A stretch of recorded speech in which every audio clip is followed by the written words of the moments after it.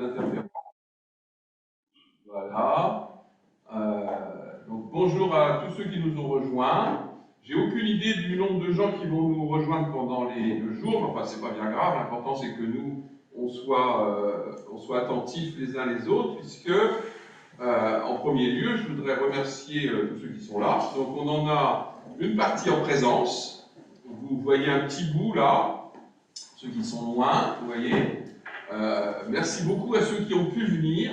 Je sais que c'est difficile, donc on a notamment des collègues de Bulgarie et de Slovaquie, hein, et puis d'autres collègues qui viennent d'un peu moins loin de la région, mais même en France c'est compliqué en ce moment, comme vous le savez, puisque on arrive à peu près un Français sur 10 qui est infecté actuellement, donc c'est quelque chose d'assez important. Hein. D'ailleurs, c'est une énigme pour la science. Pourquoi est-ce qu'il y en a plus en France? Alors, est-ce que c'est simplement le fait qu'on teste plus? C'est pas sûr. Mais enfin, bon, toujours est-il qu'on en est là. Les universités chez nous sont à moitié fermées, à moitié ouvertes, officiellement ouvertes, mais en fait à moitié fermées, hein, ce qui est plus évident. Alors, ce projet est un peu un projet qu'on a monté à l'envers avec Thierry, qui est à côté de moi. Je ne sais pas si on le voit. Voilà. Puisqu'on a proposé ce projet à Springer. Alors pourquoi Springer? Parce que j'ai aucun bouquin chez Springer. Alors je me suis dit, tiens, pourquoi pas, on va essayer de travailler là. Hein, on fait la collection là, en ce moment. Voilà, c'est collection de collection. Collection de collection quand on arrive près de la retraite. Hein, je crois qu'on peut se permettre ça. Et puis on a eu des échanges avec certains des contributeurs. Je suis en train de I just noticed that I speak French, and some of you are not French speaking, so I will switch to English. Excuse me, because it was natural for me, you know. So I just mentioned that we tried to make this project, and I want to thank you very much to be part of the project. It is the first step of this project, but in fact it's the second step, because the first step was to propose to an editor, to Springer, a project of publication. Normally, we do that when we have finished the book, but we do exactly the inverse. We propose, ça marche plus? We propose the project before, and it was very interesting because finally it's possible. And the editor, we work with an editor in New York, in fact, a woman, and she will connect tomorrow, normally, Lorraine, his name. And she was very interested by the project because it was a project about what happened in Europe at first, European Union, but not only Europe, more. And the links that we have to make between the digital culture or digital humanism and so on, and democracy is very interesting because a lot of things appears now.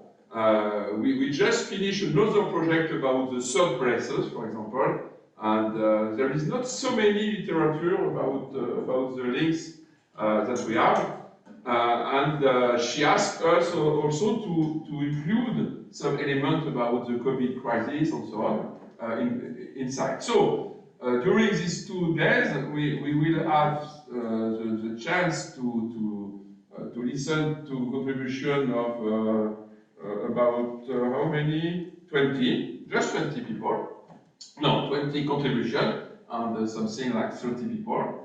And 30 colleagues, and it will be very interesting because we will think at the same time to this publication, and it will be the second step we will do in February to try to, after that, to realize a first draft and so on. So it's why I think it's the first time that I have the contract before I make the conference in my life. But it is more, how to say that in English, more rassurant, reassurant, something like that. So it is fine. And the first session is about actors' speech on the legal framework. Non, non, tu te mets pas, tu te mets pas, tu te mets pas. Stella is broken the system. Faut pas se connecter, Stella.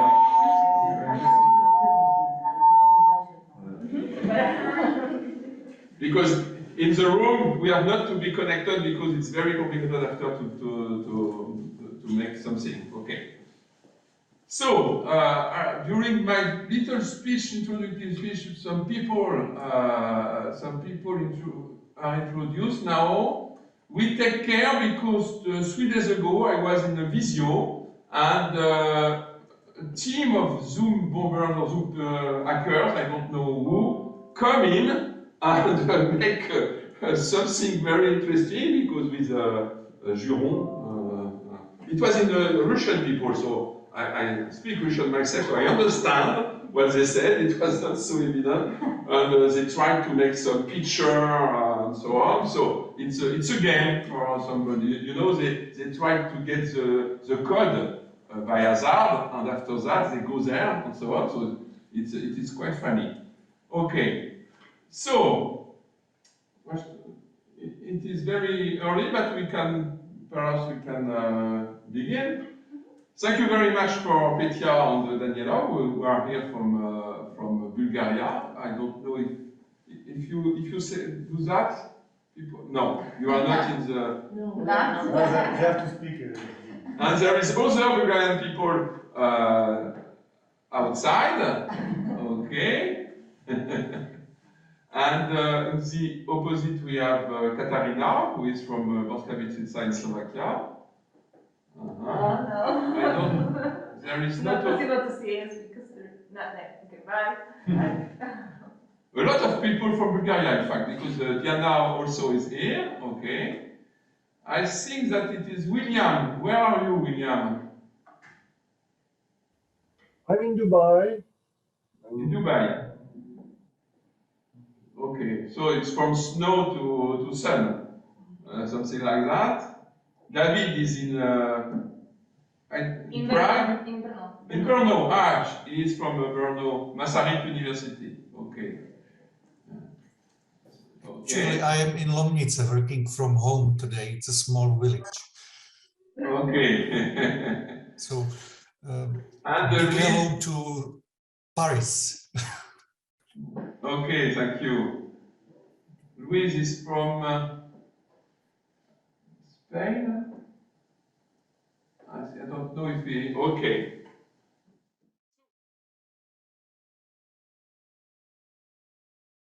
Well, I will try to speak English, but with the mask, it's not very. You can. Okay. Wow. We are not a lot of people here. It's okay. Yes. Okay.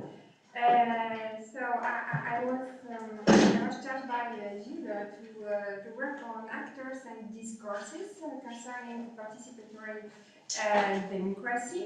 It was a kind of new subject for me. I was more interested about the theoretical aspect of this research, but I will try to share with you my work in progress because it is only I'm still in the beginning of this reflection.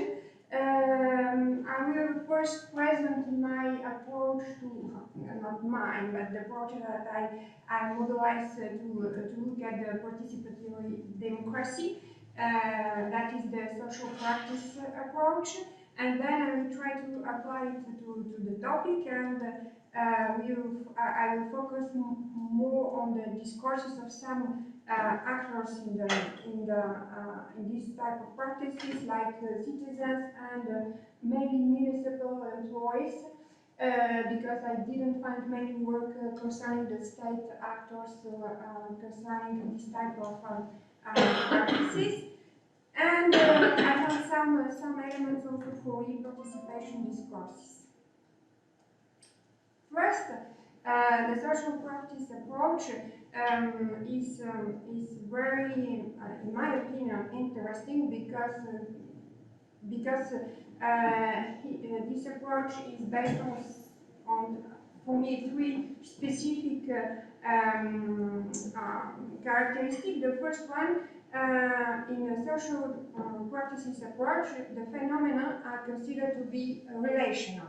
That is, for example, the identities of people are not absolute one, but depending on the relationship they enter with other people. For example, we cannot study what is the identity on the work of a teacher without taking into account also the students and all others actors that are implied in this in teaching practices.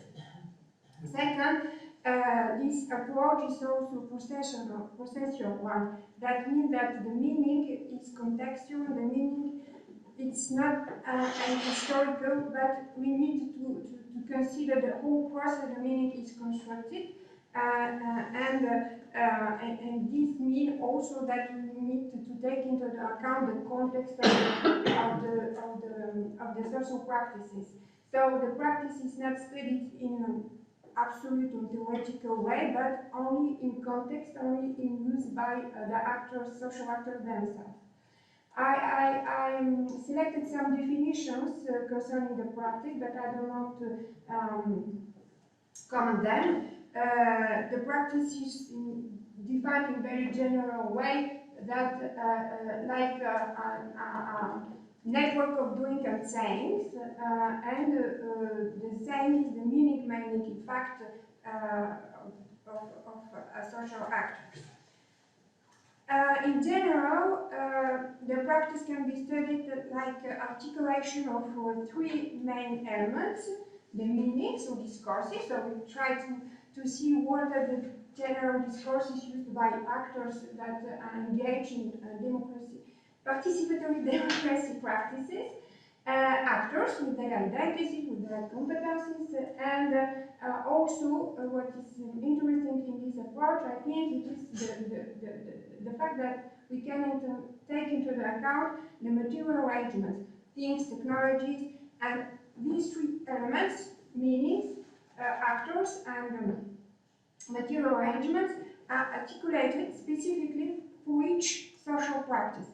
So we can study participatory democracy in general, but we need to study, for example, participatory budgeting on one side, and other type of mechanism of participatory democracy, specifically around the arrangement of actors, technologies, and meaning that they construct. Yeah, and the last point that I want to light is the fact that practices are interconnected. They construct a network of other practices. For example, if you want to study participatory budgeting, we need also to study what are the practices, the political practices in the country. For example, what are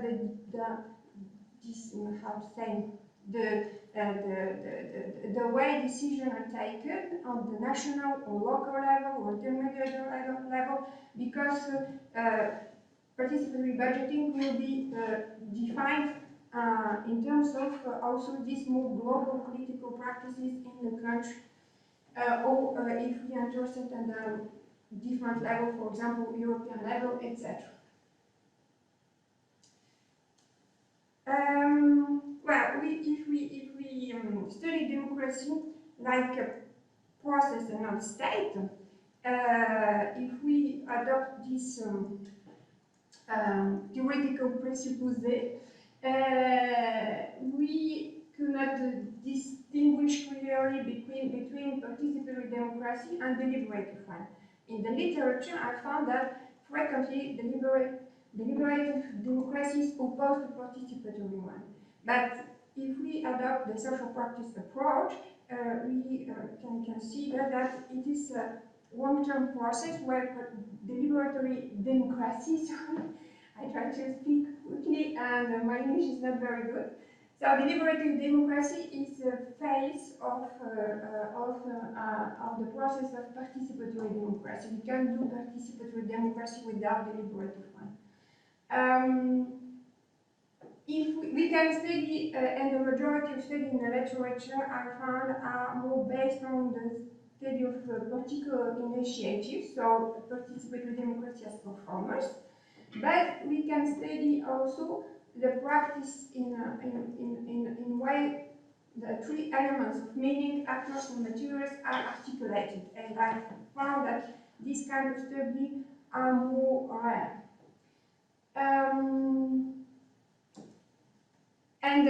Still, we need to study participatory democracy in context, in other practices, for example, everyday practices, associative practices of people, political practices. I want to share with you the example of Biaggi, who studied, for example, the two popular assemblies of two different districts of Porto Alegre. And his qualitative study showed that, for example, in one of the districts, we have a very good network of association, local activists that work to represent the district for many years. And in this case, the popular assembly are very efficient because discussions are well organized, because people are focused on general, more strategic and common good thematic. While in the other district where associations are not very well developed, these discussions and popular assemblies are very conflictive one, focused only on some particular interest of some people that are presented on this discussion, so are less common good oriented. So it is for me an example that we need to really to consider each participatory democracy practice in a network of other practices.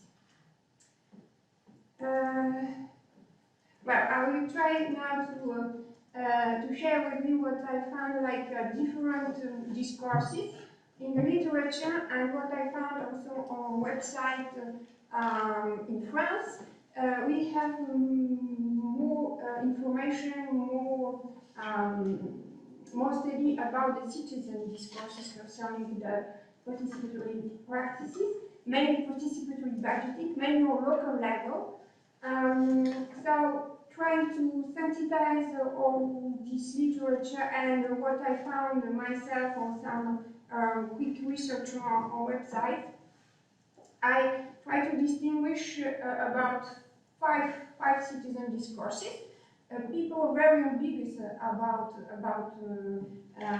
these practices because they are somehow enthusiastic, but at the same time they are not only enthusiastic. So these discourses are theoretical when people generally mobilize 2 or 3 discourses at the same time.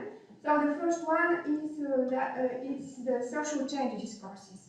Participatory democracy is considered to change, to be a way to change the society, because the society is considered to be not good enough, mainly with democratic deficit. Citizens are considered to be active and could engage in this societal change. And the decision or the proposition that came from citizens also considered to be legitimate one, and not just the decision of the classic representative democracy. But what is somehow surprising is that the majority of initiatives of participatory democracy are somehow individualized one. People can participate as individuals, but not very well as collective of groups. The participation is only individual. Another discourse is most focused about the cost of the participative democracy. all these initiatives, many participatory budgeted, but not only, also district assemblies, popular assemblies, etc., are considered to be cost engaging, with time consuming.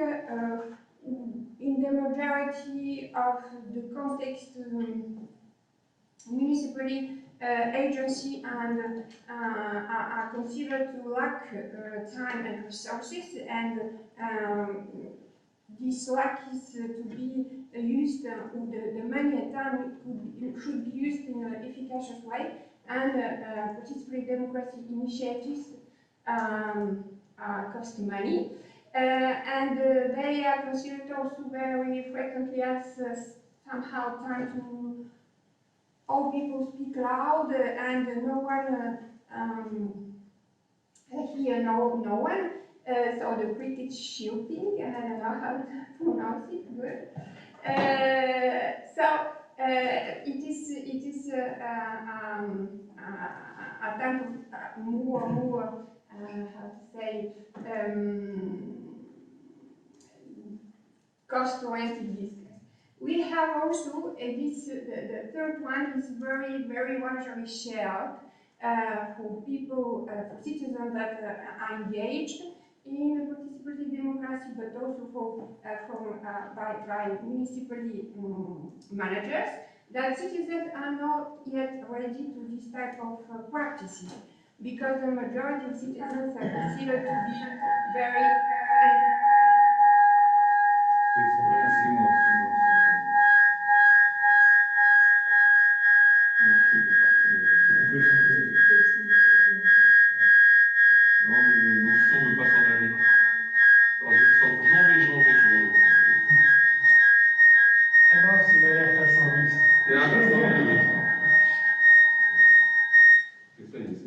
C'est pas normal que ça marche pas, enfin bon. Okay. So people are so occupied in their everyday life that they are not interested in politics. They lack literary bonds. They are very individualistic. They lack also political culture. They lack also competencies to debate. And also they lack all type of expertise, technical expertise and skills in order to take decisions. So citizens are not very confident of their fellows. Sometimes they are confident about themselves, but not about their fellows that participate in this type of initiatives. Another discourse is also sometimes negative about the participatory democracy initiatives, that they are not considered to be very common good oriented, because the inclusivity is a principle for this initiative, but in practice, only people that have time, only people that are very engaged already politically, only people that are somehow confident in themselves that participate in these activities. So the majority of people are not really presented or represented, and there is also considered to be a risk of clientelism, or people that can speak loudly, are very authenticated, that frequently the people that are most better here, that all other more, how to say, ordinary participants. And the last type of discourse is the supposition that municipal managers are not ready, do not want to change, do not want to share their power. They try they propose mechanisms for participatory democracy, but they choose the subject, they choose the way, the process, they choose the time, and finally the majority of the decision of this type of mechanism are not really realized because of internal bureaucratic process and it is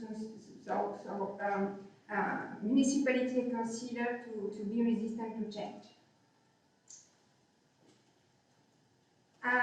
Concerning the discourses of municipal managers and employees, I found 4 discourses. The first one is still the same enthusiastic and normative discourse, that participatory democracy is a way to reduce the democratic deficit, that citizens are really active, but here the discourse is presented also is more innovation oriented. All municipalities that propose this type of initiatives consider themselves to be innovation oriented one. So it is very valuable, very reputation also how to say work practice. The objective of this type of practices are considered to be a way to enhance social cohesion, dialogue, etc. So the municipality that propose this type of action are good one, modern, innovative, and the ones that do not make participatory democracy are somehow more traditional, more not innovative, etc. Participatory democracy is considered also to be an educational process. Here, citizens are considered maybe active but not very well educated, politically educated, and they need to learn how to make democracy, how to communicate, how to participate, and all these initiatives of participatory democracy, even they are not very efficacious at the end, even where the ideas of people are not so interesting, etc. Finally, that help to educate people to engage and to be more politically educated. The 2 other discourses can be distinguished here. The first one is the expert discourse. They are more negative one, where the problem is that people are considered to lack expertise on all type of topics, and if we try to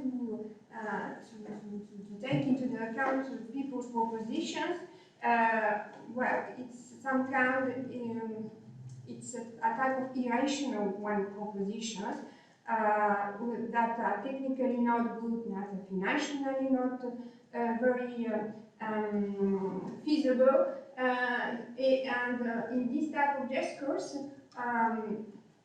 participating democracy can be considered also to be, how to say, to stop innovation, because people are considered to prefer more everyday or routinized solutions and not one that will change really their lives, their everyday lives. So, expert discourse is to say science and expertise is good, better than everyday usages of participatory democracy citizens. And the last one is the bureaucratic discourse. Here, the bureaucracy is seen as a positive characteristic of municipality because we have a procedure that is impersonal, that opposed to all type of clientelism, that all people can use public services without discrimination, but participatory democracy is supposed to go against this type of values, because we hear only the people that really participate, that speak loud, etc., and the equality is not really respected. Another type of actors that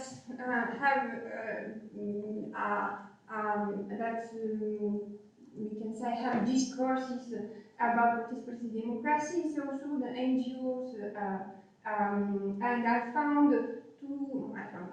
think that we have two types of NGOs. The NGOs that are engaged in participatory democracy, that the promoters of participatory democracy, and all other type of NGOs. The first one, of course, are very, very positive, enthusiastic still about this type of mechanism. Well, citizens, it's still the same thing. Citizens are very active, we have a democracy deficit, and all mechanisms of this type help empower citizens, allow them for participation. Many of these NGOs are also providers of e-participation mechanism and platforms. So technology is good, is seen as a way to have more participatory democracy. And at the same time, we have all other types of NGOs. For example, many of France, these NGOs are very critical about participatory democracy initiatives, and in general they do not want to participate because they fear to be manipulated and to serve as a legitimation of already taken decisions by municipalities. But when NGOs participate, they try to revendicate, to represent their members and to know even better their members than the members themselves. So they frequently use this type of mechanism in a more instrumental way. And the last type of discourses is discourses concerning more particular e-participation platform and mechanism.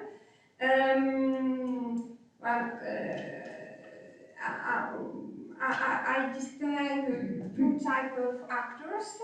The first one are all platform providers of this type of civic tech that are very, very enthusiastic, that are very technology oriented, that believe that technology is really the solution to have more participatory democracy, and that technology help people to communicate better, to be more equal, to reduce the power differentiation, and they even speak about the politics that will be liberalized, that we need no more intermediary like representatives, syndicates, etc.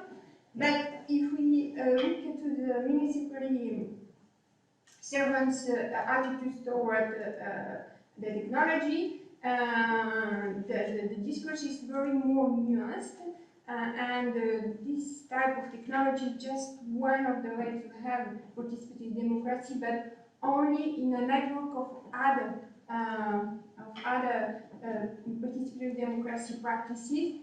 So according to municipal managers, at least in France, this technology works only if we have already an existing network of practices of participatory budgeting already existing for example, in the municipality, or district council already existing, etc., etc.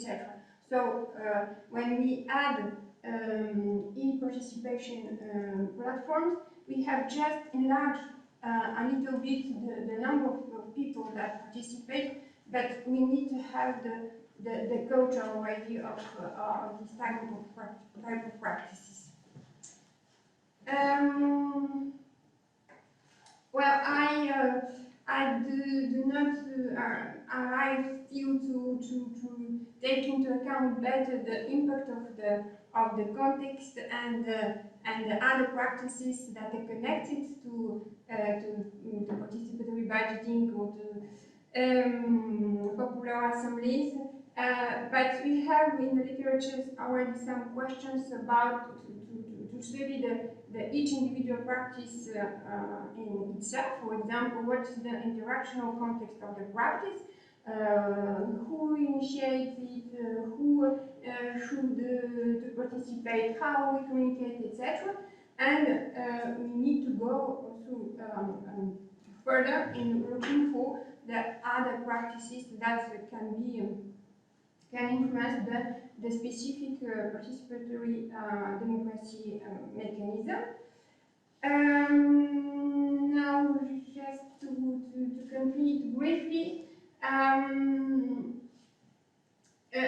if you consider participatory democracy to be a process and not a state, even when the result of participatory democracy initiatives is sometimes deceptive, it is still a way to advance, to continue the process. Participatory democracy is normative discourse. That's allowed good point and bad point for people that engage or not. With people that engage in democracy, participatory democracy, are seen as modern, as innovative, as engaged, and what others are as not, or not enough. And if we want to study this process, we need to have a very big investment to study qualitatively make initiatives and to see how these different initiatives of participative democracy how to say, influence each other and construct each other. But sorry, it is just very, very beginning phases of this work. Thank you. Thank you very much, Stella. I hope that a lot of people will have some questions or remarks.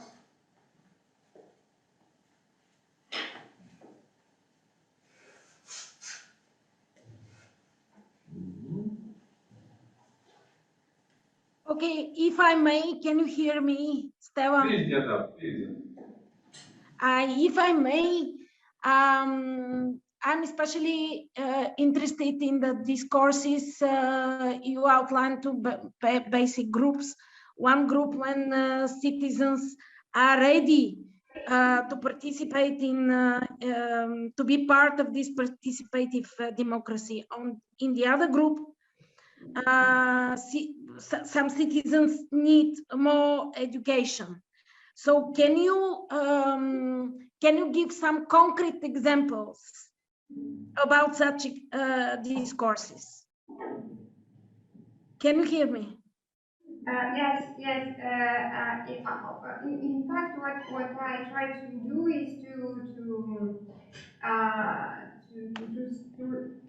take into account some qualitative studies of where we have there a team of people that participate from citizen side or from municipal employee side, and I looked also at some internet pages of some organization in France. So what I say to be discourses is just the elements that I found in these works, and that how to say that orient the presupposition that orient the meaning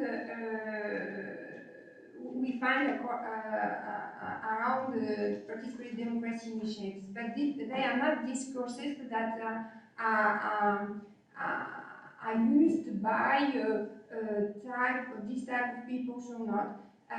That means that when people think that participatory democracy is a good thing, they also think at the same time that many people, even somehow themselves are not ready to do that because they have not expertise, etc. So all these discourses are used in a how to say, a mix of discourses by each individual actors. But I found that I will say, if you want to, I have a very interesting study of, sorry, I'm trying to find my PowerPoint.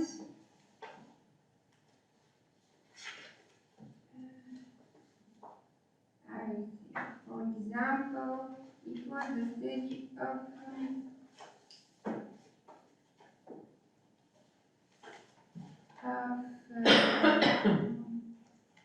of Garcia is in and sorry, I do not have my glasses. Yes, that is very interesting because they try to study the group. They make focus group from people that how to say, left oriented, people that are right oriented, people that are not politically engaged, etc. And they found that, for example, people that are right oriented, they think that their fellows are not very skilled. That at the same time, participatory democracy is something that is very costly, etc. People that are more left-oriented, they consider that participatory democracy is a very good thing, but people are not very educated, not very engaged, etc. So all these discourses are ambiguous because the real people are at least frequently at the same time pro and anti participatory democracy. I don't know if I respond to your question.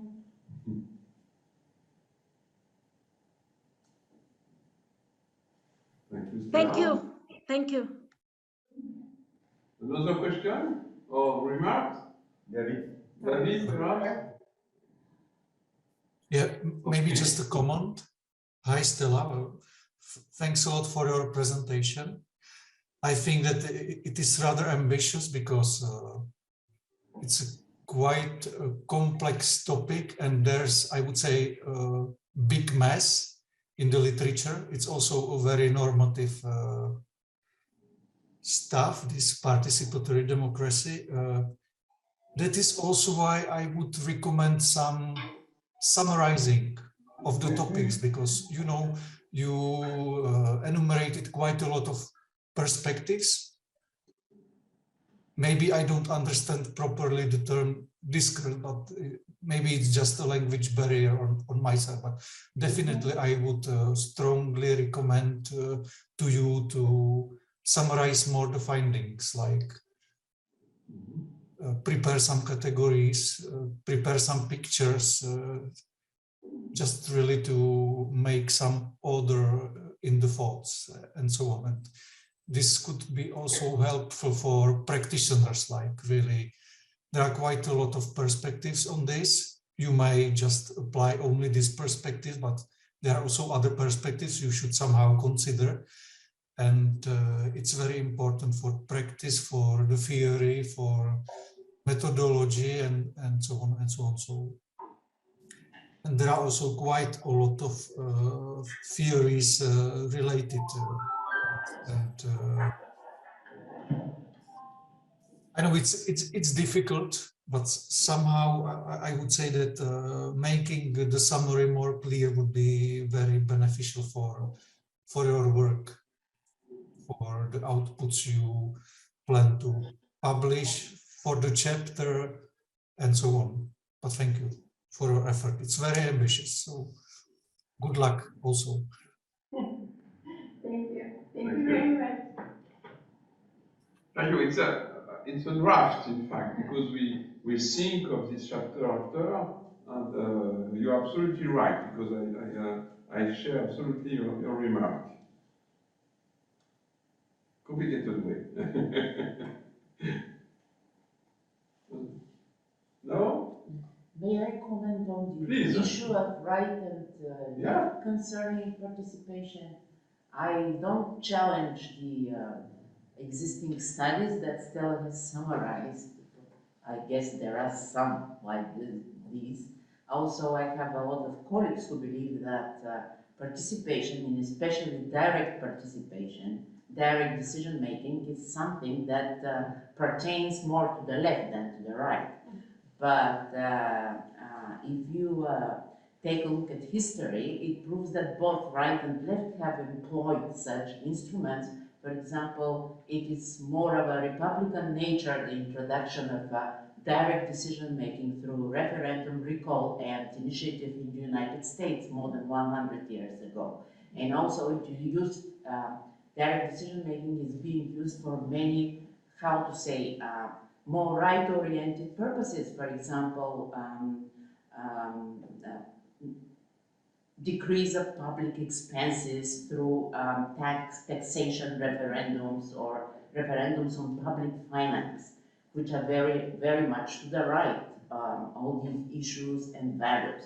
So it is, I find this divide very artificial, which without prejudice for some people to consider it rightist or leftist divide for participation. Yes, yes, sorry, it was just an example, but it is, of course, not a clear divide. For example, as I said, for example, in France, NGOs that are more leftist and do not want to participate in this type of initiative because they found that it is a kind of manipulation, etc. So it is not a left-right divide, of course, But it's a kind of freedom for self-governance, for self-organization. So it cannot be alien to the right if it is a freedom. Yes, thank you. Yeah, it's a good issue. You are right. And a lot of people try to analyze the value of the device, of everything about this idea, left, right. I lived myself 20 years ago, during 20 years outside France, and I know that it is different from one country to another country. And I remember one of my friends in Bulgaria, the first time I come here in 2010, it was, yes, something like that. He said to me, you know, Gilles, I understand you are left, but I am right in political point of view. And after that, I discovered that it was because to be right and to be left, it was related to Communist Party also. And not really to the value that you can promote. So that's you're right in the discourse, because you are in France now in campaign. It could be interesting, perhaps not for the book, but it could be interesting to understand what all the candidates finally say or try to explain about the local democracy. That is from the participative point of view, you know, that could be interesting. Because when I write my contribution, I don't think of that, but you're right. You are right. It could be something interesting, because we don't realize that it's the cultural determinant, obviously, historical determinant also. Camille is specialist of this kind of way, more than me, and in historical point of view, I think. And we don't realize that, and we all think every time that, you know, Europe is France in big. It is not, but it is not like that.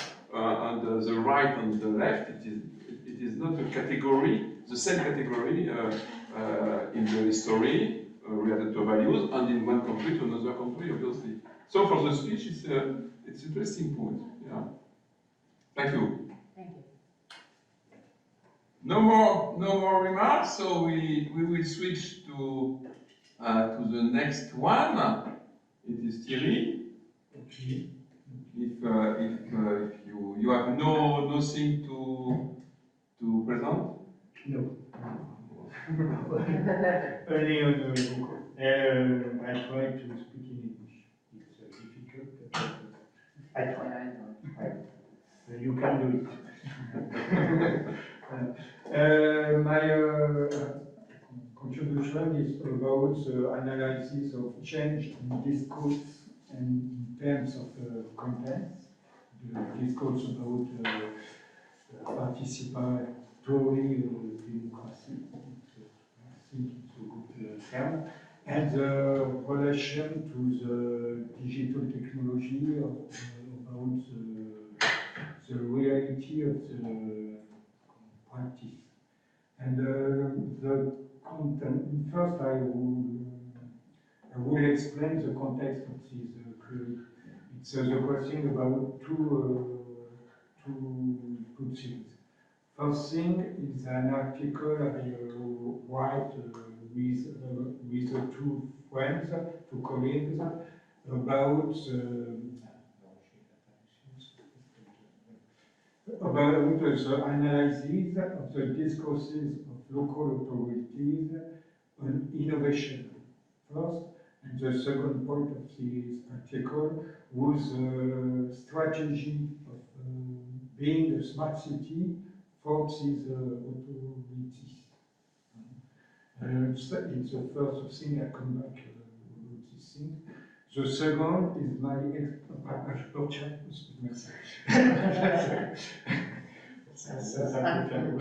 The second is my experience as an elected representative on a local authority. In my turn, it's the same turn of with Gilles. And the observation between the gap between the discourse about participatory democracy and the reality of the practice.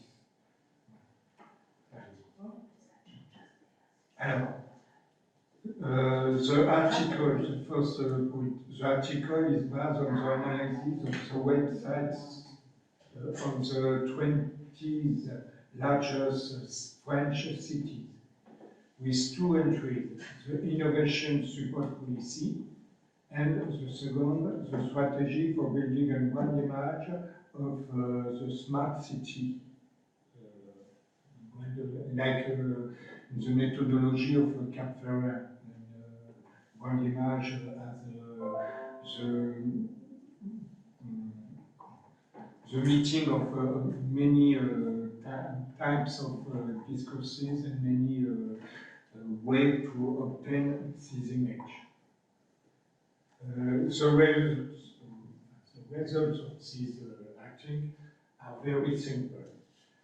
The more we talk about innovation, the less we carry out a real support policy, and consequently, we speak and we don't make. And consequently, the discourse of on a strategy for building a smart city brand image is not effective. It is not because we talk about the volunteer to be a smart city that this volunteer is translated in the. It's a very clear. My third author was a specialist of structural equation and the robustness of the demonstration is very important. It's first fact about smart city. The second interrogation is about my reality of representative. Alors, the result was disappointing. The same result, the same constant. By imitation of many other cities, as Issy-les-Moulineaux, as Nancy, as Strasbourg, big city or little city. My community, my mayor, has set up a participatory budget in the budget of the commune. The principle is simple. It's simple. Citizens submit a project on the internet with a fixed maximum budget, 20,000 euros, and and credits are opened in the budget of the commune for all projects in the budget about, for a maximum about 100,000 euros. An electronic vote is organized for the citizens. They read the different projects, the votes, and the council of the town examines the result of the vote and approve or to approve the result. Excuse me, how much was the budget? 100. 100,000. Yeah. 20,000 euros for one project and 100,000 euros for the whole. Do you know what percent of the total budget was this one that is The budget of the city is 8 million euro and 600,000 euros. It's a little participatory budget. It's an attempt. Alors, the reality of the treatment, the idea is very good with the team enthusiasts. The reality of the treatment is much less democratic. The initial files are already filtered by the vice-mayor who have this point in his competencies. Alors, the initial files are already filtered. If you want to make a project, if this project doesn't agree by the vice mayor, is not you cannot depose on the site. Okay. The possible fields of this project are also very limited. Sport, culture, green space, a little about help for oldies, persons, just persons also. And the vice mayor in charge of the field, greatly influence the vote by differentiating the presentation. It's he has the hand on the side, and he can move, he can reduce, he can don't show the good colors and so on and so on. And the people who vote have only the chosen files, the chosen presentative file that these trained make on the site. It's like in the campaign presidential, there is only the president who can choose the affiche, the text, the image, the cameraman, and so on and so on. It's, and the consequences of this treatment is the municipal council ratifies the decision about the vote without questioning the project. It's not democratic in the first because it is influenced by the mayor, and the second anti-democratic system is the impossibility for the council to question, because we say to the councillor, it's a democracy, it's the choice of the citizen. You can don't refuse the chosen. You are not democratic. It's a discourse about the difference between the idea of democracy and the fact of democracy, the false democracy that exists. And it's about these two points. My article on smart city and my experience. I said to myself, it's a good question to our book that Gilles has spoken. There is another experiment, is also in progress in my city. It's a reporting of problems, particular of roads, of security, of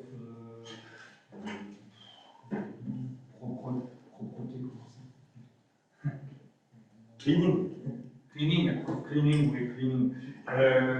And it's an experience is based on the experience of Issy-les-Moulineaux. There is about 20 years that the citizens of Issy-les-Moulineaux can, with a simple click on their smartphone, signal problems of road, problem of security, problem of garbage in the city, rockets, and so on, so being, so on. And we test the project is to prevent a firm to organize that. We test the process. Alors, the problem in my city is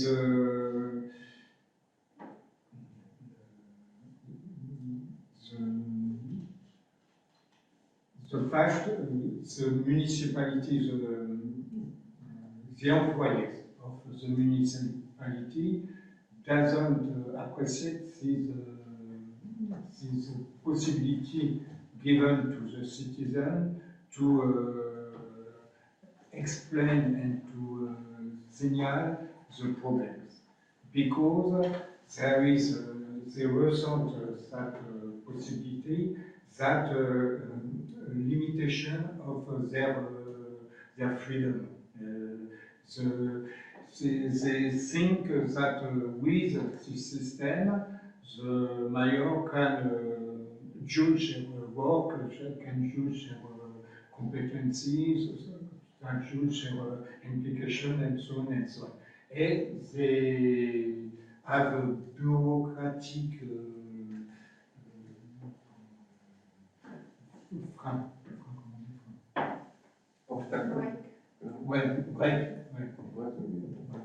they break about this system.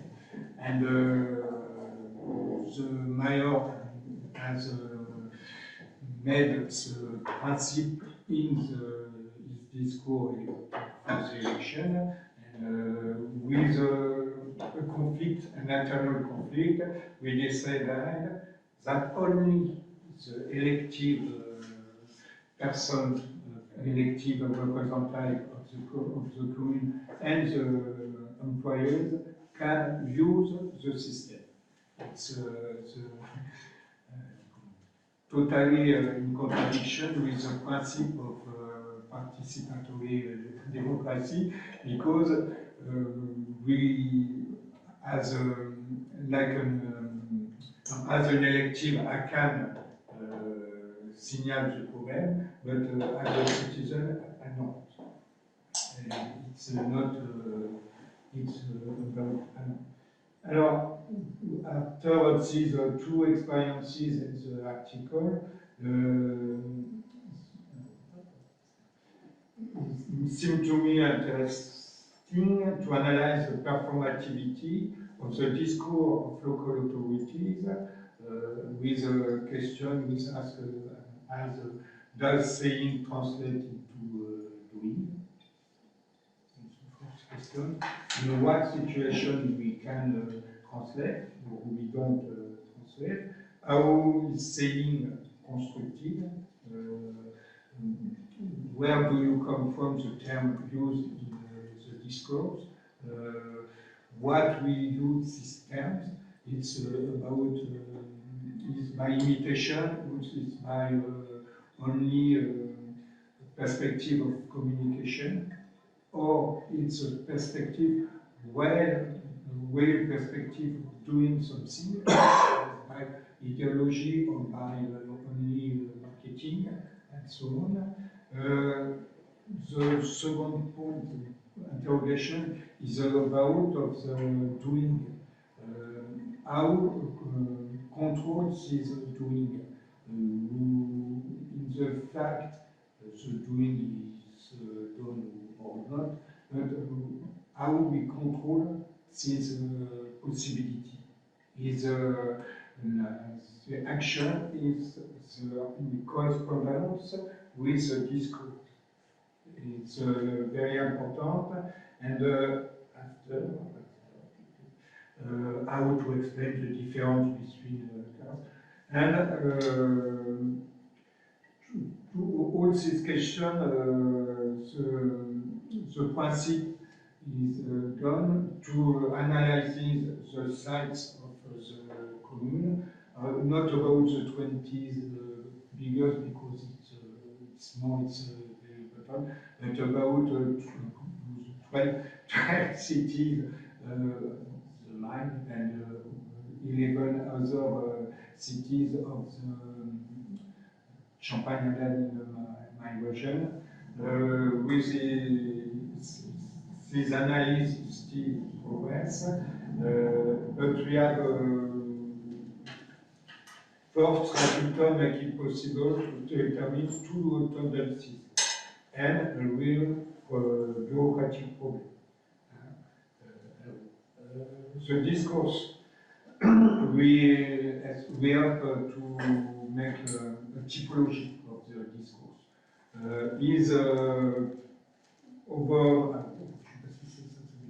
Is overwhelmingly positive. About democracy, participatory democracy, about internet is always very good for the freedom, very good for the efficiency of the treatment, for the capacity of the citizen to participate. It's, all the discourse are positive. All the discourses are proactive. In the discourse, we hope that citizens respond positively to the possibility and use the possibilities. Par example, in my city, the signaling, the possibility to signal problem in the road and so on, the vice mayor in charge of this problem, at each reunion of the council said this month we have 22 signal of road problem, 11 signal of beams over in the road and so on. It's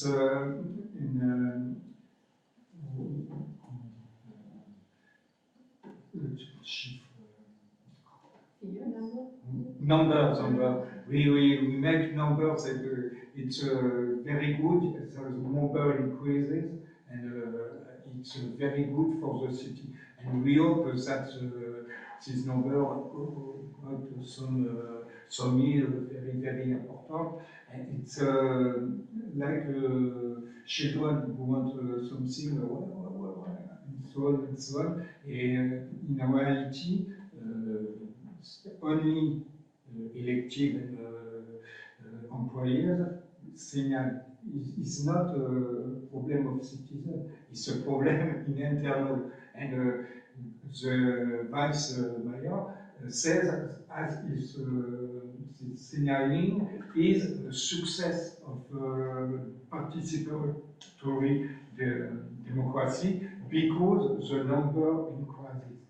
And we have the same differences, donc proactive, and it's a constants about all the discourse, there is a minimization of the risk of exclusion, of big brother control, of not about teaching and necessary teaching of the population for using the tools, the electronic tools.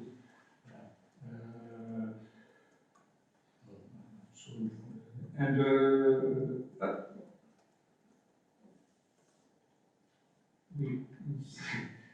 we have a blissful optimism.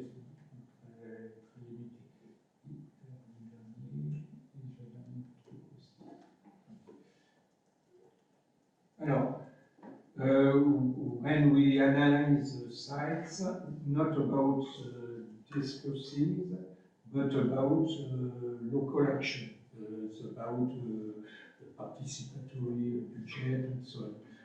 These local actions are more concrete, precise, limited.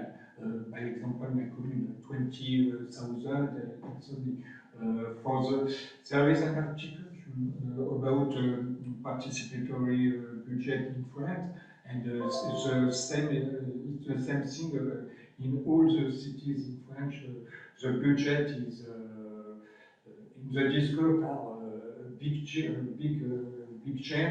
In the reality, there is a maximum about 1 or 2% of the budget. It's a gap between the action, between the discourse and the action.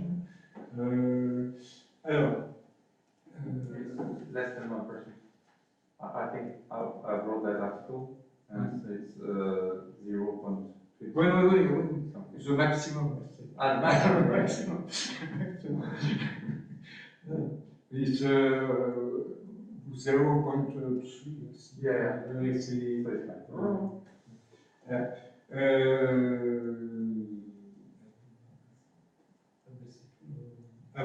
The main problem is not the definition of the local action, because there is a precise. It's not difficult. It's limited, but it's not uneasy to understand what the citizen can make, won't make, and so on. But the main problem in the fact is these actions are confiscated by a bureaucratic type technostructure. It does not want to let go of its power, and in fact limits citizen participation under the announced by the discourse by the majority. When you read the discourse, when you read the local explanation in the site, and when you constate the reality of the fact, of the action, there is also a gap. By example, we have 100,000 euros for budget. In the reality, we have chosen 4 projects. Some is I did 48,000 euros. There is a gap of 52,000 euros. And it's the same in all the cities. The percentage is is low, but the effect of the action is lower than the. It's the translation of the bureaucratic restraint. This practice. Bon, et it's the end of the communication is to get back to the mayor, to the elected representative, to obtain their explanation about this gap between discourse, application of action, and reality of the effectivity of the action. We hope to obtain classification of discourse of engaged discourse, ideologic discourse. It's a reality the mayor want in reality to obtain participatory democracy, even if it's a lower level. But the second alternative is a discourse, classically an electoral discourse and communication, marketing discourse. And it's, I hope it's the conclusion of this communication, this chapter. Thank you for your patience. Okay. Thank you for your effort to try to speak English. In participative way. Thank you for. This topic is very important because depending of countries in Europe or outside, obviously, in the world, the top-down participative democracy in France, it's incredible. It is not only law budget, it's only the way you do that and what happened after in terms of political communication, obviously. And it is the same thing, and we will have some element about that in the book, not for French, because we don't want to have a French-centered book, obviously, you understand that. But we will have also this element about the children council, for example, and the way that we organize the children council in France. I don't know how we can say that it is democratic. It is absolutely not, because you choose children at school, and the way that they are chosen is must be explained. It is absolutely not democratic, and often the teachers they must choose people. They must choose. It is the affair of the professors themselves, not children, and it's a pity. It's a real pity because it is in some college, you know, the secondary school, it could, but at school, it's incredible. And in a lot of municipalities in France, when you have only primary school, you do that with primary school. And the way that, I don't speak about secondary school, it's another topic, but in primary school, it's incredible. And after that, the mayor and his team write a lot of things, and he make a good speech about the way that he developed democracy in his municipality and so on. And the children, even the children, they don't know what they have to do finally. And that's another point, very similar to your example of participative budget. And it is clear that the level of the budget is it's completely, I think in France it's less than 1%, something like that, in the total. I think, I'm not specialist on that, but I think so. It's incredible, because everybody begin the paper with the experience of Palo Alto and so on, and it's funny because it's out of order of cooperation. So it could be interesting to continue to see what happened in Europe, in other countries, and for example, other contributors, I think, could have some element about that, obviously. It's one of the topics. The other topic is links with what David will explain after, the links with the digital system, network, and so on. Final, and it will be also my aspect at the end. Okay. So there is some remark or question about the experience of Thierry. I what kind of projects were approved finally and carried out? Politically correct project. So project for participatory budget. There is a book box with book box. Book box, yes. You put your all the book in the box. You can borrow. You can borrow, and after you make. There is a park for children with children.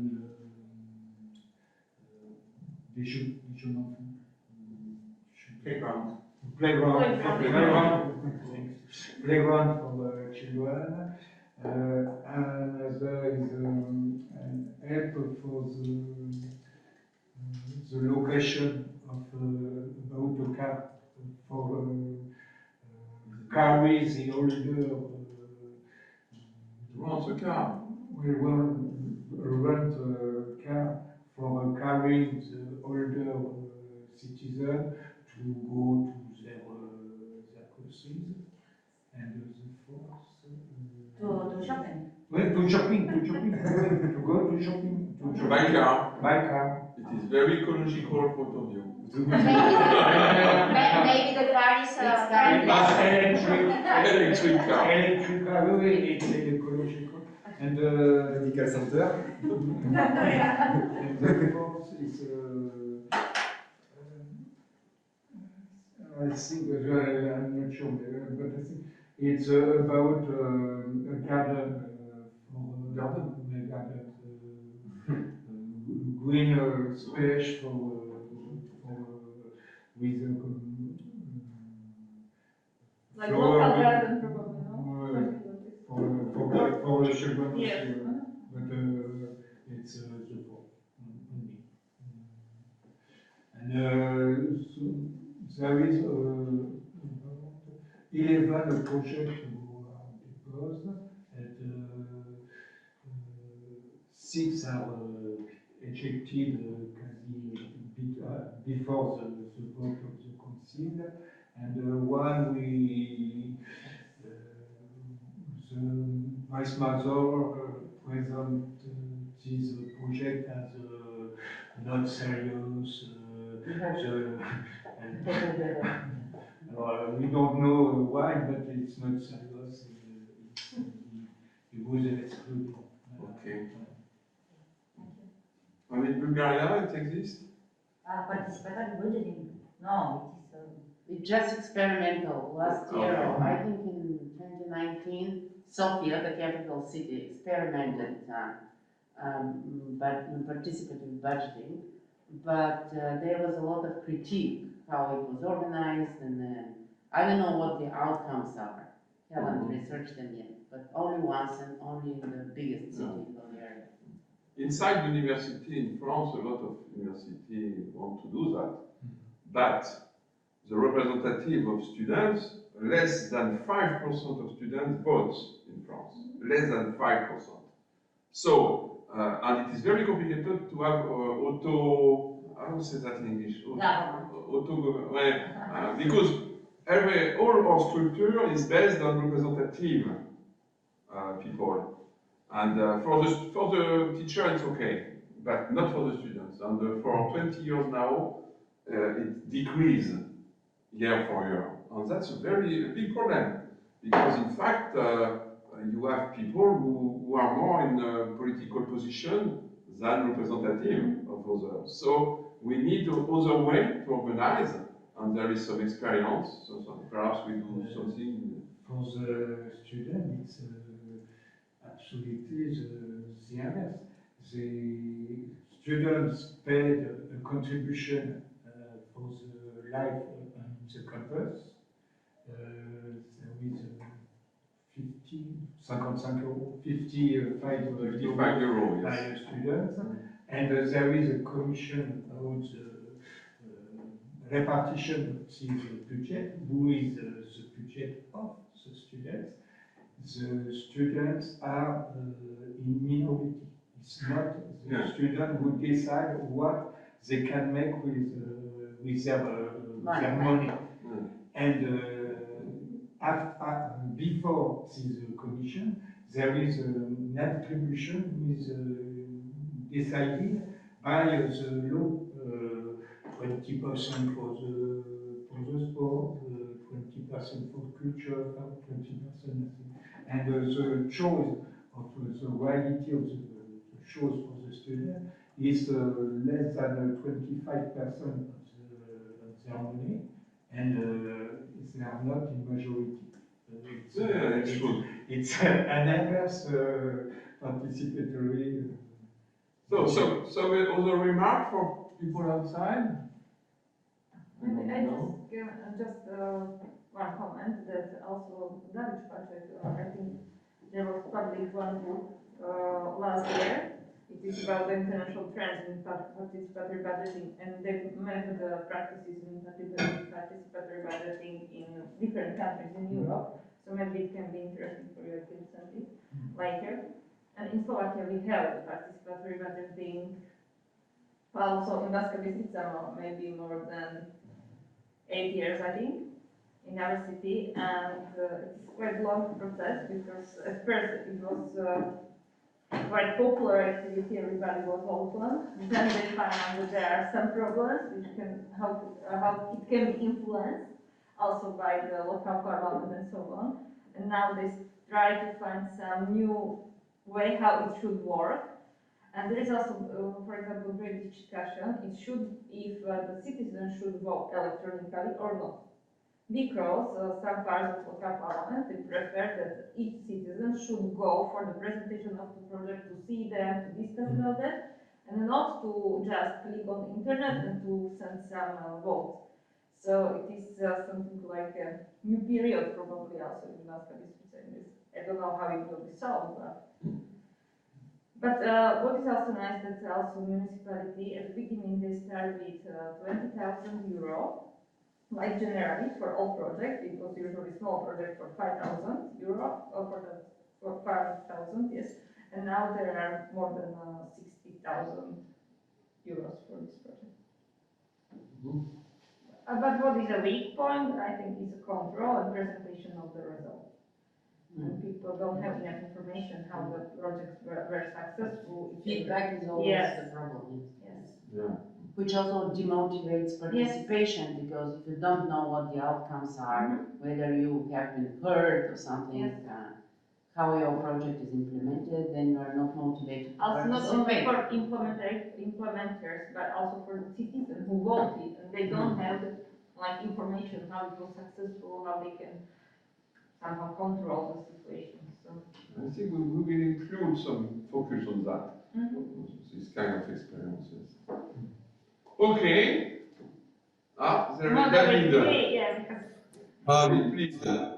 Maybe just a comment. I send you a link.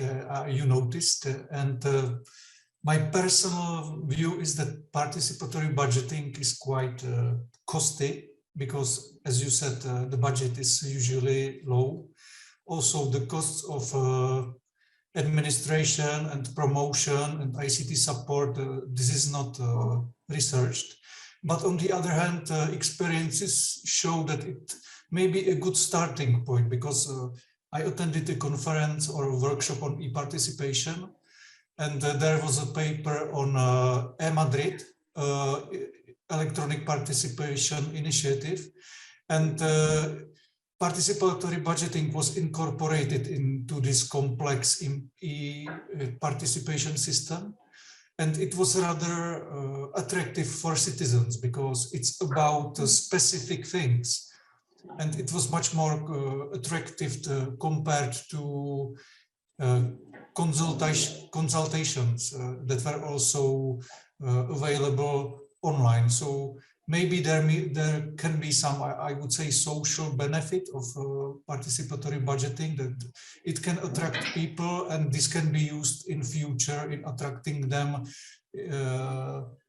I mean, for more abstract and more broad discussions, but otherwise it's kind of cost instrument. It may be a bit manipulative, and there are quite a lot of motives behind it.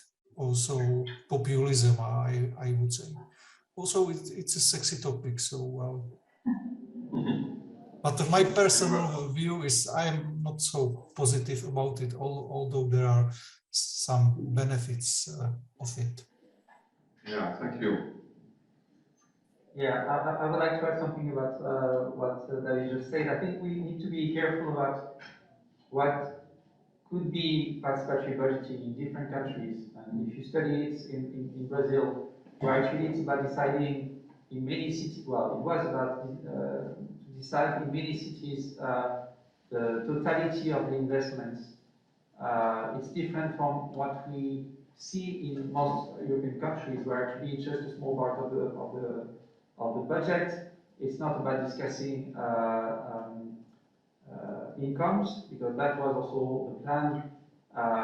In Portugal, the plan was also to justify a massive change in the way they were collecting money about the patrimonial tax. And mostly in Europe, we face two big problems. First, local authorities are less and less able to collect taxes. In France, it's exactly what's happening. Basically, they don't have the means to collect taxes, so they promote some like those processes in order to show that they still have a power over the expenses. But the reality is that the expenses have decreased for the last 10 years. And then the second thing that also is critical and also may differentiate Bulgaria from France, for example, is the fact that the decentralization is totally different. And in France, for example, the huge boom of the last decade of participatory budgeting happened in parallel with the fact that metropoles had much and more, more and more powers, and cities were getting less and less powers. So That's right. this is critical in order to understand why this format of just a call of project is expanding, but it's not about democratizing the budget allocation. So participatory budgeting could be about budget allocation, but it's not what we do in Europe. And Madrid is a very good example of that, when actually the most costly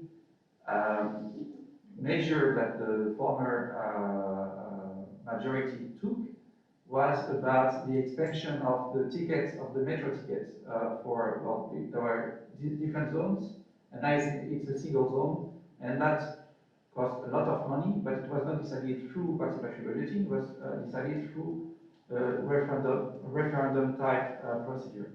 So we need to be, well, participatory budgeting is just a name, and there are very different Absolutely.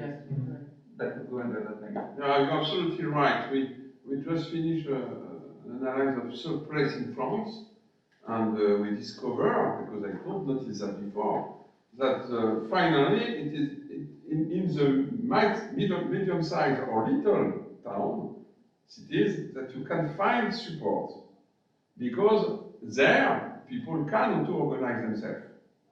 It is a small, and what happened?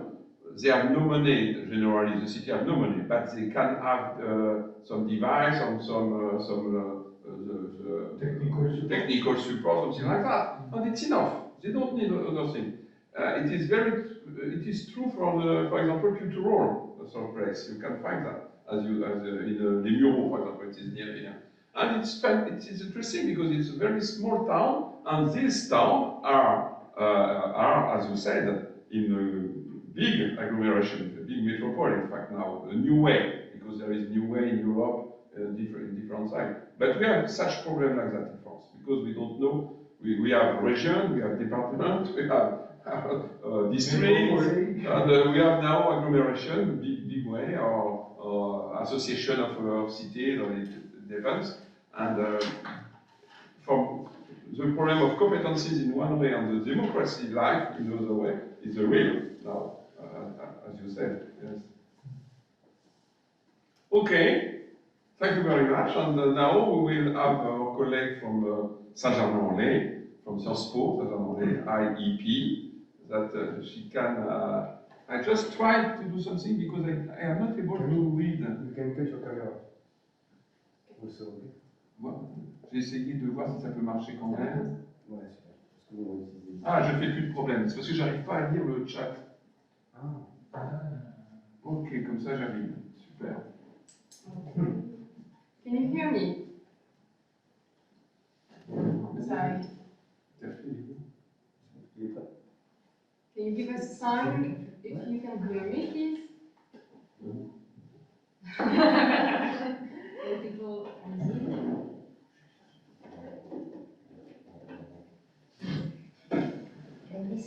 Yes, Good. Great. Thank you very much. So, European discourses and practices about the use of digital in participatory democracy take place in a legal framework that this contribution will analyze for the French case. To begin with, let's have a quick look upon the French legal architecture about participation. The French legal system is structured by a hierarchy. At the top, you have the French Constitution of 1958 and the Charter for the Environment that also has a constitutional force. We will talk about this text later. Underneath, you can find all the detailed regulations in 4 different codes: Environmental Code, Urban Planning Code, Territorial Collectivities Code, and Public and Administration Relations Code. Among those, the 3 first are composed of a very sophisticated regulation and participation, and instead the 4th one provides for a large and supple, flexible framework.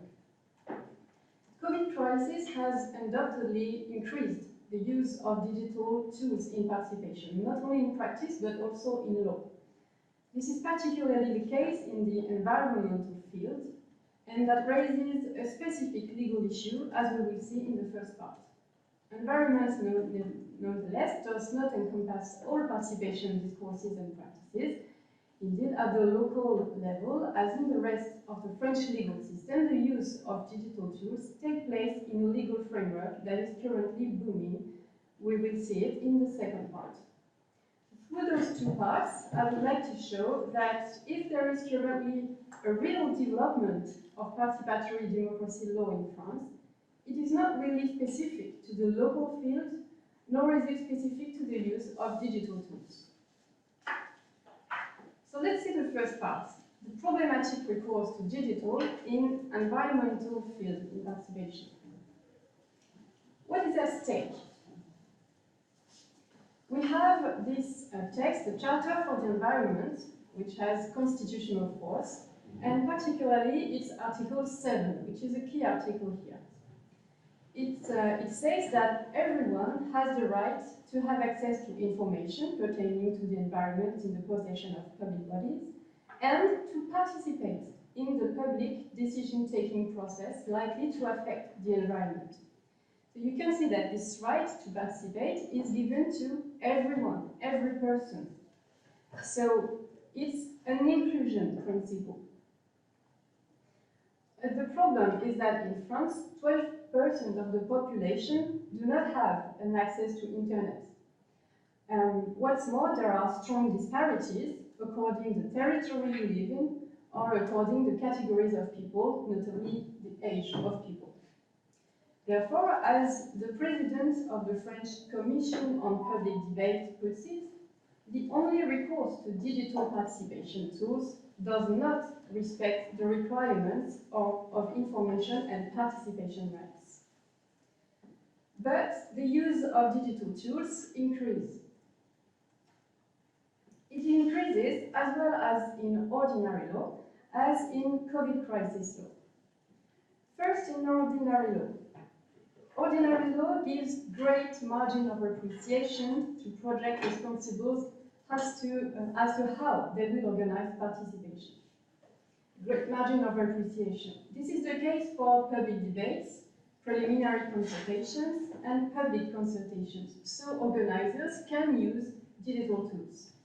Then it is a question of concrete appreciation of each case as to determine if Article 7 of the Charter is respected or not. Recent law has expanded the scope of digital participation. An order of August 3rd, 2016, authorized digitalization of public consultation, but this modality is not exclusive, so non-digital tools remain.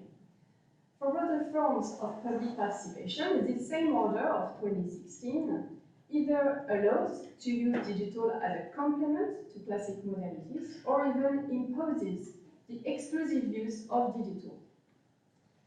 So for instance, participation is exclusively digital for every plan, program or project that has an incidence on the environment and that is not submitted to public consultation. It applies to many local plans, programs and so on, such as, for example, the creation of commercial zones.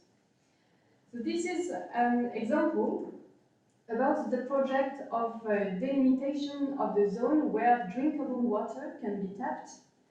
And as you can see, it's a simple web page, and the digital participation is just about sending an email. So you just have an email address where you can send your contribution. So it has nothing to do with the very attractive interactive platform and so on. If this order of 2016 is seen as an instrument of modernization of public participation, it is in a way questionable regarding to Article 7 of the Charter. On the other hand, in some cases, this order of 2016 created public participation where there was none before. So it extended the scope of public participation, but in those cases, the choice was made to use largely digital tools, whether it be facultative or mandatory. More recently, we have a law of December 2020 that authorized prefects, so representatives of the state on the territory, to transform some specific public participation procedures in digital public participation. So the National Commission for Public Debate criticized it for the reason we talked about. But the tendency these years is to develop recourse to digital, and COVID crisis only emphasized this phenomenon. So COVID crisis law now. So it was not their purpose. A series of regulation in 2020, in spring 2020, caused in fact an increased recourse to digital tools. Given that lockdown prevented public meetings from being held, those texts suspended the period of time during which participation had to be held. So normally, it did not imply the possibility to replace classic means by digital tools, but in some cases, those texts explicitly authorize this. And in other cases, organizers of participation procedures were tempted to maintain their participation procedures in order to avoid a freezing of the project realization. To do so, they had recourse to digital tools, and this phenomenon clearly appeared in the National Commission on Public Debates publications during this period of time. So this commission warned against the generalization of digital participation in environmental participation, and it made it a key player in environmental participation. What is the National Commission on Public Debate, the NCPD? It's a national independent authority in charge of guaranteeing, notably, the right to participate in projects or policies that have an impact on the environment. And its president is Chantal Joanneau. It's the picture here. Excuse me, again, a National Commission on Public Debate. Yes, There is National such a Commission body. on Public Debate. Yeah. It's a public body independent from either the parliament and the government. Particularly since COVID crisis, this commission produced several memos, guidelines, and reports where it particularly insisted on the inclusion principle that we have seen. This principle of inclusion that excludes fully digitalized public participation. So this commission made this inclusion principle a full part of its doctrine, of its agenda. It experienced itself several modalities that are compatible with social distanciation. For example, written procedures, radio shows, live TV shows during COVID crisis, so without being digital. The limits of this regarding our subject today is that the Commission, the NCPD, does not intervene in every local participation process. So the effectiveness of its decisions depends.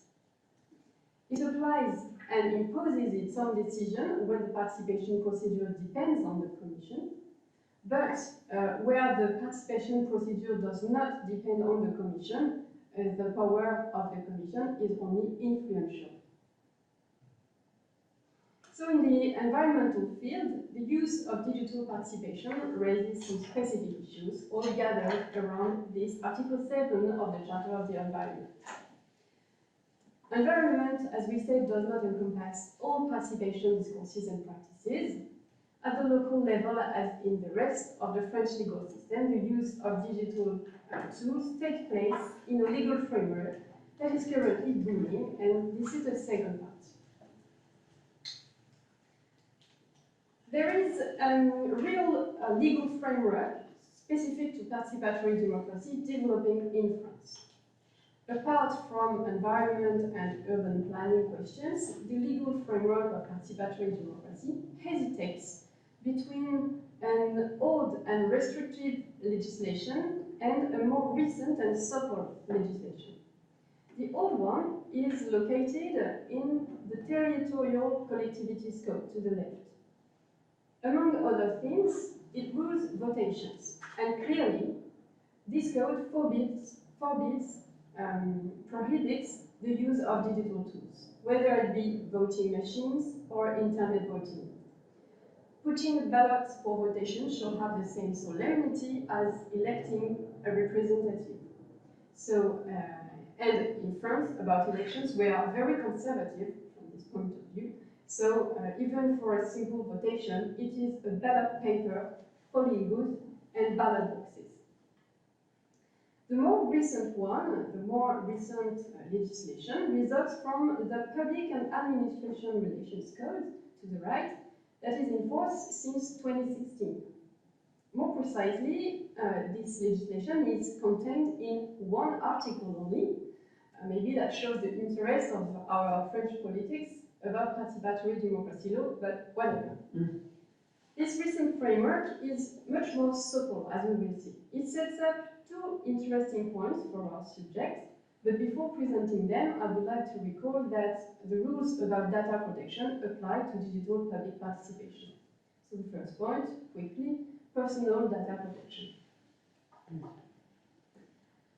So the use of digital, as you know it, enhances the question of personal data, of course. Here, the regulation of the European Union of 27th of April 2016 on General Data Protection Regulation, GDPR, applies. In France, it is completed by a law of 1978, revised since this date. And the obligations are very classic. You have to collect only necessary data. You have to be transparent with the user about what data you collect, the purpose, and the duration of its collection. And you have to respect the right of access, rectification, suppression, opposition, and so on. If you have recourse to a service provider, so someone else, you have to make sure that it respects this legal framework. The next 2 points are more specific to participatory democracy law. First one, sincerity principle. Let's get back to the recent framework on participatory democracy. As I said, one article of the Public and Administration Relations Code is interesting. It's Article L131-1. It has been completed with an important decision of the French Council of State in 2017, a decision called Occitanie. A set of rules stem from those two elements. It applies when a public authority organizes public participation that is not already submitted to specific rules.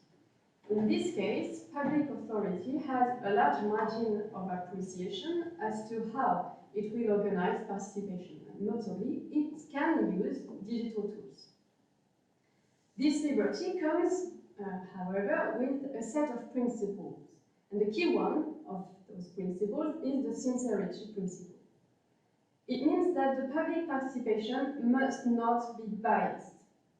The authority must be impartial itself and must take all necessary measures to avoid fraud.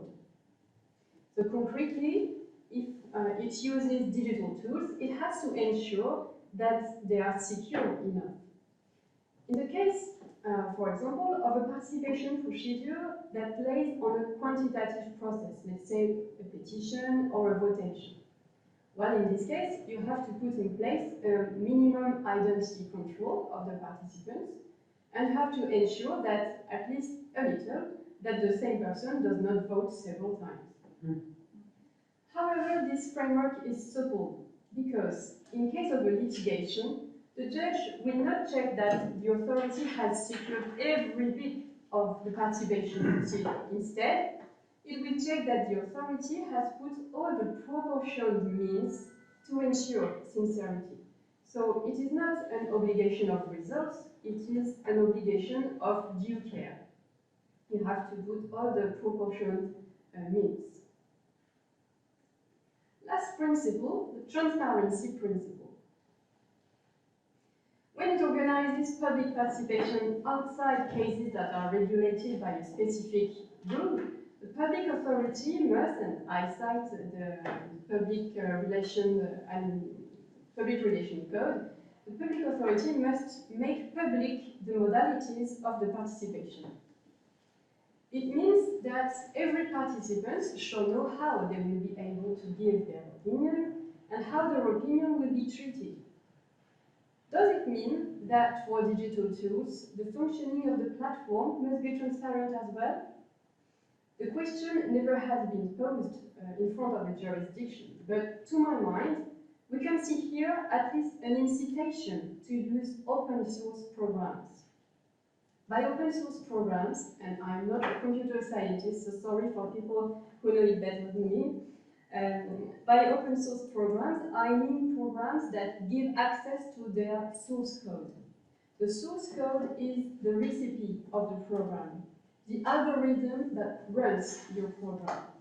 So for example, the source code gives instruction to the program about, let's say, the order in which citizen contributions will appear on a web page. Let's imagine an online debate about should we maintain Zoom conferences.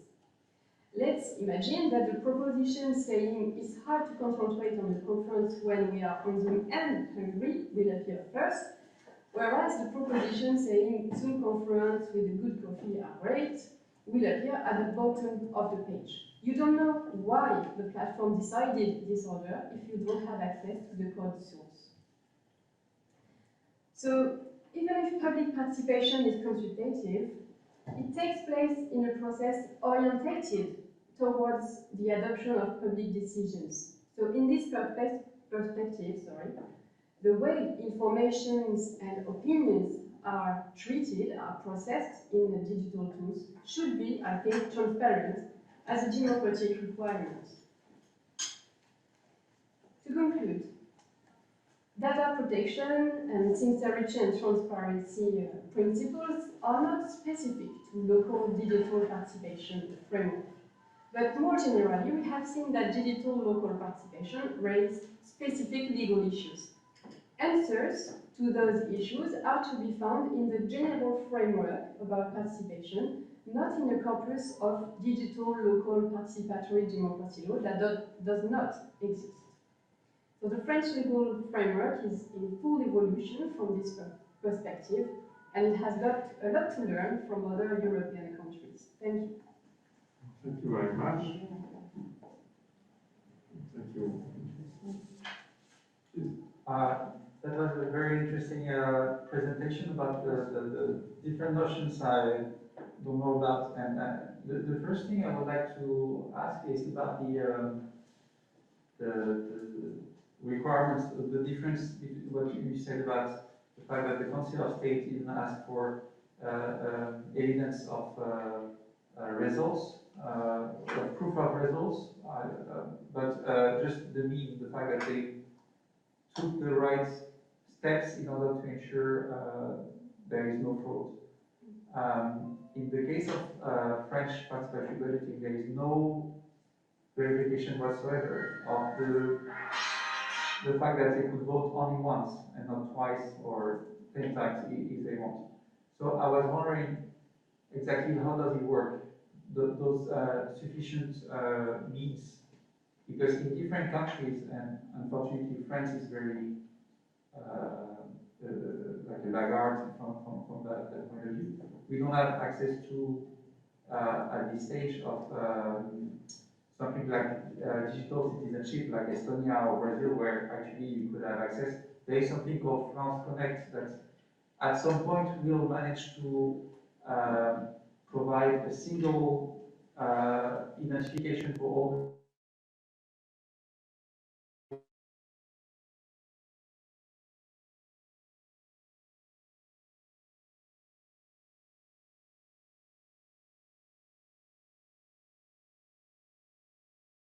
Voilà, nous sommes revenus. We come back. Stay with us. Ça a coupé le sifflet à notre ami, c'est embêtant. Je suis désolé. Okay. So, So thank you very much for your question. About the security, security process, for example, of participatory budget. The Council of States does not want a result.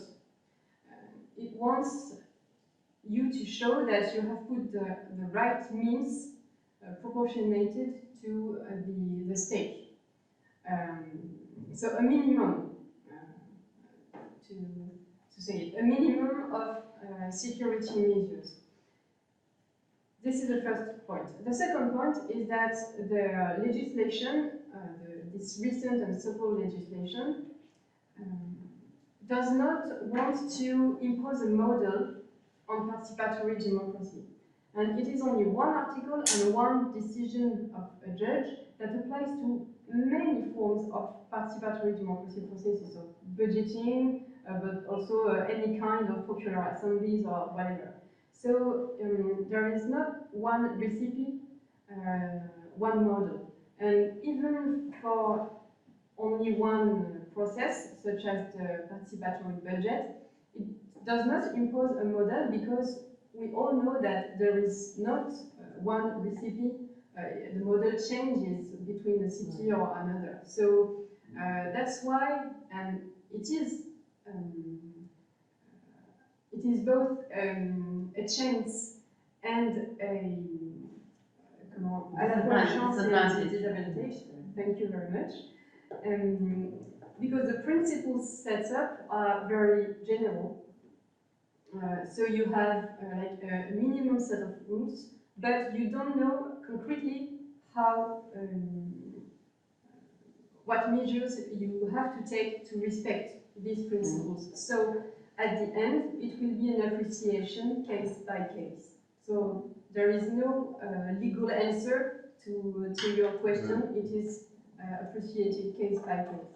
But for the moment, I have not seen justice decision as to securing participatory budgeting, but the France Connect tool is a good one. But I don't know if every participatory budgeting has recourse to it. Participatory budgeting or other consultation, but it's quite hard to imagine like digital democracy without digital citizenship. And basically there is no way to prove at this stage that you are a real citizen on the internet, because there is no ID certification. Well, in France at least, in different countries it would be different. Maybe this is one of the progress that the French legal framework could do, develop electronic citizenship as well. Citizen must do that, not the same. It's a joke, but in fact, a lot of writing about that make a confusion between e-administration and democratic and so on. That's one of the challenges of the book, to be sure that we make the difference. Because you speak about Estonia, for example, Estonia, I know the situation in Estonia, they begin by that, and after that, they try to get involved people, and people by themselves. That's another way. And for the moment in France, we have some very big program with France Connect, numeric identity, and so on, but it's only for the procedure, for the process, administrative process, I must say. If you want something with the administration and so on, it is not participative at all. For the moment, but... For the moment, yes. I just, but it is not possible to say, like you said, that it is digital democracy. It is not. For the moment, it is another way. It is the way that administration can react with the citizen. It is not the same way. Yeah, it's a modality of communication between administration and citizens. So why not using it in participation processes? Yeah, that's true. For not, yeah. It's only a technical mean. Yeah, absolutely. But now it works. More or less. Yeah? Pas toujours. See, have a look to SNCF, for example, and they change, each 2 years they change why do they do that? It is not for citizens at all. It is for themselves. It is a marketing strategy. It is another way. So it is very interesting not to make this confusion between the approach. I mean. And we have the same with the Parcoursup. For students? William want to ask or make a remark? William, are you here now? Can you hear me now? Can you hear me? Yes? Can you hear me? Yes? All right. Yeah. Thank you. Thank you very much for this presentation, because it speaks volume, because I'm going to handle the same topic but at global scale instead of local. And that's why I have a different perspective, which is more political rather than legal. I just wanted to point out, or also to ask a question about the legal concept of intention or intentionality.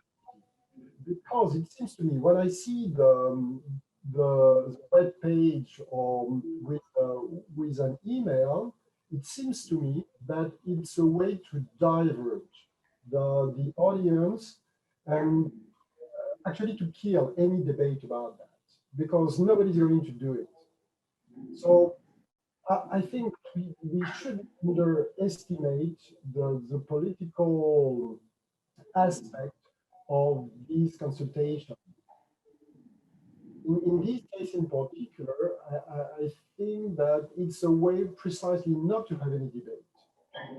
I don't know if you agree with that, but it's also my experience in politics.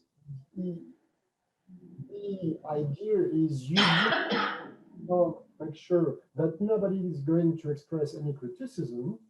However, you don't want a real debate about that, because in terms of decision making, you want to take the decision. And if you have to incorporate half of your population, it's simply not possible, or you are going to take something which is against what you think. So that's my 2 cents on this. Thank you. With the sound, I'm not sure I understood everything, but I think I understood maybe the first remark about the example that we've seen altogether for the fact that digital participation consists in just sending an email and not debating and exchanging arguments. Was it your remark? My remark is, if you do this kind of, I was about to say trick, it's precisely because you don't want to organize any debate about that. And especially in the realm of environment, you really don't want to discuss with, say, your electors, your voters, because you don't know where it's going to drive you. That's what I think it's more diversion rather than consultation. And because the intention is to hide political ulterior motive that someone or some authorities at any level may have. Can someone help me to to some Non, c'est pas notre fait, là, c'est pas. Oui, c'est Le micro, je pense, c'est le micro de William qui pose problème. The sound is very bad, so it's difficult for us to understand. Perhaps you can ask his question by the chat. Yeah. Can you write your question in the chat? So well, first I'm going to stop my video, it might be better. There is an Maybe if I can intervene, maybe if I understood William correctly, he wanted to say that not everything is appropriate for like large participation of people, and maybe if he did not want to say this, I want to raise this issue. I also will get to it during my presentation. This can be clearly seen in some attitudes of people from public administration that are running this participatory initiative. They usually say that they want to involve public only, for instance, in some steps of strategic planning, not in all, because it's not feasible to include all the people, also because the online discussion may be full of bad language, not constructive discussion, and so on. But maybe William wanted to raise another point, and I completely did not understand his point. But for me, it's good to link participation, for instance, to this participatory ladder, because you have different levels, different extent, different scale of participation. That's one point. And I really enjoyed the paper. I like this law versus participation. It raised some questions for me. I wanted to, because I was curious, I wanted to ask what is the situation in France, just with regards to, or in comparison to situation in Czechia. There was a practice in Czechia that when municipalities didn't want to make meetings of their councils available online. I mean, this real-time transmission of local council meetings, because there was an opinion of the Office for the Data Protection that it can violate this GDPR legislation.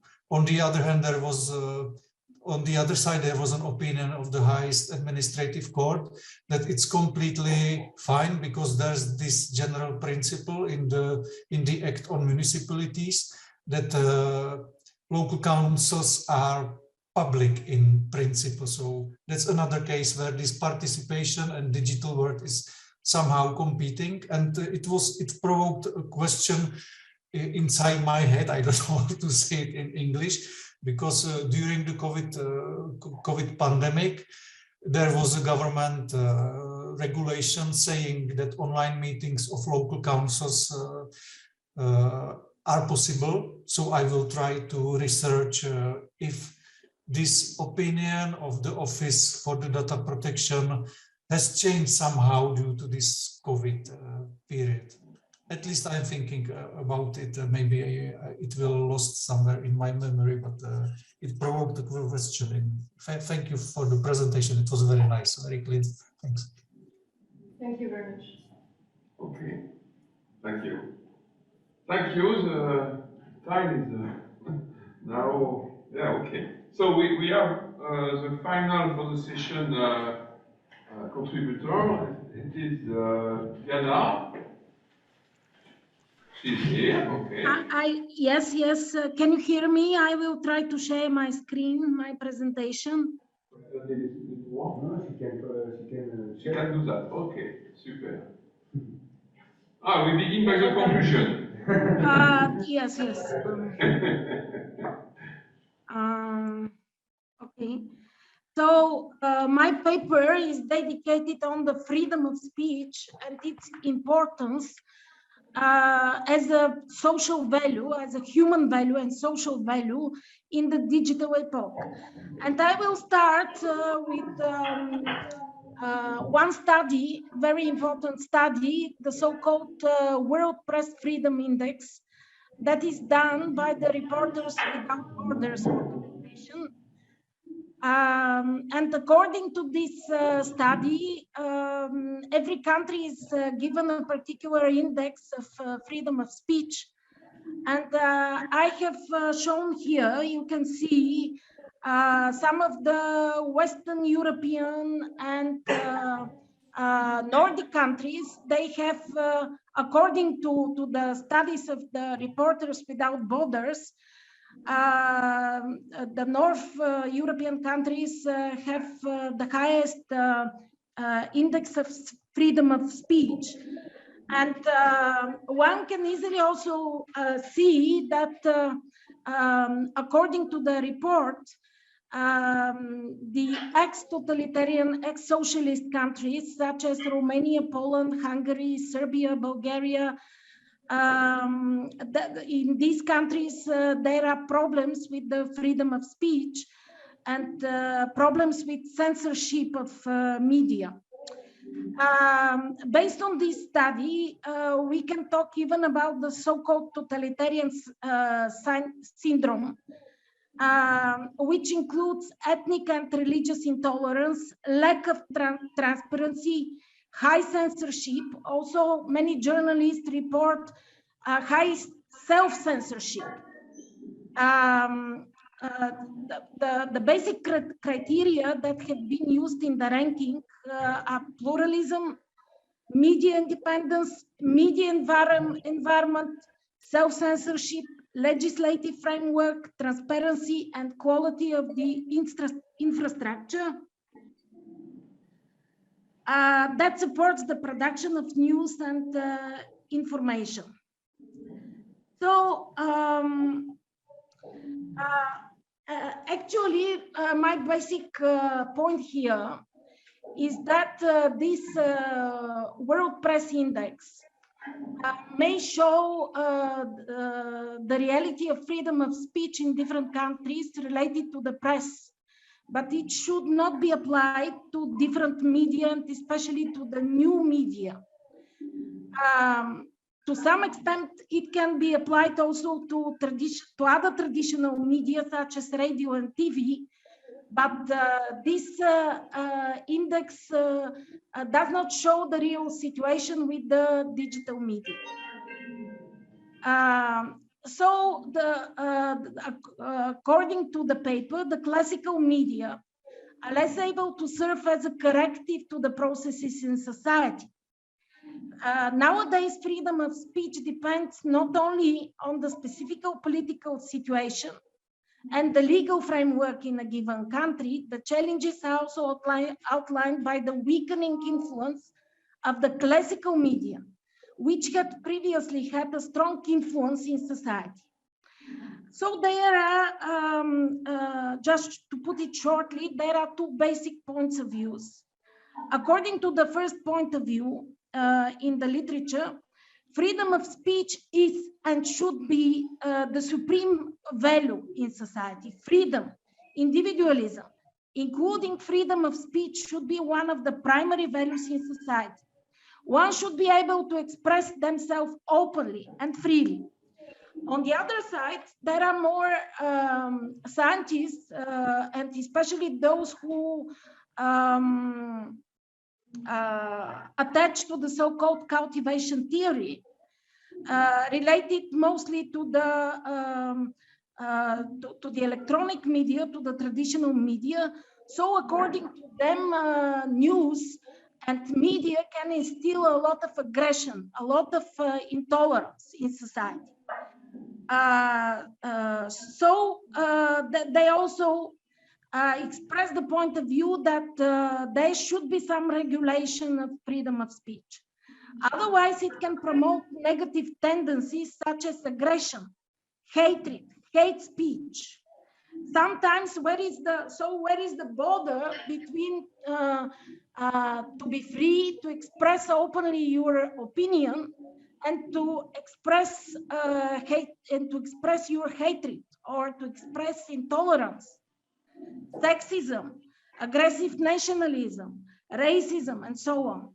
So these are the two basic points of view which are actually diametrically opposite. And there are, particularly about the post-totalitarian countries, there are many studies. One such study of the Pew Research Institute points to the difficulty with which these societies adapt to the traditional European values and norms. There is a lot of criticism. According to the research of the Pew Institute, values such as individualism, freedom of speech, acceptance of groups, as well as admission of minority, ethnic, religious, cultural, sexual groups. Actually, there are difficulties in this with these issues in the post-totalitarian countries. What we talked until now.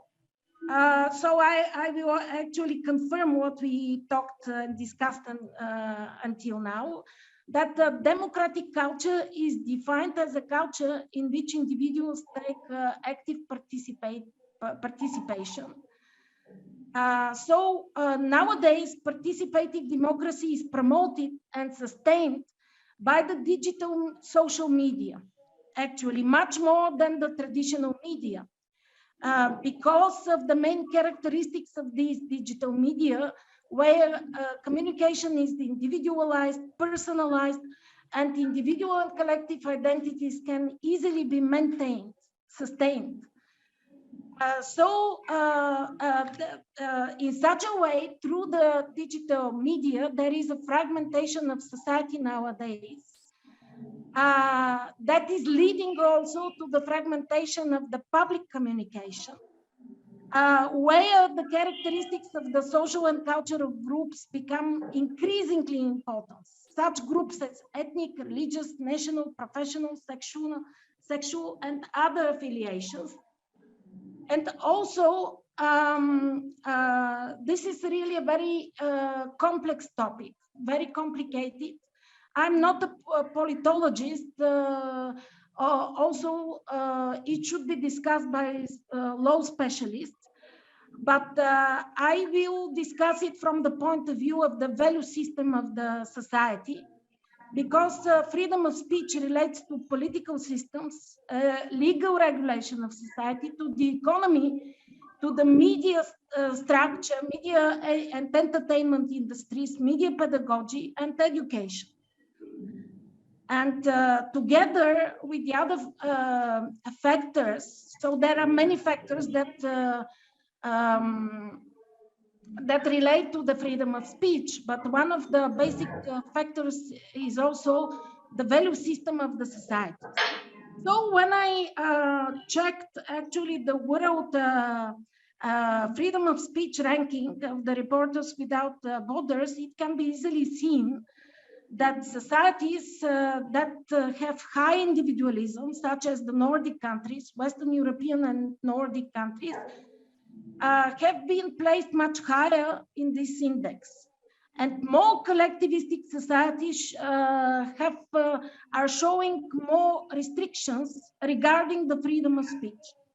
And here, collectivism should be seen in broader sense, not just as heritage from the times of socialism, heritage of the post-totalitarian times. And I will show you collectivism as an orientation to social groups in society where the orientation to social groups are stronger than the orientation to individualism. Then these societies show some problems of the freedom of speech. And this is one poll opinion, official poll opinion that was made by one of the biggest Bulgarian agencies, Trend agency. And the agency in this poll opinion, they asked the Bulgarians what are the most important values for them. So you can see that family was placed in this study, in this poll opinion, as the most important value. peace and security were placed as more important even than human rights, freedom, law supremacy, inviolability of private property, freedom of speech. Freedom of speech is much seen as not as important as family, peace, and security. So obviously, this is the freedom of speech definitely relates to the values, the main values of the society. Also, in such a way, collectivistic societies where family, kinship, personal relations play an important role cannot be universalistic society. Rather, these are often particularistic society. What does it mean, particularistic? There might be some laws, and these are some of the setbacks of the Bulgarian society, by the way, but these laws are applied in a different way to different categories of people, depending on their position, political orientation, and so on. And this also relates to the freedom of speech. And the press in Bulgaria is closely related to political parties and business interests. This is why in the questionnaires of the World Press Freedom Study, many Bulgarian journalists also reported being censored or even being self-censored. However, the restriction of the freedom of speech is related mostly to the traditional media, but not to other digital, to the other digital media, as well as to other forms of speech, such as public protest.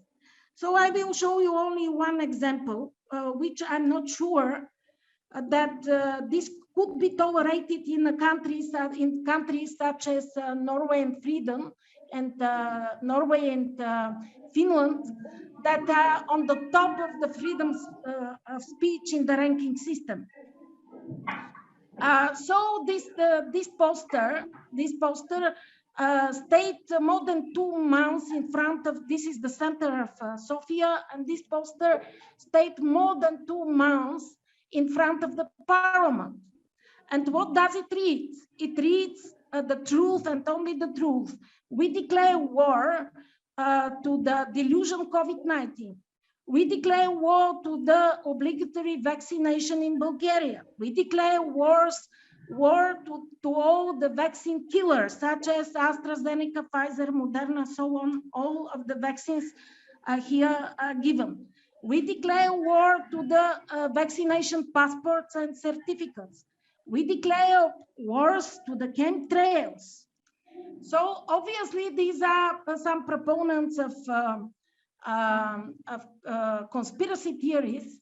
And how does it happen that this poster stays more until the end of December? It was staying for more than 2 months in front of the parliament. And the journalist, a well-known journalist, actually called the municipality and asked why this poster is staying for such a long time there, instilling some conspiracy and spreading the conspiracy theories. And then what the answer of the municipality was, that actually this is freedom, the freedom of speech. Everybody is free to express their open opinion, so they cannot take away this poster. So really, that is quite complicated and controversial.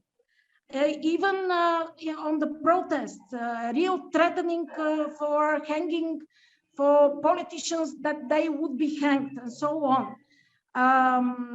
Speech hatred. Actually, when we talk about censorship, maybe there is such censorship related to the press and to the traditional media, but related to the digital media, especially in the totalitarian countries, and particularly in Bulgaria, actually there is no regulation of this freedom of speech. There are so many examples about speech hatred, conspiracy theories, rumors that have been spread, false news. Obviously, some regulation of such events are needed.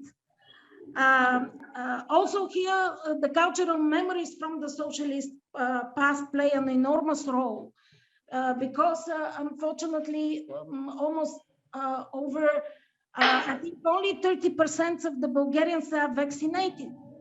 And many people believe in these conspiracy theories because they're freely spread everywhere. So the main question is how to regulate. Obviously, real regulation is needed. How to do this? And I will conclude also with one very famous theory in the communication sciences. It's called the spiral of silence theory. That is related to the traditional mass media. And according to it, individuals do not share the opinion of the who do not share the opinion of the majority, are forced to remain silent in order to prevent social stigma and isolation. Actually, this theory outlines the importance of the traditional mass media, such as press, TV, and radio, in order to create the public opinion and even to impose it on the majority, on the population.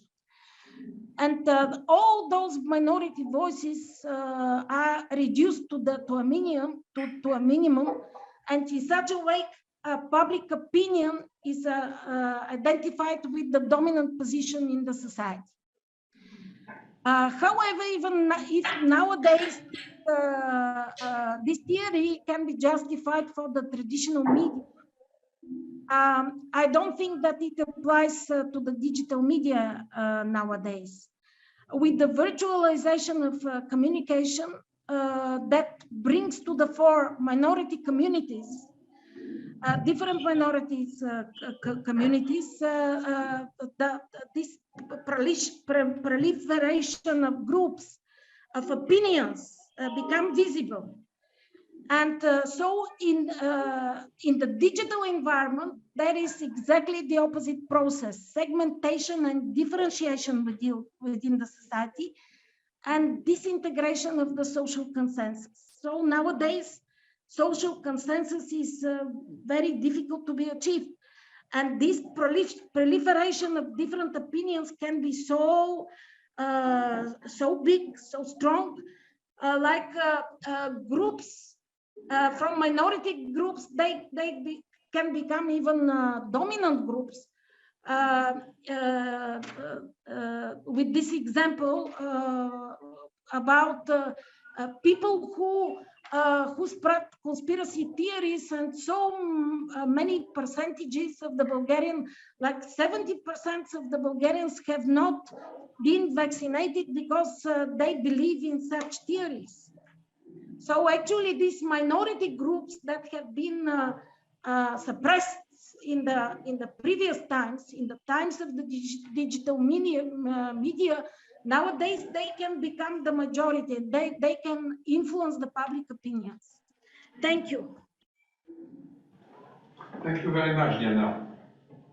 It is just, it disappeared. So I must say that I will try to have an exact opposite hypothesis tomorrow, but it is very interesting about the segmentation and the differentiation that you think, because perhaps we can have another way to think about that. But now it is time to remark a question for Diana. Somebody? Please. Just a little comment that media is really very important because freedom of speech is actually freedom of reach.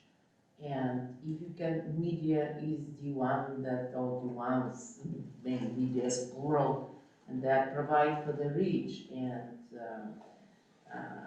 taking this shameful for Bulgaria 112th position in the indexing of freedom of speech, because there is no media pluralism and media is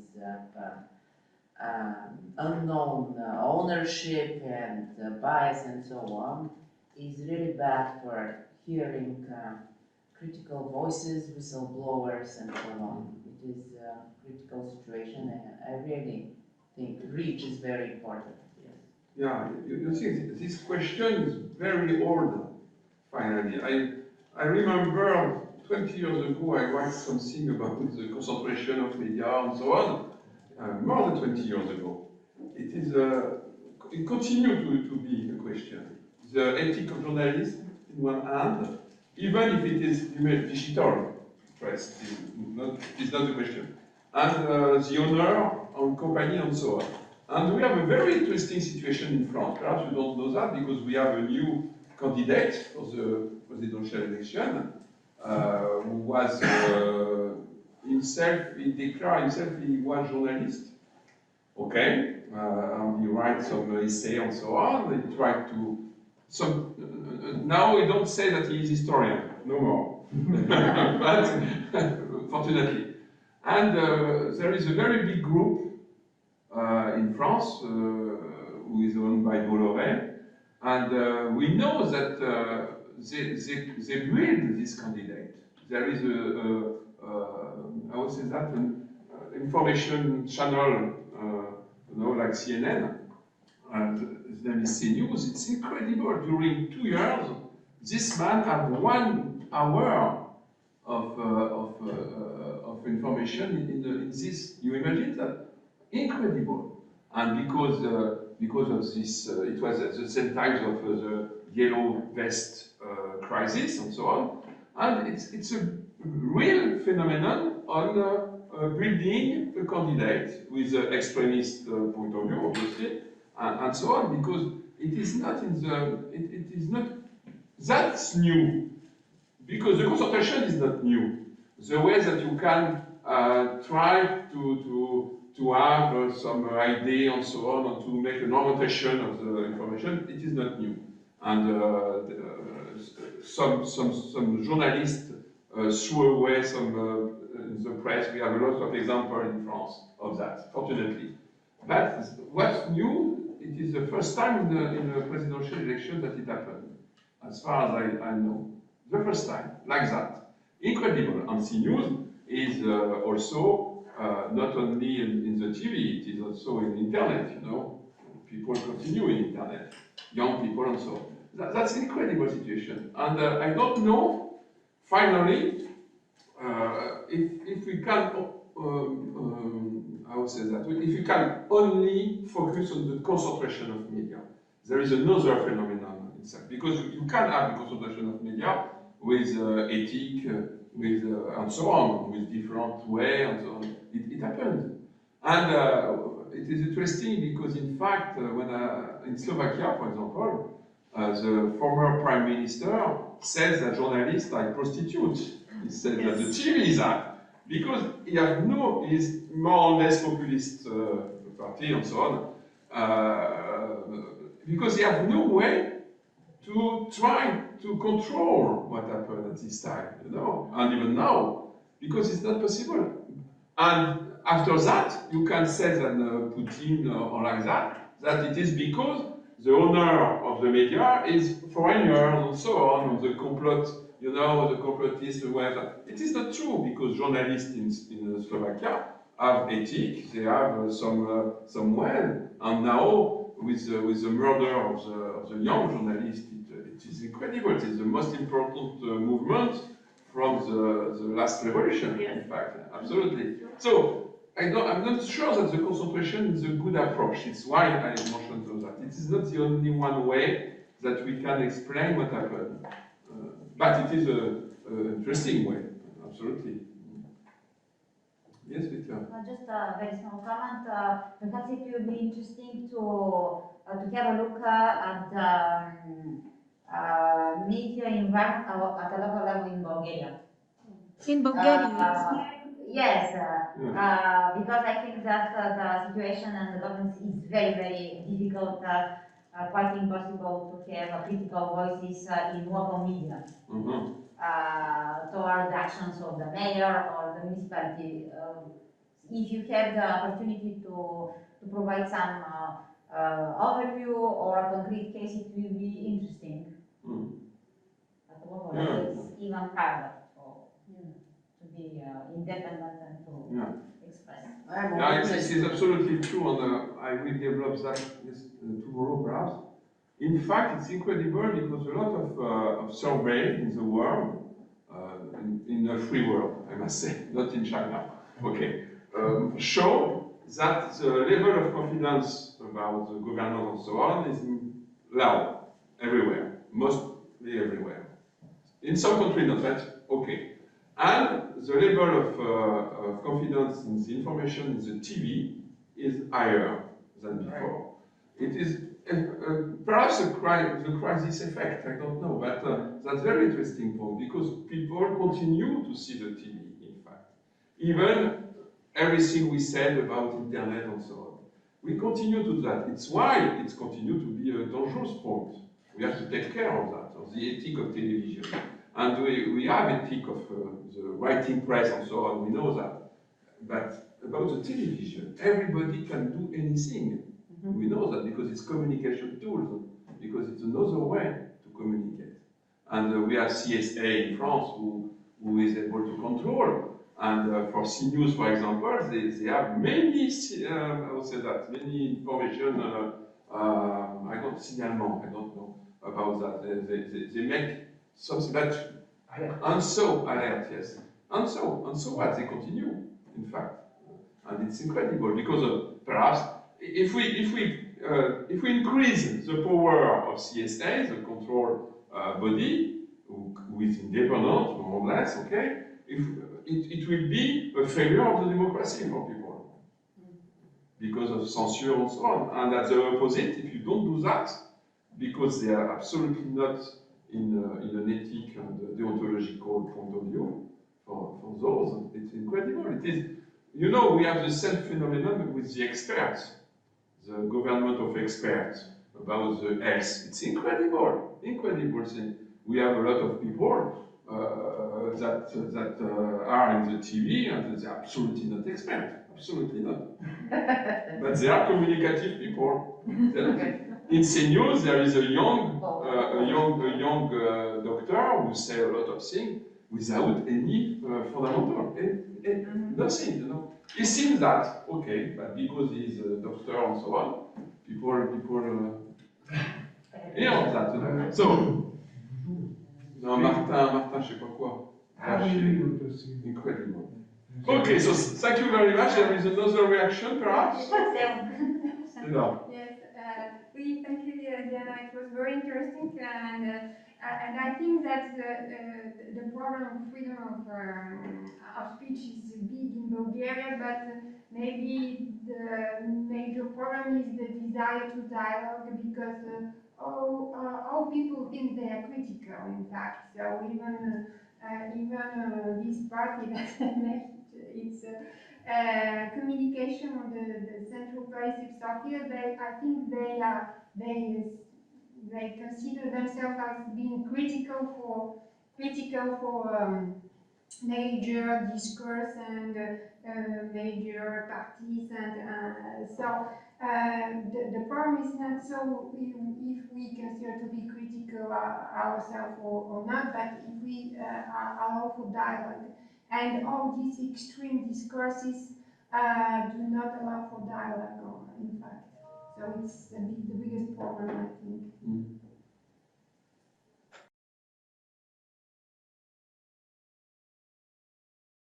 The second section is more focused on e-participation and the impact of the digital platforms for participation.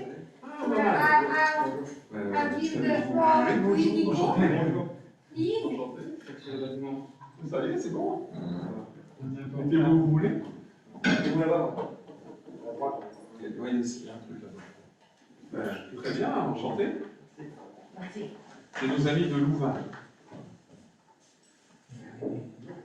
Je pense qu'il arrive seulement, oui. Oui. Très bien.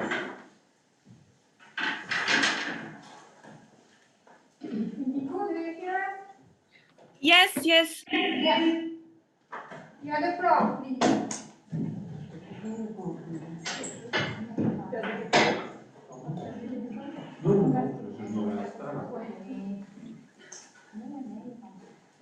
je peux commencer ou j'attends quelqu'un? Non, c'est bon. Ah d'accord, donc enfin, on a déjà comme, sorry, we already On t'entend pas, started our Stéphane. discussion with why I did choose the topic and this provocative a bit title. Could or does Facebook save cities? Or could social media save cities? And I'm moving to my next slide because my starting point. Actually, today I want to present you more on my case study, not on the theoretical framework, but just to give you the idea why did I choose this topic. Because several years ago, or maybe 10 or 15 years ago, we all were in a kind of a digital optimism, thinking that social media could foster civil participation and civil engagement, or if you want, even civil representation. So we all were in this, or maybe the majority of us were in this discourse that social media will help citizens to be represented in the political process or in the decision-making process. But actually today what I'm seeing, and I'm using an example of Sofia, is more kind of a digital realism, I would say. And the reality is far from being very optimistic. And I'll give you some details more on my case study, and then I'm really sorry that we don't have a really time today to discuss, but I'll be back with you tomorrow morning, so maybe we'll continue our discussion. So Save Sofia is a Bulgarian watchdog organization started as a civil project, as a civic organization or non-profit organization, like 6-7 years ago by a young professional returning Bulgaria after several years in France with a really good education degree, etc., etc. So this young professional came back to Bulgaria and started this project with the idea to stimulate, to foster civil participation. With a group of friends, actually, they started this Save Sofia project. Firstly, with the idea to propose the municipality a different kind of view, a different approach to city problems, and to propose adequate solutions or alternatives to the ongoing public policies in the city. I need to say that actually Sofia is, let's say, more than 15 years already under the same government. I mean, under the government of the same political party, and more or less the same mayor with already fourth mandate. So the first project of Save Sofia was to save the underground or the metro, the subway of Sofia, with the idea to change the plans of the municipality, how to organize the new lines of the underground. And actually, underground is one of the biggest municipality projects in the last decade. Started during the communist period before '89, but one of the labels of the current political power in Sofia. So it was kind of a really opposing civic point of view to the what's really going on in the political scene in the city, but also to a certain degree in the state in general. So after that, the project, the Save Sofia project or an organization continued to propose different kind of projects related with the public transportation, but also kind of a corruption scandals in the city. So most of their critics are completely legitimate, but nevertheless they're kind of being of this this populist discourse. And by populist here, I'm not relating populism in this sense to far right or to nativism, but I'm relating against populism to purely anti-elitist kind of discourse. So it's legitimate, but it's still based mainly on opposition to the status quo. So several projects are related to the night to the night lines of buses or some visual kind of a new kind of visualization of the signage in the Sofia in Sofia roads, etc. So in a certain moment, they decided to become political. So they decided to become really kind of representing Sofia's citizenry, sorry. But let's see in what way. So several years ago, on the last municipality elections, the young professional who formed Save Sofia decided to run for a mayor of Sofia, representing a big, like 80 pages of plan to modernize the city. And what's surprising is that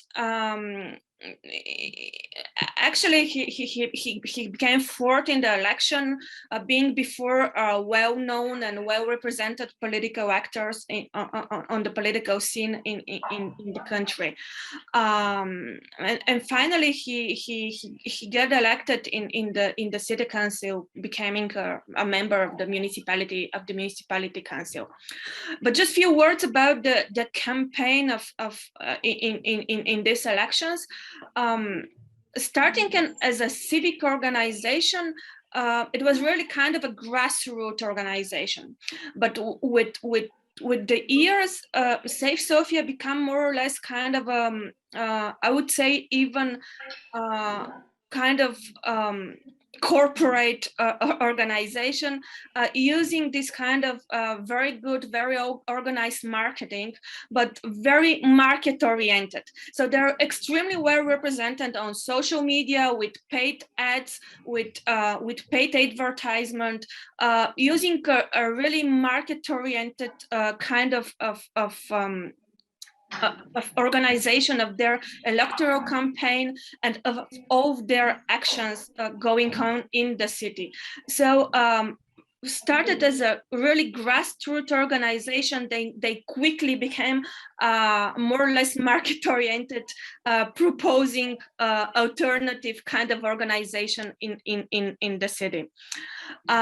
So after being elected in the city council, Bonev, this is the name of the young professional I'm talking about, became member of several commissions or committees in the city council, of course related to on transport, for example, or road safety, which was the initial idea behind Save Sofia. But of course, also he's also a member of the anti-corruption or combating corruption committee, and coming back to this idea of being purely anti-elitist. Well, I'm not saying that anti-elitism or populism are something bad, definitely bad, but related with this commercialization of their activities and their criticism and focusing only on criticism or what's going on really in the city. This is kind of destructive, because even good initiatives are stopped in the city just because of their opposition. And here I'm going to a concrete example this was an idea of Safe Sofia to make one of the small cities, but in really city centered.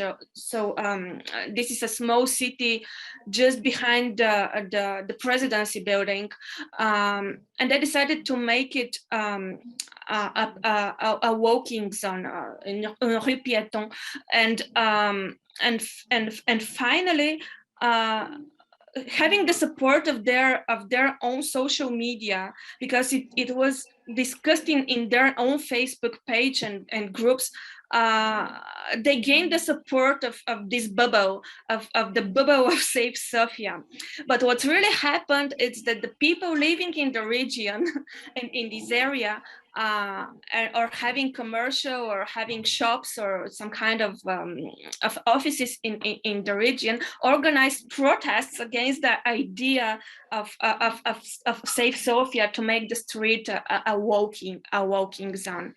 And there's also several examples like this of initiatives of Safe Sofia that they claim being really coming from the citizens, because they do come from their Facebook bubble of citizens, but without really consulting the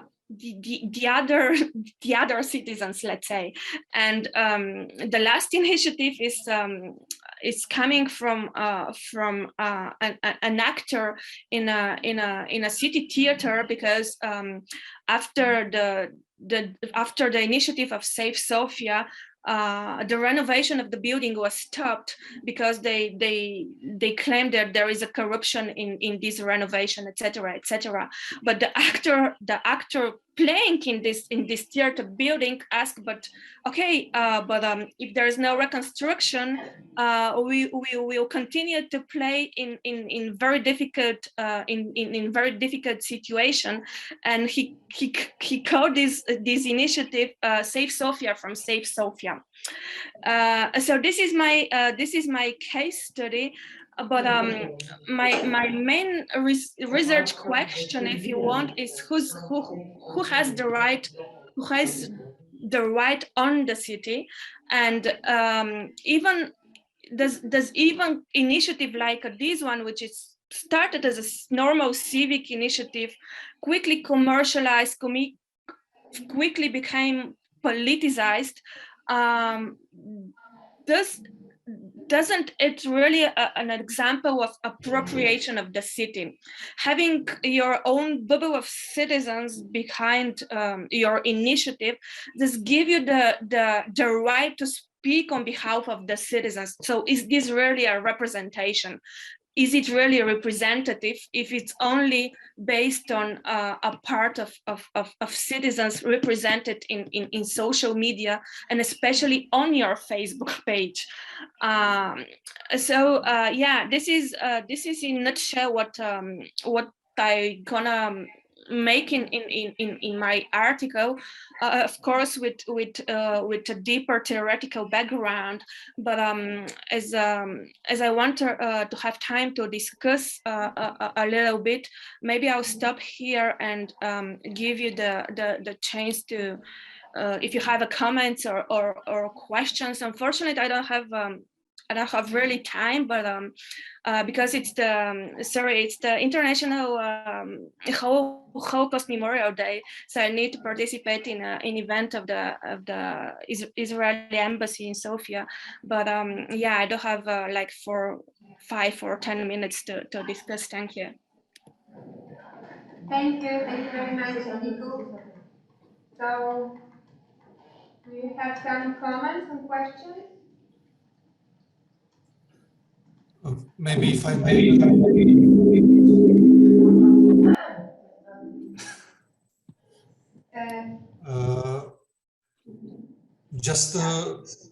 I don't know if Ildiko raised a rhetorical question, but she asked if such initiative can be like considered as a representative, and I don't think that this was the aim of the initiative. And I think it was a very catchy, very attractive name, and it was supposed to attract citizens to really participate in this initiative. But when I read the title in the program, I first thought that you will be speaking about how Sofia as a city use the Facebook for engaging with the citizens. So do you also have some data on this? Because I did some research on use of Facebook by Czech regions, and I systematically collected information on posts published in 1 year.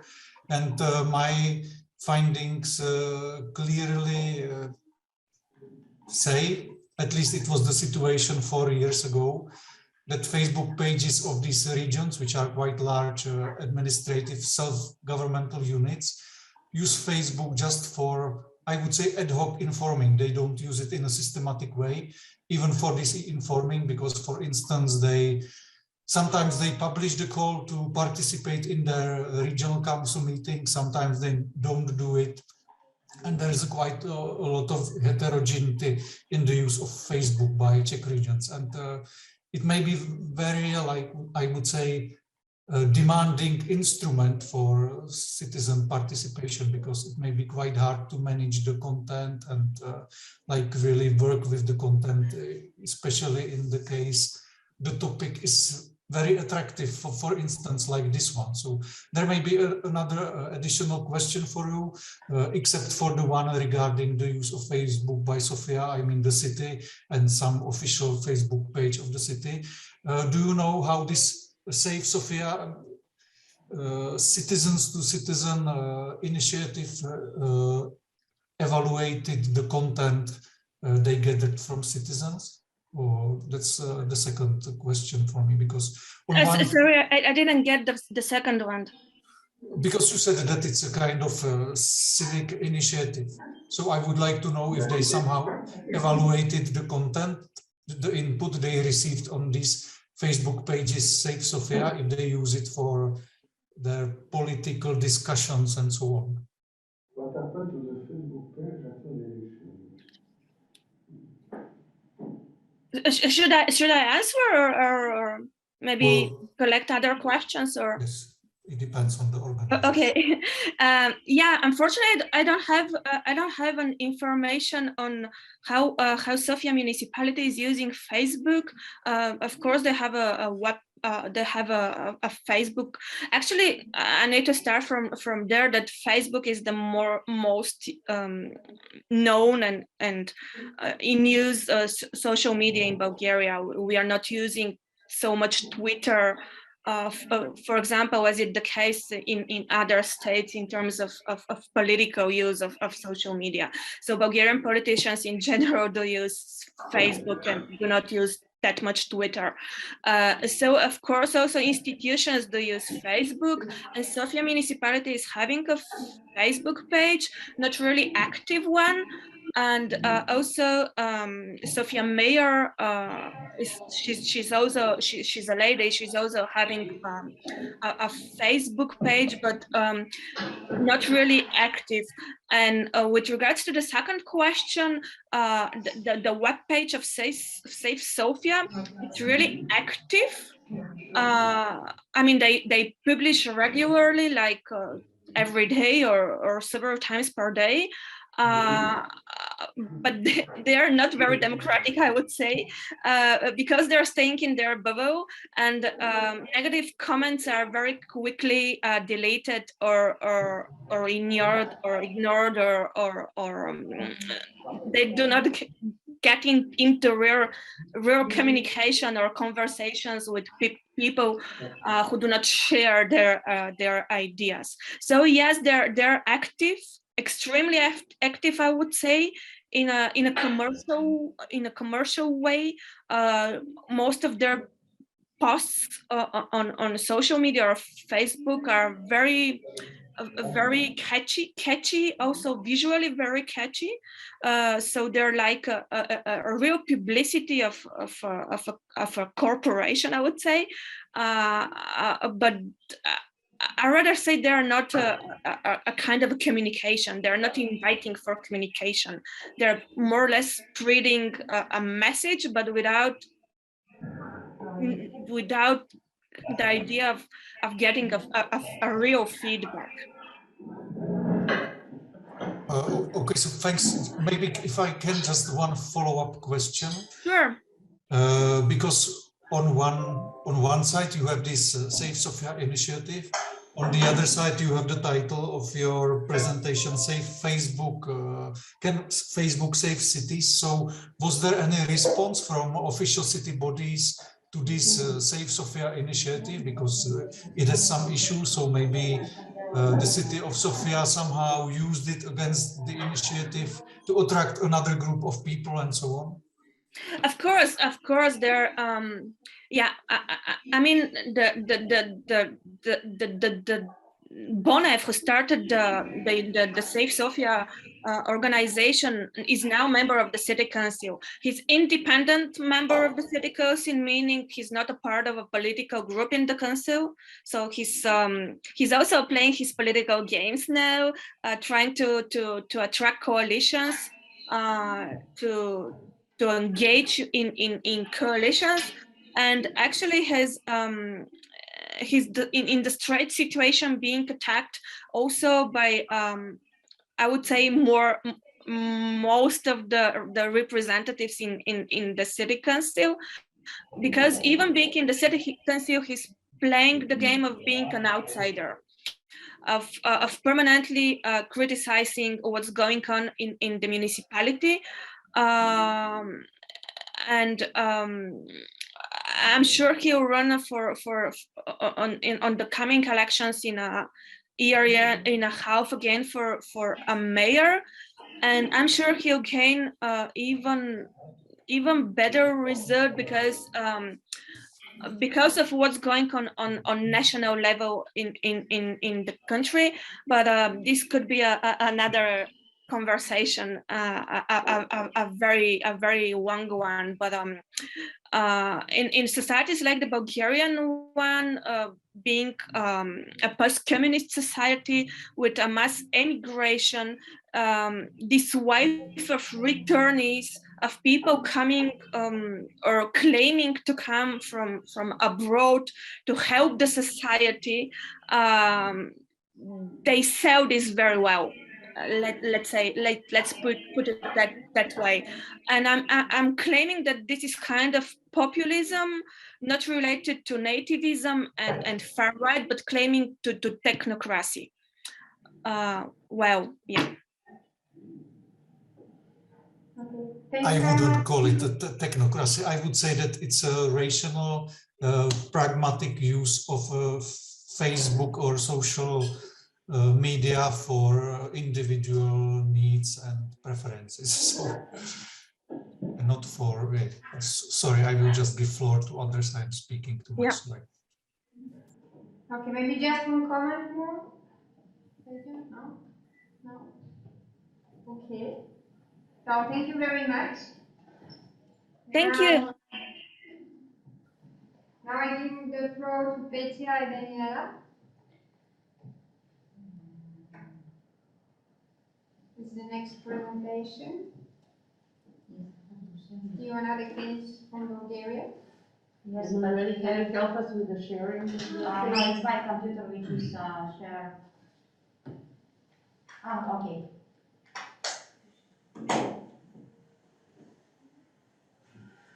Okay, thank you very much. It is a paper proposed by two authors. I will start at the beginning, and then I will pass the floor to my colleague Daniela Buzinova. We are going to develop our argumentation in four main parts, as you can see, but the most important, the beginning is to define the main goal, which is to analyze the place, the functions and usages of the digital tools for the purposes of the citizens' political participation at the local level in Bulgaria. Our scope in timing is before and after the outbreak of the COVID-19 coronavirus.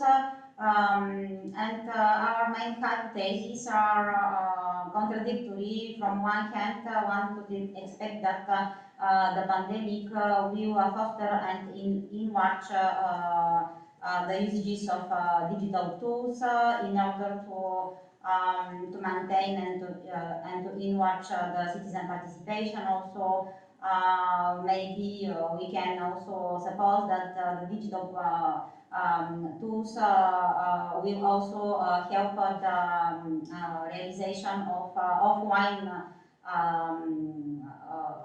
methods and also practices of citizen participation. Maybe the COVID-19 pandemic displaying the role of a catalyst for an important shift from offline to online forms of participation. Okay, I am going very quickly because I think that the most important part is on the empirical aspects of our research, which is very encompassing in fact. Let's also remind some very selected definitions of the citizen political participation from one hand and its participation from another hand. We have chosen here these definitions because the both pundits on the issue are in fact summing up several other definitions of citizen participation, and the most important thing is that our definitions underlies that the citizen political participation refers to people in their role as citizens and not as politicians and civil servants. So when a citizen succeeded to be elected in the municipal council, he is changing his status according to this definition. It is also understood as a political activity. Also, this activity should be voluntary, not ordered by a ruling class or obliged under law or decree. And this activity concerns government, politics in a broad sense of these words, the political system, and so on. And to translate this definition of the citizens' political participation into e-participation, here we can see that the e-participation is defined as the use of the digital media to mediate and transform the relations of citizens to governments and to public administrations in the direction of more participation by citizens. And the results and the outcomes of research already done show very clearly that this e-participation has had a quite modest impact on the local level administration and in general. And now I have the pleasure to give the floor to my colleague Daniela Buzinova. Thank you, Peter. To start with just a line about myself, my input here is an input of not only a researcher but also a practitioner. I'm an activist, manager of an NGO, and also for the last year have been also local councillor in the city of Burgas, which is the fourth largest city in Bulgaria. I think we should shed some light, very briefly of course, on the local level in Bulgaria, because political context is always of importance. And I should just give you some highlights. First of all, local level of governance in Bulgaria is of relevance only after the downfall of totalitarianism. It was introduced with the constitution that is active now, the constitution of 1991, and there the Grand National Assembly then also introduced a new act on local self-government and local administration.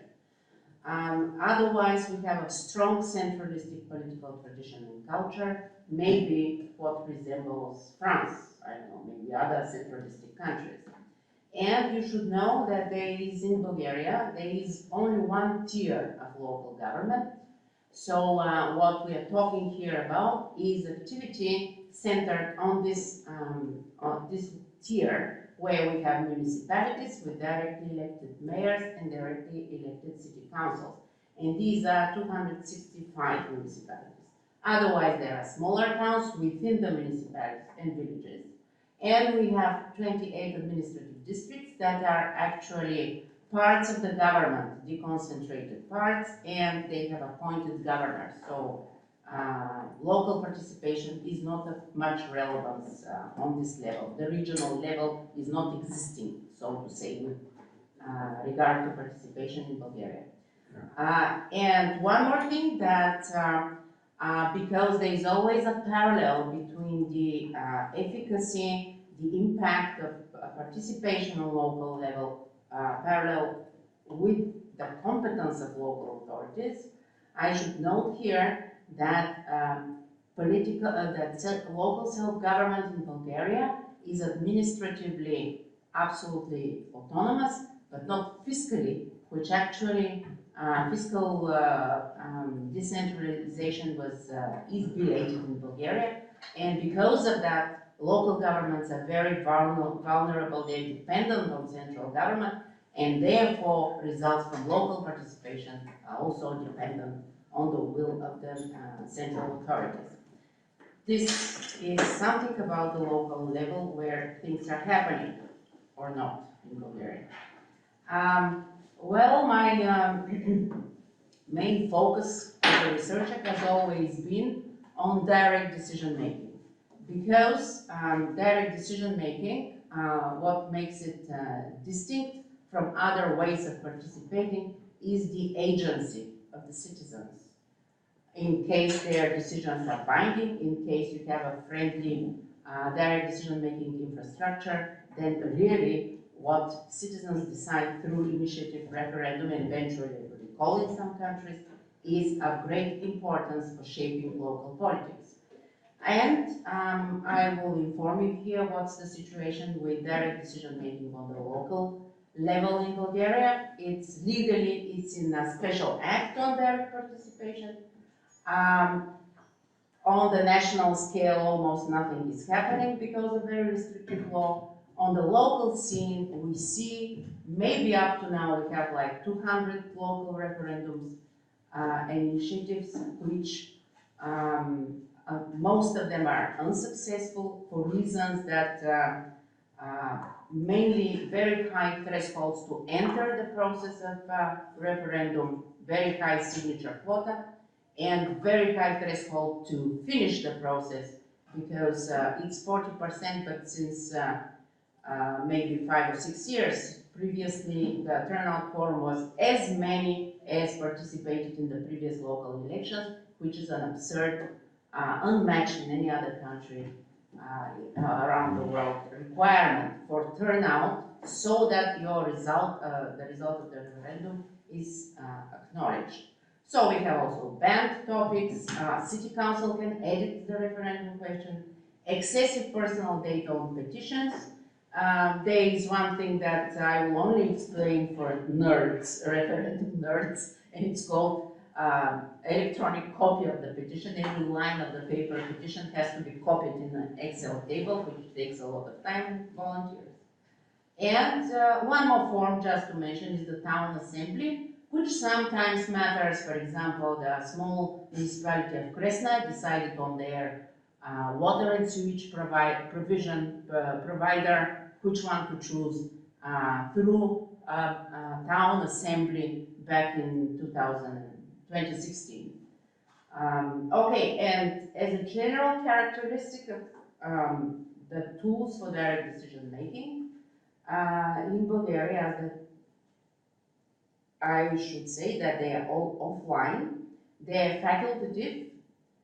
There is only one mandatory referendum. It's the territorial one. I will later drop a line about how it is being used.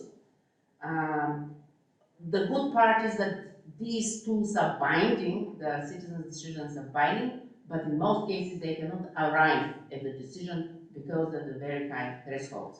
It's like a Procrustean bet. You are never, your signatures are some hundreds short, your result at the end is, turnout is some hundreds or thousands short, and so on. So they are not valid, considered valid. And just to illustrate what I'm saying about the very high thresholds, I love to show this picture. When I speak about direct democracy in Bulgaria, it's almost negative presentations. I hate negative, so I have to put something positive. And this is the positive thing here, is the world high jump record of Stefka Kostadinova. which is still upheld. Maybe this is the oldest record in sports. Though she's retired, the record is not retired. So as athletes, maybe Bulgarians are good at jumping over high thresholds, but not in political life. And besides, as I explained, this bar that you see in referendums, politics, participation is not only put high, but it's also shifting all the time while you are jumping over it. But anyway, this is something to brag about as Bulgarians, that we are holders of the high jump record for women. So local initiatives and referendums, how are they used in Bulgaria? They are mainly used for contesting some nationally taken decision. In most of the cases, it has some gross environmental impact. Usually the issues are environmental, having impacted people's environment, immediate environment, and health. And it is always to stop something. A concession for a quarry, for a gold mine, for a waste depot. As you can see, I have cited some of the successful or not so successful referendums in different localities, different point in history, different time. So it's used as a grievance and protest mechanism, the local referendum.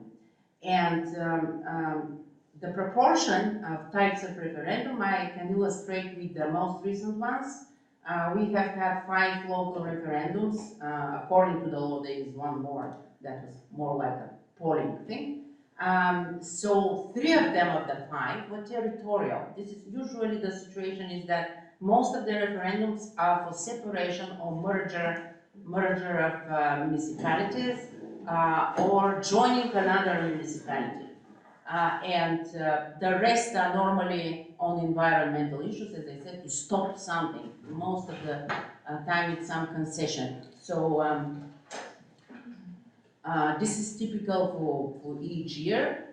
And the success factors here are the size of the municipality or the place where the referendum takes place.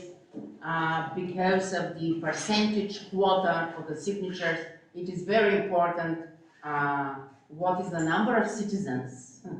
So the smaller the number, then the easier you can produce the 10% quota on petitions within 3 months of time. Also, it is very important that you are partnering with the local government against a centrally taken decision. In case you are confronting the local government and you contest a locally taken decision, then you are doomed. You will never succeed because there are a lot of legal gaps that the local government will use to ruin your referendum. And also, it's important, very of growing importance are now the courts. More and more referendums end up in courts, and it's always, most of the cases, the investor wins the case, just because, again, because of legal lapses and gaps in the legislation, things can be interpreted in somebody's favor. So next slide. I don't know who is moving the slides. It's not possible because... Okay. Sorry, we have a technical problem. Okay, I'll talk now about, this is about direct decision making, where citizens directly make decisions about local policies. So we see there are a lot of thresholds and only incidentally citizens are able to make decisions that are of importance. There are other forms that are, of course, these are institutional forms. I will speak now of other forms that are institutional but are more of a invited participation or government-sponsored spaces for participation, and these are the local consultations on local rulemaking, ordinances, laws. Laws are made in parliament, but what we in city councils draft and vote is mainly ordinances. So these have to be consulted with the citizens. They have to be put on the websites of the city council, stay there for 3 days according to the law. And also public discussions. The public discussions are also mandatory. Actually, this participation that I'm talking about is mandatory because there is provisions in a number of laws, for example, on local budgeting, on local long-term debt, and other laws that require discussion as an element component of the procedure of arriving at the decision. But there are no standards, so you can have a discussion, invite people to discussion, no one shows up, but you can report there was an invitation, we had a discussion with one journalist and that was it. And it's okay, as long as you have announced the discussion, it doesn't matter whether people have showed up or not. So recently, some municipalities have been trying to introduce new ordinances on minimal standards of making these public discussions more citizen-friendly and more influential, more to improve their efficacy. Our next slide, I think, was about we will try now. COVID and post-COVID. I will try because I have to throw you away, and after that it's okay. Now it's okay, you have some element of you. The next one. Next one, okay? Next. No, we haven't spoken about this one. This is, I said, this is for referendum nerds. We will skip this one. Yeah. Okay, post-COVID outbreak situation made the local authorities go online. Some of those discussions that I mentioned and that are mandated in the legislation had to be organized online. So we have seen more and more online public discussions, meetings, and so on. Of course, we have to mind here the digital divide, because in this case, citizens in the rural areas and who do not have access to internet or do not have the right skills, of course, they are left out of these discussions because they're totally online. So online discussions did not add up to the existing ones, but they replaced the existing ones, like Camille noted in the presentation that this is a problem with digitalization in COVID times, that this is not an additional venue for inviting citizens' participation, but it's an exclusive thing that excludes some people and replacing the conventional ways of participation. I already mentioned in the comments here that we had the first time of an attempt to have a participatory budgeting in Sofia experimental, the previous one please. And so COVID prompted some new forms of participation.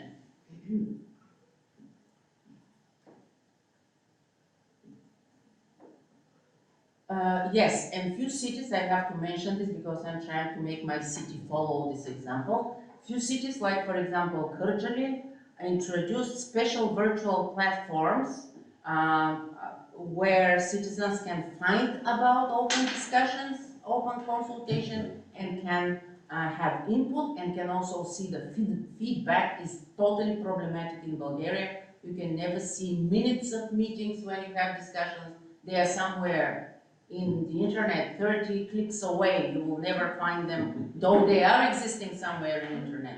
So it's important to have one-stop shop, especially with public consultations, where you can find not only announcements, but also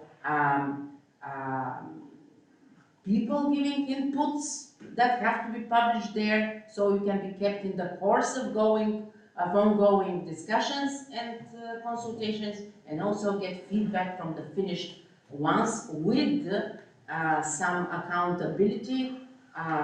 What happened with this proposal? Why was it not considered? What was the reason? Giving some reasoning. Yes. And some local governments resorted to more intensive use of Facebook and social digital media. For example, Petya researched the performance of her hometown Vraca, not very far from Sofia, how they reacted to the COVID crisis, and found out that they had developed 3 Facebook pages for the same thing. One official of the mayor, the other one was tell the mayor The truth. and the third one was, because the second one was censored according to the citizens, the third one was tell the mayor the truth. So about the same thing, 3 pages alternative. Yes. Yeah, and for example, I'm a member of one Facebook group. This I have put as more self-empowerment through Facebook grouping and other forms of grouping. We have this group, Save the Trees, because a lot of trees are being felled down by the authorities without giving reasons, without following the procedure they themselves have postulated.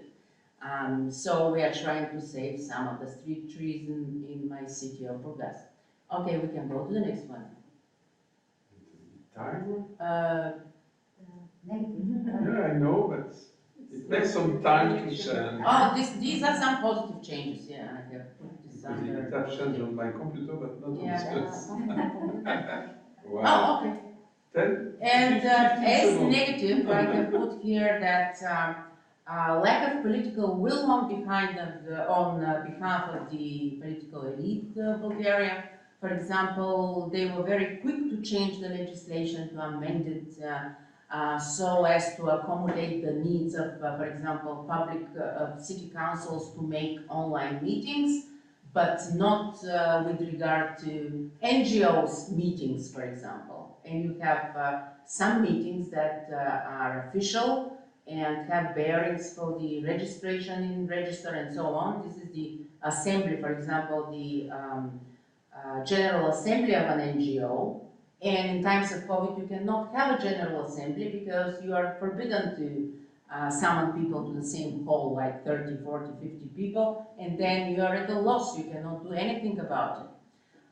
Also, legislation was amended so as to allow electronic signing of support statements, but only with regard to parties. Last year we had 3 rounds of elections, something exceptional, never happened in our history before. Never happened. So we had to facilitate the elections and the registration of parties. Every party has to produce a petition. It is supported by 2,500 people. If they have to produce a petition for a referendum, it has to be 400,000 signatures. In case of party, 2,500. And even for this amount of signatures, they facilitate it with e-signatures, but not for signing any other petition, citizens' petition. Switch to Bulgarian. Okay, I told you about the virtual meetings, and yeah, I have illustrated this, how to say, double approach to accommodation of participation needs with the 2 pictures. One is machine voting, the other is voting with a ballot box. This was actually happened on the same day in one of the municipalities west of Sofia, Draguman. They had, along with the last elections, parliamentary and presidential, on the 14th of November this year, they also voted with a ballot paper because they had a local referendum, and machine voting was not extended to referendums. It was only for elections. Okay, we can go to the next one. I think we are going to conclude. Yes, I just wanted to mention that my organization and number of co-thinkers, we introduced in 2016 National Initiative for National Electronic Initiative. we introduced a certain draft of legislation to put in the law of direct participation, so that electronic initiative on a national scale is allowed. And we just said we will copy the European Citizens Initiative, which is operational since 1912, and use it for national issues. Same process of verification of signatures, same thing, the same thing. Same quota of citizens. If the European Commission acknowledges 12,750 signatures for a European initiative, okay, let's acknowledge the same amount of signatures for a national initiative. But it was shelved somewhere, and it was not adopted. So there isn't much progress with regard to participation per se, and also with regard to digitalization of participation. This is what I can conclude, and I pass it to Peter to conclude the whole thing, presentation. Okay, thank you. Just to answer the formulated hypothesis at the beginning, in fact, after this brief review, we found out that in Bulgaria, at the local level, the digital has not yet become an additional arena for the implementation of the existing regulated forms of citizens' participation or hybrid forms of participation. Also, that the COVID-19 pandemic did not result in policy shift for opening up and facilitating participation through the digital tools at the local level. And at the end, there is a shrinking space of participation of citizens. And the digital has continued to provide tools and platforms for citizen participation, but beyond the regulated channels, such these pages on Facebook to ask mayor to tell the truth to the mayor, and so on. Thank you for the attention. Thank you very much. Some comments? Questions?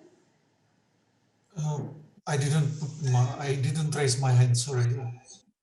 Maybe just comments from me. On one of the last slides, you mentioned insufficient legislation updates as a negative. Well, it depends on the perspective, because in the post-communist countries, some things may be over-regulated, and new regulation can even bring a lot of problems for participatory initiatives. So it depends on the angle you are using. So it's always a question for e-participation, to what extent you have to authorize people that are commenting something, and some over-regulation on this authorization may be against the principle to involve a lot of people. So I would be maybe not so strict about negativity and positivity of this one. And also another point, on the final slide, you said that digital arena is not so enhanced in Bulgaria. From this overall national perspective, it's true, but on one slide you mentioned that at least in case of some cities, they, as a consequence of the COVID, they started to work with these digital platforms, and for their citizens this may be, and also for the city, it may be really a big step, a big change. So it's again about the perspective you are using to interpret your findings. But also maybe if you will work on the text, to improve it, you say quite a lot about the initiatives driven by the COVID, but I think that you also have to include more information on what was going on before the COVID, because it was, for me, it was a bit general, saying that something was available only offline, something was available, was not even available, and so on. And at least with regards to the cases where you can see the changes, like for instance the cities that started to use these digital platforms, it would be good to know what was happening before, because most probably they were using Facebook for some purposes, and they switched to this new e-participation platform, or this e-participation platform has supplemented the previous channels. So I would welcome if you can elaborate more also on the pre-COVID situation, like really to have more stronger, more valid, I don't know, arguments for these changes and so on. But otherwise, it was very nice and very clear. And I would like to hear more about the practice of these e-participation platforms, because usually they are very ambitious, but the situation may be similar to what was presented before. It's dreams are on one side you have dreams, on the other side you have the reality, and sometimes there's a huge mismatch. But thanks a lot for your presentation. Yeah, if I may answer. With regard to the platforms, these are only four, I think, 4 out of 265 cities. So I consider them more of an exception, good example, but it's just starting. So you're right about the quality of the platforms. They're developing them now, so we cannot speak as certain of a certain quality, since these projects are developing. We hope for a good quality and real participation to happen with this tool of the platforms. But these are quite voluntary things, and Bulgarian municipalities only do the mandatory things. And these four are just pioneering. Regarding the post-COVID, and I'll focus on this, just the opposite. I was afraid because there is so minor developments with regard to COVID in Bulgaria that we will not have anything to report about the post-COVID outbreak. So most of our presentation would be about how things are, business as usual. So I'm a little bit surprised that it looks like we have been focused on the post-COVID changes, which are very minor, really.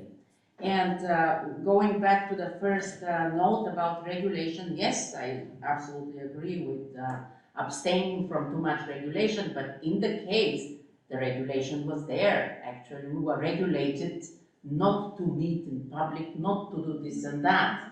And because of that, legislation needed some adaptation for the new circumstances to allow for citizens to participate.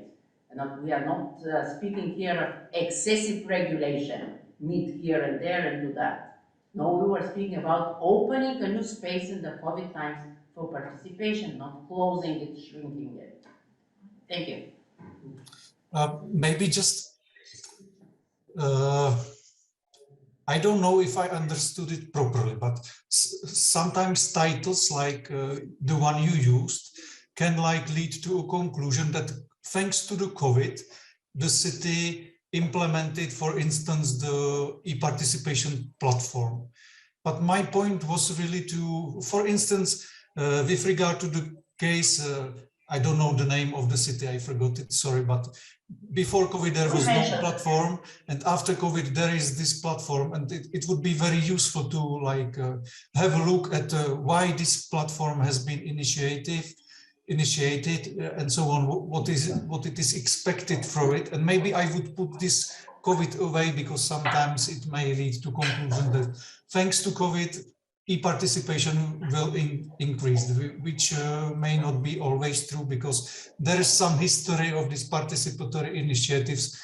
I think even in the case of the city that is now started to work with the e-participation platform, but well. I can say something?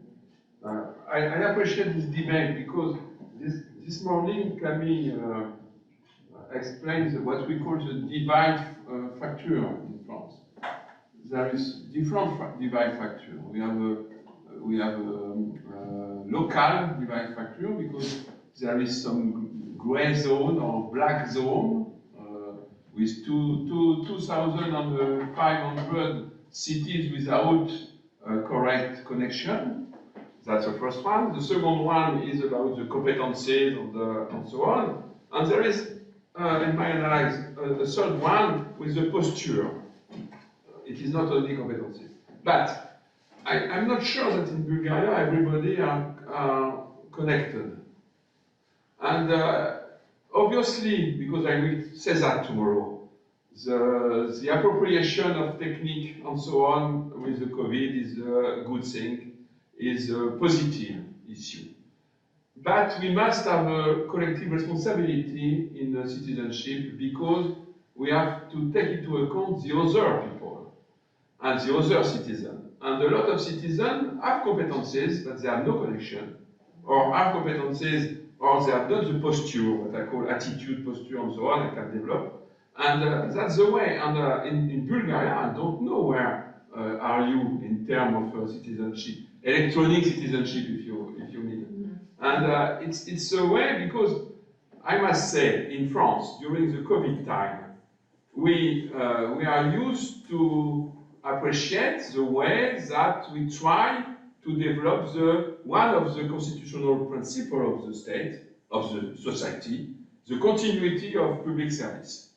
We must make the continuity of public service. But we lose something. We lose that we have also another principle, the access of everybody to public service. And if we are, and there is it exists a very, I would say that, dangerous position. The position, actually, the state, France, they don't want to invest, or they don't want to incite to invest about the gray zone or the black zone. It's up to the people to change the location. They have to go to Paris and it's okay. You imagine that. First point. The second point, the political point of view, the majority, Elise know better than me that. It is to try to explain to the population that if somebody are not connected, they should be, it's a affair of competencies. So we are trying to make a cushion for these people and so on. And they forgot the third point, the attitude and the posture. That's very important because when even if you are well connected, so at one moment of your life, you don't want to make resolution of your problem in the chat. It is not a problem. It is a very big problem. It is a Pareto law, you know. Some percent of your life, it is not possible to make it by distance. It is not possible to do that. So we have to take into account that. And one of the very interesting points is to try, it's why I speak about the third places this morning in the small city in France, because in fact we have to make a collective responsibility about that. And for the moment, for me, it's a failure. So I appreciate David, I agree with you. I have optimistic point of view, and I really think that with the COVID crisis, we appropriate something. But it is we could also continue to have a technocentric point of view, in one hand, to think that it's only competencies problem, and it is not only competencies problem. It is much more the way that citizenship can be real with real communication, real relationship, and I hope that we will meet together, David, without video about that, because it's not only with IT and so on that we can do that. It's why it is true, and it could be my reaction about that, in Bulgaria, as far as I know, a lot of people are out of connection. So, which kind of citizenship it is? It is only for elite, for a small amount of people? That's a very big problem, in my sense. Yeah, it is so, yeah. Big problem. Digital divide. Are there any other comments? Maybe this will be also, sorry, but Alessandro and his team has his paper on this role of youngsters in future, so Yeah. it's very important. But if you are getting to these points like people are disconnected, so they cannot reach the decision making online, I think that the similar problem is in this offline like form, because We lose still you. can be Oh, we lose David. involved in decision.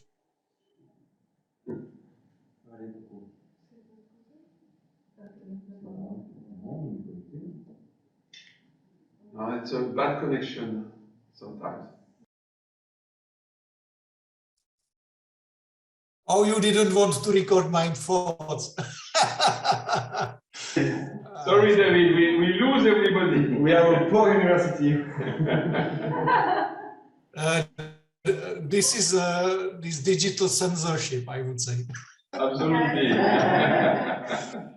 Okay, so it's fine. I will finish. I am a bit tired and I still need some J'ai plus energy to Internet, moi, c'est pour paper. ça. Ouais, ça fait Ah, Ça y est, ça revient. Ça y est. It's- I just additional question for Petty Daniela. In Bulgaria, we have sometimes corruption problems and election problems with votes. So when we use platform for participatory democracy, is there any attack for platforms that are not very well secured from this type of problem? People that vote two time or more. Since these platforms are just, what did you say, chirping? Creepers. Chirping, what was it, grasshoppers or birds? Yes.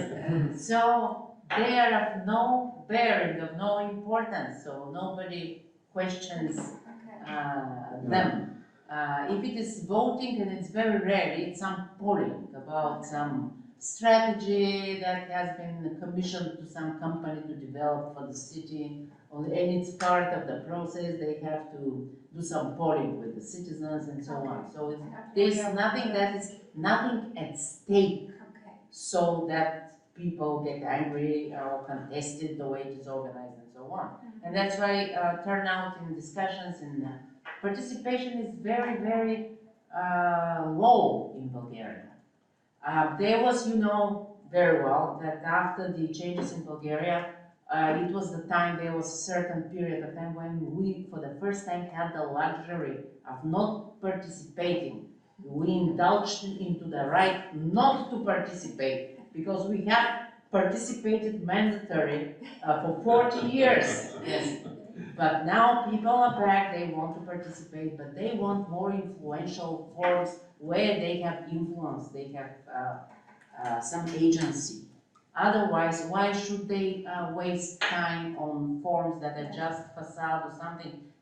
We have everywhere the so-called rational ignorance syndrome.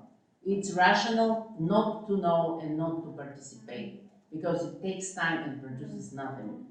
And it is one of the aspects of low level of trust in institutions and institutional channels for participation. And this is another huge problem for Bulgaria. And what is the input in the media of these initiatives? Do national media speak about, and in which terms? This is not a sexy topic at all. Yeah. That's why it's always, that's why people resort to protests. Protests would look good on TV everywhere. They're photogenic, and there's nothing photogenic in dropping a ballot paper in the ballot box. This is absolutely dull and boring. So. And local media is disastrous. Local media has terribly suffered the influx of European money. as part of every European project, you have the communication money. And as long as most of it goes to the mayors and city councils to distribute them, and centrally also, they distribute the communication part of the project to friendly media. And because of that, local media will never cover a discussion of something project that criticize the mayor. For example, I am only covered by one yellow media as a councillor, and I am grateful to them, though they speak nasty things about me, but I feel still alive, yes, when I see myself there. Okay, thank you. Okay, thank you. Thank you very much. So I give the floor to Elodie. Oh, there is a lot of people at the same time. Alessandro, Simon, Carlotta, Georgios, Lucas, Elodie, and Alice. And I That's saw it, that yeah. Alice was connected too this morning, and Lucas too. Yes, I will be presenting on behalf of my colleagues.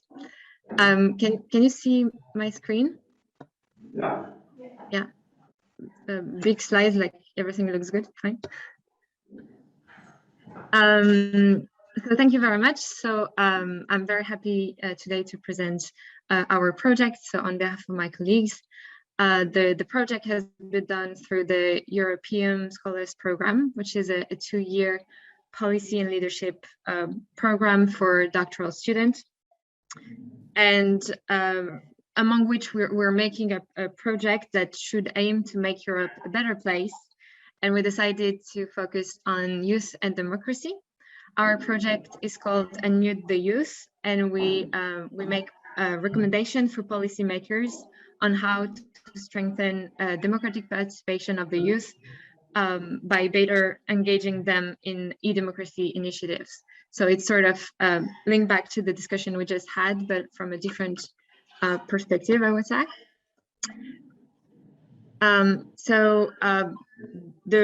The problem that struck us and that started the project was the disengagement of the youth. So by youth, we mean late millennials and Gen Z. So people born between mid 1990s and early 2000s. And the disengagement of young people is a problem in Europe. And the European Union, but also national governments, put effort to sort of mitigate the issue, but so far with little success. So the issue is that the young people are disconnected from democratic processes compared to older generation.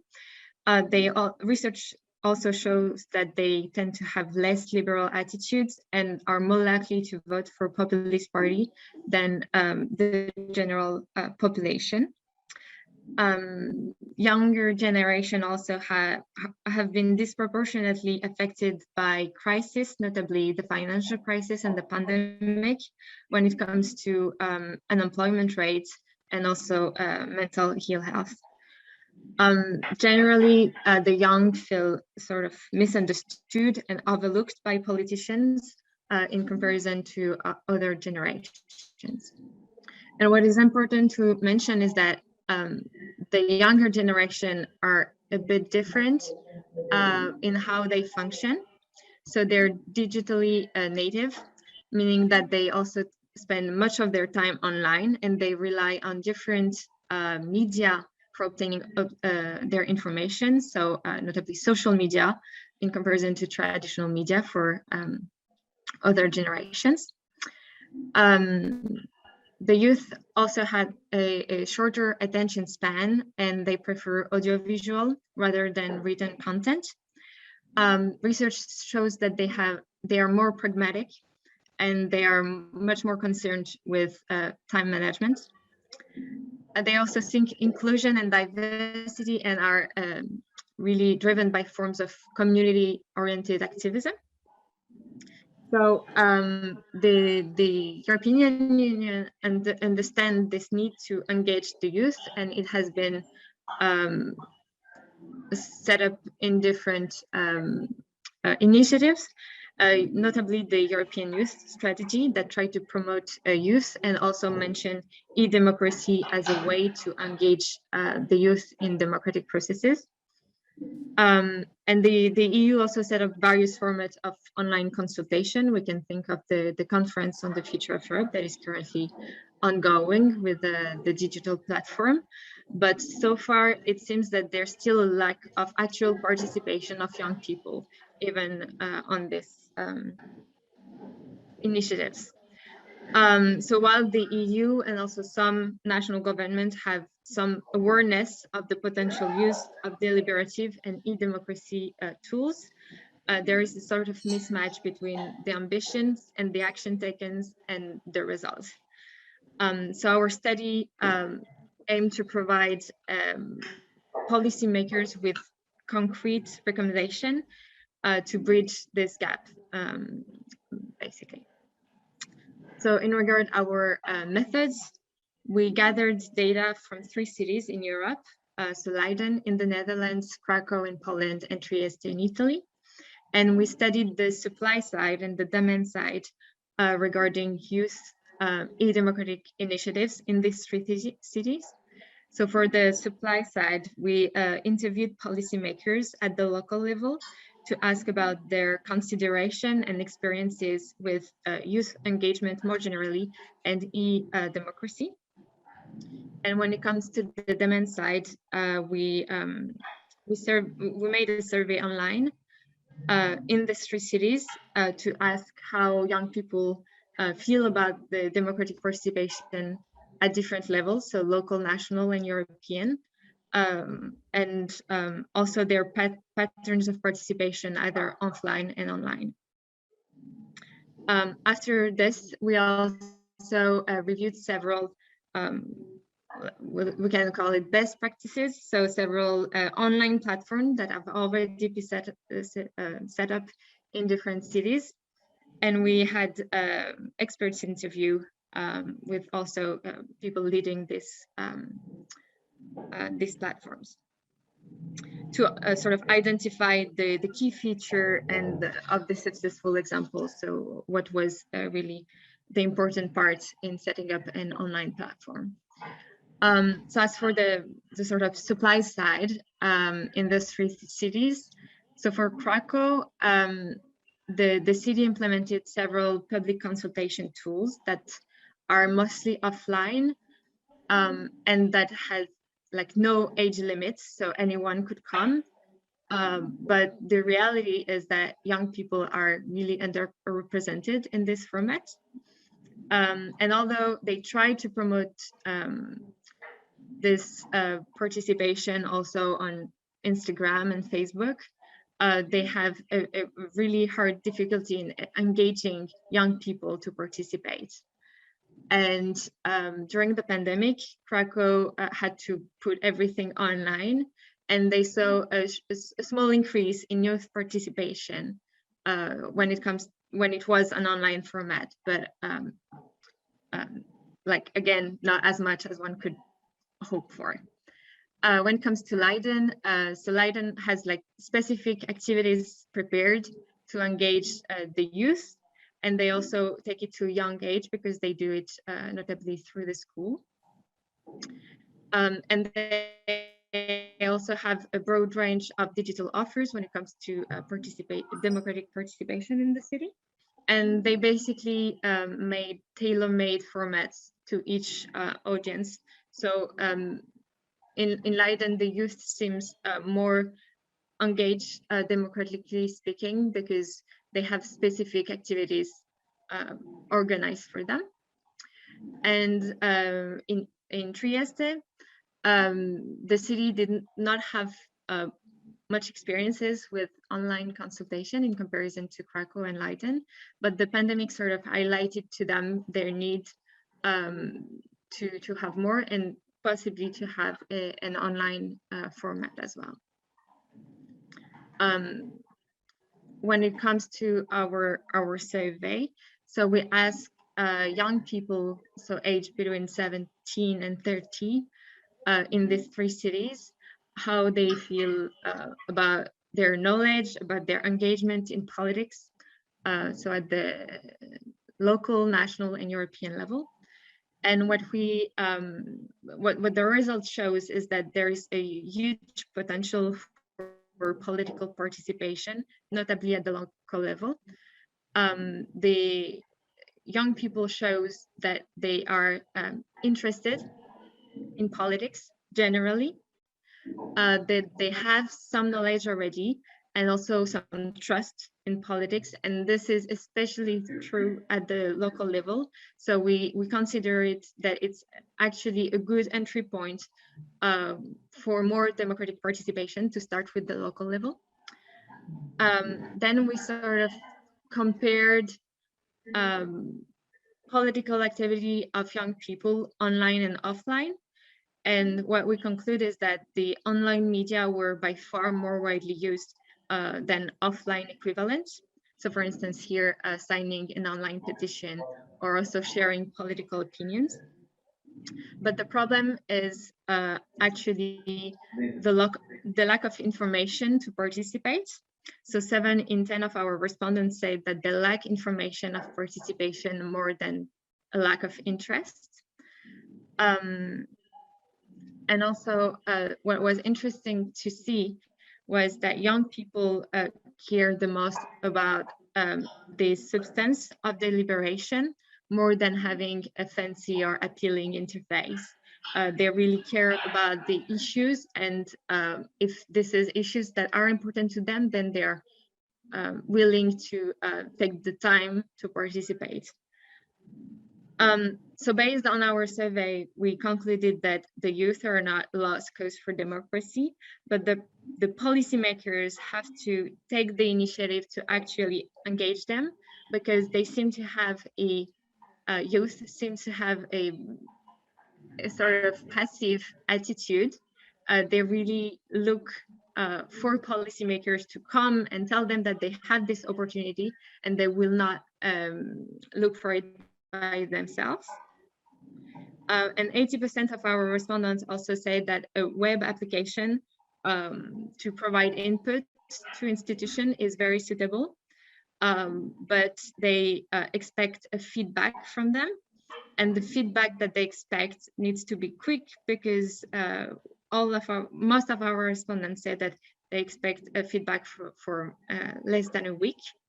So they want to be taken seriously, and for this they need a feedback from their input.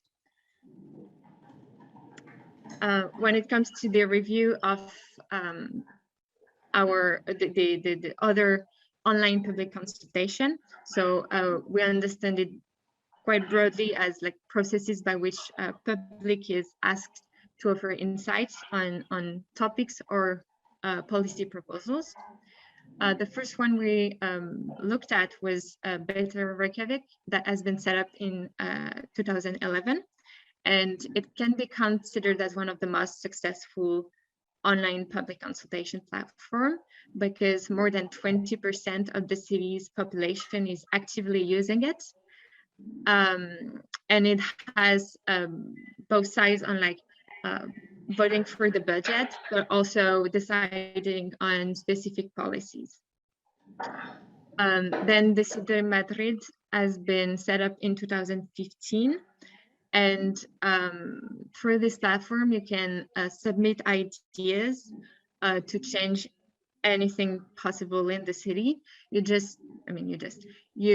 need to have 1% of city's inhabitant support for the proposal that you ask to be considered by the city council. So the City of Madrid does not really ask for a specific policy.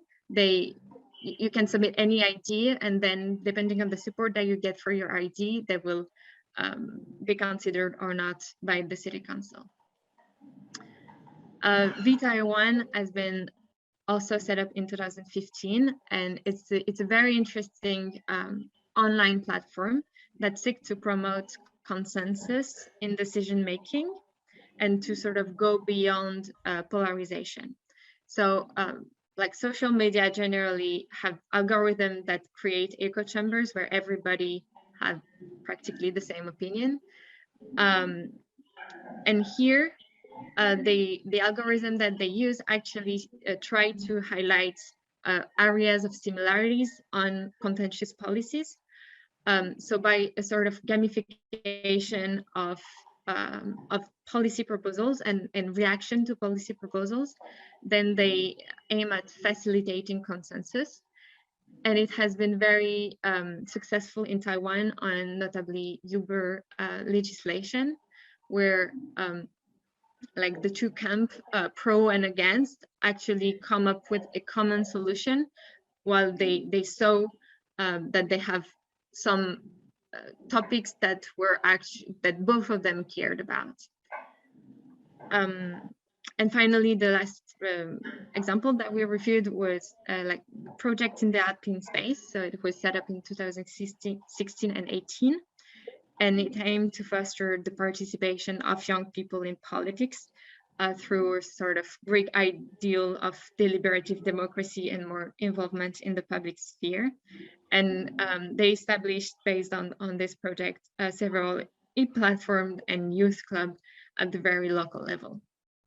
So our main takeaway from these examples were that, first of all, you have online participation platform have to moderate the passion and the poison. So they need to seek the polarization of opinion and facilitate finding a common solution. This platform also should manage expectation.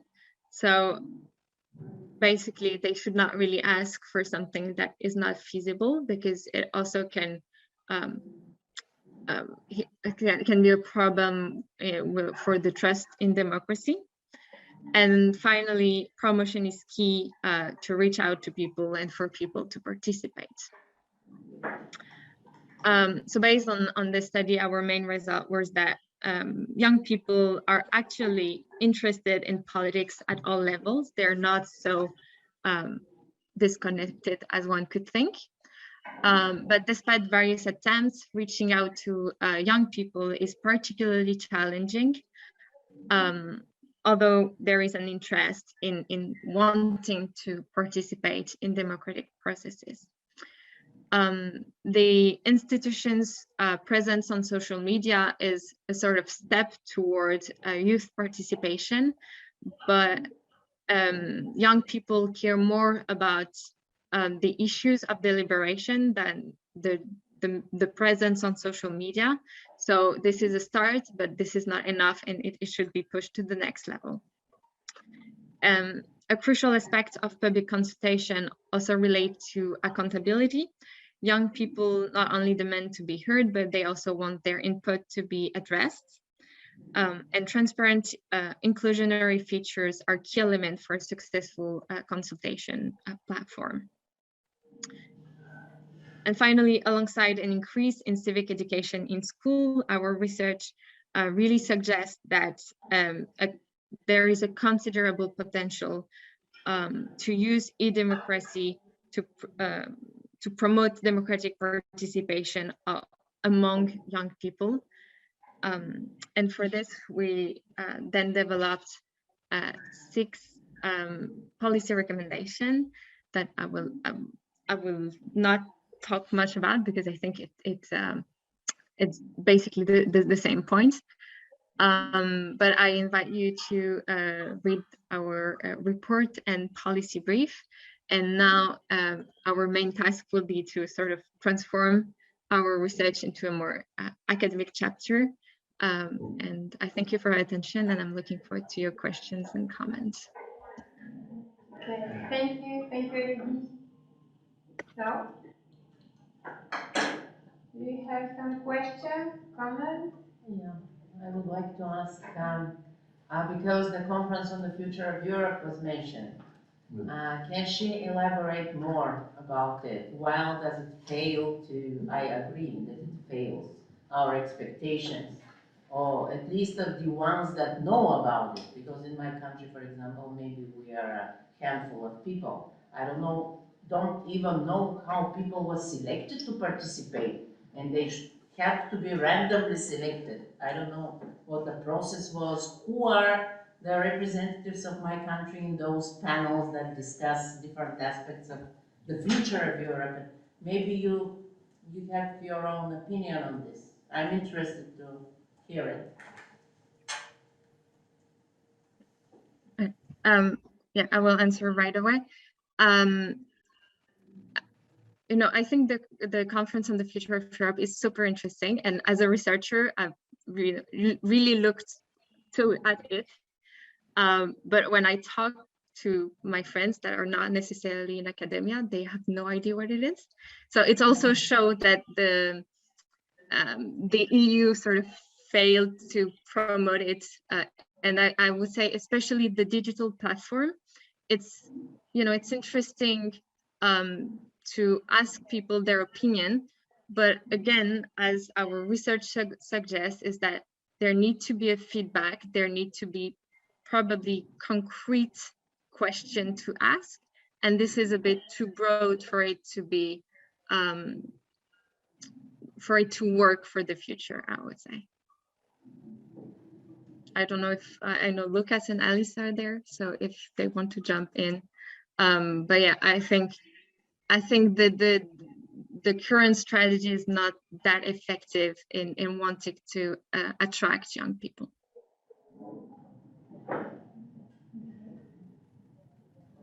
Other question?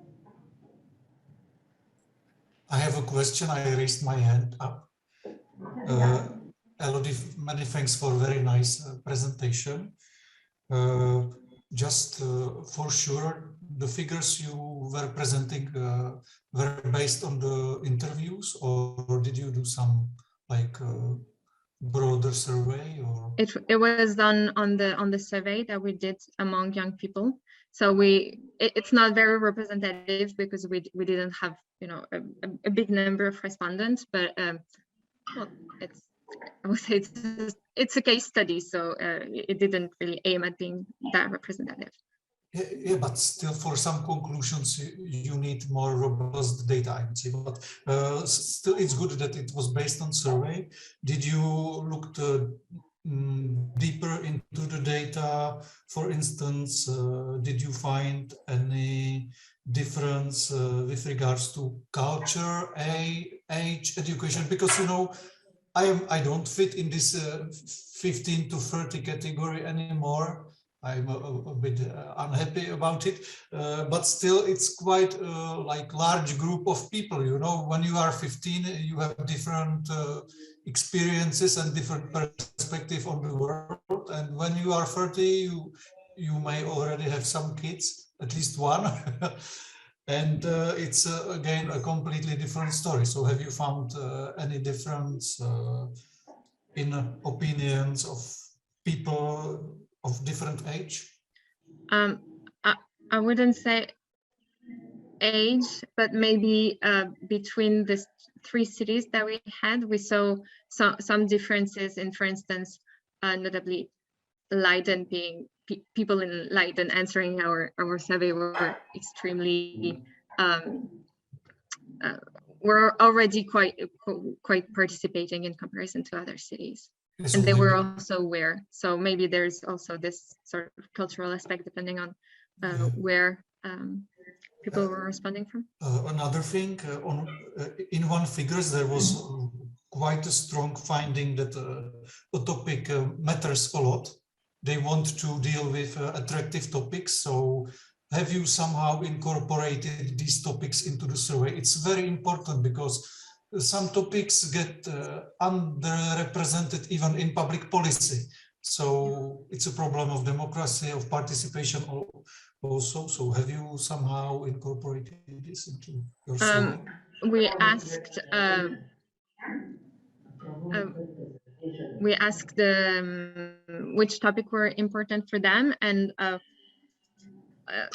it also sort of, I mean, newer topic like climate change was also mentioned and stuff. Some topics that sometimes at the local level are not so much yet taken into account.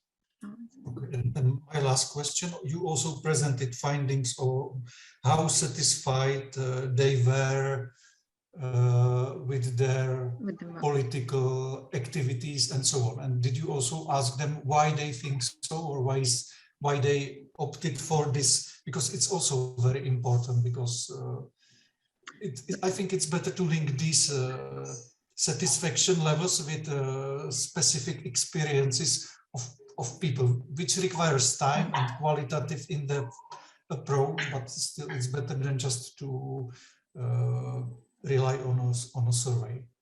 Yeah, I would say yes, I agree with you, but unfortunately we did an online survey and we didn't ask this question. But I agree, it would be interesting to see why and why not they were happy with the democratic setting a different level. Thank you. It was very nice. Thank you for all your questions. Thanks. So maybe we will be in touch, because I like your approach and there's some potential for comparative things. Thank you. Thank you. Okay, I have a question too. Excuse me. William first. William, okay. Thank you, Elodie, and on behalf of the team. So it's very interesting. Thank you for your presentation and for the effort. My question is about time and commitment. Is there a stage after which the young participants are more committed to come back and to do something over time? Because most of the time, the main problem that we face in politics or in NGOs, it's that it's one shot. We have young people participating once, and afterwards we lose them. So that's why I would be very interested in knowing if after a certain degree or a certain action, some participants are more committed than others, and of course, when we reach stage. It's a very interesting question. Honestly, I have no answer to that. But I would say that because the youth generation may be a generation that is a bit more different on how they interact in comparison to the others. So maybe it's a moment when they're young to start to for them to be active in democracy, because maybe later it's too late if they don't have the knowledge and the habit to do it. But honestly, we didn't measure this. Or thank you. Thank you. Anyway. No, I just want to know if your survey in the three towns, Krakow, Leiden, and the last one, was in the same time or during the COVID time, or it was related to that or not in your analysis? Yeah, so we did the survey last summer, right? Yes, and we asked because obviously when we ask if they participate more online or offline, we knew that COVID will ultimately impact this. So we asked over a period of 2 years, did you do this or did you do that, to encompass both COVID times, but also pre-COVID times, to make sure that it's not completely biased. And all the 3 cases were done at the same time. Okay, thank you. Okay. Alice, do you want to add something? No? It's okay? Okay. So, yeah, it's for you. Thank you.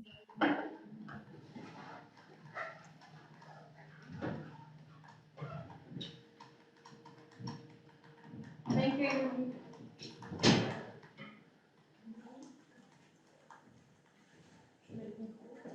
Vous l'avez la semaine passée?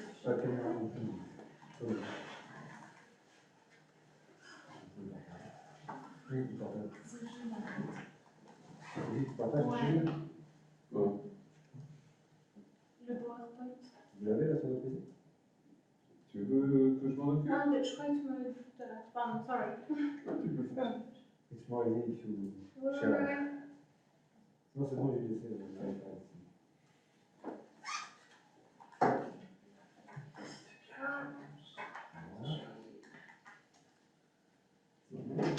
Okay, thank you.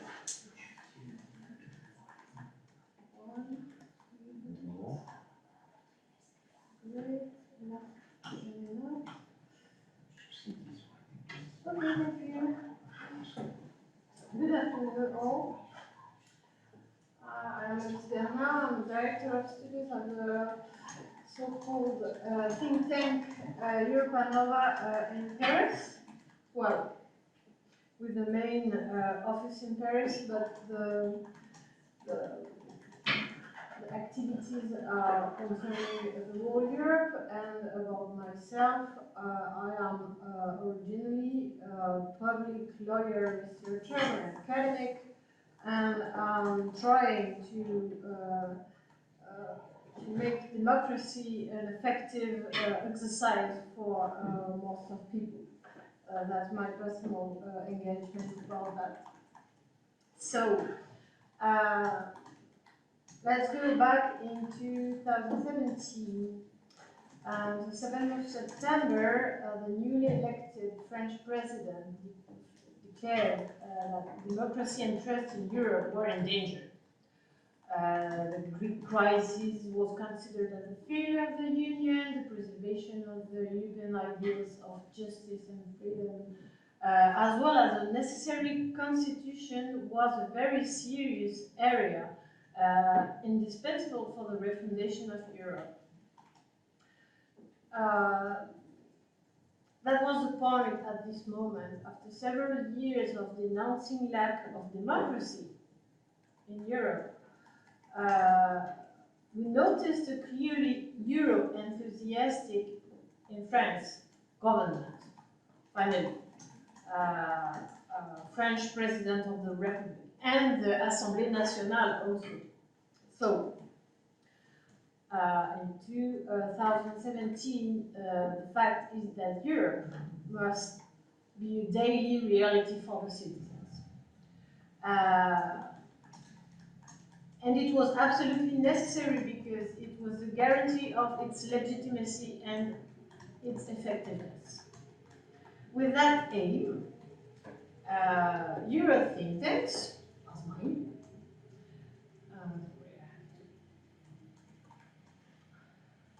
oh, sorry, you have to change my page. Yeah, excuse me. With that aim, our think tank became in charge, and several other, we became in charge to restore confidence, social cohesion, and the sense of belonging of the French and all European citizens. One cannot say the mandate was clear, actually. So,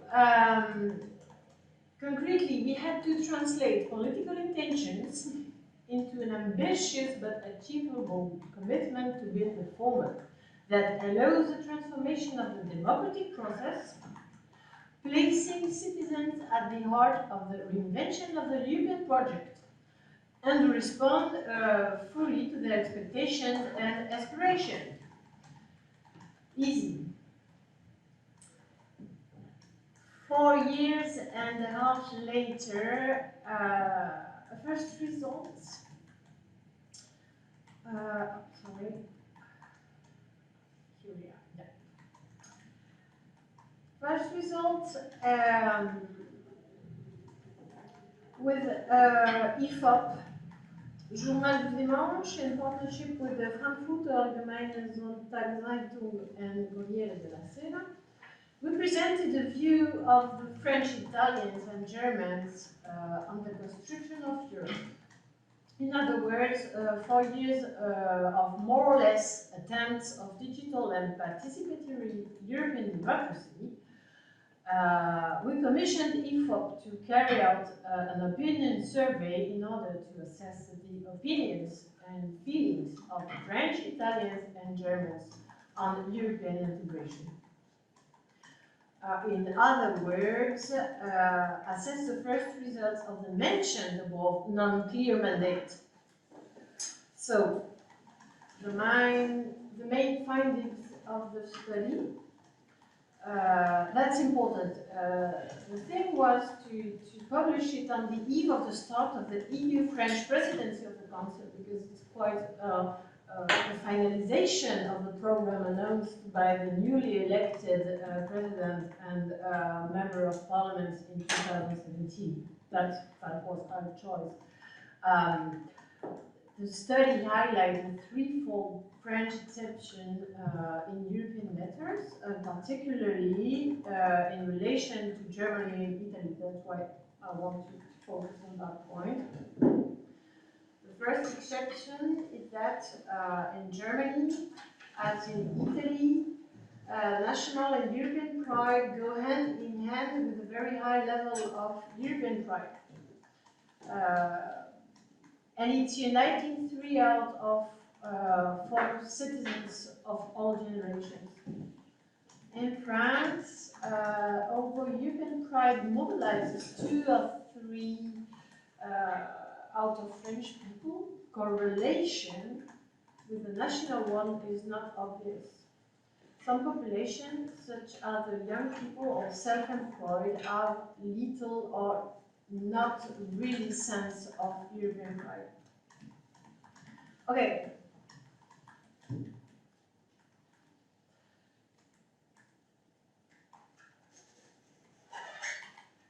The second exception we can notice with the French is counterintuitive, that the young French people, for example, their level of European pride and the desire for greater European integration, for example, is very low in contrast with the young Italians and Germans, that they show a higher level of European pride and integration. And the third striking French exception is that in Italy, as in Germany, supporters of political parties from the extreme left to the moderate right have a high and homogeneous level of European pride, that in France, the moderate right, for example, even just the moderate right is very, very divided, contrary to the Italian and German situation.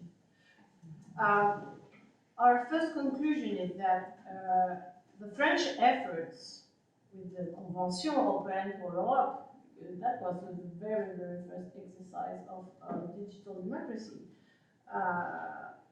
These efforts looked inefficient. Why? Probably because of the presidential system that polarizes the French opinion. I mean, if the president presents himself as pro-European, opposition will tend to oppose Europe in general. That's an indiscutable fact. And the concomitance of the presidential elections and the 2022 French president of the European Council, sorry. This concomitance is rather in the direction of an increased polarization.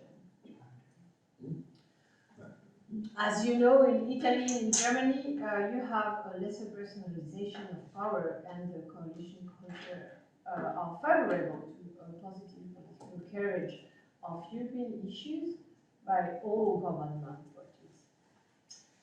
Anyway,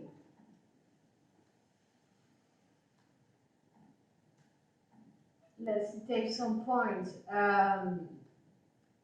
The thing is that I'm not in position today to announce a success or a failure in introducing digital and participatory European democracy in French citizens in particular. First of all, because as I told you, the mandate was not clear. What were we supposed to do? So whoever wants to see it as a failure will see it as a failure. This explanation just to put you in the mood of the context in which we were embedded when we decided to begin digital and participatory European democracy in 2017.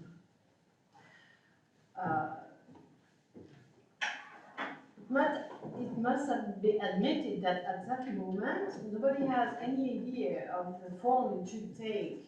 So we, in Europanova, we've chosen to work to enable reappropriation of the European issues.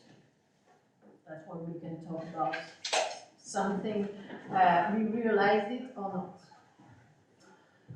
A reappropriation of the European issues, because one thing is clear, they have become, out of the academic work, European issues became the favorite subject of skeptics.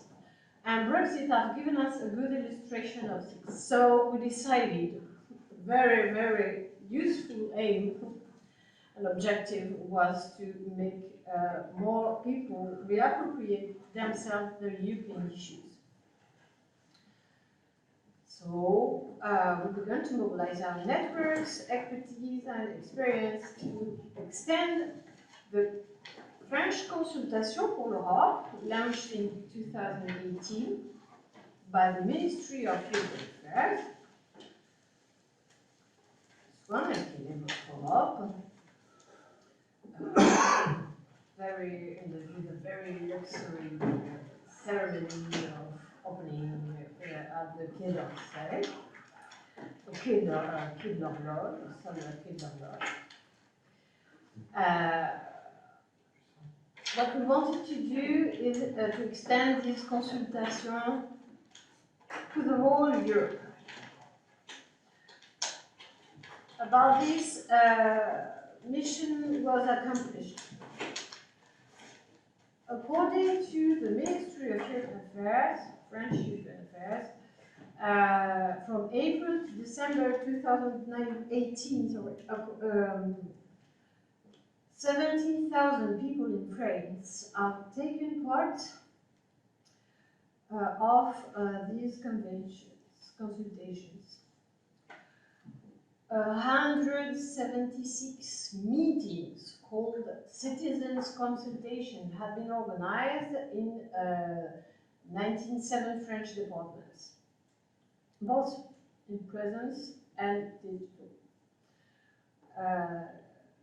Gradually, between April and December, member states agreed to consult their European citizens widely with common methodological principles, convergent objectives.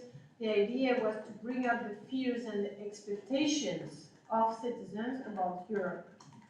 Because if we had a very clear mandate, we have to admit that citizens weren't really aware of what they wanted. We had to do a very intense work about that. So gradually, between France and after the whole Europe, we had 50,000 responses sent to the online consultation open to all Europeans. This consultation took place in all the EU countries except the United Kingdom, Hungary, and Italy, for reasons you know at this moment.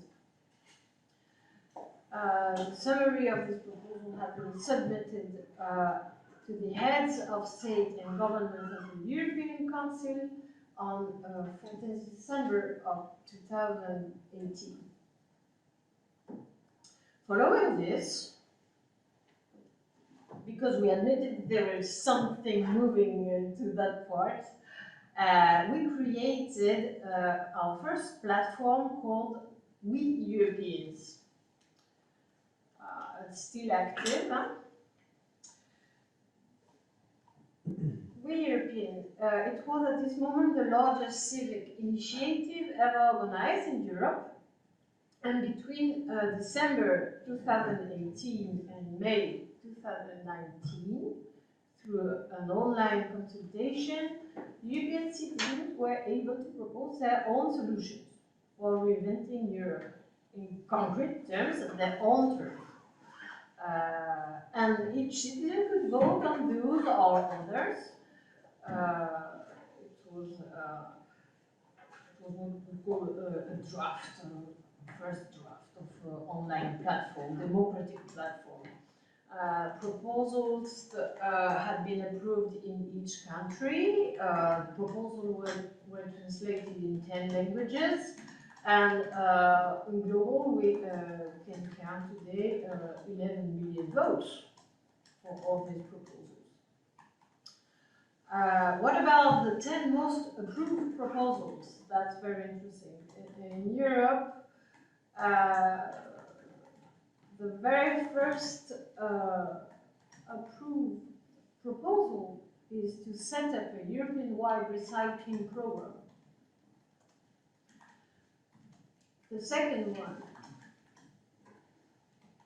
ban those who have committed crimes from working in public sectors or running for elected positions in Europe. Third proposal, protect all forests with good management. Fourth, stop tax breaks for multinational corporations. Fifth, invest in education and research, protect workers' rights, coordinate the chemical restrictions, support renewable energy projects in cities. Clear and transparent information about the projects and agreements between EU and the third states. And finally, ensure that every EU citizen can get a medical care with a European health card. In other words, I will clear it up, but in other words, all these citizens wanted to make sense of the Green Deal and the rule of law. And all these terms we are very, very motivated to debate. People are having an advice on it. They're imagining a social Europe and a health Europe. And you'll note it was even before the pandemic crisis for the last point of the health Europe. As a good sign, 2020 and the beginning of the end of the world, the new European Commission is struggling to get established and is stalling in front of the cacophony of the mass drama and health coordination. I mean, our citizens were maybe feeling something that our institutional people didn't. I don't know. Just noticing that. On our side, because after the first exercise of we Europeans, we decided to launch another platform, but more focused on territories. That's the point, because the very wide platform, we will talk about it later. The very wide platform, we realized that only the people very, very informed of European issues are aware of that. What about the others? So we decided to focus on territories with a better platform, with another work with the towns, middle towns in general. Here again, this platform, ecology is a priority. And you will notice that all of them are in front of ecological fields. But according to the territory, they will not understand the ecology in the same way. Just a very basic example. The question of... What was the name of the second platform? Agenda européen pour ma région. Yes. Yeah. Nothing appears here, right? Sorry? We don't see any slides. Comment ça? How do you... Well, I don't know, but the same slide has appeared for a long time, so if it was... Yeah. No, the slide moved. No, it's okay. No, Okay. Sorry, let me say Ok, agenda européen pour ma région. Okay, just an example, the use of snow cannons, which is an ecological question for people in Grenoble, does not arise in the Breton fishing zone, to give an example. But we are still trying to give a sense to Green Deal with their own realities. What's very clear in all the digital meetings we could have is that the link between ecology and health is clear, and it became clearer again and again with the pandemic. The use of pesticides and water courses, road network and air quality, all these very, very specific citizens' concerns, we not really find in the EU legislation. Okay, about quality of air, yes, but that was our job to explain it to the people, I would say, but for most of the concerns, there were not any EU institutional answer. Following these points, migration and employment. And finally, cross-border cooperation in the very border regions, of course, were very important and recurring theme.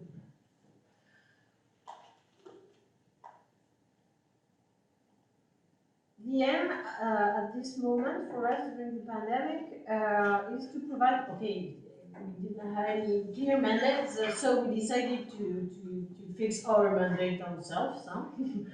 The idea was to provide a launch pad for the conference on the future of Europe. And we decided, I don't know, to prepare people, prepare citizens, be ready, something huge will come. We don't know exactly when, but so be ready, be ready. And this conference has been very slow in coming into being. So, for example, a year ago, beginning of 2021, from our part and the relations we could have with the EU administration, the credibility of the EU was at stake at this time, because everybody understands that further delay of the conference in the future of Europe would probably be misunderstood, because people informed of the European issues were waiting for that seriously, and all the people that discovered it quite lately were waiting for it, and delay the conference had the opposite effect. It eroded confidence in the European Union ability to act, because as we noticed between 2017 and 2020, people wanted to share their own interpretation of Green Deal, of rule of law, of all these great discourse we can have in the institutions. So a year ago, we still had interinstitutional discussions. They weren't agree about the steering of the conference. They weren't agree about respective representations. What we knew about the informal exchanges with the Commission and the German presidency and Portuguese presidency, the coming French presidency, nobody was agree about the steering, the end, the beginning. It was a year ago. I don't know if it explains everything, but it probably explains some things.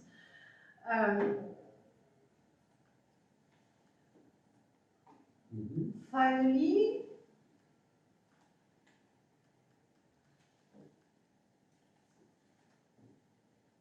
with the first ray of the spring, sunshine, and the European Council finally delivered its conclusions about what would we understand with conference on the future of Europe. You can read the joint proposal by the Commission, Council and Parliament, and this proposal aims to reflect on the future of the European Union in the medium and long term through an ambitious and inclusive process involving as directly and widely as possible European citizens. Very, very concretely, we all sent our conclusions, our proposals, our votes, our analysis, and they absolutely didn't care about it. Absolutely. We are resilient, you know. And when reading the 5 pages of the principles, objectives, and governance, I mean, they probably decided everything before we gave our advices and conclusions.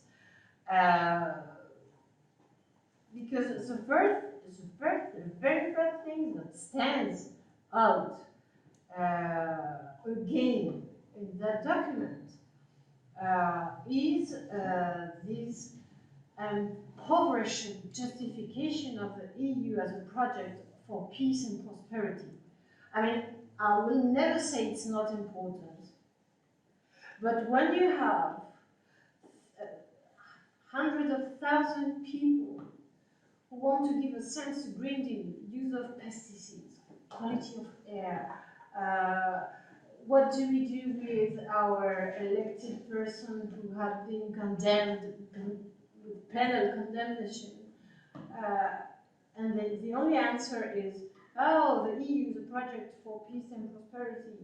No, there's something wrong. The fundamental challenges to democracy had to be adapted, and in that point, these platforms were a very good tool. People is tired of resilience, of peace and prosperity and solidarity. These terms are very important, but they are not concrete. I mean, we are not talking about the problems of the snow cannons in the Alps. And if institutional people doesn't answer to that, they are also again increasing the gaps with the people. And it's difficult to announce a digital democracy when you never take into account these points. And we had numerous votes on these points. So what's happening today, and I'll finish with the last point, it's not hard to compare these conferences sur l'avenir de l'Europe with the solemnity of the 2000 Larkin Declaration. Do you remember the Larkin Declaration? This super declaration and its unfortunate outcome, the Constitutional Treaty. I mean, they're again doing the same mistakes again and again.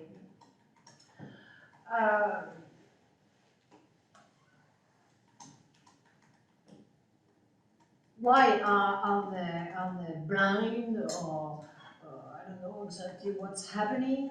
2 or 3 explanations. Maybe because more participation and democracy have rarely resulted in mass demonstrations of citizens in the streets of Brussels. I mean, or people are demonstrating other things in Brussels, unfortunately. The problem with this conference that it had been announced as a momentum and spirit, and the result is just sad. It's just an old solution of the beginning of the century, you know. Knowing all these platforms and online activities, we can notice. I mean, we all realize that. Nevertheless, let me finish with something positive. The conference on the future of Europe signifies a first good news for European democracy, for 2 very closely related reasons. I'm talking I'm the public lawyer now. The conference engages outside the legal basis for amending the treaties. And that's a very good point. I mean, I don't know if citizens understood that, but for a public lawyer, it's a very, very Once good again, point. it engages the idea of changing the treaties. Yes, amending the treaties. Amending the treaties. Yes, they will amend the treaties. It's a But they revolutionary announced idea. to amend the treaties from the conference proposal. It could help, it should help to relaunch Europe's constitutional process. Because for the past years, you have a new treaty, treaty revisions about 5 years, 1992 for Amsterdam, 1997 for Amsterdam, 2001 for Nice, etc., etc. Maybe 13 years after Lisbon, because we have a problem with amending treaties since Lisbon, but that's not the point. But waiting for 12 or 13 years after Lisbon, it could be a new, fresh air about amending treaties. It could be interesting. A new progressive constitutionalization, another form of democracy of constitutionalism. That's a very, very specific point of that complex. So maybe we are trying to quit the classic technocratic approach of taking decisions by patiently weaving together with the socio-economic interests, etc. I mean, things will not change from a day to another, but I seriously think that if we can focus and give the interest of this constitutional point, even if the very citizens' interests are not taken into account right now, maybe they will. We all know that establishing common rules takes time. The problem is that crises and pandemic emergencies cannot wait time. So we still have to cross this gap. I know things will not change from one point to another, but we have new tools developed these 4 last years. We can all imagine them better, but we all have to be agree about the result. That was our very first problem. For which result? So today I can announce you for 2022 that my result for these tools will be to reinvent European constitutionalism.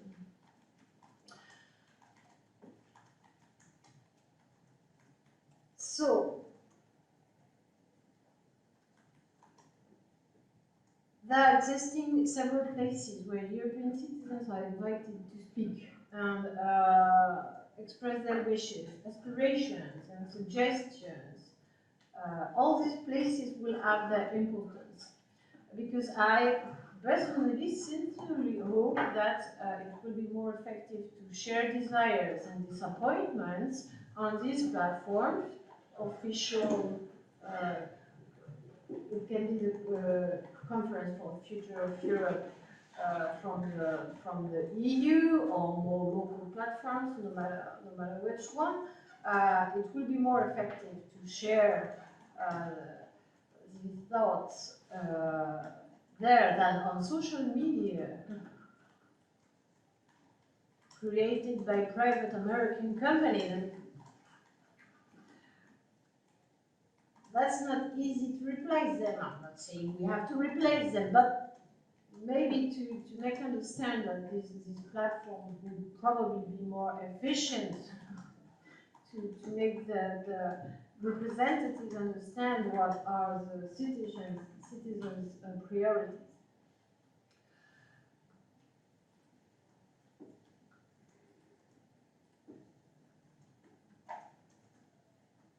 the difficulty for the EU right now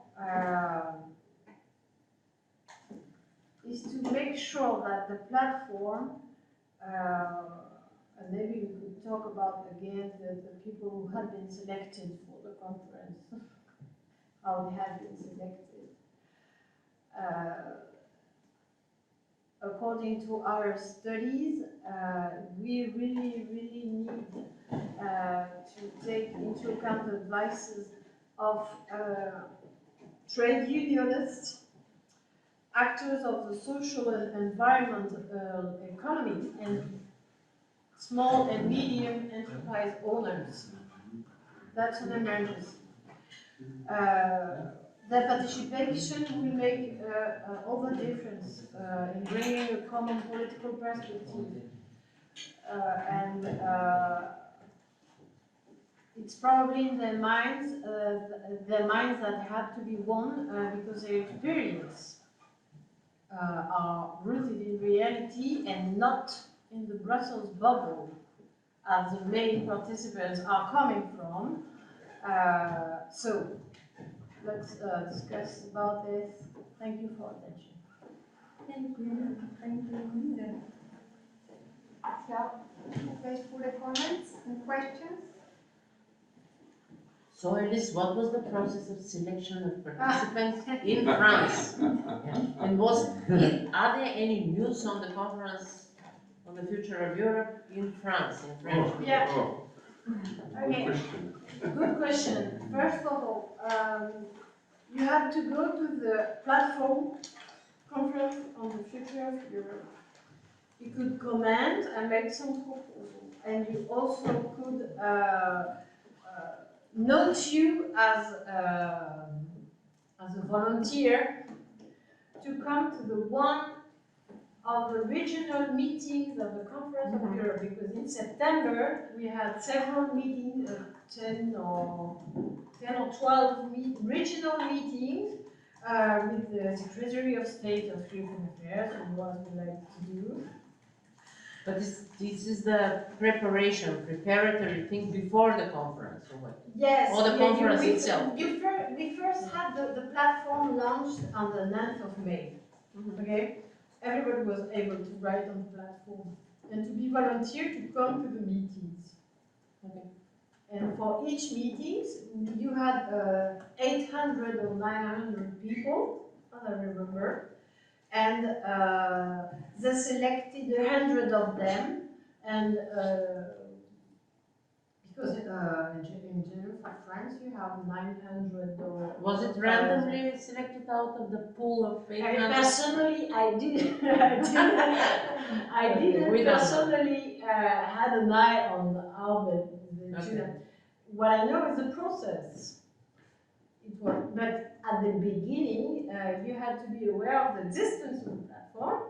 And if you are aware of the existence of the platform, it just signifies that you are aware of the European issues. And you are informed of other European think tanks, and you know it, and you are ready to come to the regional meeting, and so we are just continuing with the same person and the same discourses and the same, and we are just running in a wheel unhappily. But I guess that they choose it. I mean, I cannot imagine any corruption to be a member. One positive point.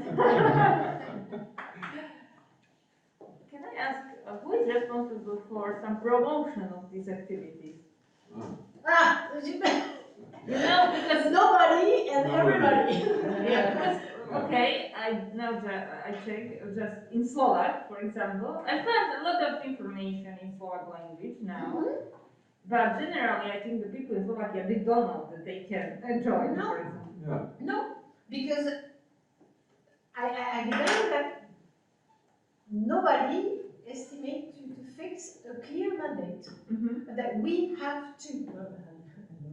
For a lawyer, I love we have to, why, how, with who, you know, in one hand it was very interesting because we were trying to, you know, Gilles, you remember first with the students, okay, let's try to organize something, okay, let's discuss with other students of other countries, okay, how can we foster it online in the pandemic, and we were like on the live laboratory with people and deliberative exercises, but who was in charge to promote it?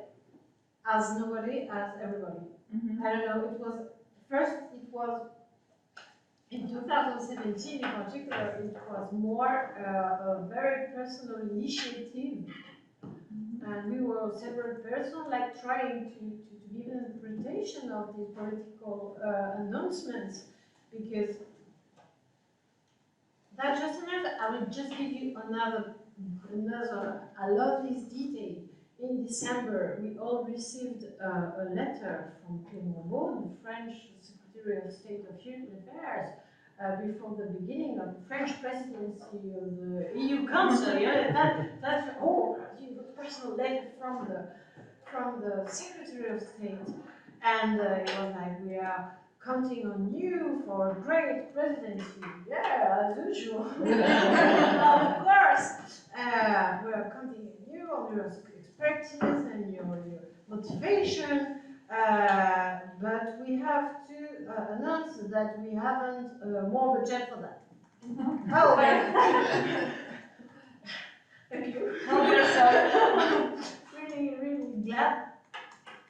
We had a lot of fun. I'm sorry, I couldn't have to say that, but we had a lot of fun with that. To give you the question of responsibility, who is responsible for that? I mean, I'm not mocking the Secretary of State, because if the Secretary of State have more budget, it's because nobody gave him more budget. And who decided for the budget? The National Assembly, and they voted for it, and they probably forgot Assembly, to vote for National more Assembly budget. is for the picture, it's the president said. So we go, No, we took the president of European Council, but with no more budget. It's exceptional. Vive la France et vive la République. Ah non, c'est la Don't worry, the same situation in Slovakia, I give you one example. No, I think they probably forgot to vote. No, seriously. Probably. I give you an example from Slovakia. No, we just, you know, that we are with this Visegrad Forum of for like Hungary, Poland, Slovakia, Czech Republic. And this last period was the Hungary, the head of this group, and they organized some events, conferences, and so on. And we got a call from the Ministry of Interior Affairs. Please, can you go? Please, we look for experts who can go to present something about smart cities there. We discussed with colleagues. Okay, we can prepare something and so on. It will be in Budapest, so we will have some expenses related to the business group. Yes, and.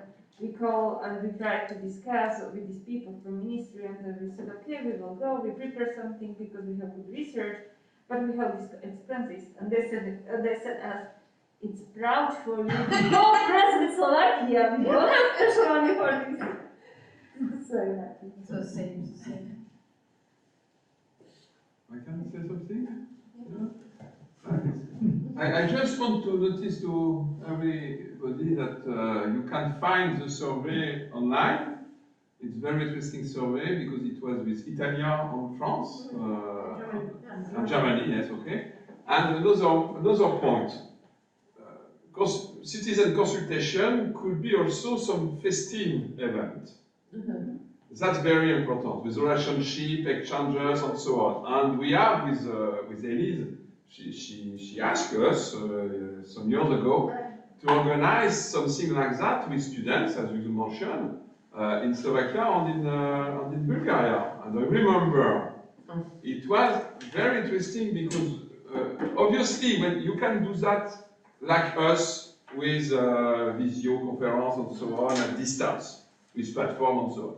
But with platform, you have not this relationship point of view. You have not this meeting of people, communicational aspect. And I think that this morning we speak about municipality and citizenship, participative citizenship. It's exactly the same way.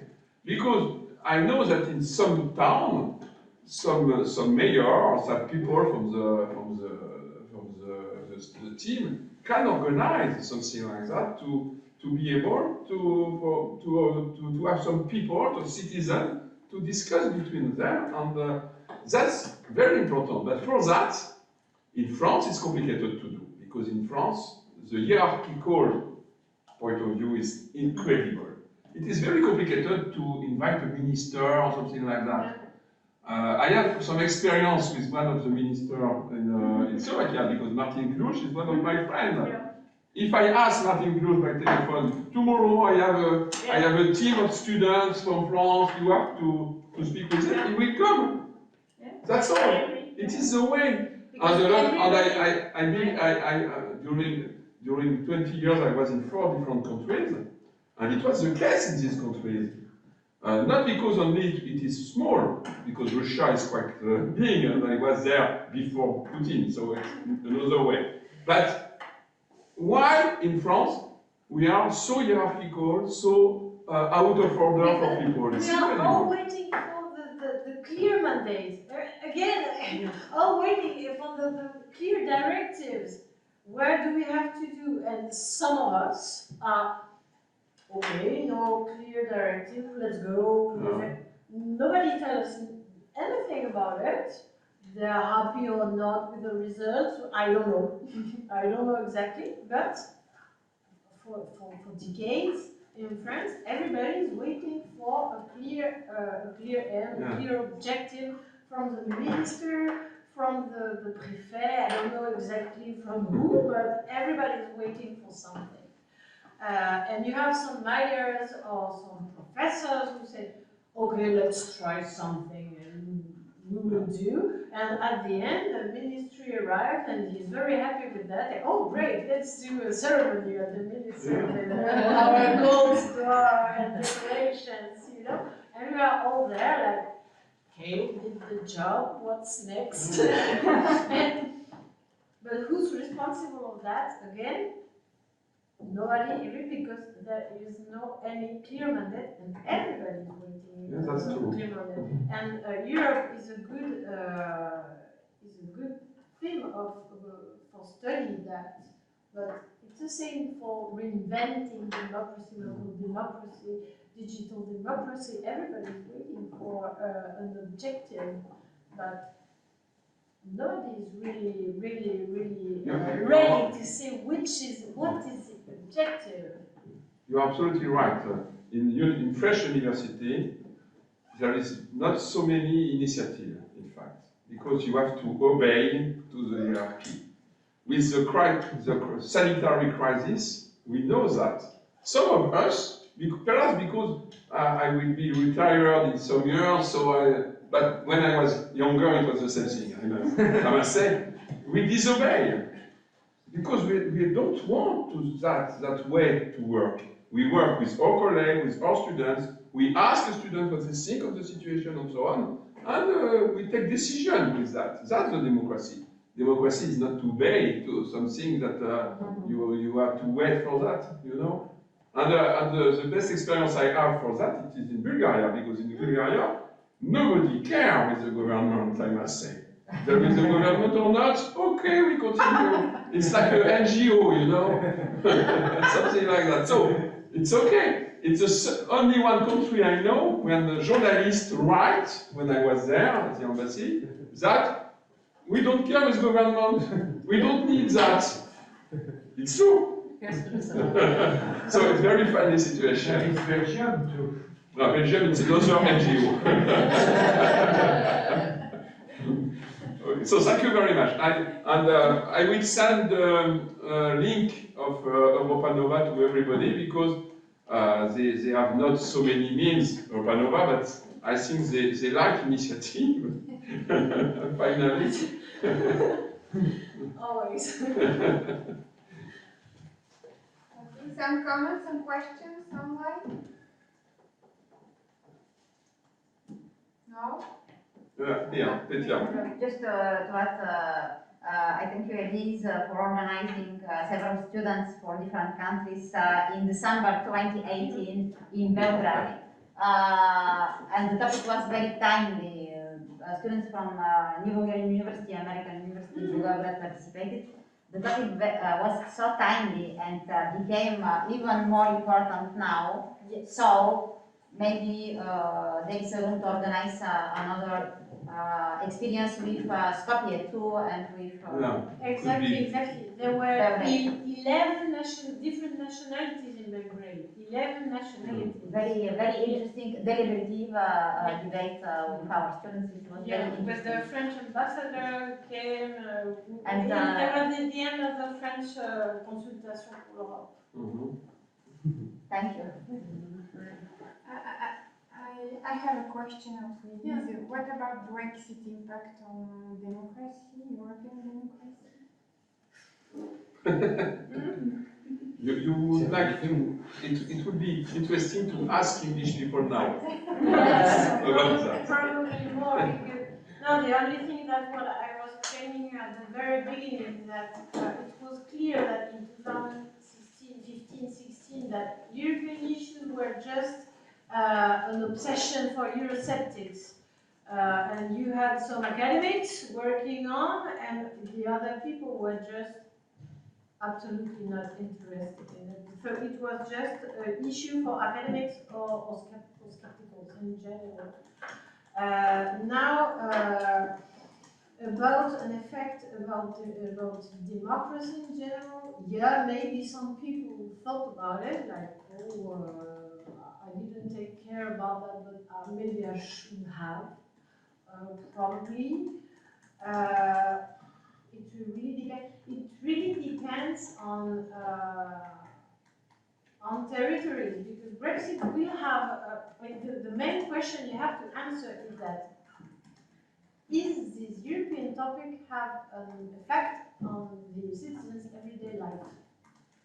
And it has for people in northern France, or in northern Britain, or in Belgium, or in the Netherlands. But does Brexit have any effect in Bulgaria?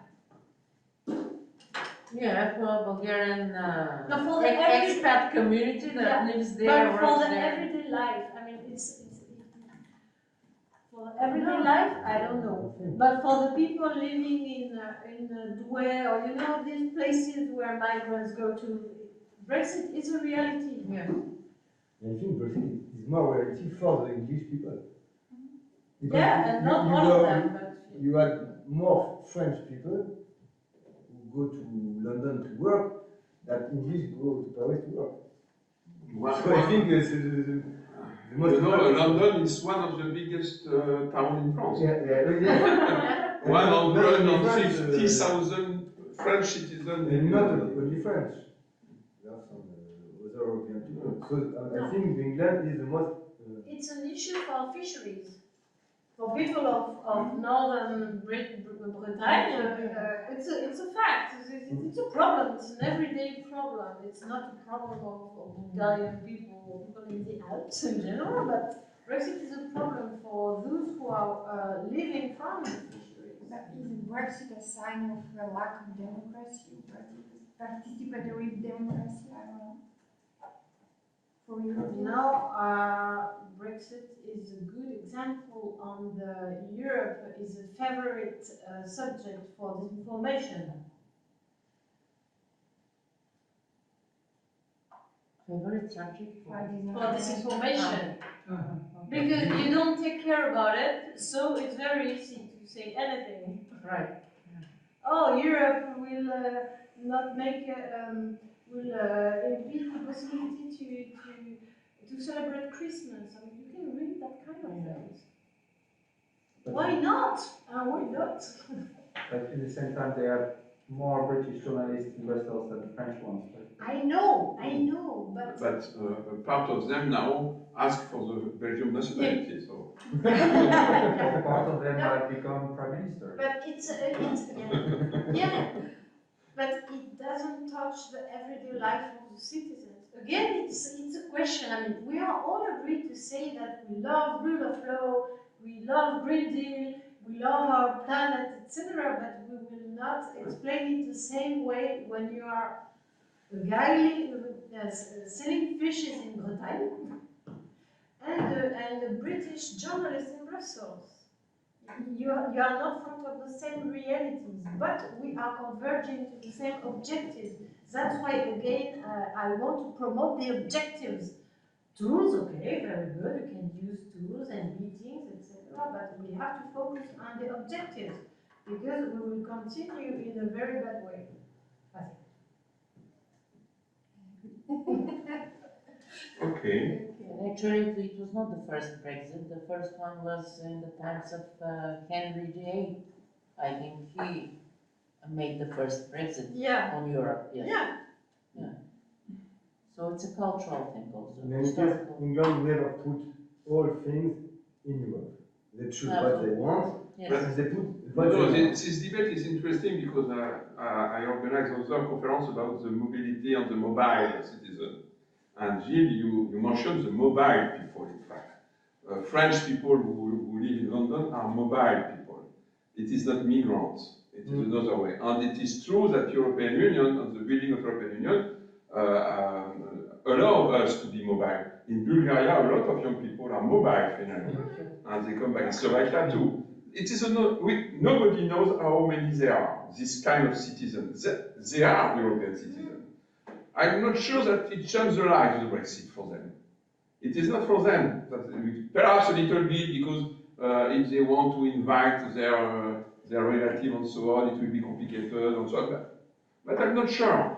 The Brexit is not for these people, the complication, I mean. It is for the others. Those who don't are mobile. And in France, we have a lot of citizens who are absolutely not mobile. We know that, you know. In some countries, the number of mobile are much more important, in fact. Generally speaking, it's highly educated people and so on. It is not any people. But the citizenship of these people are not the same. And the main problem that we have, these people have a proportion not to vote, finally, because it's complicated for them to vote. And often, for example, if I speak about Hungarian government, they do everything for them not to vote. Obviously, Polish government, the same. And the Hungarian government, for example, they organize the votation system differently for Hungarian origin people in Serbia than for Hungarian people who live in Paris, for example. You imagine that? It is because they don't want certain people to vote. It's true. And it was the same case in Bulgaria, in fact, more or less. And that's a very interesting point, because for this mobile person, when they vote in European election, it makes sense. But does it make sense for French people in some part of the country? I'm not sure, because the campaign is national and so on. We know that, you know. And the expression of citizenship is not the same. And perhaps we will add something in the book about that.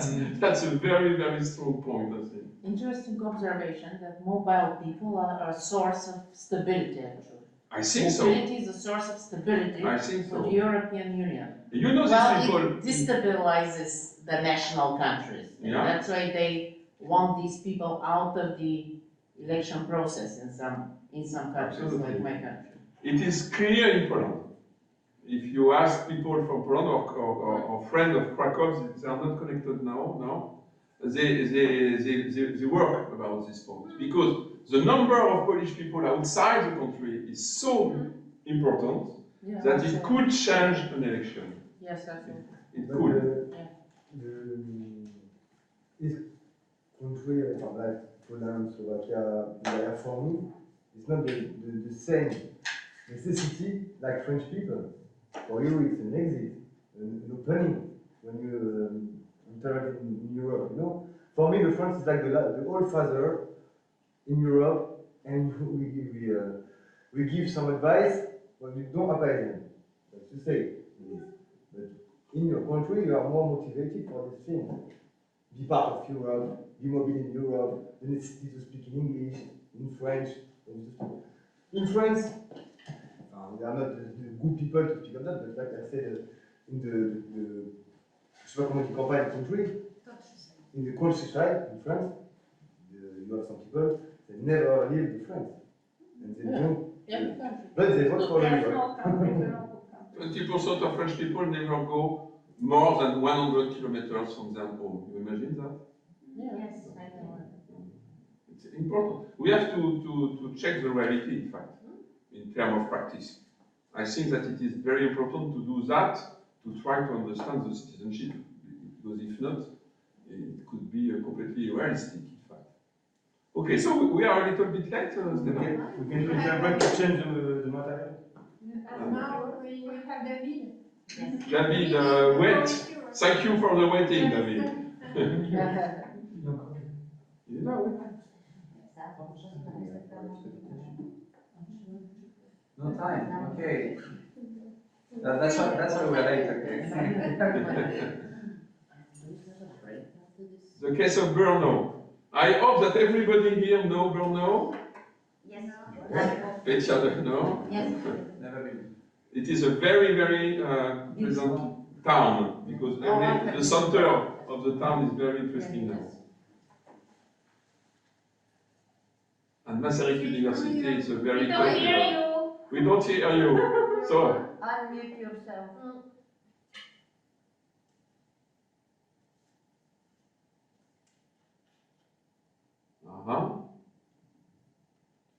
The micro? Yes, now you can hear me. Yeah. Yes, it's okay. Sorry, I didn't notice that my microphone was. I didn't include photos of Brno in my presentation, so please check the website or the internet. It's full of Brno pictures. It's a beautiful town. Some would say city, some say that it's the smallest, it's the biggest village in Czechia, because Czechia is full of small towns and villages. Good afternoon, finally. I will try to be brief, because also I have other meetings and tasks. I want to summarize some of my findings on if ICTs are used in participatory initiatives. I focused on Brno because it's quite exceptional in Czechia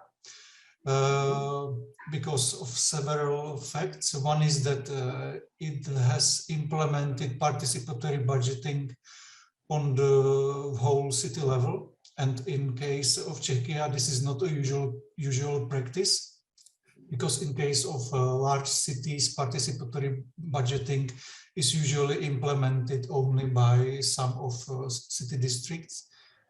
And Brno is also exceptional because of its Brno 2050 initiative, especially thanks to, I would say, rather high involvement of external stakeholders into strategic planning processes. So my paper will be about how ICTs were used in this Brno 2050 initiative, and also in the participatory budgeting.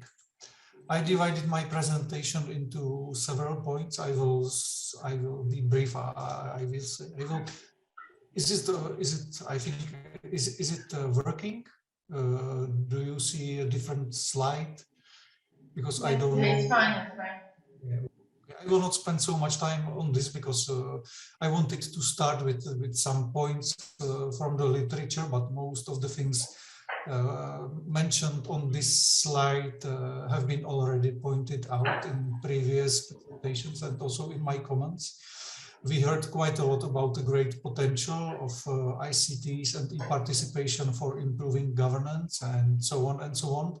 But a lot of buts have been already emphasized today. There are quite a lot of requirements or success factors. We heard quite a bit about capacities. We didn't get so much to project management capacities, because really how project managers, I mean managers of participation projects, are capable This often determines the rate of success of e-participation initiatives. Also, we didn't get to another topic which may be very important for e-participation practices, and it's this one, discussion facilitation. Usually public administrators in Czechia do not have sufficient capacities related to facilitation of discussions, although this is very important really for participatory as well as e-participation initiatives. I think that we have heard something about motivation and commitment, and also about enthusiasm, which is necessary for at least the beginning of participation or e-participation initiatives. Also, we heard something about compatibility between the society and culture and ICTs, because it's not always compatible on the national as well as on the local level. We also have heard quite a lot about active citizens, NGOs. We didn't get so much to quality of partnerships, but it's also very important prerequisite, I would say, for participation and participation. There are also quite a lot of challenges. Some of them were also mentioned during speeches of my predecessors. We didn't get to continuity so much. Maybe this was pointed out by William, but with regards to e-participation, it is usually criticized that many of them are, I would say, kind of one-off initiatives, that they are implemented for only short time and then they are rejected, stopped. Another challenge is related to who will participate. We heard about this quite a lot today. And I think that the main, or one of the mains of this conference is this knowledge experience sharing, which is another challenge, because quite a lot of projects funded from the European Union have been implemented in the recent decade. But the knowledge experiences are somewhat lost, I would say. So that's why I think it's very good to have in conferences like this, and that's why I'm also happy that I am here and that I can say some words on this topic, how ICTs were used in the participatory initiatives in Brno. There was, I would say that there were quite large space for using ICTs in participatory initiatives of Brno. Either in the case of this first initiative, Brno 2050, it lasted, it has started, I think, late in 2017, and it is still being implemented now. The strategic phase is finished now, and it was finished, I would say, partly at the end of 2018, when the City Council approved the formal document, Brno 2050 Vision and Strategy. I say partly because this strategic document was somehow revised after elections that were held in October 2018. So we will also get to the point how new political leadership may determine the stability, I would say, of participation or in participation activities. There was also some space to use ICTs in the next stage of this Brno 2050 project, because when this official strategy was prepared, it was expected that it will be also specified and programs will be approved, and following action plans will be also somehow discussed and decided by city bodies. Also, we can say that ICTs could be used inside the city administration. Here you have some boxes. Project management and project coordinators were the main people dealing with the project, but also we can include this group of the called internal guarantors, people from the city office who were appointed as guarantors of strategic values, that are now incorporated into the 2050 strategy. And this strategic planning initiative was also, as I said, characterized by involvement of external stakeholders. And here we can differentiate what I called external guarantors of strategic values. And I think this is the main reason why this Brno 2050 project is exceptional, because they appointed people from outside the city bodies to really be signed under 16 out of 24 strategies. So they were the main, I would say, facilitators of discussions about content in the strategy. And we can somehow differentiate them to other external stakeholders, I would say the public. And the public was involved to some extent, but I would say that the city bodies were working more intensively, especially with these external guarantors. Just a few points on this participatory budgeting initiative. I think that it followed practices that are apparent in Czech Republic. Participatory budgeting is somehow linked to city budget, but it's a bit separated to it also because of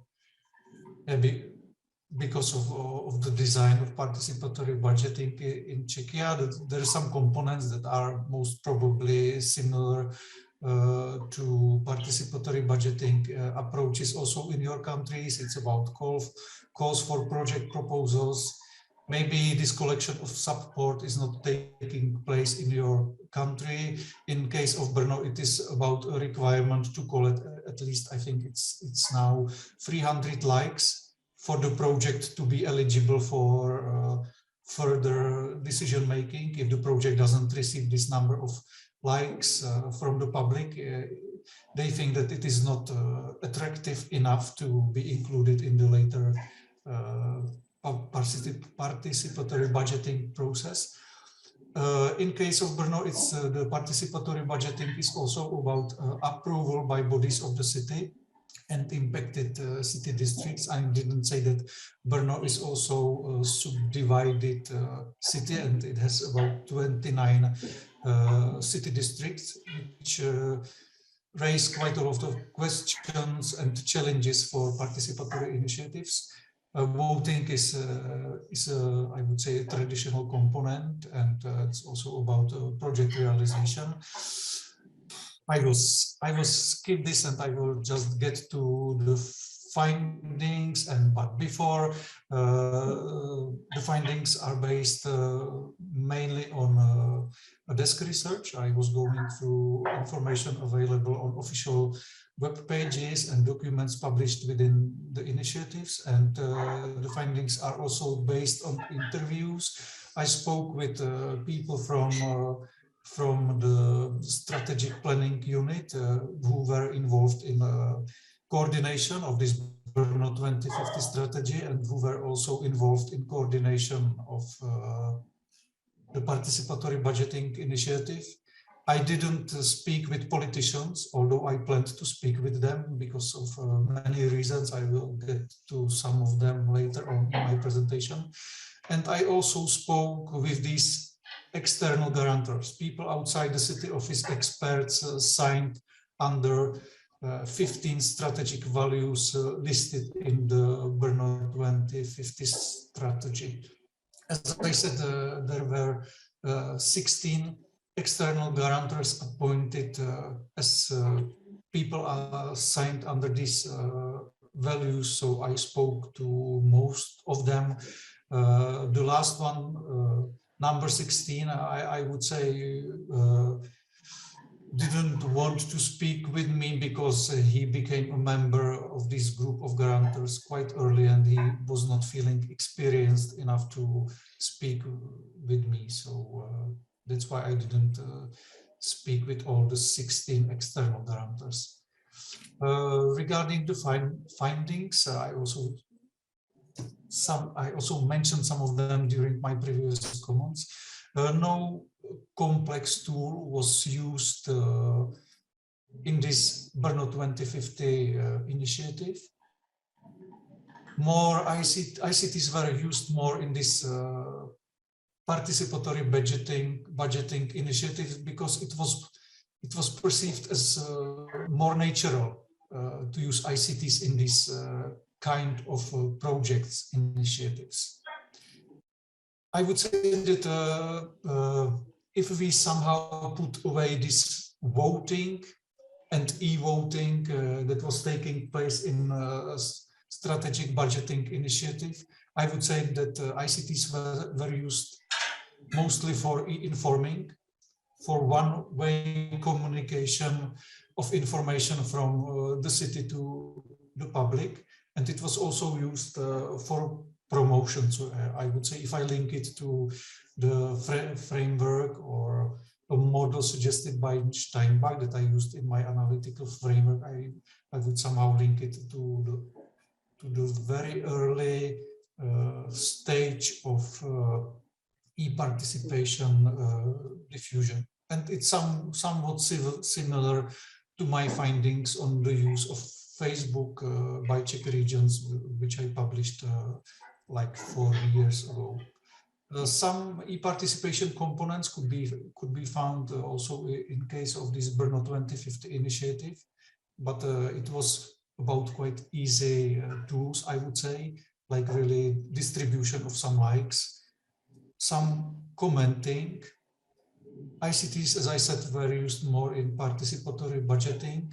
For instance, this initiative was also using the Brno ID, which may be also attractive for future involvement of citizens in Brno 2050 project, but this Brno ID has not been integrated into consultations that have been taking place within the Brno 2050 project. Both these projects are somewhat separated, although in case of some cities, for instance, in space, we mentioned this site Madrid, this kind of areas are integrated into one tool, which has some positives as well as negatives. The main finding that may be also among the barriers of diffusion of e-participation is that face-to-face instruments have been strongly preferred by the city administrators for consultations and discussions. ICTs were used as a, I would say, marginal channel for obtaining some input from the public, also as a marginal tool for communication with external stakeholders. It was really based mainly on face-to-face instruments. To some extent, ICTs were also used for controlling of the input received from the public. As I said, there were some process of looking for, searching for strategic values and strategic goals. It was about allocating likes to values and strategic goals. And sometimes you would expect that values or goals that receive a low number of these likes would be moved away from the final list of strategic values. But the city administrators used ICTs differently. They decided to use it to control the input, as I said, from the public. And for them, the low number of likes or points given to individual strategic goals were a signal that a topic needs to be more explained to public. They didn't find the topic, the value as the least important, but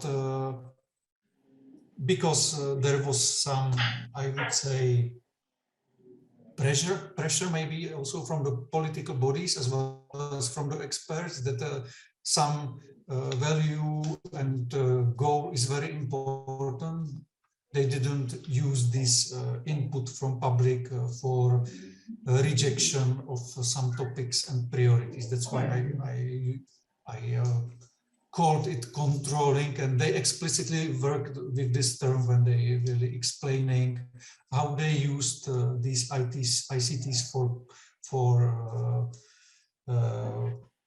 getting the results about popularity of some values and goals and so on. Some explanations from the interviews. Using ICTs was not a strategic priority because they were not perceived as appropriate for quality discussions by project managers and coordinators. As I said, I didn't ask politicians, but somehow their relationships with project managers and coordinators may be impacted by these perceptions of project managers and coordinators.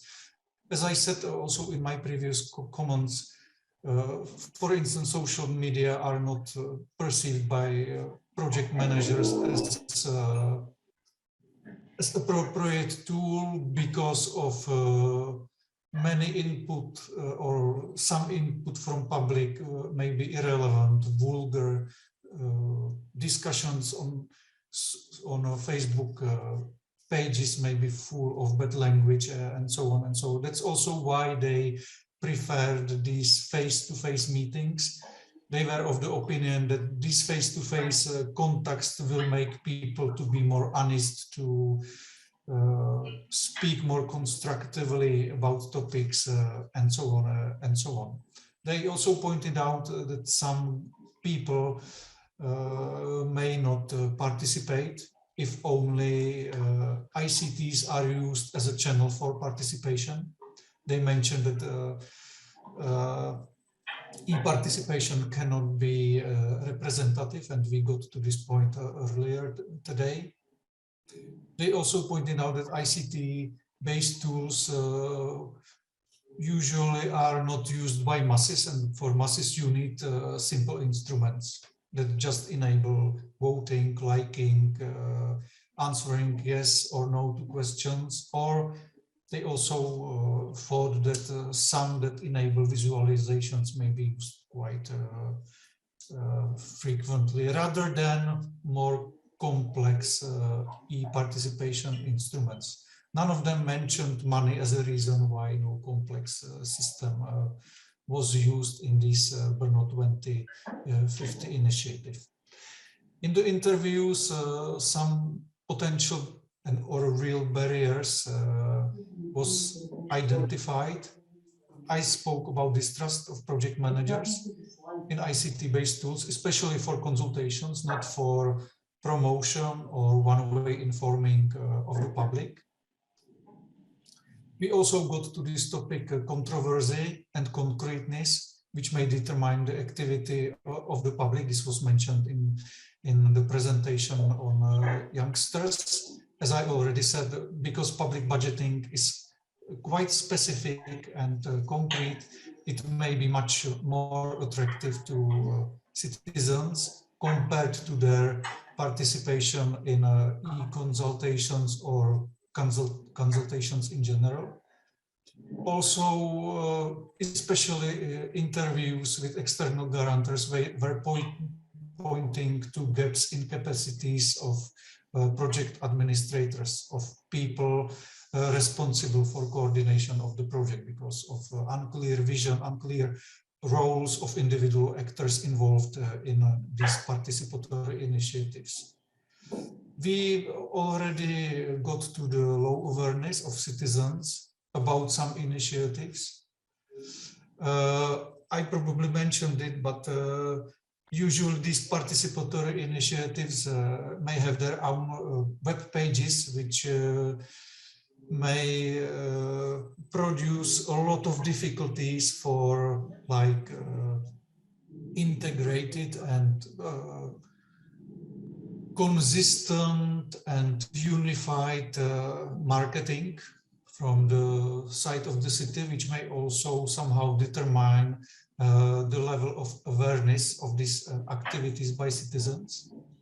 Some of the barriers that I mentioned, for instance, unclear roles, unclear vision may lead to the drop of enthusiasm of the public, or in my case, it was the case of involvement of external guarantors, because there was not a clear link taken by the city according to their views I could observe some drop of enthusiasm.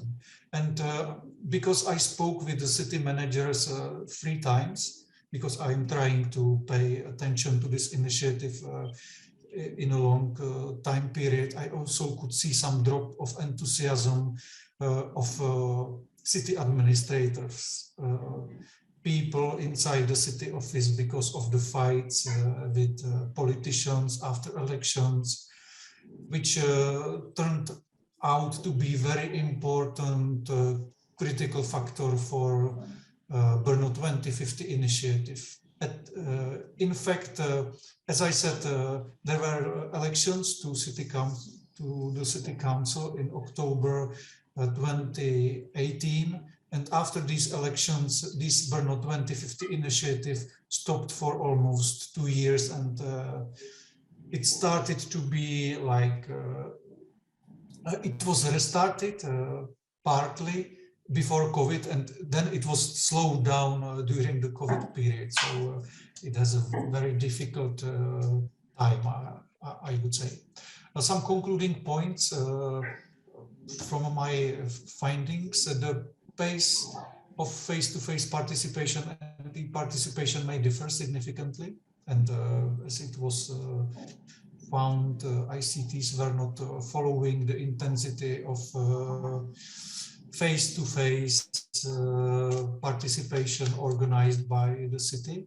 There, I would say, is a key message from Brno City Office. We love ICTs, but we don't want to use them for e-participation, especially for e-consultations or the e-discussions.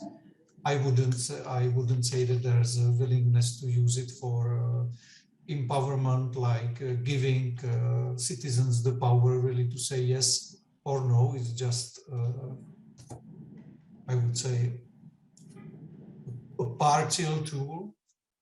And various challenges were found confirming findings that have been already published in existing literature. For instance, those on distrust of public administrators in the potential of ICTs, also importance of topics offered for e-participation, capacities of project management and project coordinators, and so on. And another concluding point is that more cases are needed just to really deal with these findings and to validate them.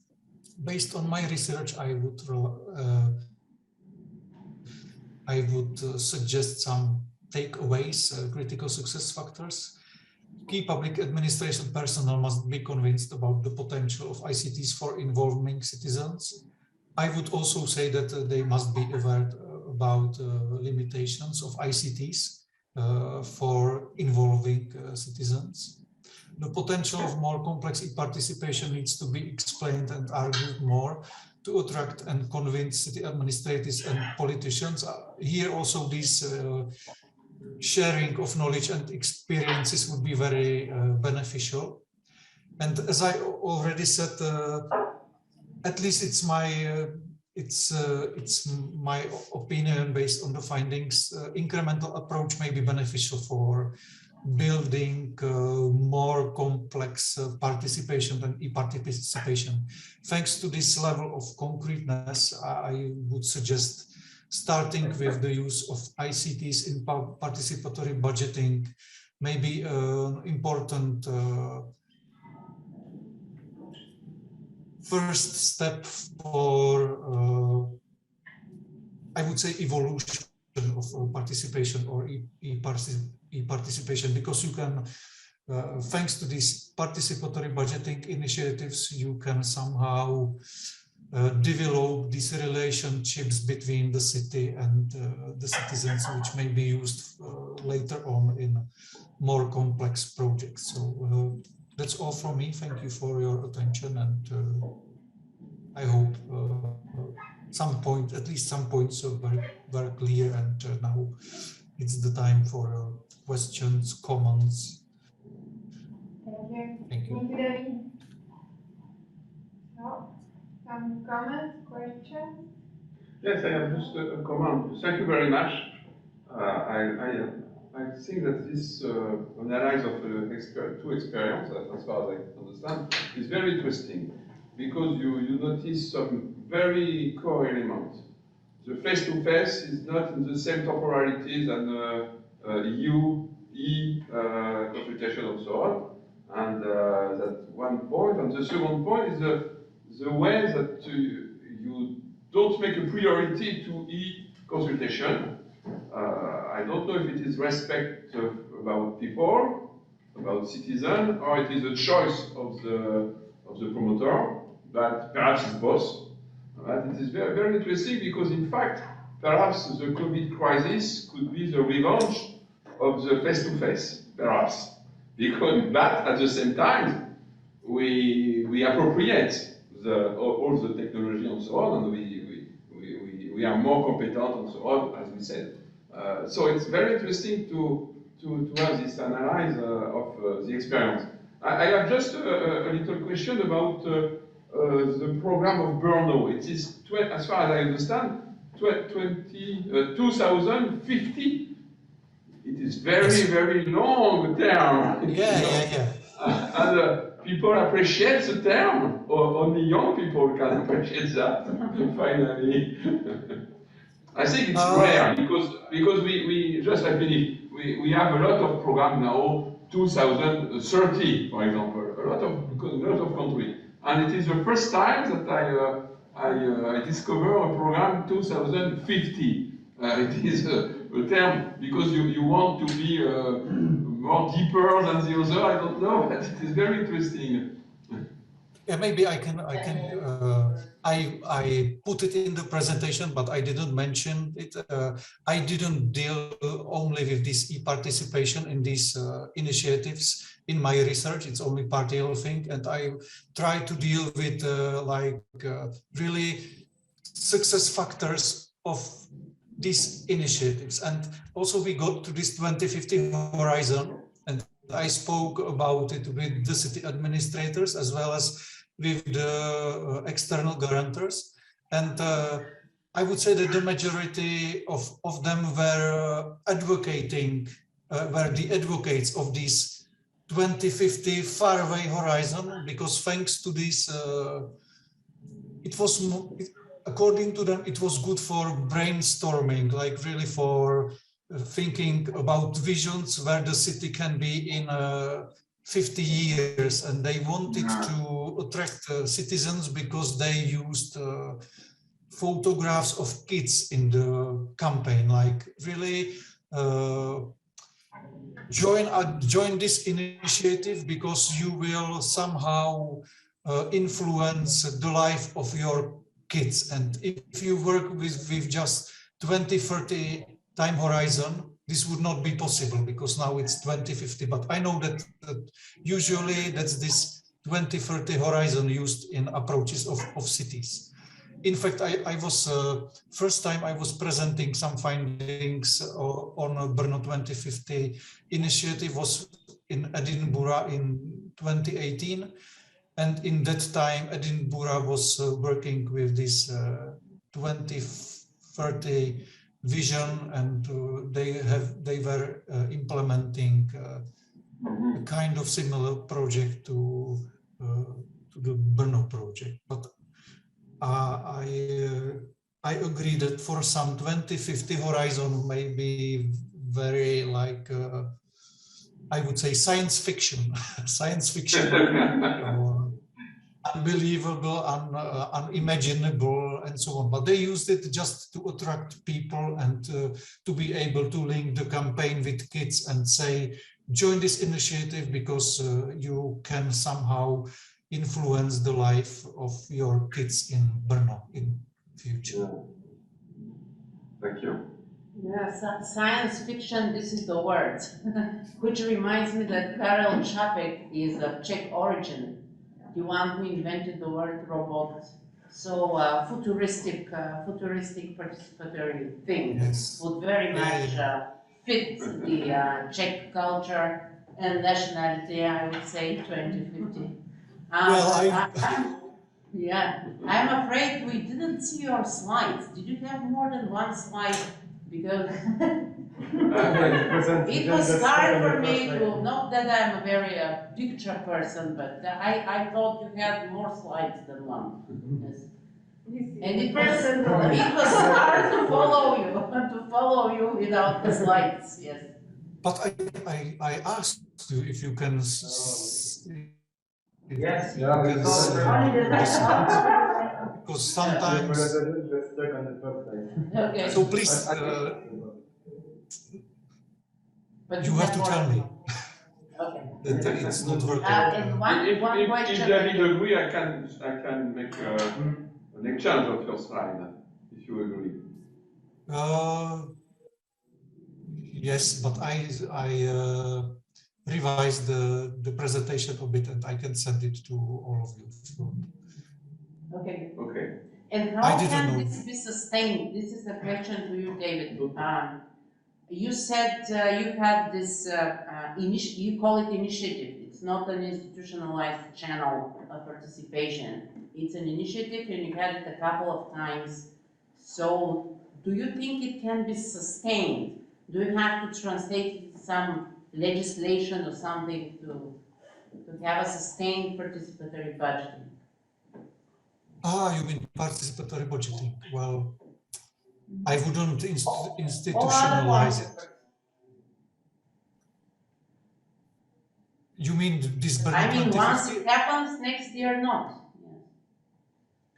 Like to make it regular, like to institutionalize it in legislation to have it regular, or? Yeah.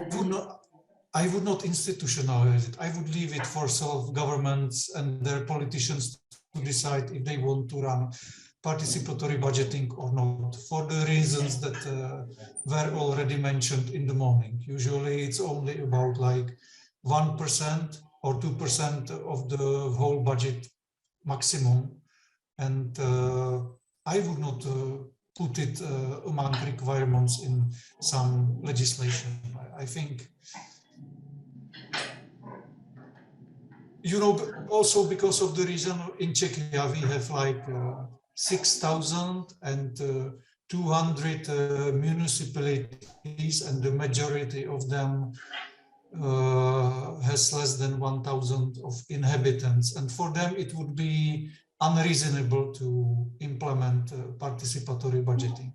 And if you put this requirement in the act and want only some cities to have this participatory budgeting, it would somehow discriminate them, and it would be against the constitutional principles, I would say.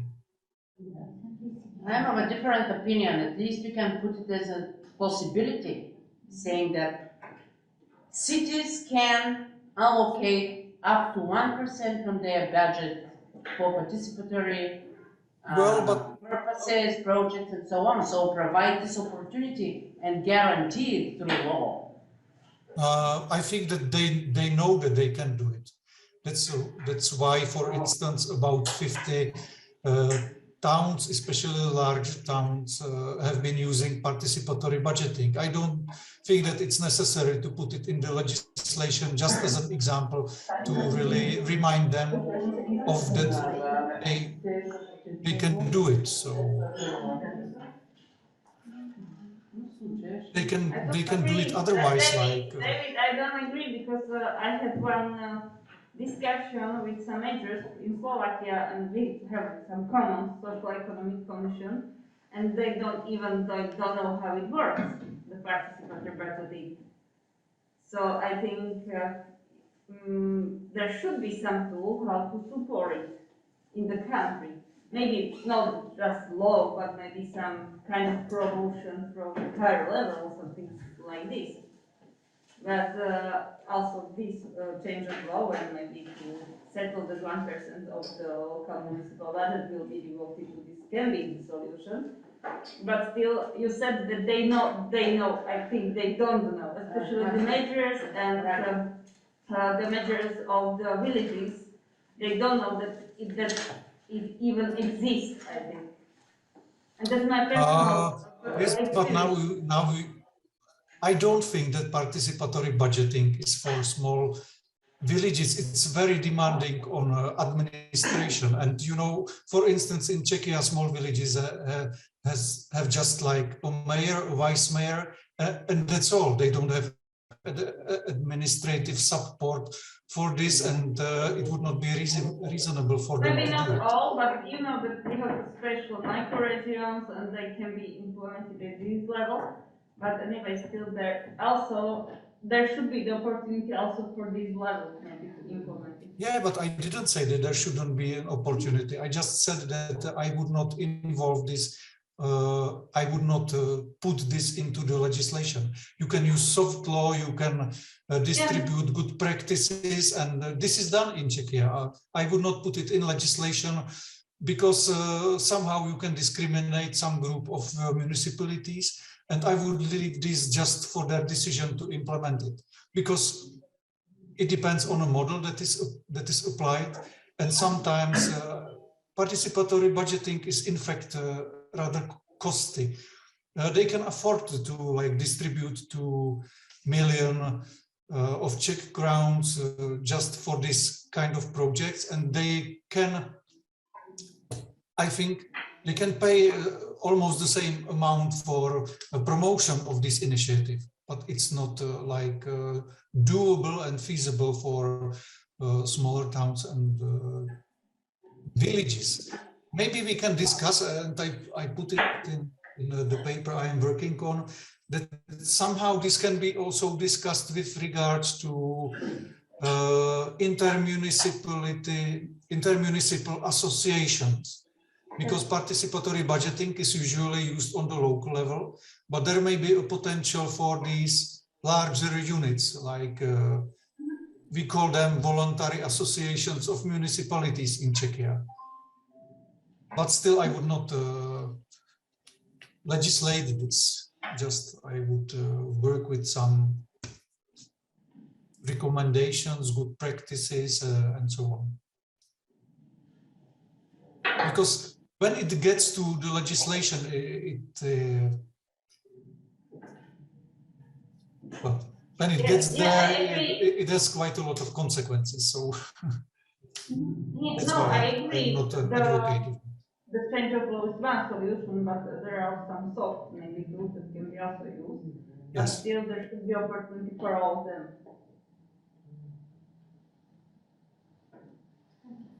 Okay, so we are late now. It is every time it is like that. Thank you very much, David. We are waiting for the text, obviously, for everybody.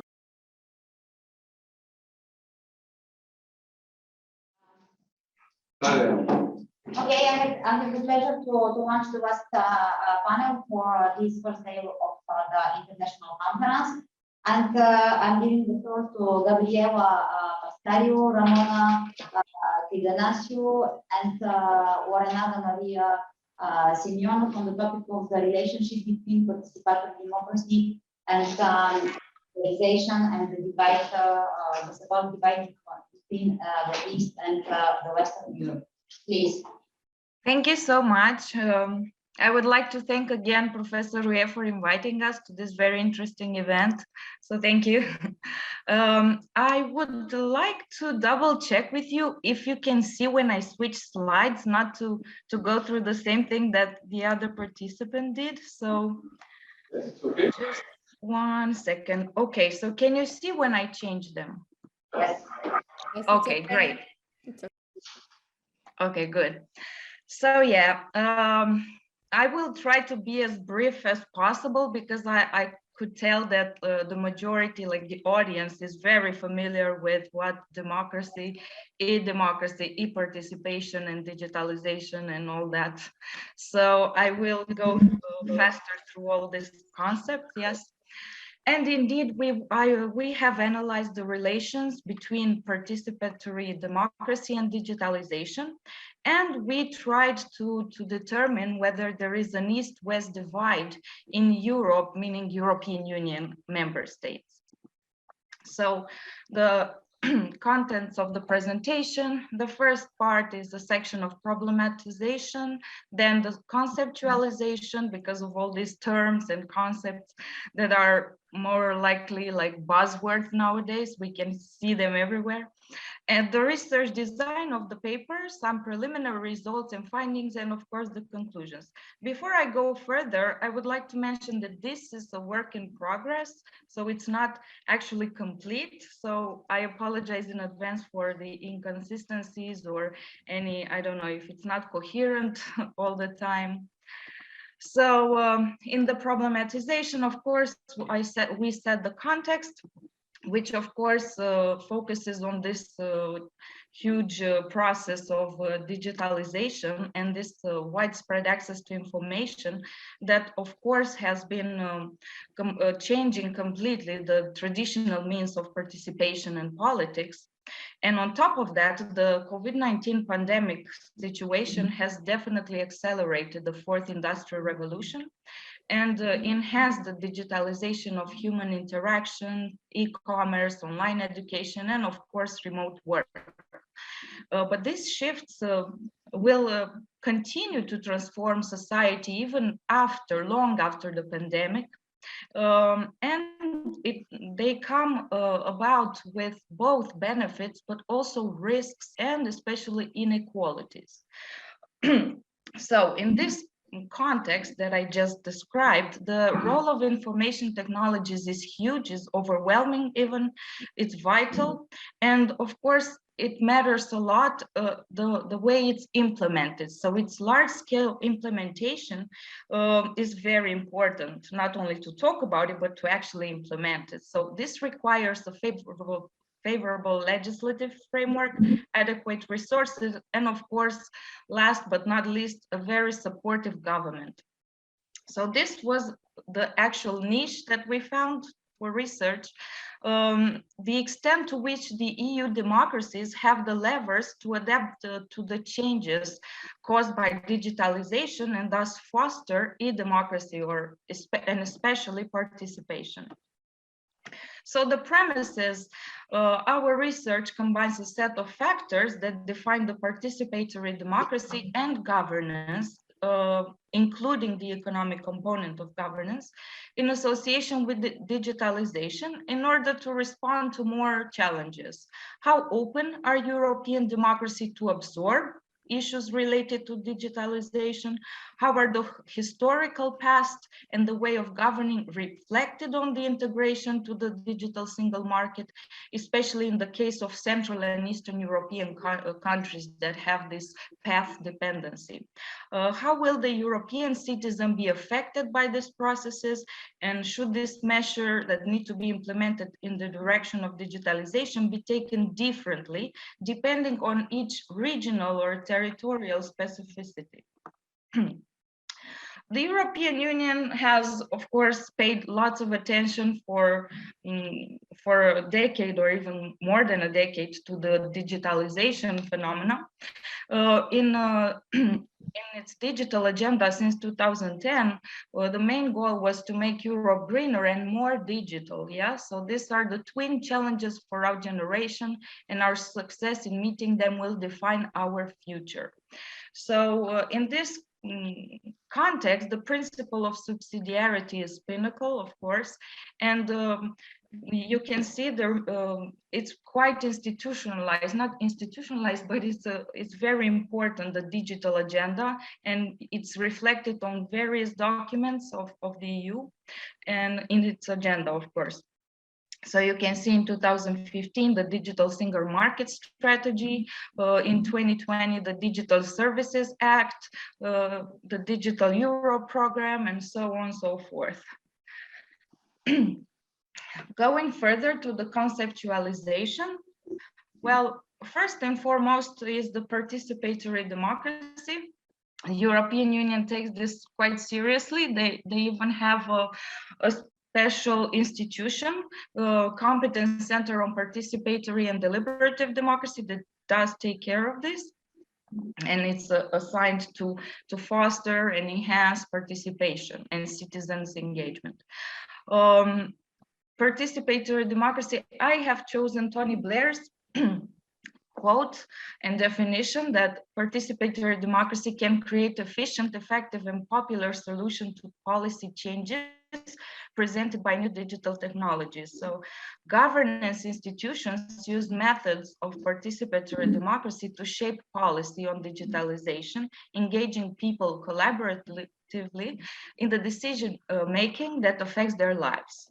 So a key role in fostering or in encouraging, enhancing this participation and e-participation, of course, resides in the quality of the governance. And I think that key role plays the trust of people in institutions, but also the culture change. As I have already mentioned, the East-West historical past that makes today a East-West divide within the European Union members. But also this difference in culture impacts the openness that countries have to absorb new technologies. Also strategic vision on long and short and medium term. So this could be considered the main factor that affect participation and active engagement. When it comes to active participation in civil society, well, I know it's from 2015, so it's quite old, but it's the latest data that I could find in Eurostat. I think it's not very different in 2021, to be honest. And we can see there are such major differences between the member states. There are countries that have 1/3 of their population very engaged, yeah, whereas their country like Sweden or Netherlands, France, it's a good practice example, whereas countries from Eastern Europe, Romania, Bulgaria, Slovakia, and so on, they have very little participation. So we already can clearly identify this East-West divide. The same here, it's citizens' engagement in influencing political decision-making. And I highlighted with the darker gray, you can see countries that have higher rates and with white countries that have lower rates of engagement, citizens' engagement. Once again, there is a divide here. The only, you can see Greece is part of the eastern part of Europe. And we can see Ireland here, and a very good example of country that was East, but now it's West definitely when it comes to e-democracy is Estonia. We can see it's 39%, so it's a good example of good practice. So if in case of citizens engagement, the member states are vary quite a lot in their approach. When it comes to participation for voters turnout, yeah, so for elections, and in this image, you can see the participation for European Parliament votes in 2019. So here, this divide is not so clear. Here, it's more homogeneous than general participation, and it's generally low, the turnout all over Europe, except for Spain, Germany, Netherlands, and Denmark. We can see that most of the countries are within the interval of 45% or so, which is quite low. Regarding this low turnout to votes, there is a huge body in literature about this decline in democracy and this apathy that the world is undergoing right now. So there are many reports on various institutions, from Economist Intelligence Unit to World Economic Forum to Freedom House and so on, that do underline a huge democracy crisis even, it is called, a huge decline in democracy indexes worldwide. And of course, some of the explanation for, at least for 2020, is the outbreak of the coronavirus that, of course, affected. There were many government-imposed restrictions on individual and civil liberties around the globe. So, of course, that some of them were affected. But we can see, like, if you're curious, you can look the report. This is from the the Economist Intelligence Unit. You can see how for the past decade, the indexes are declining. And Western and Eastern Europe alike, they have decreased by 0.06 than last year. So why is that? So why is this apathy and this decline? Of course, there are many factors, but one that is consistently highlighted in literature is trust. So the lack of trust. So as I have said, democracy seems to be facing a current crisis of trust in public authorities and formal institutions.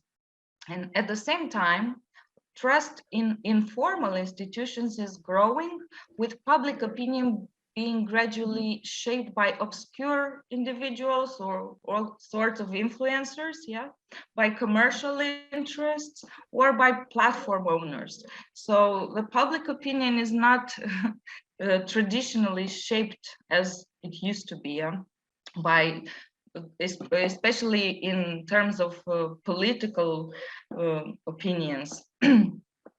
So researchers and experts alike have thought about the root cases of these worrying trends in a consistent body of literature, reports, and opinion, as identifying as the most significant cause for democracy's continuing erosion to be the lack of trust in government and elected officials. So I have put here all the literature that I found on this subject. And this lack of trust usually has been identified as this apathy of citizens and a lack of participation. So what can we do about it is the question, yeah? So could digitalization be a solution? Does it have a positive effect on participation? We all know that it does in a way, because the digitalization ensured a larger participation. So when it comes to the effects on digitalization on participation, of course, in a way, it's very difficult to measure the effects of the digital world on politics, society, because of the way these technologies tools evolve. And the progressive transformation of social networks into a main tool in electoral processes. For instance, in a study called Twitlomacy, it's a study on Twitter platform in 2018. This study counted 187 world leaders with 951 accounts, 372 personal and 579 institutional accounts on Twitter with over 400 million followers. The same on Facebook, heads of government and foreign ministers from 179 countries, which is 93% of all United Nations member states. Also on Instagram, 81% of all UN member states have created an account on which they post pictures and share Instagram stories on a daily basis.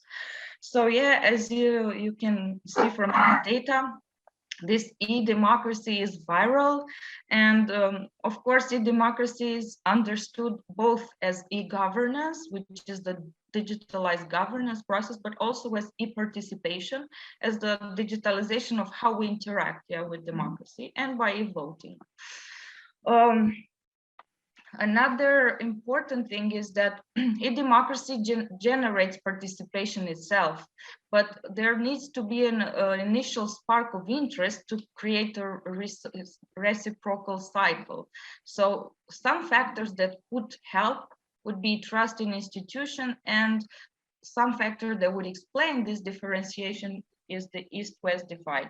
So, however, the impact of digitalization on participation is undeniable. For instance, most of the mass protests that erupted in 2019 from Hong Kong to Algeria and Lebanon, they were convened by smartphones inspired by hashtags and coordinated through social networks. So, as an downside of this event, public authorities have blocked social media platforms and temporarily disrupted the internet. So as a statistical data in 2018 alone, there are documented 128 internet outages. So the global rise of political advertising and social networks enhances e-participation and transparency, which is a good thing, right? It could work to our advantage, but at the same time also increases the risks of misinformation and polarization. Yeah. Okay. So in short, there are both advantages and disadvantages to e-participation. As advantages, the e-government enables a more efficient management process, e-participation strengthens the political debate, and e-voting increases participation. But at disadvantages, liquid democracy or too much participation could lead to voters' fatigue. Online voting does have and do imply some security risks. And of course, last but not least, digital participation does not reach the whole population. Touching upon these issues, because they're more important, we're trying to fix the issues, right? The problems of e-democracy. So the contemporary governance has met a decline of the confidence of formal institutions, as I have already mentioned, and alienation of people from political life and removal from the local, in favor of the global. So bottom line is that e-democracy or digital democracy has not yet succeeded in removing inequalities between social groups. So this unequal access to technology is caused by three interdependent phenomena. So the digital divide, because e-participations involves an appropriate access to appropriate technologies, right? So leaving those without this access basically speechless or without a voice. And this digital divide is not only referred to individual level, yes, where there are some vulnerable people either from rural areas or that live in poverty and don't have access, but actually to the level of government. There are governments that cannot afford such a digital transformation overnight like others do. The second phenomenon is the digital exclusion, that some groups are systematically underrepresented in online and social and political discourses. And of course, the digital ignorance, the fact that digital technology, especially social media, is responsible for spreading false news, misinformation, and creating polarized political opinion in political decision makers. So when it comes to e-participation, it's a fact that internet offers various possibilities to take part in different debates and discussions, including political ones, and municipalities and states all over the world offer nowadays forums where citizens can inform themselves and exchange their views. So this means more transparency, and this way it's increased interest and credibility. So overall, an increased public participation. But however, can the digital debate reach everyone? This is the question that remains. So here, as you can see, the internet access of households, we can see it's compared 2016 to 2021. So we can see a huge, overall a good result, right? It's a huge increase. With the blue is the 2021. So we can see that by 2021, most countries are mostly around the same value, whereas in 2016, there were higher differences between countries. But even so, even in here, you can see mostly the cluster of Eastern countries having the poor score, so they're on the right. So this shows this graph shows the digital disparities between countries. So we have, it's called Digital Economy and Society Index that has 4 components. So human capital, connectivity, integration of digital services, and digital public services. So we can see here, even if we look at this graph as well, we can see the Eastern countries on the right-hand side, which also score the lowest scores for this index. The same goes for the integration of digital technology by sub-dimensions of integration of digital technology. it's the same situation. We can see Bulgaria, Hungary, Romania, Poland, Latvia among the last ones. And of course, the fact that East is mostly all the time in the bottom of the top, bottom of the list, is basically due to also to the GDP, so to the money. They probably cannot afford such investments. They lack the resources, not only financial, but also human resources. So here we can see how Europe is positioned compared to UK, US, Japan, and China, and it's not really great news if we look at this graph.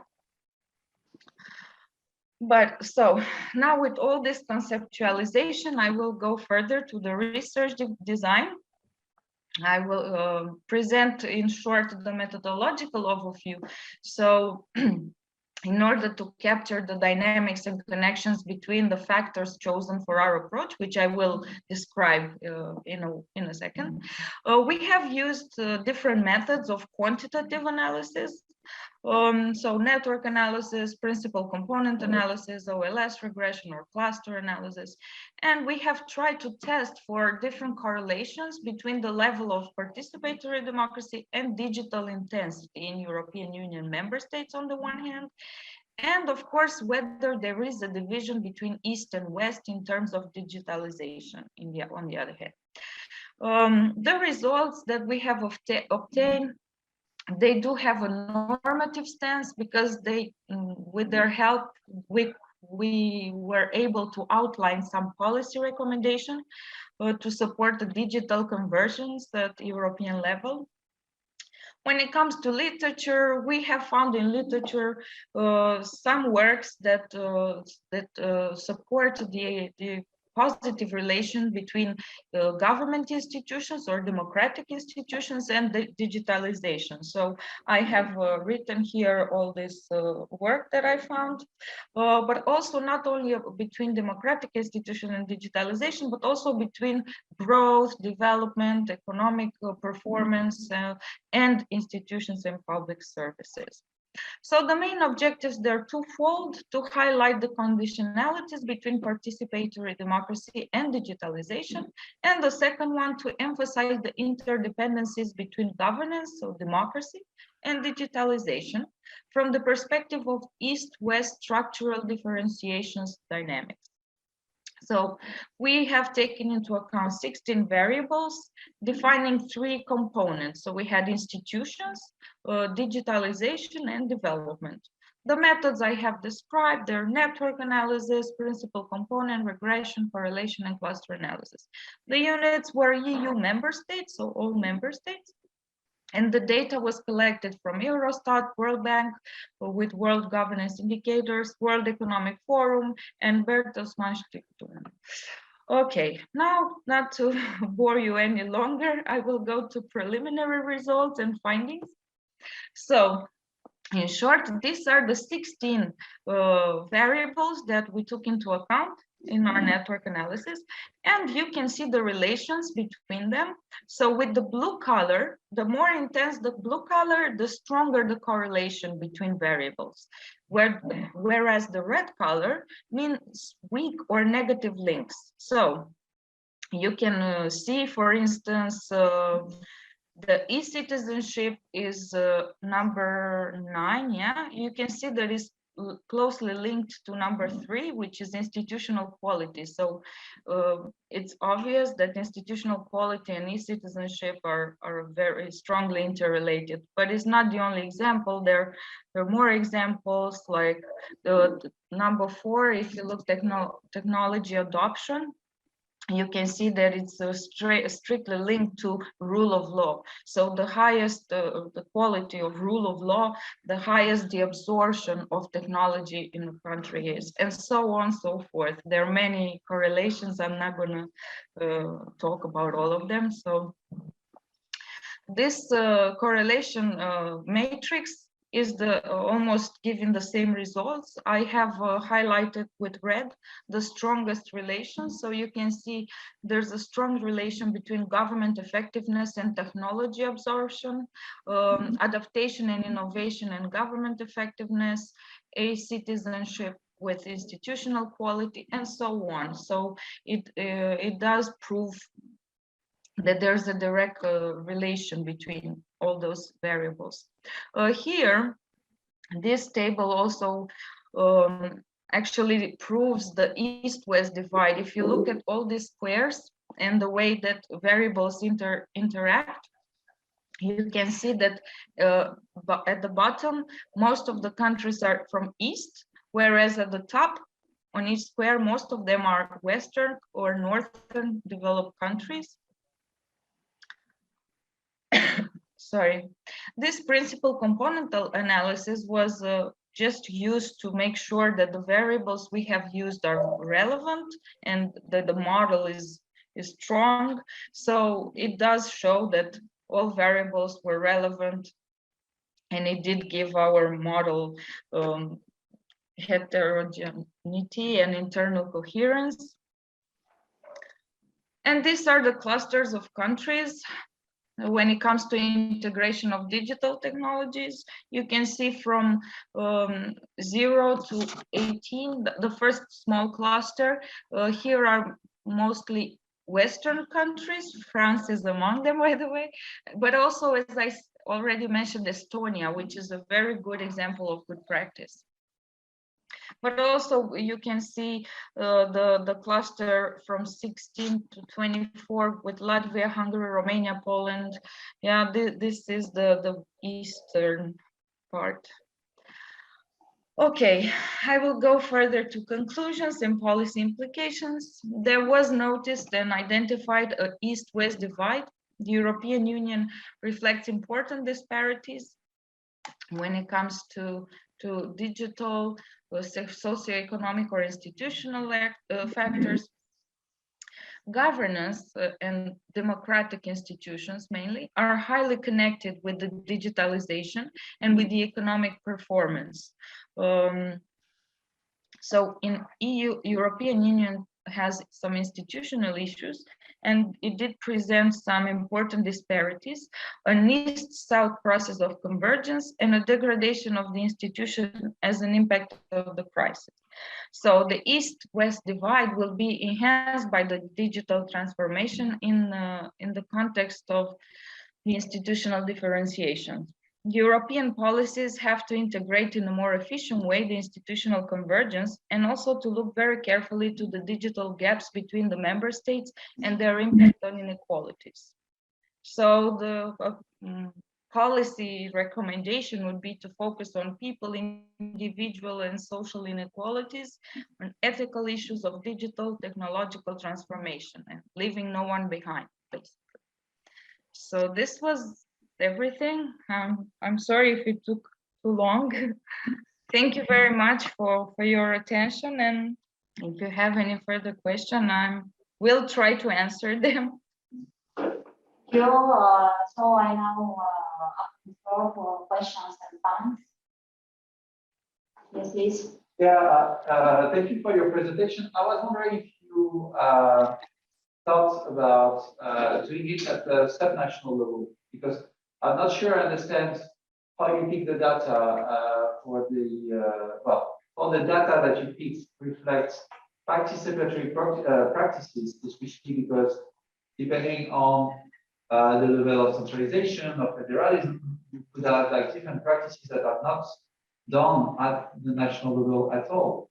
So I would be very curious to see this, and especially when you're talking about divides, I think we could also easily imagine divides within rural and city or urbanized areas in every country. So I would be very curious to understand that. And the second question is about this graph that you're showing now, that is not here at all, because you picked exactly the right example that I don't see the causation between technology adoption and number 12, the rule of law. For me, there is no link at all, and I'm not sure But I was wondering if you could find one in the literature explaining this connection between those two variables. And if you look at the next slide where you have your table, if you pick your first variable where actually it looks can you show us the second the table with the different variables? I couldn't understand the last part. If I Can I show the next slide, please? The next slide. Sorry. Here. Yes. If you look at the first row, you see that actually it's you will find government effectiveness actually is correlated with everything. If I'm not mistaken, if I read correctly what the graph says.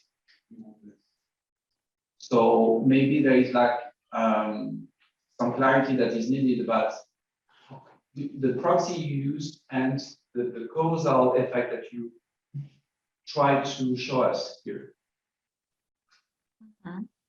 Okay, thank you so much for your observations. I definitely wrote them down. Regarding the first, as I hope I understood, I don't know, for some reason I cannot hear very well. It might be my internet as well. I'm thankful that it didn't broke down while I was speaking. I have some issues with it lately. So the territorial dimension, I'm pretty sure is very important for participation. So yeah, I think that in the next study, we shall definitely take into account this rural or urban situation. What else? Oh, about the missing link between the rule of law and technology adoption. Yeah, that's what you're saying, because there is a direct link between technology adoption, number 4, and number 12. So maybe I wrote wrong. No, but there's a difference between correlation and causation. Oh, okay. Okay. Try to distinguish in some studies, and here it's not clear. Okay, so this is just the correlation between them. And here, I'm sorry, but I didn't really understand. You said the government effectiveness, the first row is the most significant, or I didn't really understand. Oh, here for me, what is not clear is that it seems for this one, but it may be true for other factors, that they are positively correlated with everything, which doesn't make much sense. Oh, I see. I mean, we're sure that government effectiveness. Yes, I understand. Yeah, that's the thing. That's why we did the PCA to check if the variables were strong enough.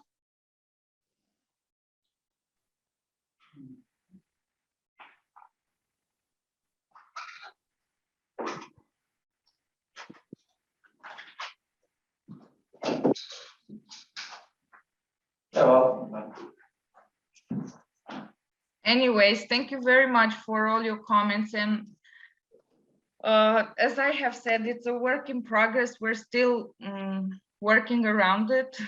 We're still trying to figure out, because we were thinking of including an economic component as well. Yeah, so it's not final.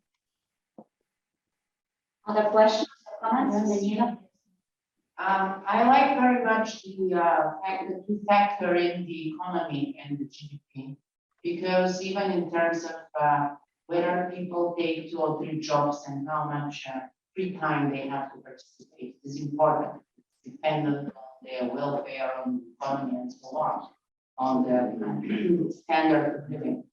But can we factor in also the, I think, you mentioned this, factoring the constitutional construction, I mean the type of states. Is it worthwhile for you examining, researching whether we get more favorable conditions for participation in a federalistic state as opposed to unitary states. In terms of the logic here is as long as you have a devolution of power, then you have more power closer to the citizens, and closer to the citizens is actually the natural and immediate level of participation for everyone. This is one of the things I would like to ask you, and the other was you stressed on the East-West divide most of all, which I very much agree with, coming from one of the Eastern post-totalitarian countries. But can we draw also other divides in political geography? The most classical one, North-South, in terms of if we take the variable of informalization and corruption as opposed to adherence to the rule of law, strength of the rule of law. Do we have another divide that's not exactly East-West, but maybe something different?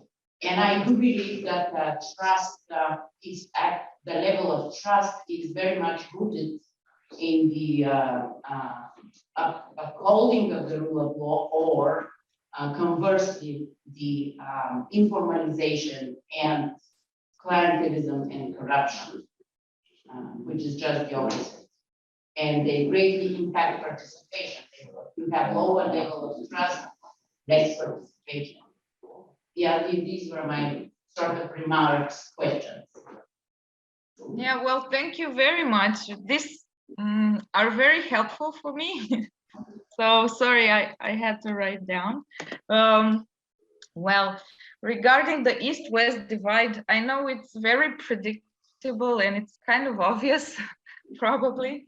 But I'm sure if we look in depth more into data, I'm sure that we can find more patterns, not only East-West. And if we take more variables or into account, I'm sure that, as you said, the corruption or others, we can find different patterns. When it comes to, yeah, I'm sure there is a North-South, or I'm sure there are more, and it's more to investigate in here. So I will definitely take this into account. And regarding your other question, I'm very sorry. I really did not hear. I don't know what's wrong with my laptop. I truly apologize. I heard just bits and pieces. I'm very sorry. We are referring to the type of state, whether it's we are talking federalism or unitarism, whether it's a federal state like Germany, for example, or unitary state like France or Bulgaria, something like that. Also, you're asking me if the nature of the state is a federalist, or does it affect? Yes. Because the microphone is far. I think that's if it affects the participation, or I didn't understand. Yes, right. Oh, okay. Well, I have to think about it. I think it does affect participation, and I think it dilutes somehow if it's a federal state. Somehow negatively affects participation. That's my opinion. When it comes to, it's the difference in local elections. I think people are more attached to local, so the further they get from this level, that's why elections for European Union are always scoring very low turnouts when compared to national ones, and of course compared to local ones. So I think that the further the level, the lowest the participation, but this is just a hunch.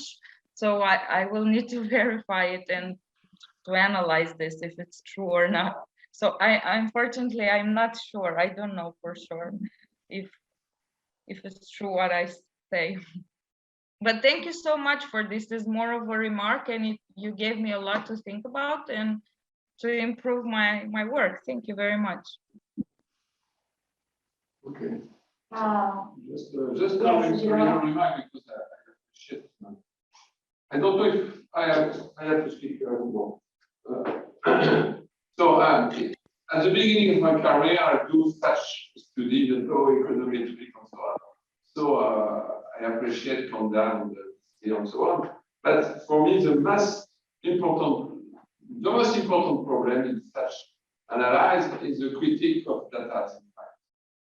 Because we know that even now, in Europe, we have not the same data, even if it is the same issue. For example, I think that for the book, you will have to explain what is under the data in all the countries. You know, Eurostat, it is the main difficulty of Eurostat for the moment. We don't know what we count or what we measure from one country to another country. You know? And sometimes it's very, very interesting issue. For example, in France, if you have the double nationality, you are never counted as a stranger. No way.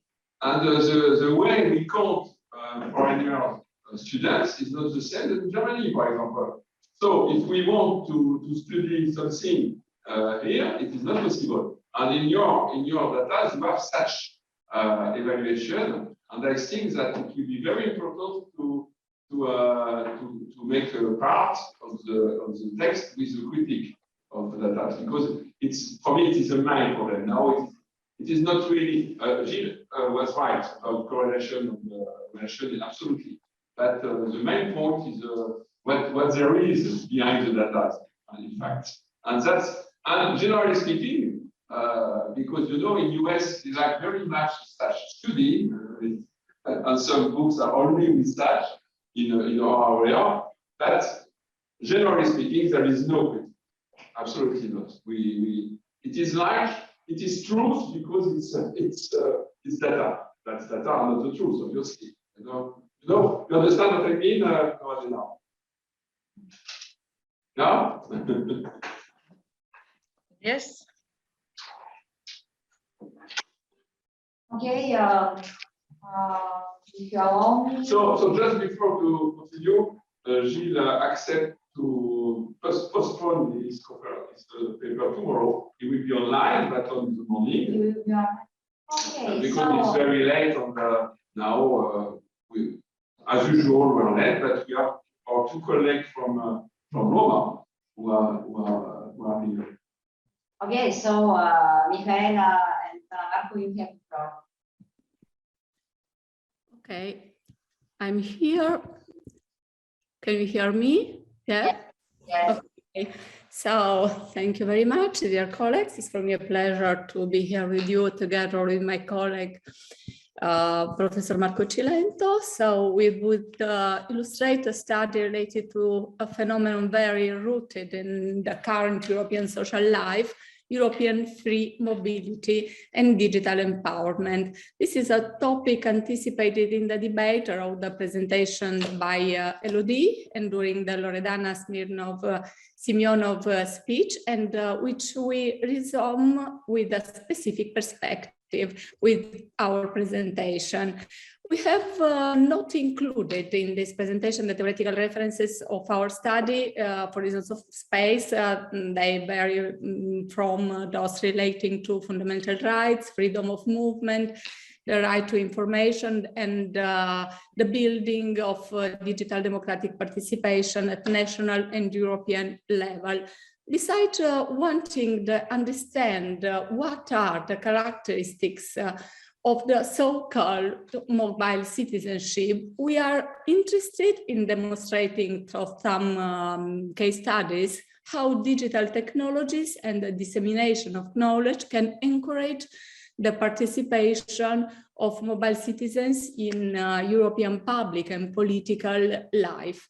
In fact, young people, knowledge, and digital technology can be interpreted as a bridge and unifying actors in these processes, a sort of soft power, not for each national state separately, but an European common soft power.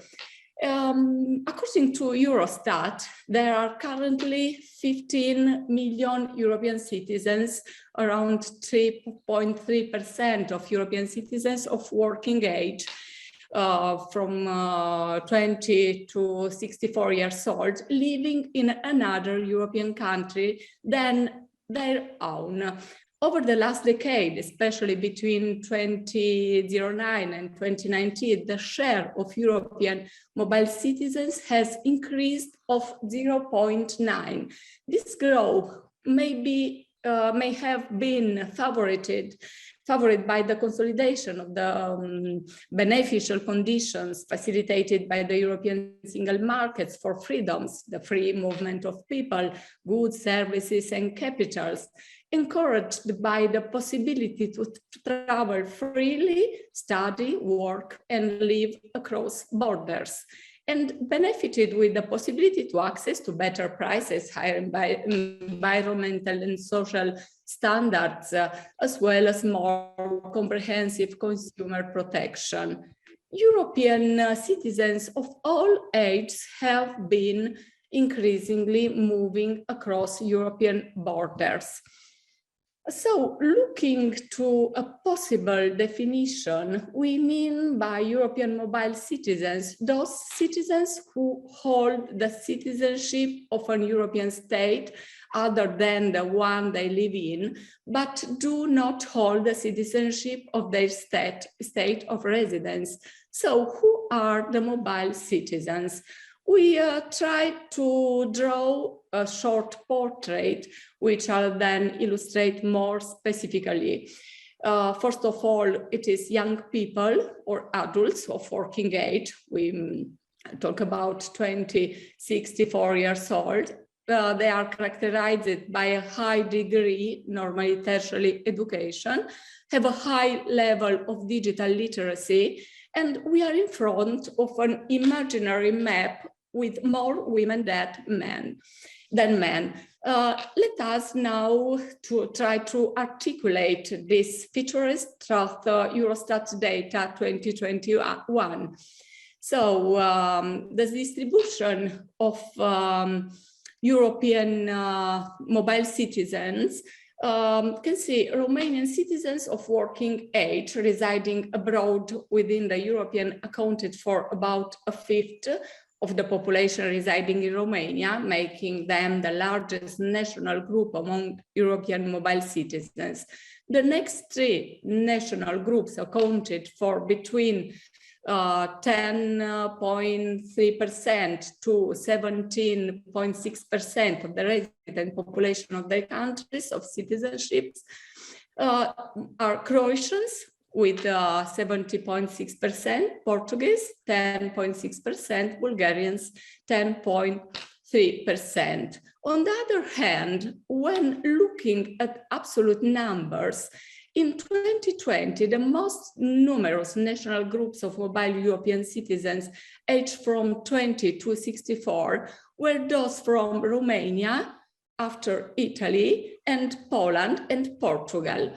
So what can we say about the level of education of our target group? Looking to Eurostat data, 2021 based on 2020 data, we can observe that a large share of European mobile citizens has completed secondary education and holds a tertiary education certificates. Overall, 32.4% of mobile European citizens have tertiary education, compared with a 30% average for the entire European population. So, who are the mobile citizens in terms of employment compared? So we are here on the slide about the employment compared with an European average of 72%, 72.4%. The employment rate of European mobile citizens in 2020 was 73.1%, ranging from 85.2% for mobile Slovenes to 61.8% for mobile Bulgarians. employment rates for mobile European citizens increased faster over the last decade than for the total population. The employment rate of mobile European citizens increased from 69% in 2010 to 73% in 2020. So we can see also an interesting note that women represent the most important part of mobile citizenship. Perhaps for this reason, in the forecast of some strategists, the soft power of nations is expressed through the result and visibility of young people and women. The employment rate of female mobile European citizens in 2020 ranged from 83% for Finnish women to 52% for Bulgarian women, while the female European average stood at 66.5%. In most cases, the employment rate of mobile European women was higher than both the female European average employment rate and that of women residing in the corresponding countries of citizenship. However, practical experience showed that there is still much to be done at local level to make European mobility sustainable without creating serious difficulties in maintaining and achieving fundamental rights, work, vote, education, information, assistance, free movement. In this context, could digital be an important opportunity to use these difficulties and to facilitate access to information as an interface, as a sort of display between European citizens and local institutions? Starting from these premises and questions and from the previous identikit of European mobile citizens, we present two initiatives, both funded by European Rights, Equality and Citizenship REC program, that see the involvement of Italy, but are definitely interesting also on the European level. The first one is Eureka, Key Access to European Rights. This project aims at contributing to facilitate the exercise of free movement rights and mobile European citizens' inclusion and participation in the host member states, joint local, national and transnational circulation of capacity and also expertise and an advanced level of access and usability of digital information. The second one is ProDemo, promoting democratic engagement of mobile participation. It's a project coordinated by our university, Sapienza University of Rome, and this focuses on European mobile citizens as citizens who are of voting age and eligible to vote and reside in another European member state. The first case study, Eureka, Key Access to European rights, it's oriented to identify the obstacles that European citizens face when they live in another member state and the solution to see their rights recognized. The free movement of persons without discrimination on grounds of nationality, it's one of the fundamental freedoms guaranteed by the Treaty of European Union. If you want, we have instead inserted inside of the slide a link to one of the present tutorials on the portal, but Eureka project contains above all a set of integration tools. Video tutorials are a part of these tools, but we can analyze another and also other instruments as data and statistics, definitions, practical indications, helpline, legislation, medical assistance, search for employment, recognition of educational qualifications, information for political participation.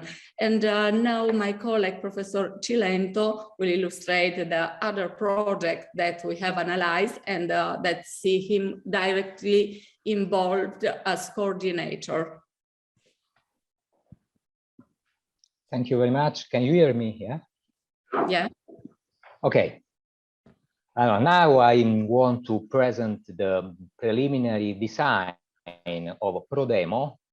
As Michaela said, it is a research project within the REC program, European Union REC program. And this project started in March 2020 and expected to run for 24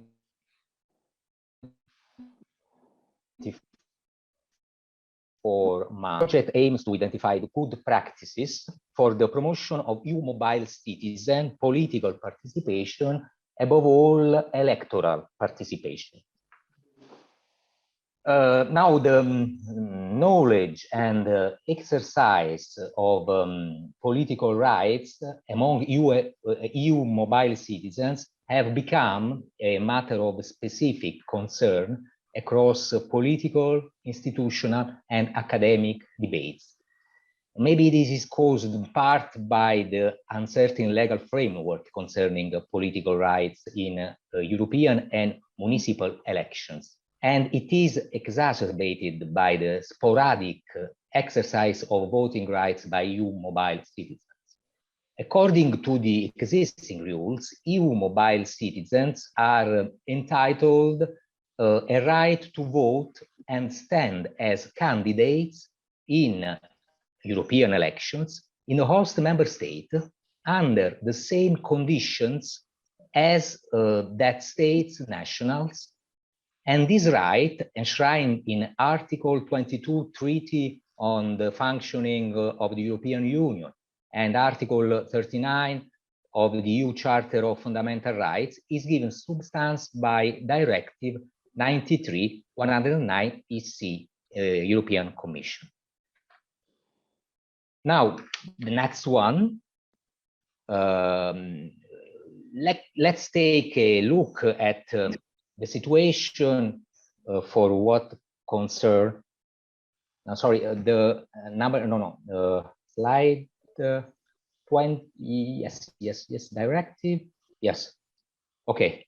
EU citizens in another EU country are also entitled the right to vote and stand as candidates in local and municipal elections in the country they live in, under the same conditions as the nationals of that country.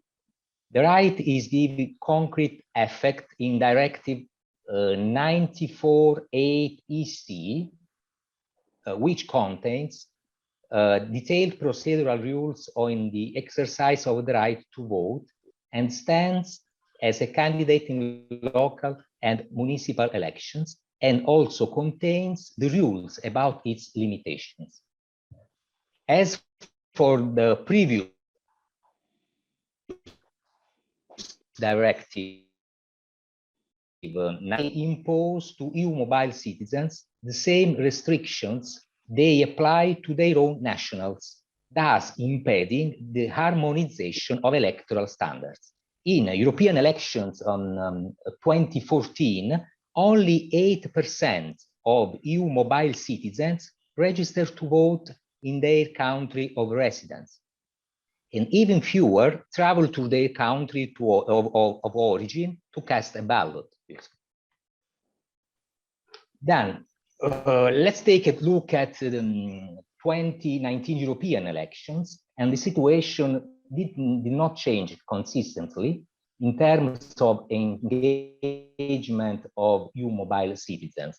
General turnout reached 50.55%, an 8 percentage points increase from 2014. But in spite of this success, a very low number of EU mobile citizens used their electoral rights. It is estimated that only 10% voted in their country of residence and 20% in their country of origin. Now, a brief look at the municipal level, albeit with some differences from country to country. The general relevance of EU mobile citizens in municipal elections is low. In Poland, Bulgaria, Czech Republic, Portugal, and Greece, mobile EU citizens account for less than 0.2% of all people on the electoral rolls in the most recent municipal elections prior to 2019. At the other end of the scale, Luxembourg, with around 11% of all registered voters, followed by Sweden, Malta, and Denmark. Now, speaking of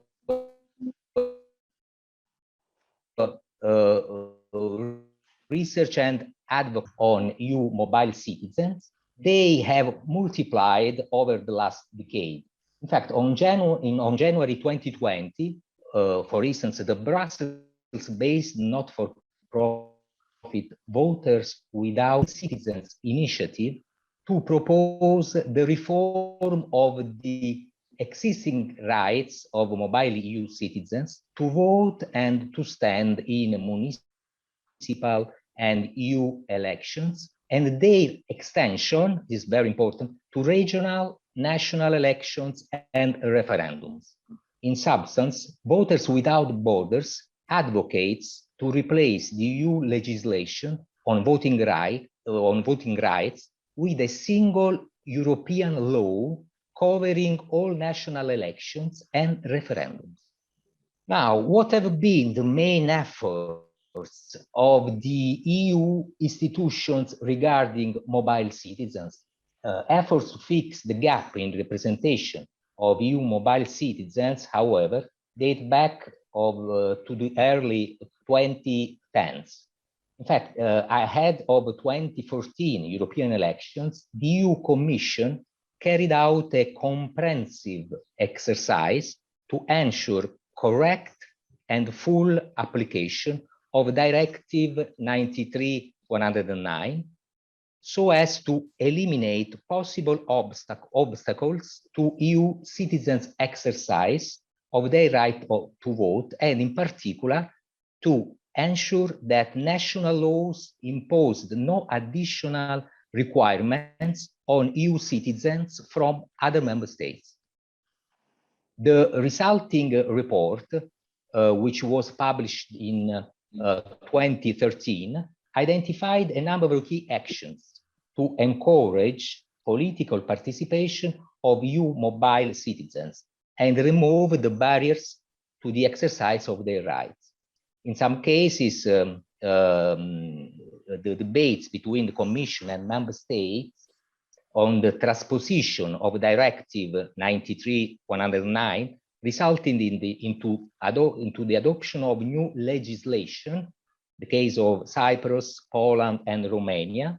In other cases, Czech Republic, Slovenia, and Slovakia, amendments to national legislation were introduced. Now, the first phase of the project, of ProDemo project, included a desk research of key case studies and best practices experimented at the national level to foster the awareness of voting rights among citizens, including, of course, EU mobile citizens. The research partners initially selected a sample of European countries to analyze. The sample has been selected according to two criteria. The first one is the countries with the most number of immigrants, according to Eurostat data, which are likely to provide interesting data on voting behavior of mobile citizens. The second criteria is a balance between countries that are geographically located in the northern and southern belts of Europe that could offer a vision of different approaches and trends in protecting or exercising political rights of migrants. And in light of these two criteria, the following countries were selected: Italy, Spain, Portugal, Germany, France, Belgium, and the Netherlands.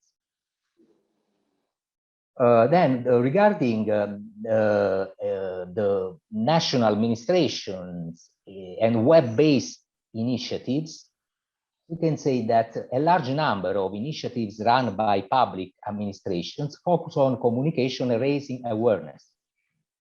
The most frequent approach is to provide information through official websites. Let's take the example of Spain. The Ministry of Interior offers information about the condition for the exercise of the rights of entry and exit, free movement, stay, residence to all citizens of other member states of the EU. And another sample, on occasions, government structures liaise with other public actors. This is the case of the Italian web portal of the Italian language created by the Ministry of Interior, the Ministry of Education, University and Research, and in collaboration with RAI Educational. The website primary aim is to help foreigners to learn Italian as a second language, but it also tries to share information on Italian culture and with the principles of the Italian Constitution. Now, in reference to websites and mobile applications for EU mobile citizens, we can say that among tools that are available online and provide to European citizens useful information, insights about political issues, we can say that one of the most important example is Vote Watch. This is Brussels-based think tank coordinated by a team with expertise in EU affairs, statistics, and digital communication. Vote Watch was launched in 2009 as an information source in the context of the European Parliament elections taking place that year. The second sample is Ewandi 2019. It was a voting advice application built to help European citizens make an informed choice in the 2019 European Parliament elections. And it is available in over 20 languages.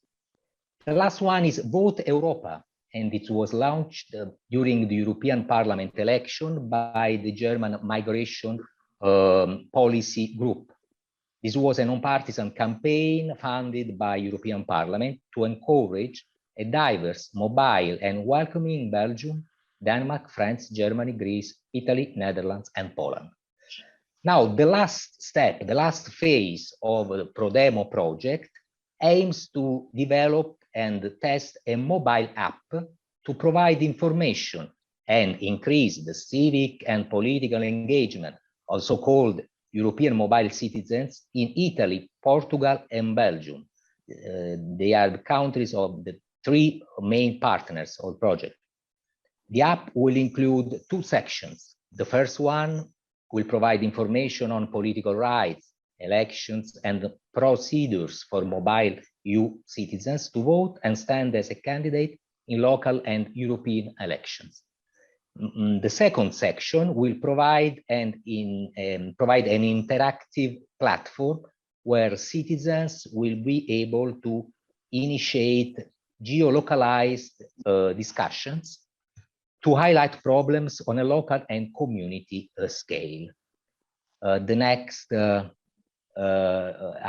for what concern, yes, several the languages of mobile application, of ProDemo mobile application: Italian, English, French, Portuguese, Deutsch, Romanian, Bulgarian, Polish, and Spanish.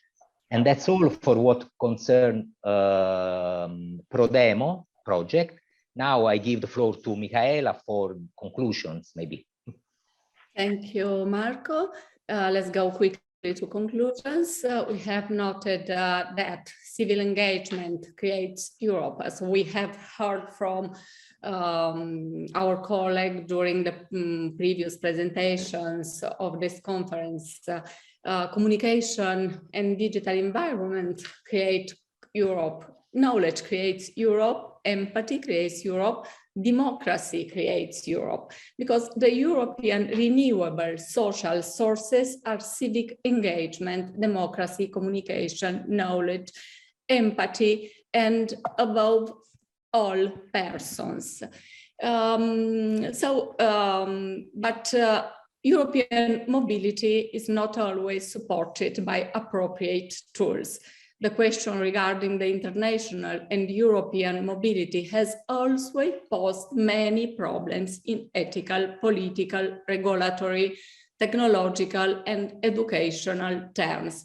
It calls into questions human rights and international cooperation, and needs collaboration between all nations of European organizations and European organizations. These needs are applied to the offline environment, but become even more complex in the continuity between the online and offline experience.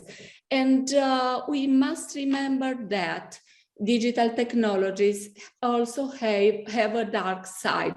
In addition to its social, educational, economic, political, and cultural benefits, the digital environment expansion has also led to several safety threats.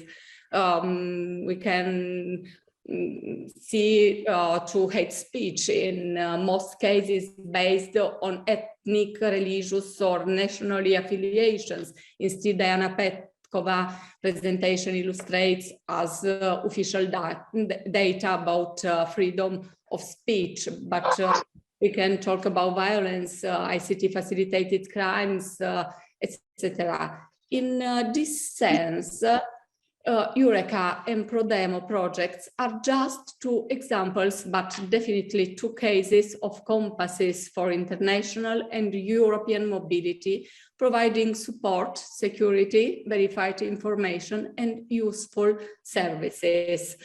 Also in this context, young people represent a very interesting target and testimonial of innovation. In fact, we are, according with Michel Serres, inside the Tom Thumb's digital world. What I mean with Tom Thumb's digital world? Young people use their thumbs for most activities, from writing text messages to online experiences, interactions, and information search, in order to better carry out job seeking or leisure pursuit activities. The modern Tom Thumbs are hyper-connected and communicate with each other through the internet, through Instagram, TikTok, Facebook, and Twitter, watch TV on the internet, and they do not feel politically engaged at national level, but they can be very sensitive at the international, European civic and political participation. Looking at this technological identity of young people, it is natural to imagine that they detect the change and will be the drivers of the future. As well as being fully digitally literate, young people are also those most open to European and international mobility. Someone called them the Erasmus generation, and we can look together to this graphic about the Italian situation focused on Italian students in Erasmus mobility from 1987 to 2020. Those who belong to the Erasmus generation, they have been able to take advantage to the opportunities offered by the universalism of university institutions to travel, to understand and to explain to other people that Europe is so many things: people, cultures, values, job opportunities and study, geography, growth, civilization, civic and political participation. In fact, the European young people, our students, are not closed inside the rigid borders of the national states. Explorers of the new world from whom geographical boundaries are just a formality, mediators with the other generations regarding the opportunities of technologies for a safer international mobility. A strategy to get stronger the European participation of mobile citizens could be based on joint initiative both at European and national level, a sort of co-branding. Quoting Jeremy Rifkin, when a large amount of small fish starts to produce and share, the power of the centralized model becomes nothing compared to the power of the distributed model. But the distributed model loses its relevance without the centripetal strength of a unifying institution. In our case, the European Union could be this unifying institution and the unifying mission. In this sense, the project outlined here and precisely at an empowerment of citizenship that can allow widespread participation in the production of an energy of European citizenship, which is also expressed in electoral participation. In this sense, REC program, European Rights, Equality and Citizenship, actually Citizens, Equality, Rights and Values program SERV, and ProDemo become a real opportunity that can have a feedback and impact assessment with the next European elections. I'm finished and thank you very much for your attention. Thank you very much for your presentation. Now I give the floor for comments and questions. Thank you very much. I really appreciate the ending because it's the ending of the day and your presentation about mobile citizens because it's a topic I like very much this topic and I work on this topic myself. Only just a remark about the end about your citation of Erasmus student. Erasmus is only a step because in fact from this mobile citizens and mobile students, we have a lot of students without Erasmus program, outside Erasmus program. Even here, we have now more and more Italian students who come by themselves. And that's the way, it is exactly what you said, in fact.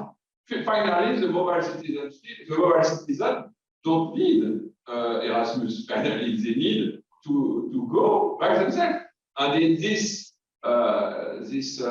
step, it will be the construction of Europe. Obviously, you know what I mean. And that's very interesting because I don't know if we have really the statistics because we are for Erasmus, obviously.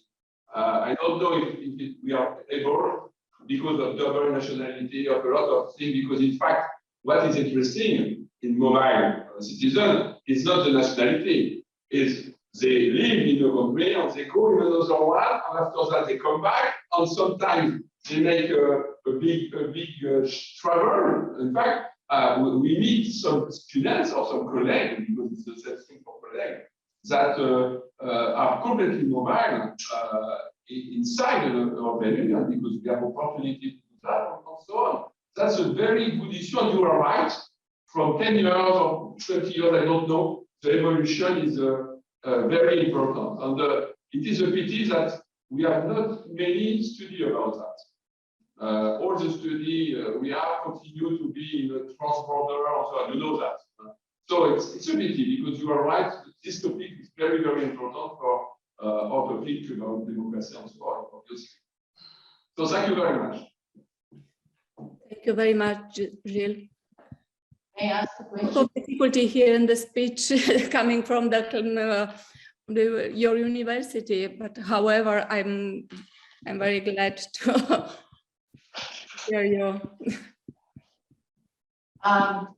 Michaela, what's your opinion on this? I would like to ask a question concerning the gender aspect of what you presented, and thank you for enlightening us on this very important issue. Looks marginal, but it's important. You said that the greatest share of mobile citizens is women. So I don't believe it is because of Italian opera, which believes that la donna è mobile. What is the reason behind this according to you?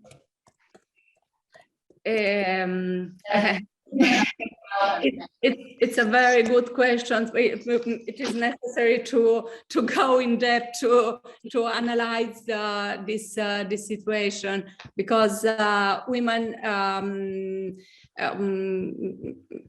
are important target in terms of recognize their capacity and their skills in some countries. So I think that women have women hope to have some future or some different projectuality in another countries, in some another countries. I don't know if this interpretation could be can satisfy your you, but need to some in deep studies. Yeah, but in France it's the same thing. I have a lot of difficulty hearing you, but in France, the statistic about students go abroad, 60% are women and 40% are boys. And we don't know why, and I don't want to explain for the moment, but it's a constant. Absolutely, you are right. I have my idea of the explanation, but okay. So it's the same situation. No, women need different recognition and also a sort of empowerment using this European mobility, but also the international mobility in the large sense. That yeah, maybe because women are not happy with the self-actualization in their own countries, and that's why they form the greater share of Mongols. Maybe you're right. Yeah, it's. I agree this interpretation. We talk about gender gap, and we are in front of a situation of another aspiration, another dreams for women future. I have a question. Thank you for this very interesting presentation, especially on the European elections. My question is if you have some observations and data on the number of usages of these applications from citizens abroad, who were they really useful? Who get information from these sites and applications? So do you have some information and data?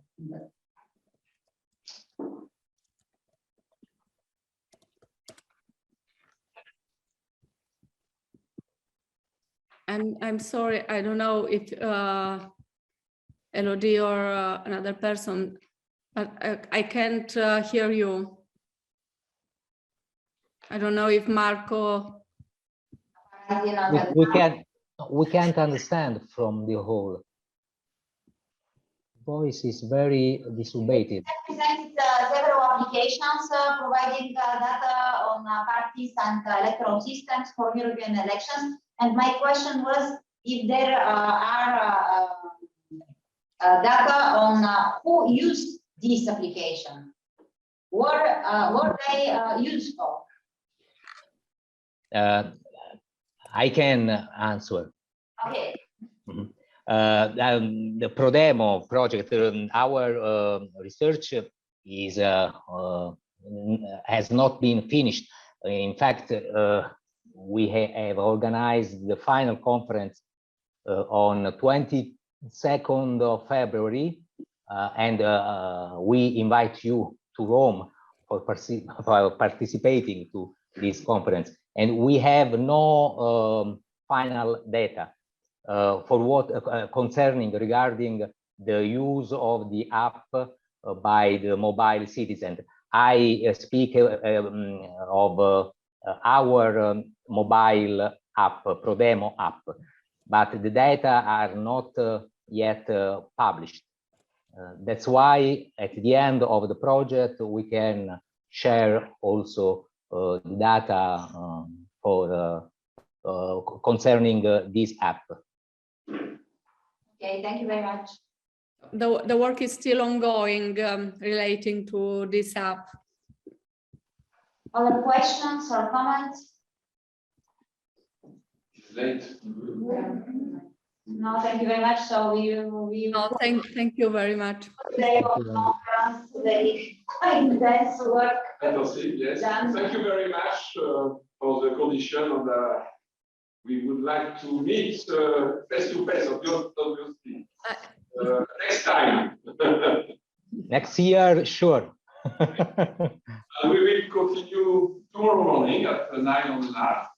We will be at times, absolutely, because we will have Gilles Prado, who will present on the morning too. So thank you very much to everybody, and good evening. We are waiting for you in Rome in February. I hope so. I hope so. We hope without COVID. So thank you. It's difficult.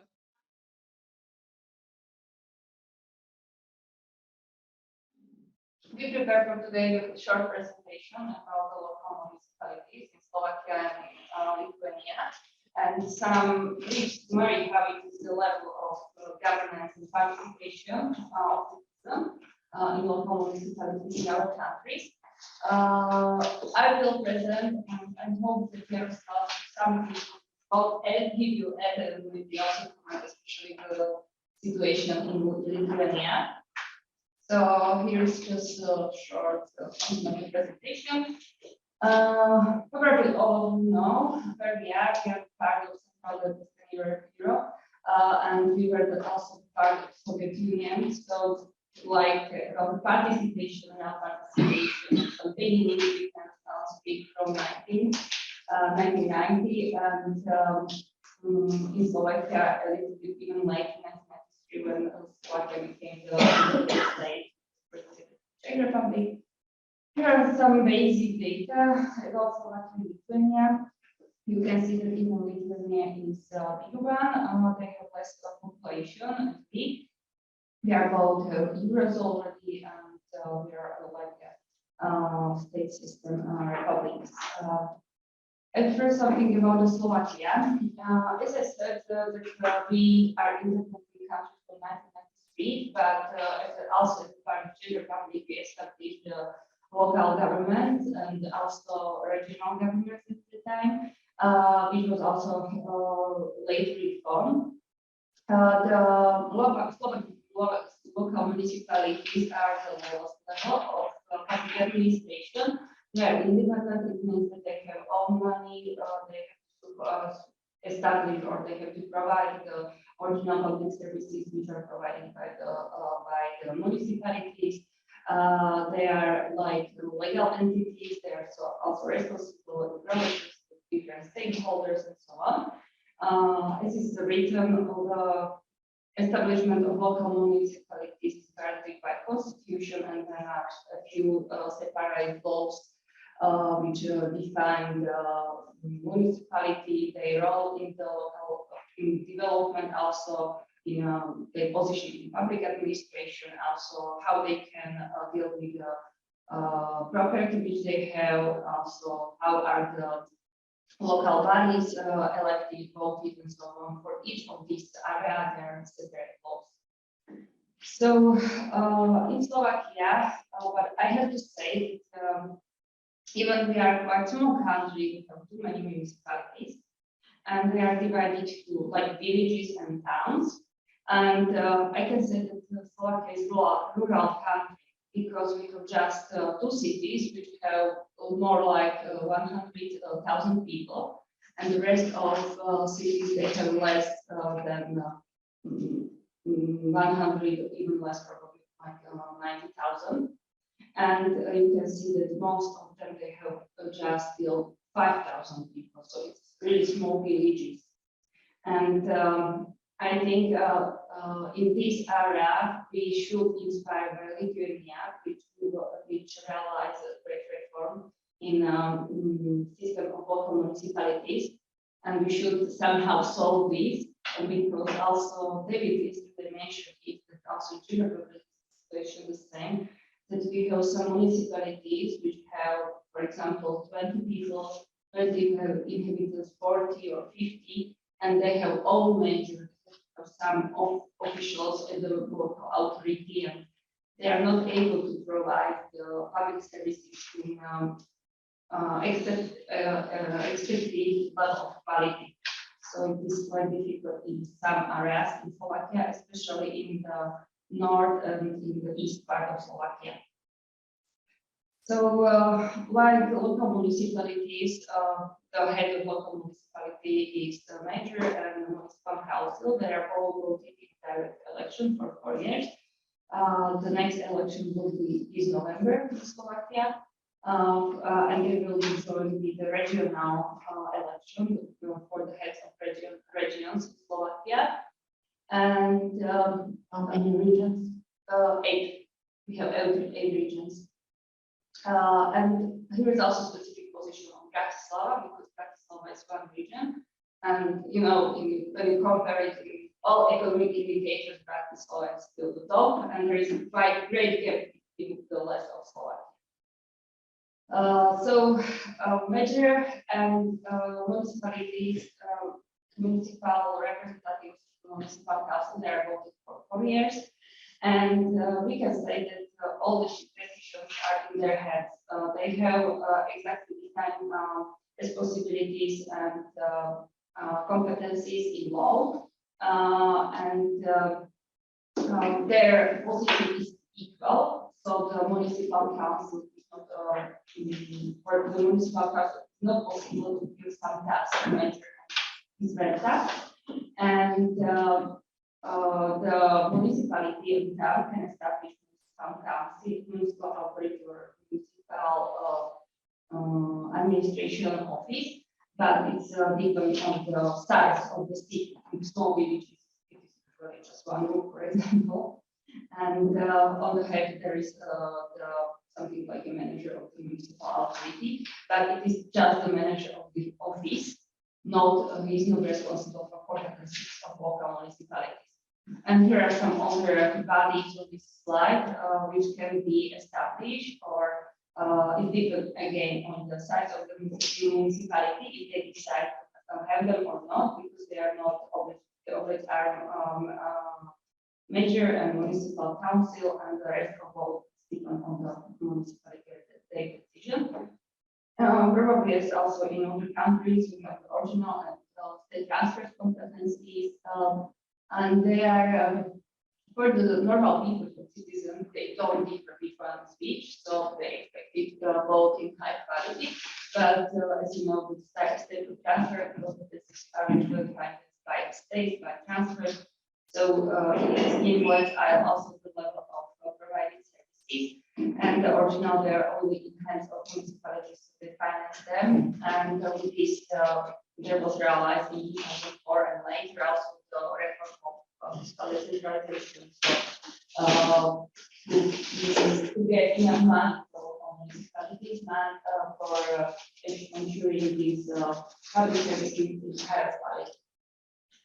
And to speak something about public governance, we did the research last year, but it was not totally aimed on public participative governance, but it was aimed on modern municipality. So we tried to identify which tools should use local municipality in Slovakia that can be seen as modern one. And we asked the majors which tools are sufficient for this purpose.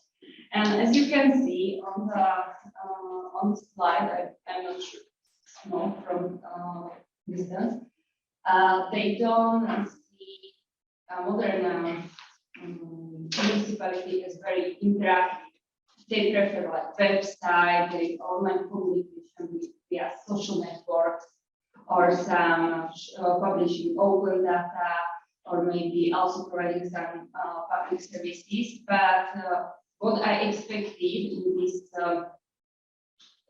stage of development, they would prefer some interaction with stakeholders, and these are like real tools which are developed or based on new information technologies, were like marked as the last one, like cooperation with public services involving different, for example, public services, the last one, or doing some competition for stakeholders, hackathons based on using open data and so on, is the search from the bottom. So I think we still are somewhere in some middle stage from the beginning to some developing participatory democracy.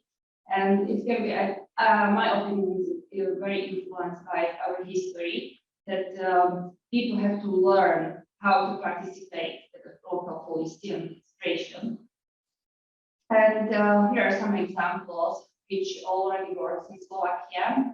So like participatory writing is more connected with cities in Slovakia. First one was in Bratislava, later also some other cities. Now it's more, I think, more like 30 or 40 cities which use participatory budgeting plus Slovakia.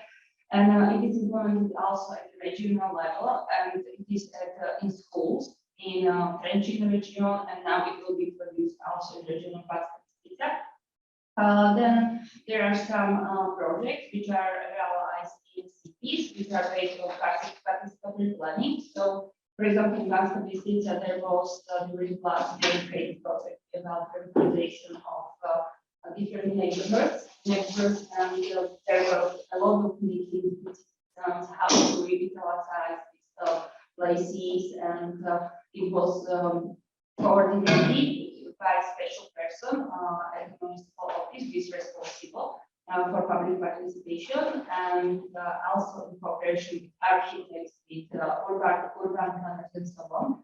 And they prepare some kind of design how it should be revitalized in this city park. Then, for example, she said they are quite very nice examples of like how the public participation can be developed.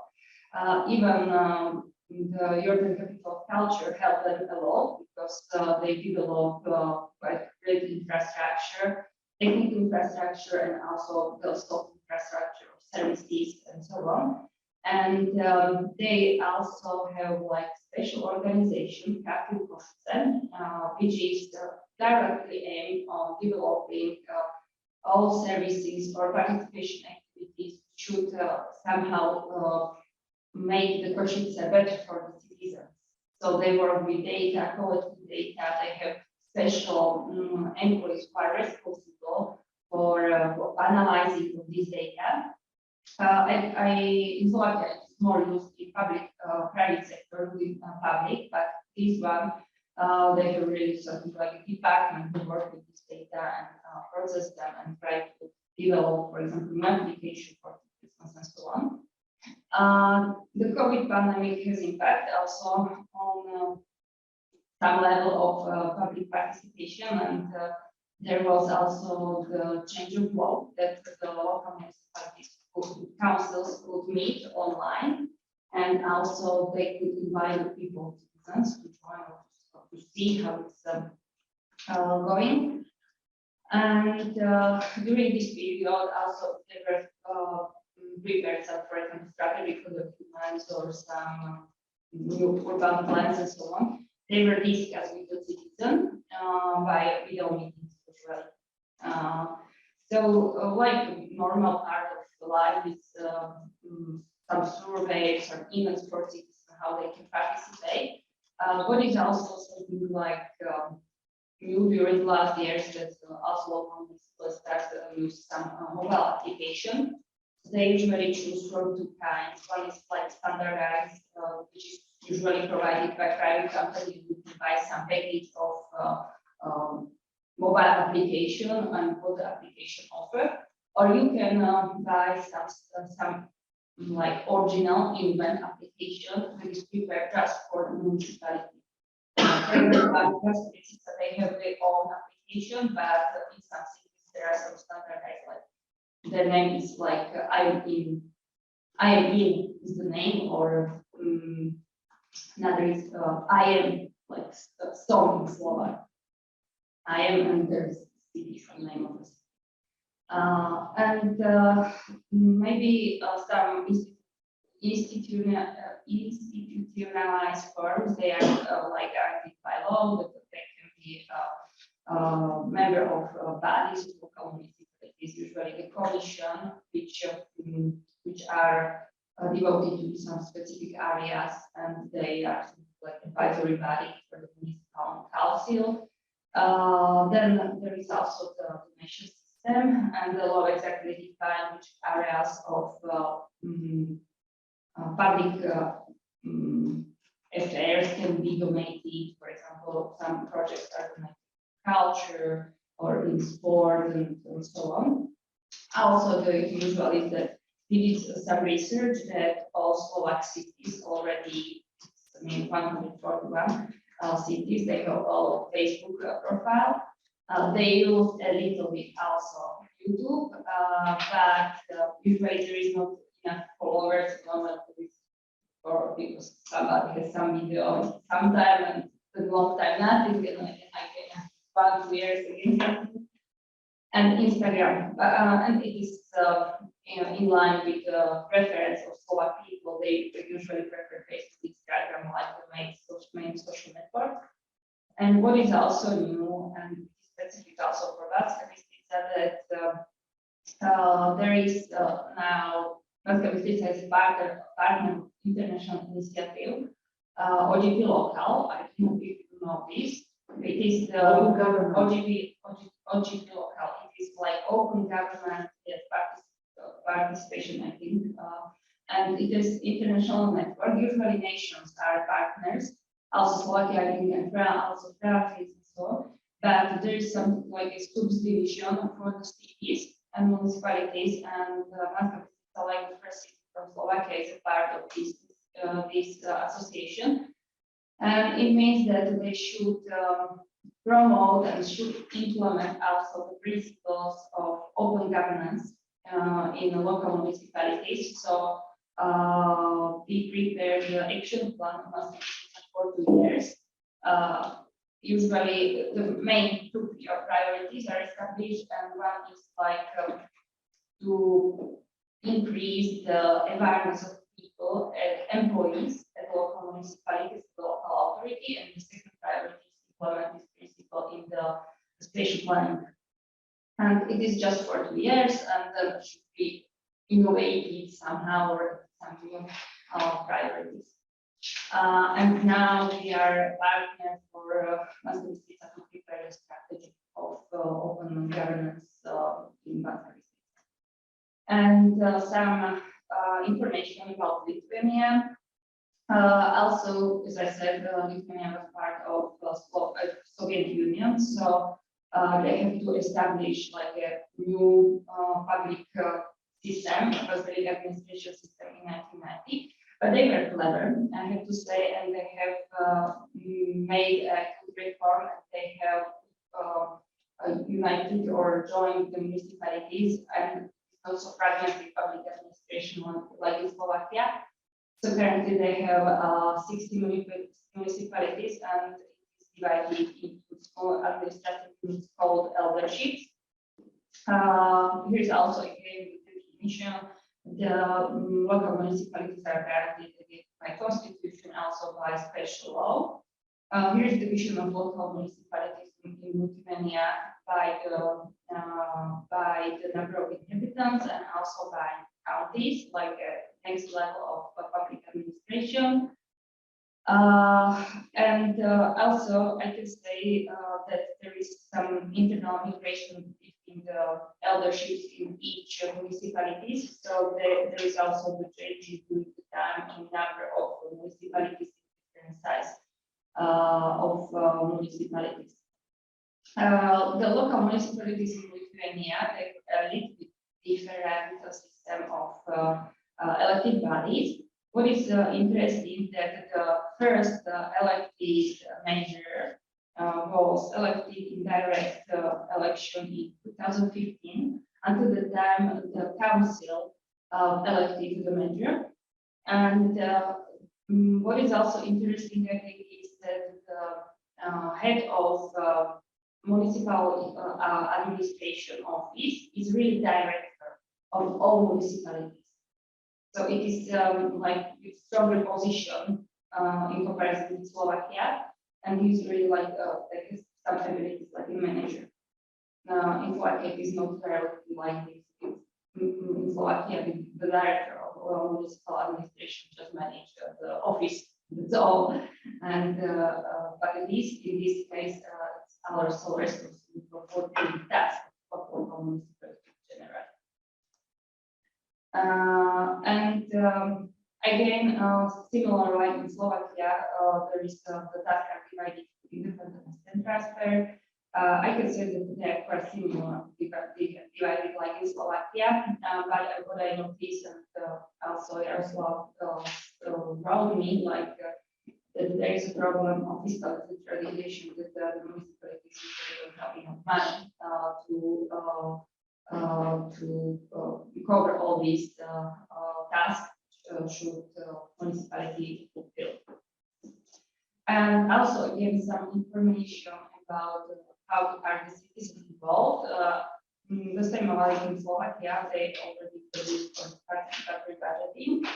And the first time it was implemented at the school level and later in the cities. And as you can see that in Lithuania, maybe I find some figures exactly, 8 municipalities in 2018, 8 cities studied in 2018, 19, 7 another 6 in 2021, and another 6 they think that they will introduce participatory budgeting in the near future as a key driver of participatory budgeting is measure and their ambition or activity to implement participatory budgeting.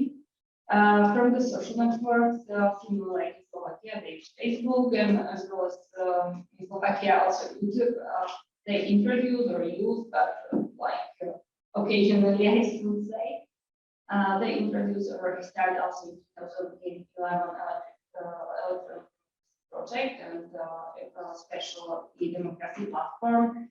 In Slovakia, I have to say, I forgot when I spoke about Slovakia, the democracy of some electronic services is by catastrophe. I think it doesn't work, and even directors had great ambition, maybe from 2004 to 2006, the system not working, and there are still some changes, some investments that to try to arrange public service to electronic system almost impossible. In Lithuania, the production is quite difficult to somehow define, so it is not exactly clear what can be included. And also there are some institutionalized ways of participation, like for example, NGOs for their all the elders conference meetings and some others like which are normalizing to involve the citizens in the public governance. What we can say, I already mentioned, I a bit compare Slovakia and Lithuania. We can say that we have something like a similar starting point in the development of local governance and also the system of local municipalities. But the Lithuania, I think they did a better job like in Slovakia because of this fragmentation of public administration. What I like and I would prefer is also that the manager of the local municipalities should be the manager with a lot of competencies. In Slovakia, it is a manager. There are no some specific claims on the manager, what he can be and what kind of education, for example, has to be and so on. In Slovakia, there is a quite great problem with this electronization of public services and electronization of public processes. And also there is quite a big concentration of public authorities, or also like the management on participation of stakeholders. There appears something like a new phenomena during the last year, because the European Union, for the European funds and spending, they totally said that all project has to be implemented based on participative approach. So now all cities and all regionals, they try to find some way how to do it participative. But you know, because they don't have enough knowledge, they don't have enough skills, we don't know what to expect like result. But anyway, maybe it's something like a first step to move somewhere. And what I have to say is that also there is quite strong influence, or a lot of work done with the office of people in, I don't know the English names, but it's something like a person who is in charge of number of the organization and so on, and cooperate with the Minister of Interior Affairs. And with his office, they did quite good job in development of some knowledge about the participation of local municipalities, also generally in the system of public servants and so on.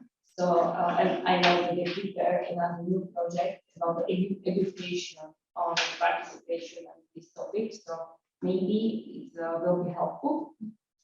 In Lithuania, in some areas they are probably in front of us, but also they still have, they are able to identify some problem areas which should improve, like I said, the fiscal decentralization, or maybe some constitution of or law definition of cooperation between municipalities and so on.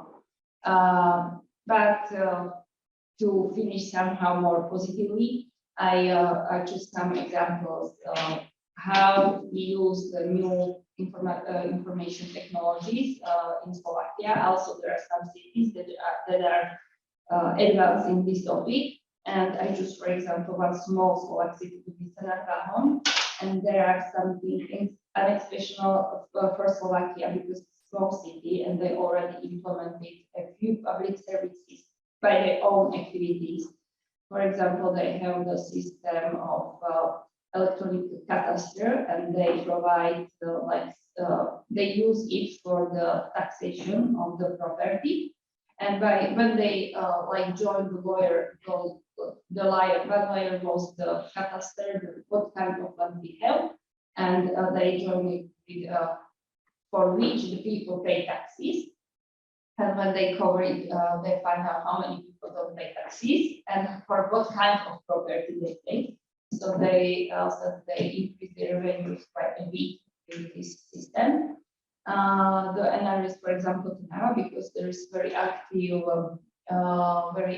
manager, and he, for example, prepared a special website, something like dashboard. They collect information about the life in this system. It is associated or connected with some other smart applications and so on. Or Košice, for example, they have like own application at your sidewalk. The Košice had quite great expenses for the public cleaning and work with snowing, for example, when it was a lot of snow, they had enough people to clean the streets. So they prepared the application at your sidewalk, and each citizen from Košice can log in and they can join this application, and they will be paid by the city if they will clean their road or their house. It is something like €5 I think for a day. They don't pay it each time, but for the 1 day it's €5, and they really help to decrease the expenses for this in Košice. And here are some examples also from Lithuania. For example, about they use some IT technologies also in mobility to do it more environmental friendly. For example, in Klaipėda, so they have some special information data management system, and also, for example, in managing of energy systems in Yonava district or North district. So even the situation maybe is not so positive, or maybe now currently we have a lot of issues that we should solve. There are some good examples. How can it be if there is also good measure and people who want to work on it? So thank you very much, and feel free to ask. Maybe Yaroslav want to add something because I see him online. Yes, thank you, Katarina. Don't hesitate. I have one question about public interview with, between the population and the governments. You say that during the COVID, there is an increasing need. Today, this relation, this interrogation will continue? I think it's depend on the city. I can say, for example, Moscow, I see that there is increasing interest still, but it's dependent on the people who live in the city. Moscow maybe is a special one because there is a lot of non-profit organization, and you know there are something like a movement to pushing the local municipalities to be open and transparent. So in this case, we are able to see also in bigger cities like regional cities, which already also implemented some innovation in IT, like mobile application and so on. And they have also the TV channels, special oriented on these local councils and so on. In this, yes, in smaller run, it's I think difficult to say. I'm not sure. In France, the council, the session of municipal council are public. In Slovakia or in Lithuania, this session. Yeah, it's public. It's public, but usually without online transmission. But in this case, during the COVID, especially during the COVID, all of them usually were with the online transmission because to provide the place for the people to be informed. And during this session, those public can ask the mayor. Yeah, but there is usually it is like that. There is some exact time. For example, at 1 p.m. now everybody can ask the question of mayor. It is something like a speech for the public or something like this. In today, with the restriction of participation, there is no this possibility. I think still it is, but maybe there's just some restriction that they control the people who come there. I'm not sure. I'm not sure about this. In France, it's a paradox to participatory democracy. The session are not a public impact because of the restriction, and the questions by population without answers. And disappear. And what is also interesting, usually after the session, usually there is some report, and if they are not able to respond to the question directly on the session, then usually with the report there are the answers. David, you have a question? You have a question? Yeah. Hello, everybody. Thanks, Katarina, for a very nice presentation. Thanks to it, I have realized that it's almost 20 years since I was hitchhiking in Lithuania. It's a beautiful country. So thanks for this nostalgia also. One comment from me and several questions, but I will just pick some because, you know, I don't want to steal others of time. I think that for the text and also for the presentation, and we had some problems with sound. I don't know what's the problem with the microphone now. Now it's better, it seems. But anyway, I think that it would be good if you present these criteria used for comparison more clearly in the beginning, like what you will compare and why. It was not completely clear to me, and I think it's good to improve this in the following text.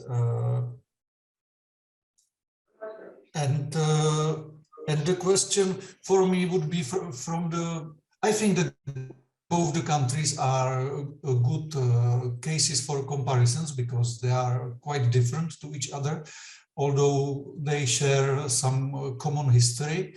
I would like to ask you a question: if the context in Lithuania, because there is a lower number of small municipalities there, determine or contribute to higher diffusion of these participatory instruments. Because if I understand the presentation correctly, in Lithuania, the number of municipalities, of small municipalities is lower, and at the same time, these participatory things are more institutionalized, at least in terms of law, that there are some requirements that the public should be involved in discussions about many things. So I like this because it's good if you have large cities to have duties like this somehow written in legislation. But what is your opinion? Is the context supporting real participatory practices, or is it just about formal requirements, and the situation is more or less the same as it is in Slovakia? I think I know something on Slovakia because of our joint Czechoslovak history, and also we have quite a lot of similarities in terms of governance of municipalities, although there are also differences because our mayors are not directly voted. But back to my question. Maybe the question for Yaroslav, I think, if you are able to answer.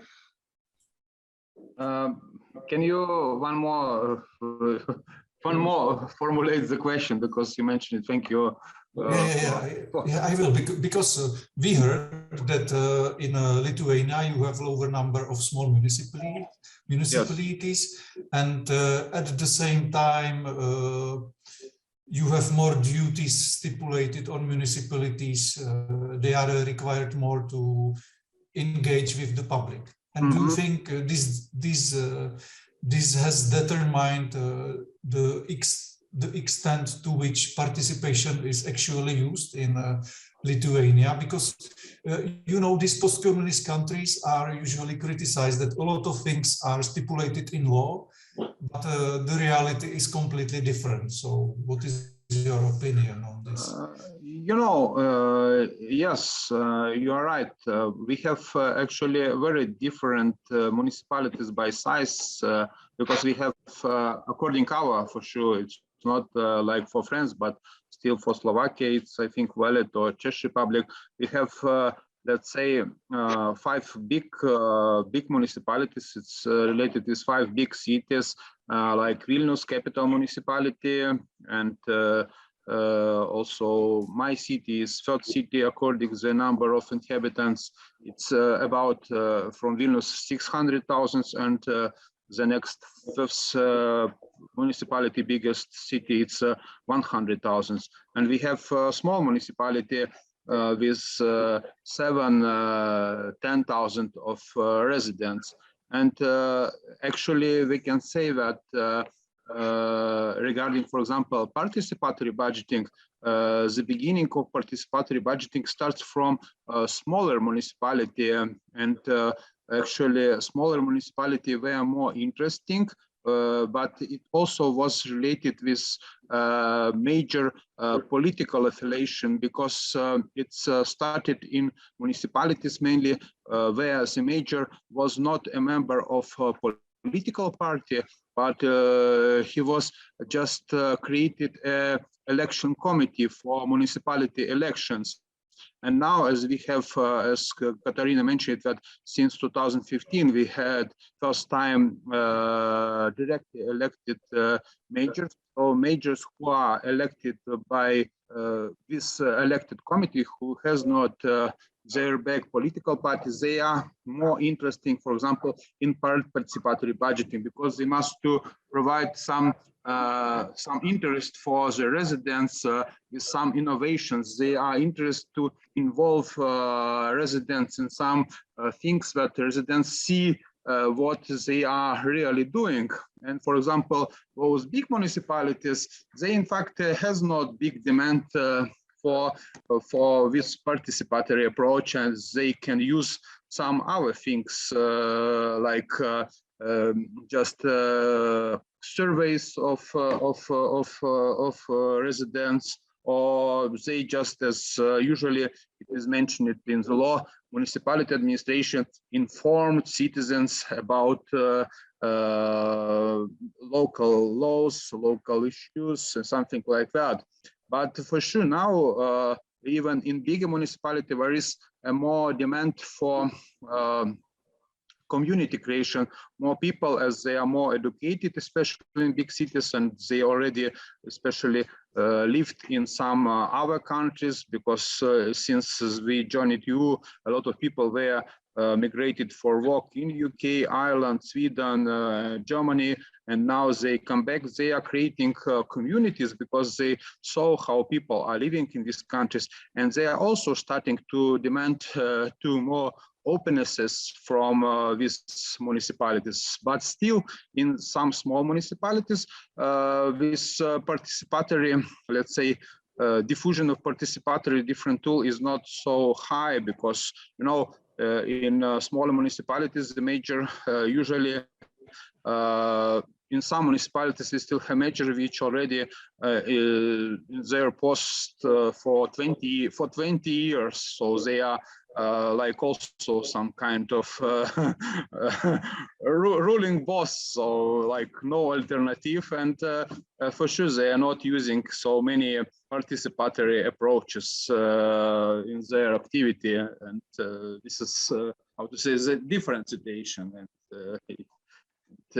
they are not interesting, in fact, to start this, because, you know, there is a risk if they see that if more people become more interesting in public issues, maybe there will be some more even candidates in elections for major, or those who are against them. So they feel this risk that more people can start to be interesting in municipal issues. And in small municipalities, you know, there are some cases that there are not so many investments. So, and in this case, most people are working in the fields which are dependent on municipality, like schools, kindergartens, municipality-owned companies. And this is also affected. Some people can be in their post for 20 years and something like that.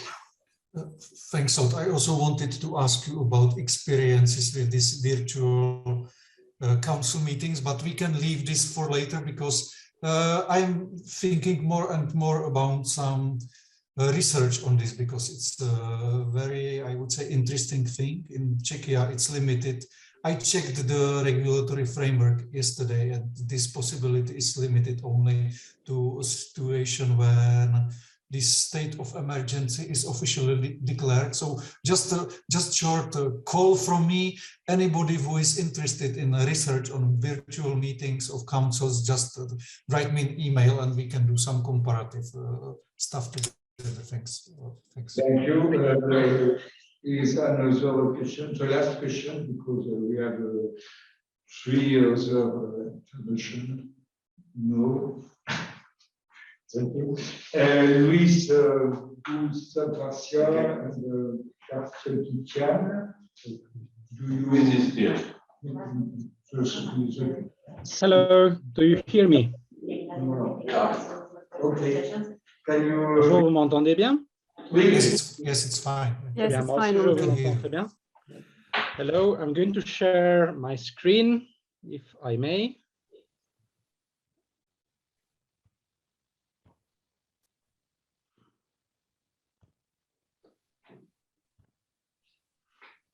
Are you seeing my screen now? No. No. No. Okay. What am I doing wrong?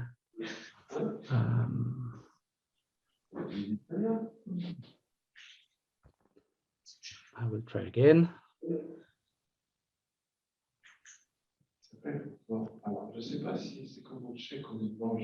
You just turned off your camera, in fact. His name is like you check. Yes. Yes, Bożek. Yes.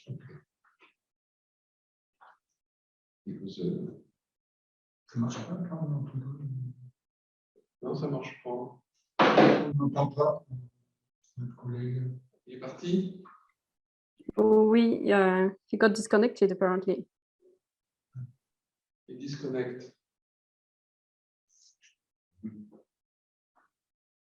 Ça marche bien. Attends, je le mets. Non, c'est parce qu'il a déconnecté, c'est tout. Ah, bah, s'il déconnecte. Ça y est, ça y est. Voilà. I'm very sorry. I don't know. I must have pushed the wrong button.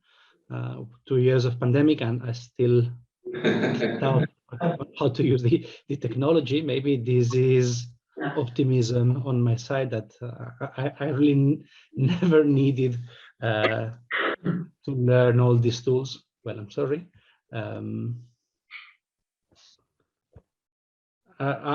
Is it working now? Do you have my PowerPoint now?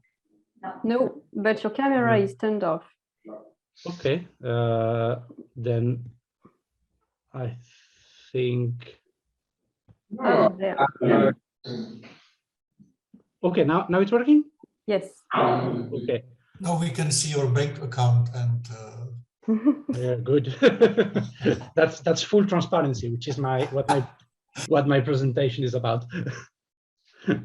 Now, is it working now? Are you seeing my PowerPoint? Yeah. Yes. Yes. Okay, good.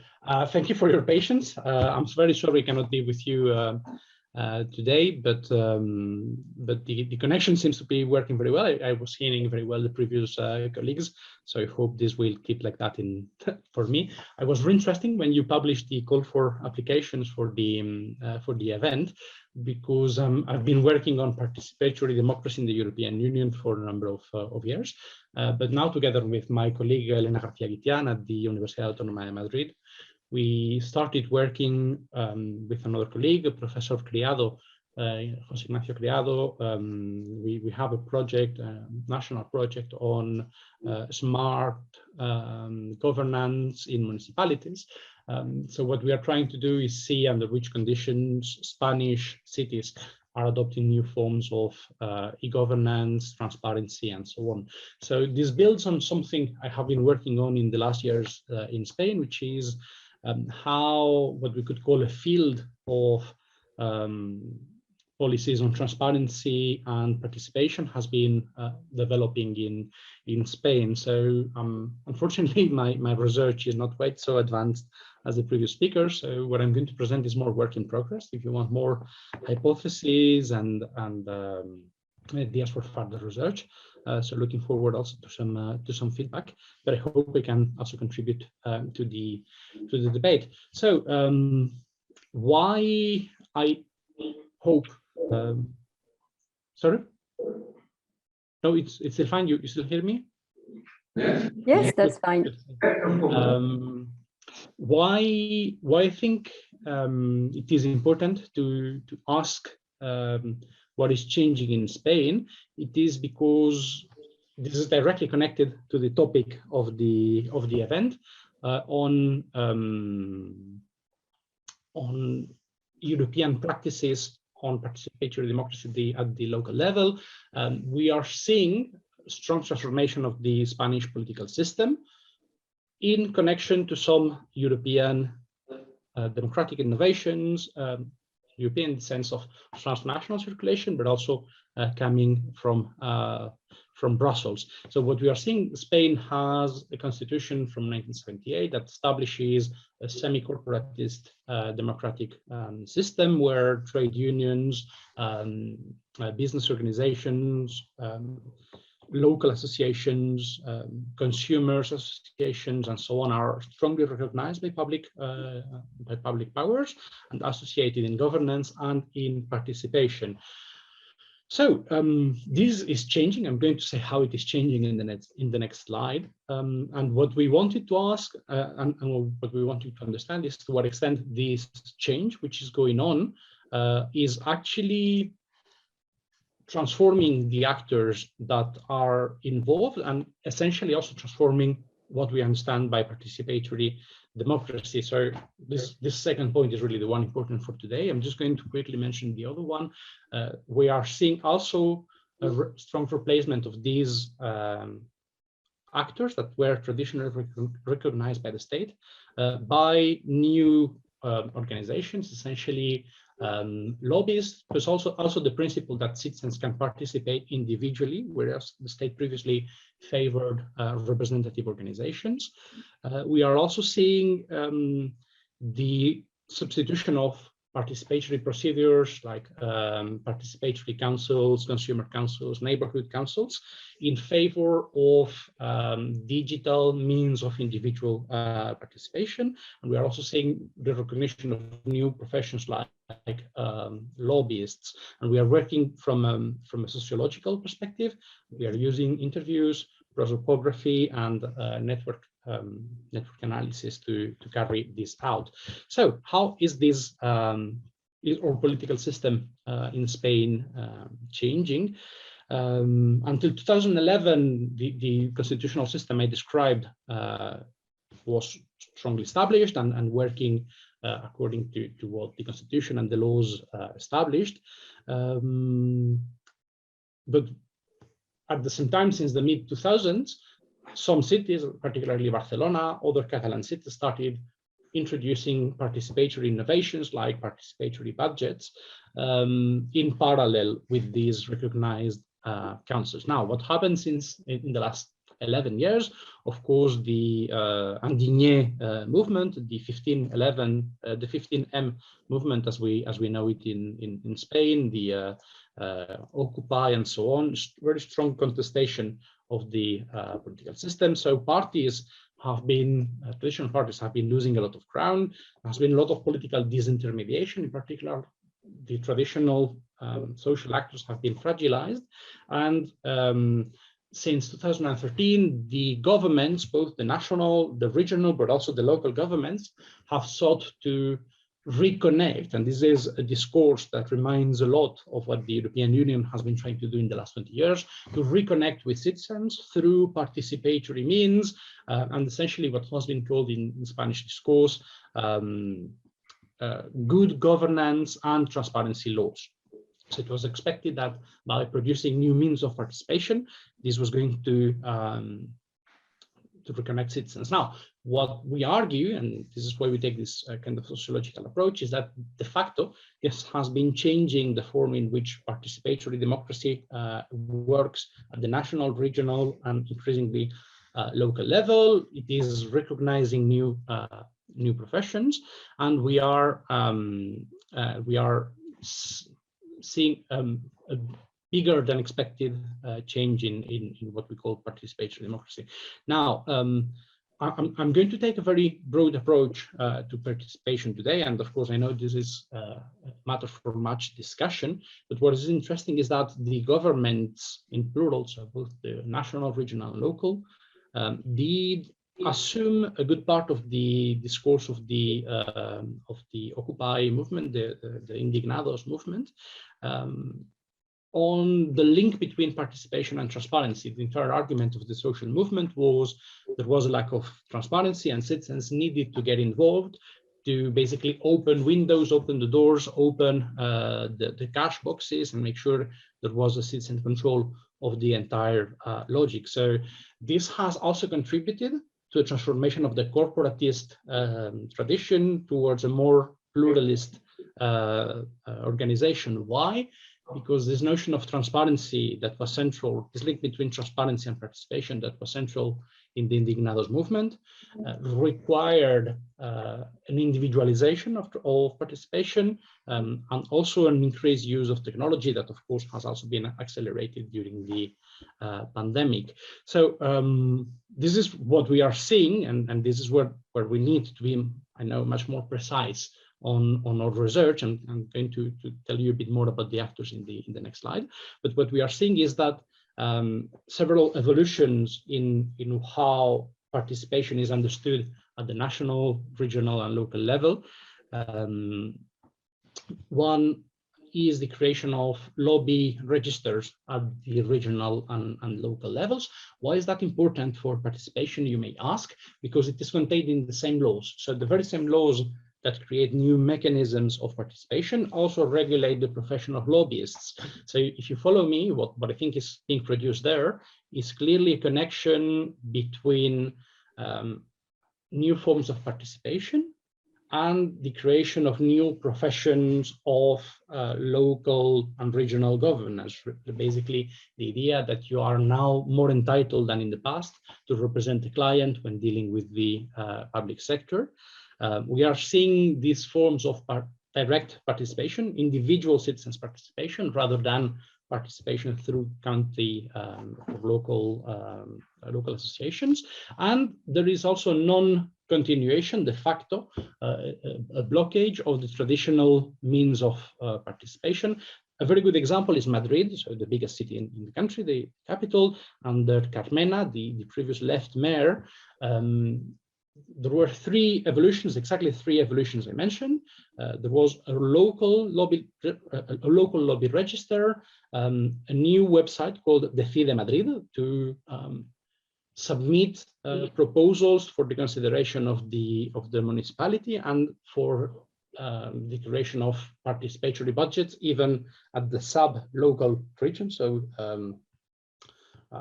neighborhood by neighborhood, and also the traditional dialogue between the city hall and recognized organization has been put on basically on stop since the Carmena government in favor of this registration. So now the message is, if you want to have business with the municipality, you need to go through the lobby register, even if you are one of these very traditional neighborhood associations. And this has been promoted by cause entrepreneurs at all levels. And our question for the local level is, why did local actors get involved in this transformation? There are, I think, several answers, but this probably can be done better with this slide. And sorry, the wording is in Spanish, but well, actually it's Spanglish, as we would say. So I guess that you can follow that. We speak about insiders and outsiders. Basically, on the top, what we have are insider actors. On the right, old insiders like the traditional political parties, the trade unions. On the left, all the new insiders. So that's the cause entrepreneurs. And on the bottom, on the left, we have new outsiders, so entrepreneurs that have been less successful than the others in promoting the discourse of transparency. So there we see a clear European connection. And then on the bottom, on the right, this is what is more interesting for the local level. We see a whole set of local bureaucratic actors that have been very active in promoting the discourse on better governance and better and increased transparency at the local level, but contributing to it in the national discussion. So I think this is clear. There are essentially two explanations. One, these local actors have been cause entrepreneurs at the local level, so especially in these big cities where there were previously experiences with democratic innovations. I mentioned Barcelona, to some extent Madrid, but then also local actors, so high-level civil servants from medium and even smaller towns have been very involved in the discussion at the regional and even national level in promoting the creation of councils for transparency and good government. So I will be concluding now, because as I said, this is work in progress. But I think that what we are seeing is a major change in how participatory democracy is conducted in Spain. both at the national, regional, and the local level. We move from a corporatist tradition to a pluralist one, very similar to what the European Commission is practicing. There is also mobilization of actors that have European resources and networks. But I would say that this is a process that is not totally institutionalized. So I would not conclude very quickly that this is here to stay, because as I said, or as I gave in the example of Madrid, we are seeing that the new and the old ways of understanding participation live side by side, and that actually the resources that are being actually put into the new mechanisms are still quite limited. So there are innovations, there is a new discourse that is very successful in promoting new forms of participation, but at the same time, this is not totally institutionalized, and I would not necessarily expect full institutionalization, because for the moment, the citizens' perceptions, the degree of usage by citizens of these new mechanisms is quite limited. I don't think we will be going back to the traditional corporatist mechanism, but probably some of these innovations are not necessarily there to stay. Okay, as I said, this is work in progress, so I think I will stop here and maybe let others use my time, and I'm absolutely happy to answer any questions if I can, if you have any. Thank you. Thank you for your presentation, and thank you for the... And then, I'm sorry, I should say I'm happy to take questions in French if anyone prefers to ask in French. Je vous remercie beaucoup pour cette présentation très intéressante. Je voudrais vous demander, est-ce que à ce stade de votre recherche, vous avez pu déjà trouver des typologies, des réponses des autorités, des acteurs traditionnels locaux vis-à-vis des innovations qui sont proposées par des outsiders, comme vous l'avez dit. Et aussi, j'ai vraiment apprécié le point sur l'européanisation des pratiques. And here I will switch to English because I wanted to ask a question of Katarzyna. I really appreciated this point of the Europeanization because of the European programs and because of the requirements of Brussels. The countries from Central Europe are obliged to start to involve more participation. So if you can develop it a little bit, thank you very much. Il faut la Qui répond? Qui répond? Maybe I can take the first point. I will answer in English. Now, this is a very good question. Actually, we have not done that yet. We have actually started the interviews with the cause entrepreneurs, but you are absolutely right. We need to ask how the traditional actors are feeling these innovations, because I mean, in our social, we rely a bit on the field approach by Pierre Bourdieu, but also by American sociologists and so on. And what we expect is that these traditional actors are not totally equipped to follow the pluralist logic of, to some extent, first come, first serve. And also you have to compete with the others, and it is not up to the public sector to decide who is right. You have to mobilize and so on.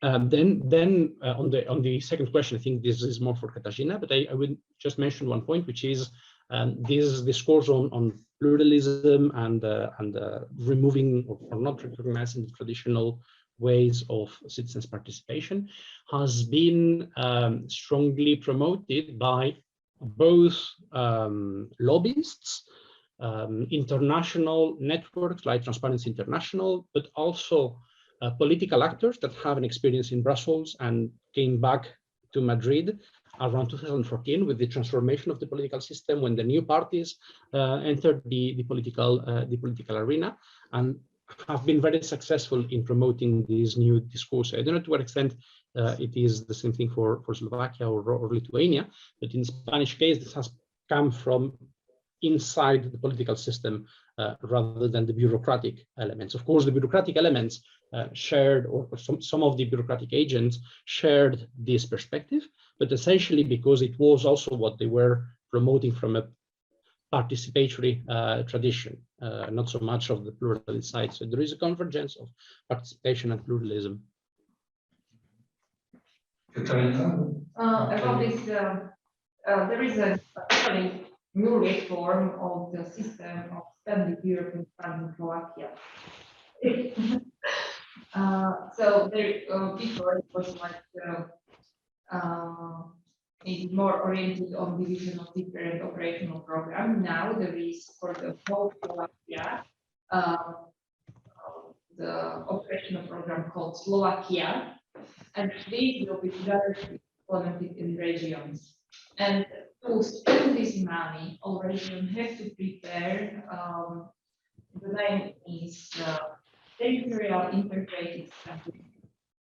And these strategies have to be made or created participatory. So it means that they have to declare that the citizens were involved, entrepreneurs were involved, non-profit organizations, and so on. You know that the region is quite a large area, so in each region there are some smaller units. They are not administrative, they are just for planning reasons created for the strategy. And for example, in Banska Bystrica, I think we have 6 of these units, and each unit has to prepare based on the participatory approach, the priorities, where the funds will be implemented or used. These ideas will be collected, and then the regional strategy will be prepared. They are somewhere in the half of the work on it, and after these strategies will be like something, the main tool where the money will be invested. And from all of these strategies, there will be again selected which are the priorities and so on. But what is the most important, they have to declare somehow, usually by the records, by some records of video meetings, that they're well very recently, and the work of the discussion. I'm so interested in the lobbying transformation, I mean the transparency that you increased in is a favorable condition for true participation, because if you have no transparency, then citizens always, especially in our southern countries, are always of the suspicion that this is not the right venue to have influential participation. There are others, as you say, insiders, and other venues that influence, that the real influence of decision making. But I didn't quite get it. My question to you, Luis, is this now a requirement to have a local register of lobbyists countrywide, everywhere? Or is it just an initiative, or is it province specific? I didn't get it. That's also a good question. No, it is not a requirement. So this is also why it is so interesting that it is being developed. Actually, this is why we argue, or we use this notion of cause entrepreneurs. There is still not a national lobby register, which is why you could say, if there is no national lobby register, why the municipalities need one, in particular if they already had traditionally identified their main stakeholders. Now, of course, the general answer you get to this question is it doesn't hurt. And of course, I fully agree. I'm all in favor of transparency. It doesn't hurt. It's very good that cities identify who the lobbyists are. But what you are seeing is a de facto system, a de facto change in how cities relate to social actors. So this is one. So this is what we assume, and this is also something that is coming in the interviews, that the creation of local registers and this online mechanisms of participation is actually a way of, to some extent, try to set the discourse and set the practice and the policy at the national level. So when Madrid creates a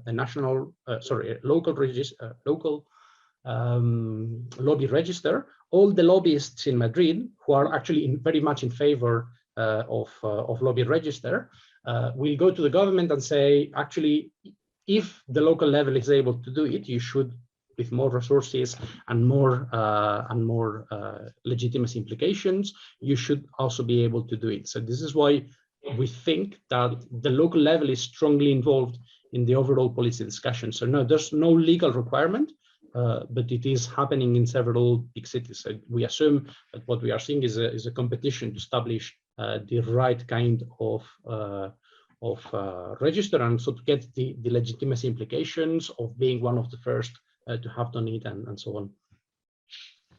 Une question. I have another question in French. Est-ce qu'en Espagne, les pratiques que vous décrivez, elles sont différentes suivant les régions? Et la question implicite derrière, c'est est-ce que c'est pour ça que vous vous appuyez sur une européanisation plutôt que sur une nationalisation? Il y a une pratique qui serait unifiée. Oui, donc il y a des fortes différences régionales dans l'incorporation de ces pratiques. Donc ça a commencé justement en Catalogne.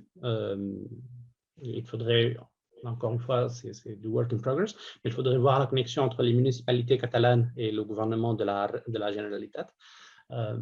Ça a continué dans la région de Valence, donc la Comunidad Valenciana, et donc rapidement, il y a eu des suivis dans d'autres régions, Aragon, Asturias, Madrid, mais il reste d'autres régions qui n'ont pas du tout commencé cette procédure.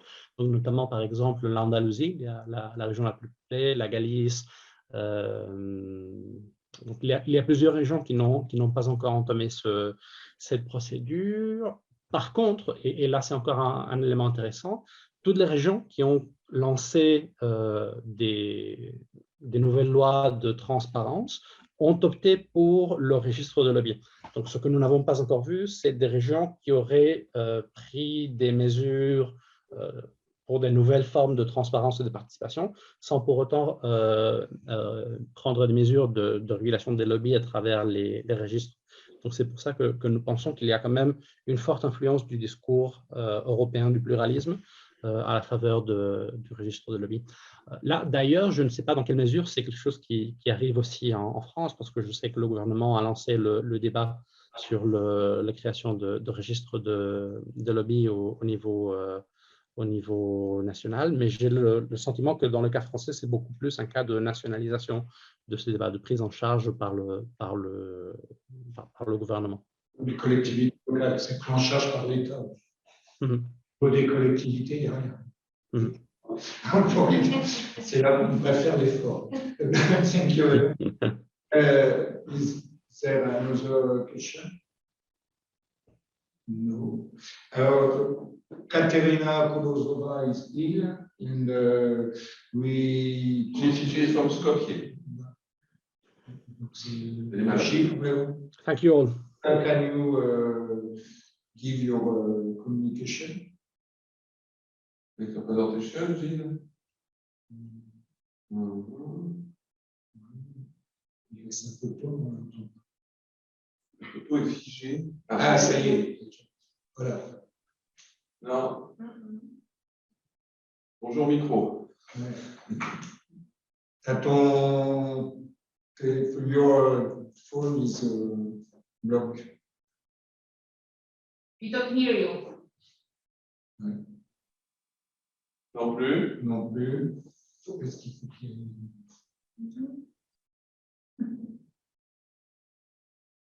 No sound. No sound. We can hear you.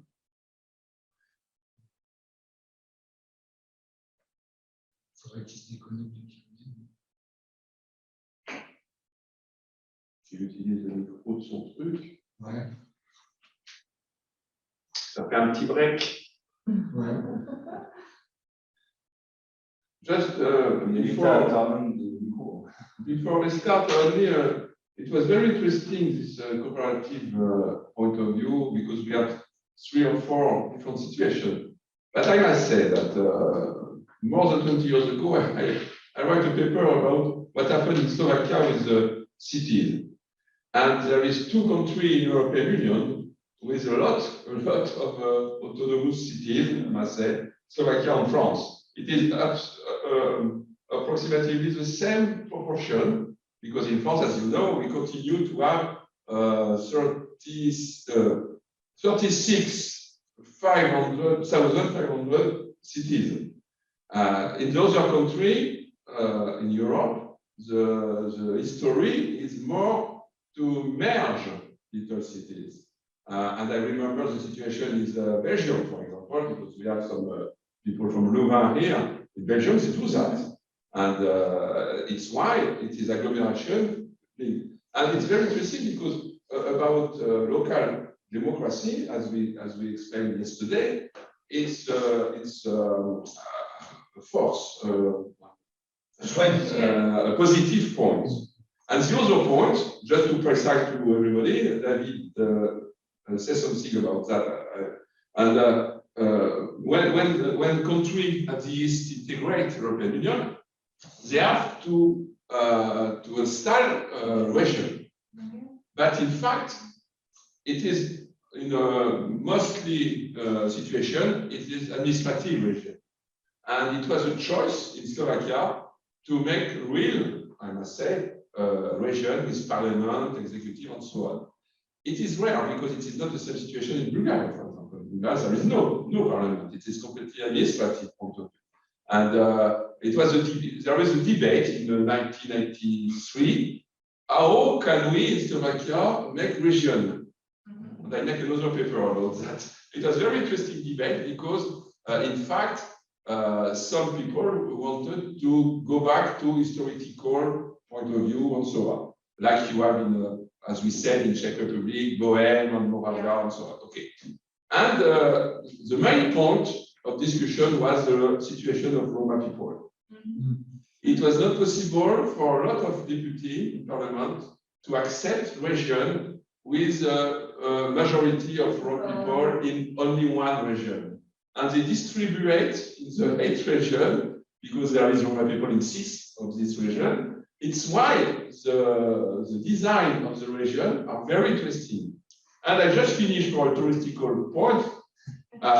There is 2 regions at the east, Prešov in the north and Košice in the south.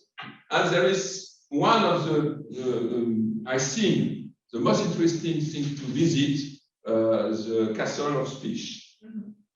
But the Castle of Spiš is in the Prešov region, in fact, physically. But because Košice was have more political power because of the President of the Republic at this time, I meet him personally and I ask him why. And there is an enclave from the 2 regions to be sure that the Spiš castle will belong to the Košice region and not in the Prešov region. It is completely incredible situation. And that's another book, perhaps we can do that. How we design our country inside the European Union. Because we speak about catalog and so on. I think we all have something to say about that. That's a very interesting point. But about the local democracy, I think that the choice of evolution of administrative region or elective and so on, it's very important in fact. And because we keep some cities, we can also have a support at the bottom level that it's more difficult to have perhaps in other countries with more big agglomeration and so on. During my speech, Gilles, okay, Gilles. So, but we don't hear you. On voit, mais on n'entend pas. Est-ce que là, ça va mieux? Oui, très bien, très bien. Voilà, j'ai fini de meubler les trous. C'est très gentil. Désolé, donc du coup, j'ai le son avec le téléphone et l'écran avec l'ordinateur. Je ne sais pas ce qui se passe avec l'ordinateur. J'espère que tout ira bien. Donc, I will switch to English. Thank you for the invitation first. I would like to present a bit in the next 15 minutes, so we won't have too much delay for the rest of the day. So my PhD is about the non-diffusion of PB at the state level in Brazil, but today I will talk about the French supramunicipal PBs that have been created for the last 4 years. I will explain a little bit how they work and the scope of deliberation. I had some elements of the patterns of diffusion, but I still need to work on that, and I could include that for the book, for example. So for the methods, I had to use two sources in order to map the PB processes at the department level. So I will explain a bit what is a department in France later, but basically I use two specific tools: Europress, which is a data set for news papers, and Google Alerts in order to not to lose any of those processes. And I focus here my analysis on the rules and the functionalities of the website. I also had a dozen of interviews with the staff from different departments, and I'm planning also, but maybe not for this paper, to know a bit more about what kind of projects are implemented after winning through the PB selection. So for the procedural features, I look at the website and look, for example, for the method used for the vote or the kind of deliberations they were using. I'm also trying to match the PB diffusion with another tool or approach that has been used in order to increase transparency at the local level, which is the use of open data for financial data. So just we discussed many e-participatory tools in the last for the last 24 hours. Just to let you to make clear that there is a distinction between just a level of information and consultation through different kind of tools, which at some point were used to call PB, like in the United Kingdom. So for example, budget simulator, where you have websites allowing the user to make some choices about the expenses and the income as well. But that's not really PB. PB is about deciding just like a referendum, but with different options, much more not complete, but much more diverse than a referendum choice. And also for me, traveling from Brazil to Europe, just like the PB did, PB is supposed to be first face-to-face meetings where you could face priorities that are very different from your own, because you will meet people from other neighborhoods with different needs. And so this is about getting a better knowledge, a more complete knowledge about your city. So we could check if this is one of the goals for PB in Europe at this moment. There is something that is happening. I don't know. Do you still hear me? I think I lost the connection for the presentation. What's happening? We can hear you. Well, I can. I lost the. Okay, I will share my screen again. I don't know what's happening. Okay. Does it work? We don't see your screen yet. God, I should have stayed in Saint-Quentin. Is this not? So I see that it's sharing it. Well, I will carry on. I will try to start the presentation again. So basically, the different goals that we see from the literature about that are associated with PB are related to 6 different ones. You have the question of transparency, of course. You have the idea that actually it could enhance legitimacy of the decisions that are taken through participatory budgeting. You have the question of giving the local government more responsiveness. Yeah, it started again. Okay. Empowerment, politicization, which is essential if we think about the youth PB, for example, that are being used in different countries and local governments in order to let pupils to decide about how to improve the school place.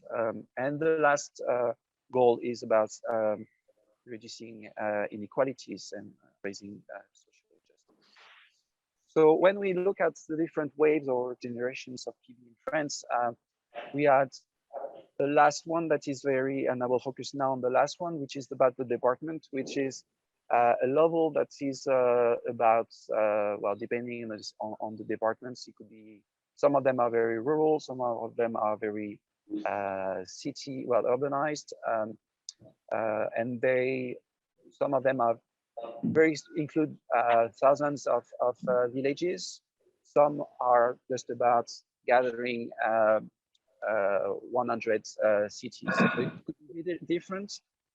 In my last, and it's quite up-to-date account of the PB experiences at the department level, there are 26 departments, and maybe 27 if we include Paris as a department, which is both a city council and a department council. So based on that, we could think that actually there are 9 million of French citizens or well, French residents that could vote. So it's quite a lot of people. I won't talk about the regional clusters, but there are clearly a pattern in the southwest of France. So a few facts about what they do. First, I want to mention, okay, I think you are maybe delayed about the map. Okay, well, the first is, and I mentioned this yesterday, we have like ongoing political discussion about the competencies or the duties of local authorities for the department.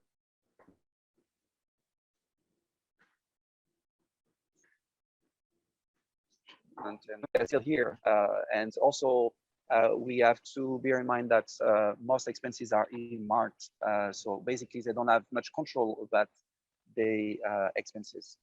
So one thing that we could think about the expansion of PB, because they didn't appear before 2018, and suddenly when there were strong discussions about making them disappear, they find a tool to try to reconnect with their constituents. So it's interesting to see the timing of the adoption, even if it's always hard to make a causal link, but this is an hypothesis. So as I said, many instances, all of them are digital based. So basically most or all of the process go through a digital platform. We have 3 providers, 2 are not open source. There is one that is using, at least in 2 instances, DCTeam that was created in Barcelona. And most of them also relies on regulations that are not legal. They are not voted by the local department, but they have rules, which were not the case in the previous generations of PB.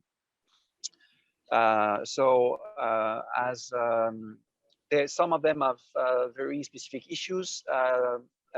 They focus on youth issues or sometimes on sustainable development. The budget overall, and here doesn't say much, but I will complete this in the next slide. The top budget for local department is 2.5 million, but sometimes, well, not sometimes, most of them are much lower than that. And they also restrict maximal cost for projects, so 50,000 euros. So you could see that the scope of projects are quite limited if you are a little bit aware of public costs. We have some of them that could try to maximize spatial equality because they cap the project for every district. And what is also interesting and very different from the ways of implementing PB in the last decade is the fact that now quite all of the projects, all of the processes are trying to experiment new methods of voting. So there is this idea that the way of selecting candidates, for example, in presidential elections, is really wrong at this stage in France, and we need to use other votes. So, and this is just like a side talk, but we have a lot of discussion going on about how to select the candidate from the left in France. But actually, if we were using different methods of voting, this discussion shouldn't have any concrete stuff, because we could, with approval vote, we could select different candidates from the left, and the problem is solved. So also yesterday we mentioned the question of density. Well, not density, but the size of cities for I don't remember from which presentation, but actually in France, most of those PBs are found in low population density departments. So the more rural they are, the more likely they will implement PB. And also most of them are led by leftist governments. And I could add more variables at the later stage if there is some interest for that. So when we look at the portion, and we discussed this yesterday for cities in different countries, here you find the budget portion, and in gray you find the median. So basically, half of the departments are spending less than 0.17% in their PB. And it's also, the median is also €2 per inhabitant, which is very low. So in order to understand what it means, because I also said that the budgets were earmarked, departments are responsible for colleges, secondary schools, for example, and many of the roads that are going through the territory. So the budget for investment is quite much higher than they have, but they don't use these investment projects. They don't, in order to create more participatory decision around it. It's just like a very small portion of the investment budget. Here it's the overall budget portion, but still. One thing that is important is the question of deliberation. So none of those PBs are trying to organize face-to-face meetings. And when they organize them, they are not compulsory. So you basically, you don't have to show, you can vote. And we had this discussion, I think it was in Slovakia yesterday, about should it be compulsory to go to attend a meeting before voting, or is it just about clicking for 2 minutes without getting a broad knowledge about all the projects that are at stake? So here in the French way of doing it, you don't have to worry about the other projects. If you have a friend that is supporting a project, most of the time you will have to select other projects, but you could do that on a random base. And now the protection has been has left again. I don't know what's happening. Okay, I will carry on. So some of the processes have like advisory councils, but what is so it's not always clear, and that's part of the interviews I'm trying to lead at the moment, is what do they do exactly? And there is a difference between what they are supposed to do and what they really do. So some of them try to ensure that votes are fairly distributed, or, well, there is no fraud, but there is no really control of how they could gather the information based on that. So it's not clear. Another point is that is important is the deliberation, the online deliberation. So I collected all the functionalities of and the comments that were made in those platforms. And basically, less than half of the processes are allowing online deliberation. So even if the platforms were designed in the last decade to allow deliberation, most local departments, departments don't choose to implement this feature. And when they do, actually there is very little deliberation going on the platforms. So only 13% of projects receive comments. And when we look at the quality of deliberation, they are mostly about, oh, this is a great project.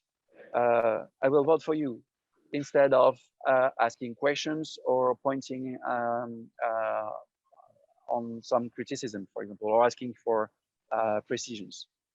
So this is something that for me is really interesting, because I used to believe in digital democracy, but for PB, at least in those settings, it doesn't work.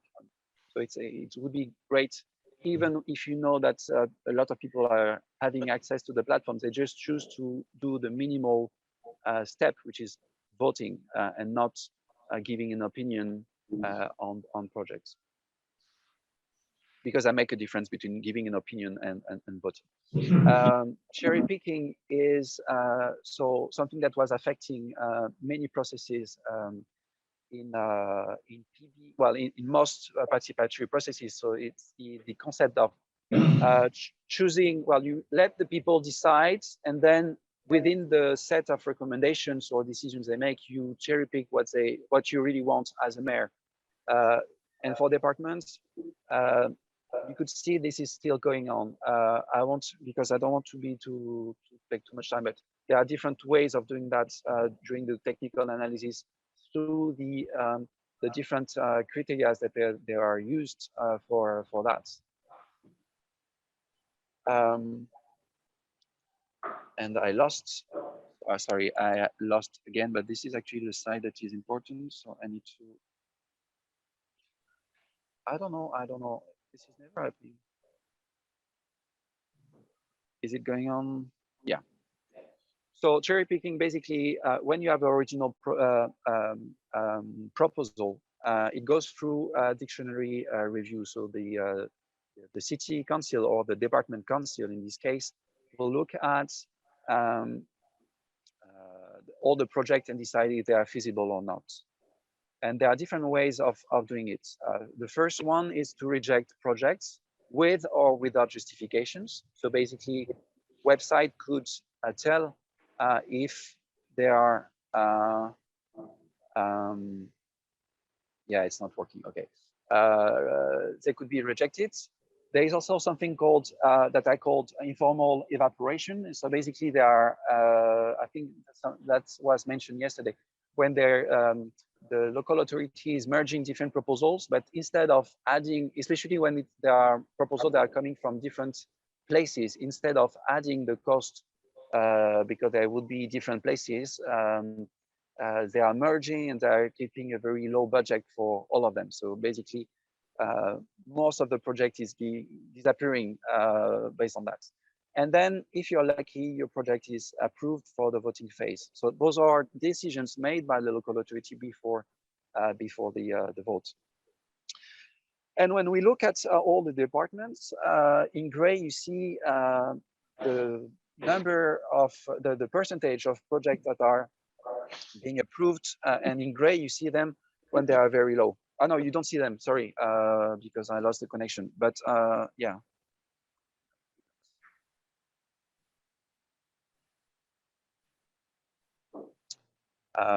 Yeah, sorry. So in gray, you see that nearly half of them actually are letting less than half of the projects going through the voting phase. So which means that the cherry picking part that could apply for processes after the decision, so for example, the citizen assembly about climate, where actually governments are trying to cherry pick after the process. Here it happens before the vote. And you could see that there is a huge variation between letting, like in Val-de-Marne, only 25% of the projects going on, when actually in Nièvre, for example, it's 86% of the project that go through. So you see that there is a huge variation that is not only about the type of projects that could be allowed by the regulations, but also a huge arbitrary level of decision in those. So that's the part. Then the last comment, the last slide I would like to present is about transparency.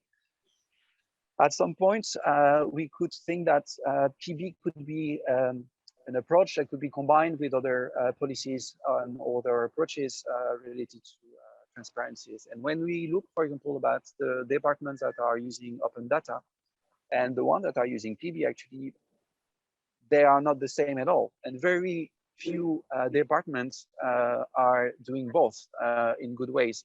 So if, for example, there is a law, and I believe it's due to some European regulation where local authorities have to publish a data set every year about the procurement. And actually only 6 departments doing PB are publishing this as a data set, whereas it's compulsory by law, so it's very strange. And it's the same for NGO fundings, so les subventions associatives. Most of them are not publishing them. So we see that actually, if the goal of PB was to increase transparency, basically they're not doing it in every way. They are just a small discussion on a small portion of a budget without touching the decisions where actually they have some freedom to choose. So this is an interesting finding. So conclusion, I don't know if the French PB in department is really about transparency. I don't think it's about giving more, well, it's about giving more legitimacy, responsiveness between, and this is due to the analysis that I'm not showing here about the projects, but it's not about getting more responsive about the main duties like roads or secondary schools that are the duties of the department. Empowerment is very low, politicization is the same, social justice. We need greater analysis for that because it's a kind of complex for spatial equality, for example. So conclusion, there are still PB in department now. They are very different from the first wave. They are still top down. They are no longer consultative. They are decisive, but there is still some clear cherry picking happening before the votes. There are clear regulation, and they are about small projects. So this is not a very optimistic presentation, but there is some potential. But clearly PB in France, and maybe it's a case in other countries, even if they are digital, they are not about getting a better say over public expenses. Thank you very much. Thank you. Well, we need to share.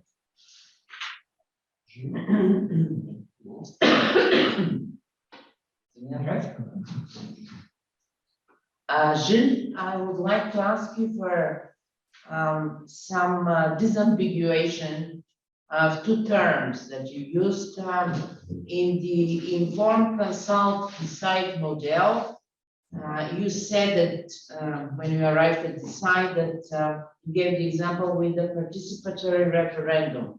It's the first time I come across this term, so I would like you to tell me what it is. And the other one is the challenging proposal that stands less chances of being the winner in PB. Just give us an idea, an example of a challenging proposal so that I understand it better. Otherwise, I'm very happy with listening to your very informative presentation. I have never gone into such detail in PB, participatory budgeting, and have never heard before any review of how it is implemented, especially in France. So it was very informative for me. And I also am very appreciative of the fact that I just learned that you apply different techniques in voting, and then you experiment in different localities or departments. They experiment with ranking, when selecting the projects, what was their one? Approval voting, ranking, cumulative, which is sounds to me super. Yes, thank you. So thank you for your questions and the comment. There is a clear distinction between PB and referendums, but in some cases, especially in Brazil, where there is a whole process before the final votes, and sometimes in some states, for example, people will have to choose between 4 options. And if you look at a state like Rio Grande do Sul, 10% of the population in the great days will vote by an online platform because they have access, and it's really real numbers because they put like data that confirm that they have only one citizen for each vote and not different citizens. And so you have to choose 4 options. So it's very similar to a referendum process. But this is not how it happens in Europe at all. And also, if you include decisions in some referendums in Switzerland or in Iceland that are typical, or California that are typically about financial decisions, like capitalizing banks or the TV network fee, the public TV fee. There are different decisions that could be taken about increasing taxes or decreasing some expenses at some point. Your last question was about, sorry. The challenging project, what is it? Yes, yes. So this is the way it could be implemented. This is a study that was done by Font and many researchers in Spain, actually. The challenging proposal is, I don't have a clear example because it depends on the local authority. But let's say that is everything or anything that the local government doesn't like. And it could be for good reasons, like it's not feasible at all, or it's not feasible within the budget. So for example, if you are, I remember a project that was voted that was about just like behind me there is like the canal that they were trying to create. It's not here, but to give you an example, to have like a floating platform in order to restore some plants and to give some space for the ducks that were not able to reproduce. And those platforms, basically, it took like 5 years to find a provider doing it because it's quite, it was not easy to do that. So this would be challenging for technical reasons. Then you could have challenging proposals that are not based on good faith. I will give you an example. A local authority that will say that will refuse a community garden because they say they don't have enough space to that, when actually they could just take a space within a public garden and make it and transform it and turn it into a community garden where people will be allowed to garden, for example. So that's why it really depends on each city. Sometimes they try really to make to give a tough time for citizens when they suggest things, and they refuse many proposals for motives that are not always clear. Also because they will change and challenge the routine, the work routine of the local authorities.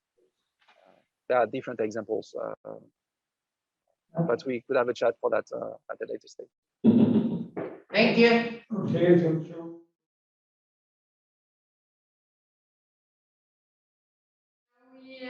We continue with the next session. That is the impact of the COVID crisis on the participatory democracy, and I give the floor to Evelina. Hello everyone. Yeah, just to switch on my micro.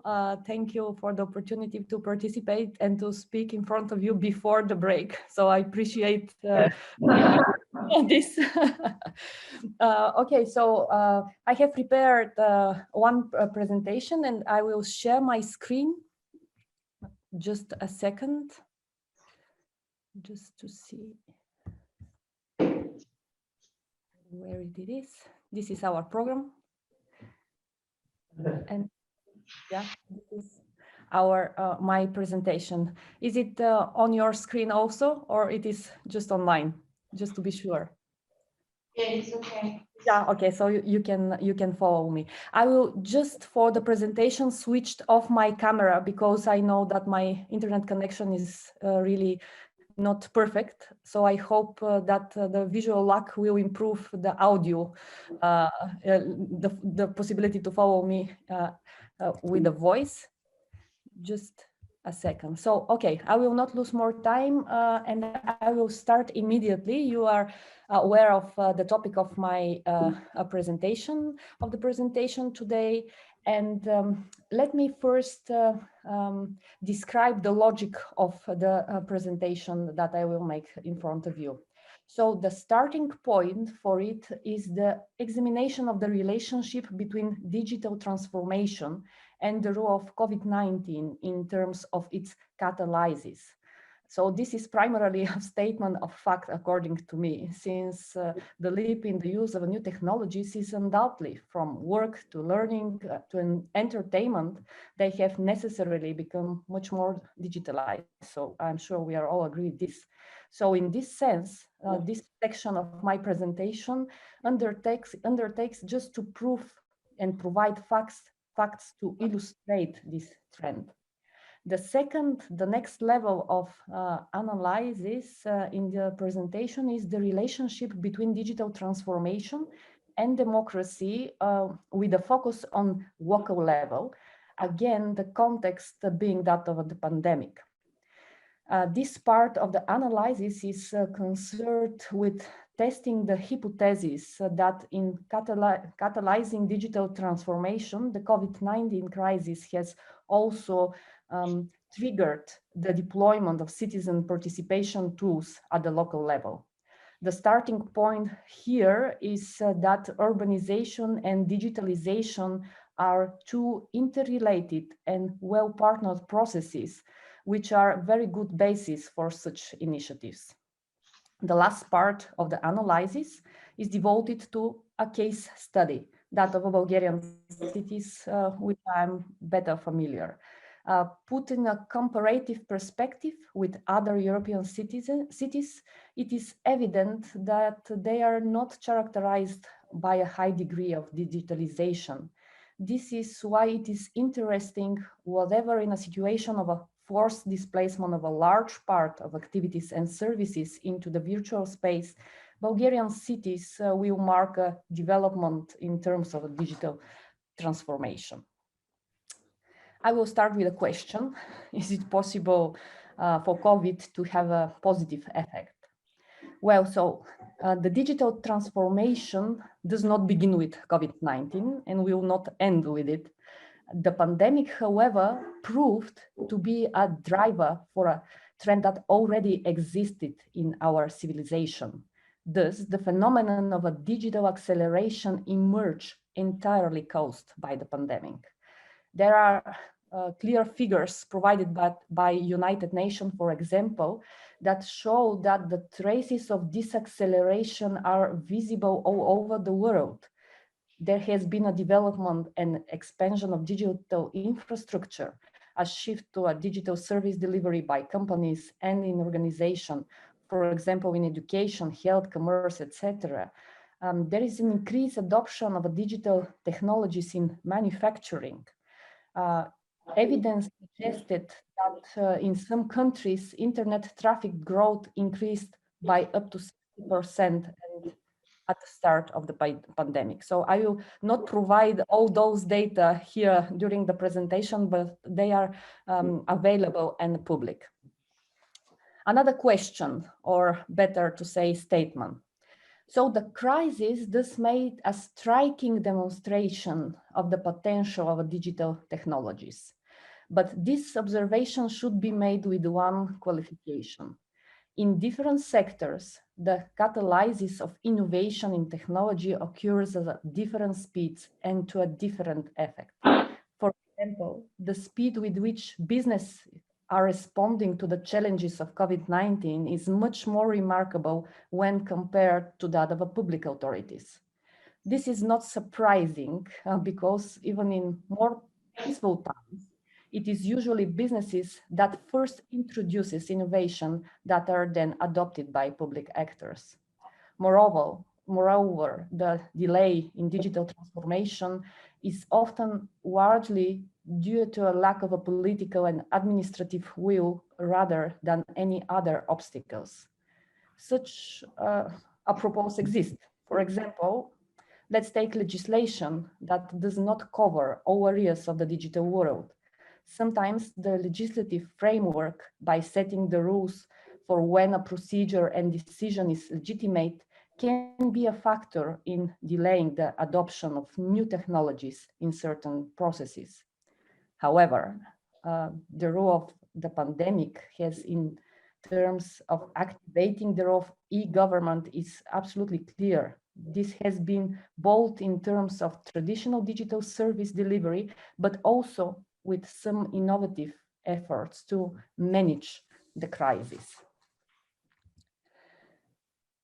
In addition to the general positive impact of a digital transformation, arguments can be found to support that COVID-19 has had a stimulating effect on the development of tools from the spectrum of a digital democracy. Even before the emergence of the pandemic, analysts saw a positive link between urbanization and digitalization. And indeed, the digital transformation is considered to be best implemented at the level of a local and regional government.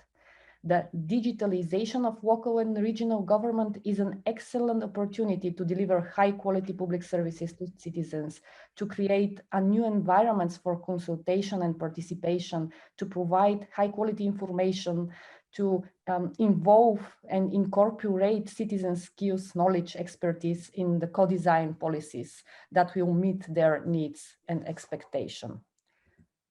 Why, I ask myself, there is such a good potential in the relationship between digitalization and urbanization, two different but interconnected trends. So the first thing, according to me, is the democratic deficit and citizen disengagement, which is not a new phenomenon. It is not a result of the COVID-19, of course, and it could be observed in almost all of Western democracies. Traditional forms of direct participation have limited values. Even more, they become somehow less popular for the citizens. Citizens are less trusted of elected officials and professionals to make the decisions for them. The promotion of another aspect, the promotion of active citizenship and civil society inclusion in local governance process is part of a new culture. There is such trend among local authorities that expecting citizens to participate. This trend corresponds perfectly with the digitalization.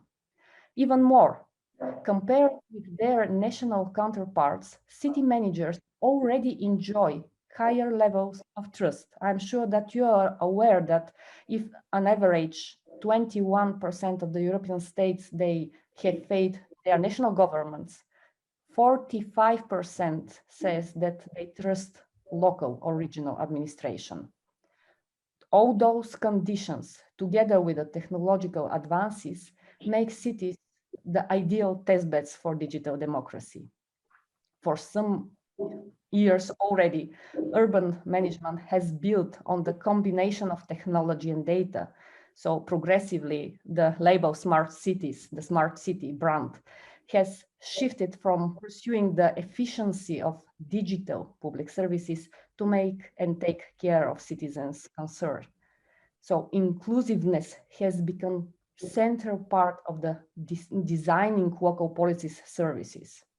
It is also worth bearing in mind that when we are talking about digital transformation, especially in the sphere of democracy, we are not talking about the transfer of certain democratic mechanism from the real to the virtual, but about forms of a civic engagement that go beyond regular elections and referendums, for example.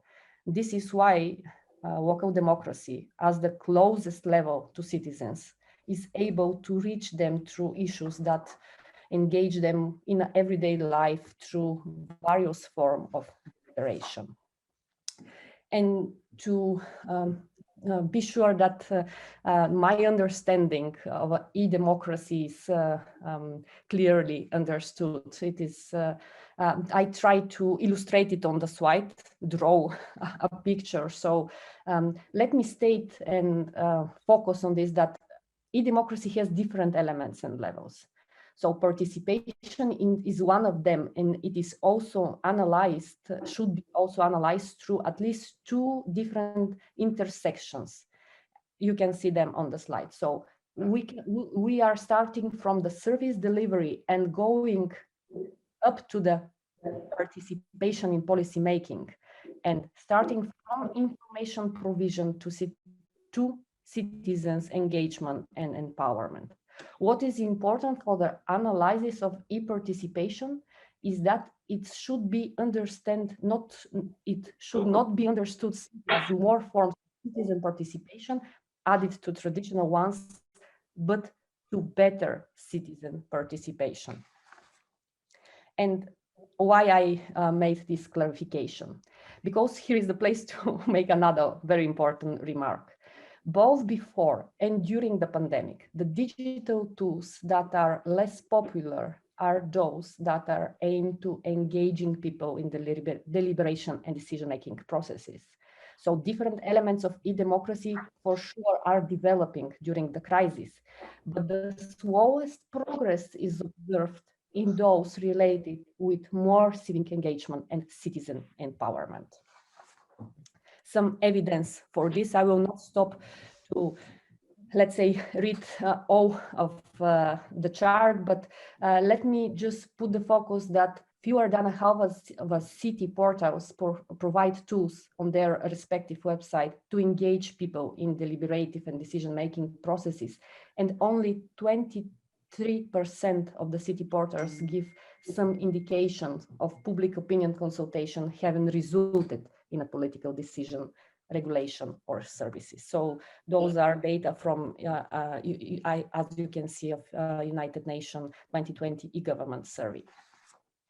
But support of this data can also be found in the database of examples of technological actions that cities are implementing to support their citizens and ecosystems in relation to the current pandemic of COVID-19. This is collected by European Commission initiative, the Intelligent City Challenge. I am sure that you are aware of this. So if you take a look on their website, you will find more than 130 examples from different cities that are related with the answers of the cities to the pandemic. Curiously, according to me, divided into 9 categories, none of the practices explicitly target political engagement and citizen participation. However, it would be unwise not to note that indirectly, many of the digital solutions influence citizen engagement and participation into the city life. Is it possible for COVID to have a positive effect to the cities? For sure. So during the pandemic, the relationship between city governments and residents underwent a kind of a metamorphosis. Perhaps more than ever before, citizens come to recognize local governments as their primarily source of information, assistance, and services. So this is also the reason why cities were so quick to launch tools to support their citizens. If I'm going in the time, just give me a sign, because time to time I'm hearing something, but I'm not quite sure. Is it a sign from you or it is a noise from the system? Just to know that I'm waiting a sign if I am going on with the time. Okay, so I was here just to put the focus on the new relationship, the revived relationship between the cities and their citizens. And one very important remark, in fact, and I will go on, I will not stop here, is that one of the biggest positive was that during the pandemic, cities were able to reach people who are not normally users of the digital services and forms of collaboration they offer. So in addition to strengthening a relationship with their residents. And the case study. So as an analyst of the quality of democracy, I am aware that modern democracies need revitalization. I am aware also of the potential benefits of the digitalization without romanticize and be too optimistic. So I have explored the positivities and possible benefits even in my first politics project I coordinated 10 years ago. As a researcher of cities, I know that they have a serious potential not just to be laboratories for testing tools and approaches, but to be sources of innovation and policy. So bringing this knowledge together, the key question here is to what extent Bulgarian cities have taken this advantage of a, let's say, mutual tendency toward a shift activities toward the virtual, which COVID-19 has triggered, and have made an attempt to reach out their citizens through the tools and opportunities of digitalization. Even more, I just want to mention something that my Bulgarian colleague yesterday described. It is the Bulgarian context. So we have parallel political crises in addition to the health crisis. 3 parliamentary elections, 1 election for presidents, with, in fact, for Bulgaria, already very typical low civic turnout for the recent years. At the same time, it could be described also as something very typical for Bulgaria, a number of civil demonstrations and protests.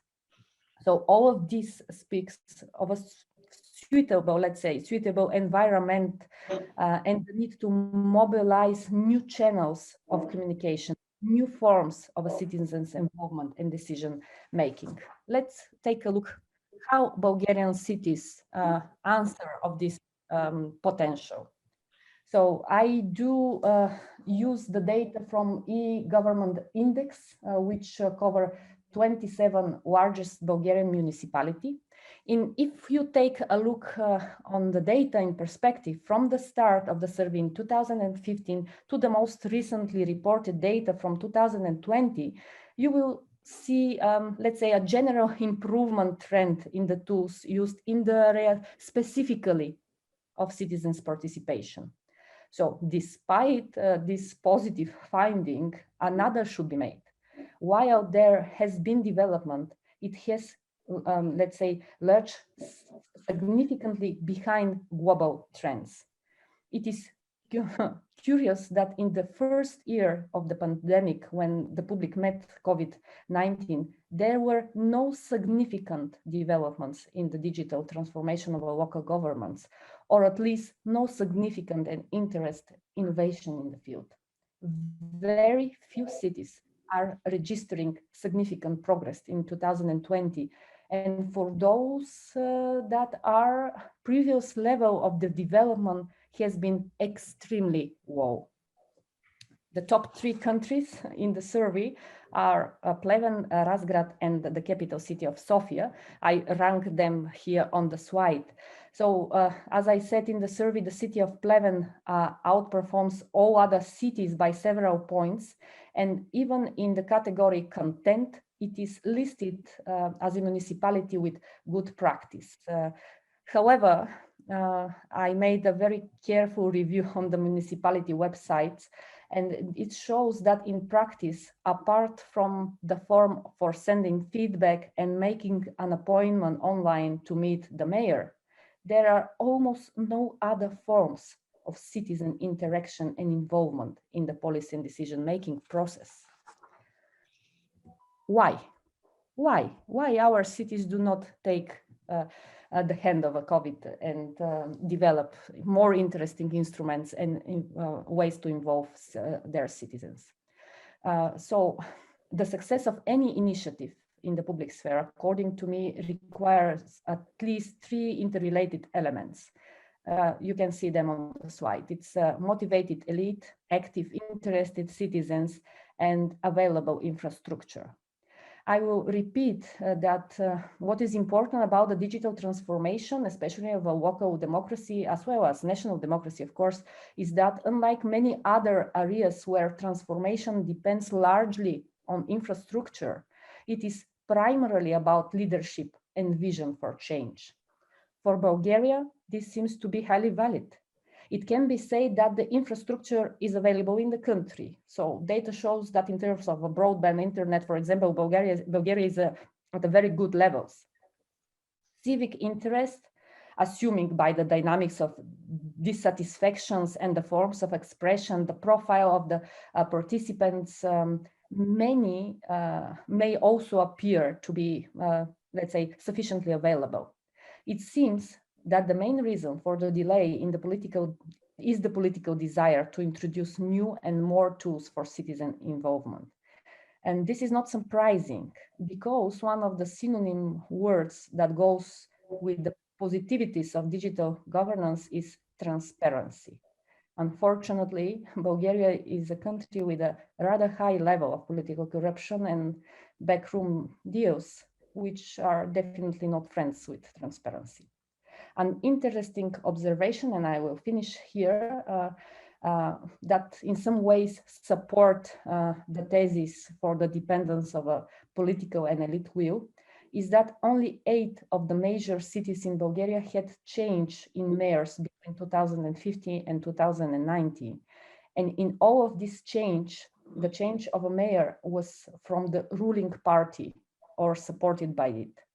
In this sense, assuming that digital transformation is strongly tied by political vision and will, it is not surprising that no significant involvements, innovations, and changes can be noted, as either there is no change in the power of the city or the change is in the direction of convergence with the dominant paradigm of the then ruling party.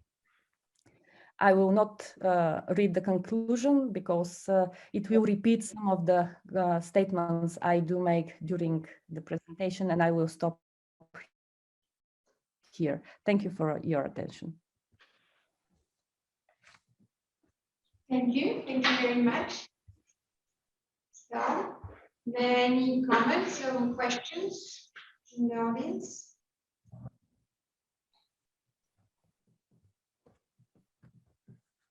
Yes. Very true about the different speeds of e-services and e-participation in Bulgaria. It is not what is worse, it is not even part of the e-governance strategy of Bulgaria. I mean, it doesn't pay any attention to the need to develop e-tools for participation. So it's not an official policy to develop digital participation. I was very intrigued by the peak in your graph. I suspected and checked it was my city, Burgas. I don't think anything revolutionary has happened there to provide for this peak, but graph is graph and data is data. I have to research it, why this happened and how it happened. And just to confirm your statement about the need of leadership and not very favorable conditions on the local level right now, that it is true the status quo has been conserved on the local level while changes were introduced in power on the national. Most of the municipalities are led by the former ruling party, which is of a certain type of culture that is not very much into developing the participation and new ways of participation, unless it is related to absorption of European funding. Thank you. Thank you very much. Fully supported. Okay, I think that Mohamed, you take the floor? Non, c'est moi. No, there is a question, no? Non, No, non, c'est un symbole. No, it's just from Nelson. Ah. Okay. C'est son nom. Okay. So no time for more comments. I just have to finish for this morning. Yeah? Yes. Okay, so it doesn't work? Yes, okay. So it's very interesting because finally yesterday a lot of contributors speak of this topic, directly or not directly, and now Elina. And I have the same questions as Elina, finally, but not the same way, to try to give some answer, if I can.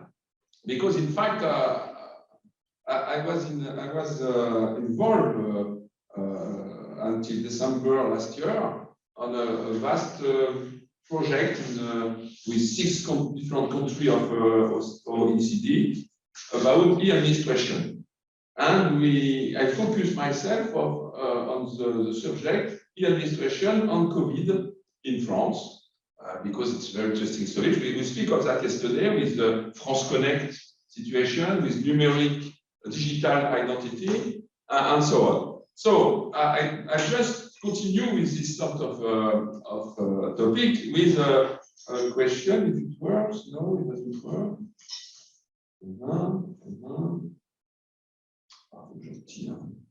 Ça marche pas. Voilà. Because in fact, I have three parts. I will be short. The first part is the effect of the pandemic on democracy, generally speaking, in the world, and with some focus. I say with the world, but I don't focus on China, Russia, and so on. Okay, so we will see. And the second topic, the second way, is to try to make a summary of what happened with the digital participation, comportment, way of life, environment, with the pandemic and so on, because we could have some optimistic point of view, like Elvina said. And the third part is an open, because it's completely in the frame of the publication that we plan, what will happen for the local democracy. So at first, I discovered that a lot of people write about this topic, about pandemic and democracy. It's a very huge literature in political science, obviously, international relations, but also in sociology, educational science, economy, and so on. So I cannot make a survey for all, but I just try to focus. And we have a convergence of policies. First point. It's very interesting in sociological or anthropological point of view, because it's my approach, that in all the countries, finally, some choice was made with radical policies. And we don't have such from many years, and all over us, we don't live in generally speaking, perhaps Mohamed not, but in a war situation. And a lot of people make a comparison between the situation of pandemic and war. Even a lot of people in literature and so on. But we have so we have restriction, we have confinement. I hope it's the same word in English. Mobility restriction and so on. And it's very interesting because, in fact, I like this picture because, in fact, everybody recognizes Marianne, France, okay? And there is impact on election. There is impact of parliamentary process, impact of everything is that need meeting and so on, because we all make meeting in visio at distance. And there is obviously, but I have no time to develop that, a cognitive aspect, social cognitive aspect that is very important to focus, because the local democracy is linked with that. People react themselves, they want to have some contact themselves. And that's a very important point to focus also. Another point is the digital surveillance, insecurity of people, dissatisfaction about the management of the crisis, not only in France. I think, I suppose, in most of the countries in Europe, it's the case, for many regions, different regions. And we have the feeling of mistrust. Another way, very interesting way, because the question of trust, confiance in France, confidence, there is different word and different concept. It's a very important point in democracy, obviously, because in representative democracy, you must have a level of trust. And there is another way to use this concept, information, obviously. We must also have trust in the TV channel and so on the Facebook and so on. So we have a significant decline in democracy and human rights. And in the first part of my paper, I tried to summarize some inquiry, survey, and so on. A lot of survey from US or other countries, Germany, England, France, and so on. One is very interesting, you know, this one is the Freedom House. Even the title shows the orientation of this think tank, okay? Because as far as I know, only one survey on 2010 to 210 countries.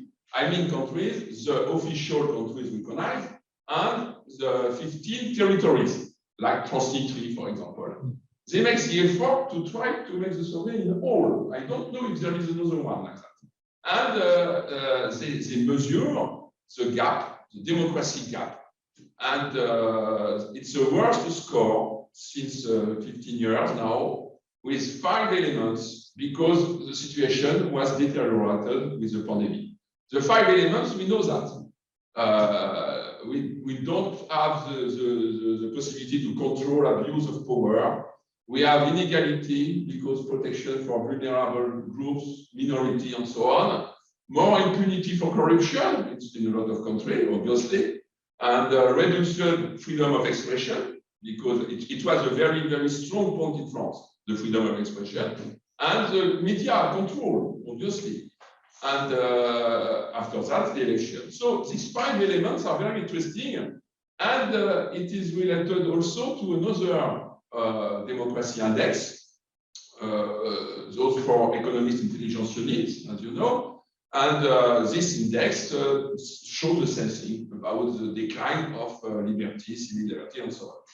Perhaps you don't know Videm Institute, another very interesting survey about the political regimes. It's for Petia, autocracy, populism, and so on. And this survey shows that more than half of the world population now live in a regime of autocracy.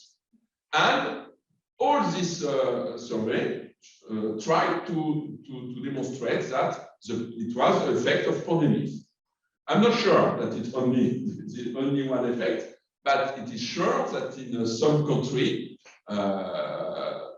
some government instrumentalize, we can say, the pandemic for some specific topics. Obviously, if I try to say something about China or Russia or North Korea, it is not possible. North Korea, pandemic or not, it doesn't change anything. But in some other countries, it is the case. I know myself, Ivan Krastev, you know Krastev on the illiberal concept, and he is Bulgarian people who live in Vienna now, and he wrote a very interesting book with Olmes about illiberal democracy in Europe, And he developed that from more than 10 years now. And it's very interesting because he has some papers about pandemic and so on about that. So for your topic, we have some specific point to try to develop about the control, in terms of denunciation in the free countries for the people who demonstrate and so on. You know that in some countries, in Belgium, in Germany, in France, each Saturday, you have demonstration in the street against vaccine, against and so on and so on. So the first point about that, I will be quick, it is information. The question of trust is very important in my paper. We would like to have this effect. US specialists analyze this effect, the rallying, the rally around or around, it depends, the flag. When you have a big crisis in some country, the popularity of government increases. It is this rallying around the flag. We know that for US during some war and so on. We know this effect in some European country too. It doesn't work in Europe. I know it is difficult to try to make evidence of this kind of effect in Europe because pandemic is not a war. It is another way. Even if Macron, you know, when he announced in 2020 in March the confinement, he used 6 times in the speech, we are in war, 6 times. After that, he changed the political communication and he never said that because it's an excessive in one hand and it's a comparative point of view that for people from Syria, for example, it's out of order to say that. Pandemic is not a war. It is another way, another event, dramatic event, obviously, but it is not the same thing. And perhaps when he makes this political communication, he wanted the rally around the flag. Because when you say we are in war, we have to unify ourselves to fight and so on, the enemy, the virus, we could have this effect. But it doesn't work. It doesn't work, and if I go directly to the conclusion of this part, in many countries, we have a very interesting movement. The trust in the media increased, and the trust in the government decreased at the same time. And the trust to television increased. Not really Facebook. Facebook is minority of people. But the television, because it is quite, I don't make this word in my paper, but it is quite obsessional. We want information about the virus anytime, everywhere. We have in France 3, 4, or 5 informational channels, like CNN, you know, and a lot of people see this channel, but they were in confinement. So what to do else to see and to try to have information. But during the same time, we have no information because the scientific expert try to make research and so on. So it is not like political decision making. It is another way, and it is another topic, the position of expert. But we have some survey, very interesting survey about the anxiety, the information who provoke anxiety, the dramatization, the catastrophism, and so on and so on. And it is very complicated for government to make an answer to that. In Freedom House, the restriction of the new media, the control of media, the infodemia, as we said, the misinformation are very documented. There is a large literature about that. So, is it a test for democracy? For a lot of authors, yes, it is a test of democracy. It is a test of democracy, and if I adopt this categorization, technocracy, populism, and the plebiscitarism, we can find some situation with this technocratic point of view and orientation with logic of competence, expert, and so on. And there is, for example, one very interesting question in France. We have in all our ministry, administration, crisis organization inside. And we don't use it for the pandemic. We create new committee, new council, not only in France. Why? What's the question? Why don't we use the existing committee? Because it's a new crisis. It's not a good answer, because obviously we have new crisis. So it is because it's completely technocratic approach. And we don't believe that institution can do something. We don't believe in institution, finally. I speak about the government. And we organize new committee, new council. It is not only in France that we do that. In Slovakia, it was the same thing. And for example, so that it is not acceptable for people. It is absolutely not acceptable. This logic, if you make a link between this logic of competence, expertise, and the problem of information, you understand why there is mistrust in the government, obviously. And the populist, another way to say to people that they are, etc. So, okay. And the last one with the vote, the citizens are in passive posture. It's a very passive posture, and finally, they even don't go to vote. That's the way that we have, because in fact, I don't like much more this kind of categorization, but if we mix all this approach, we have something to try to understand what happened. So, the problem of election is a very interesting problem. We have a very big debate in a lot of countries about the report, the postponement of election. Why? Because the remote voting is not implemented. First. Second part, the remote voting, nobody wants in the government remote voting. It is, they said that it is a security problem, much more. Other people try to implement vote machines. You go to the office for vote, but it is very short time and so on. And we have a big debate in a lot of countries in Europe about that. Because a lot of people finally would like to have internet voting.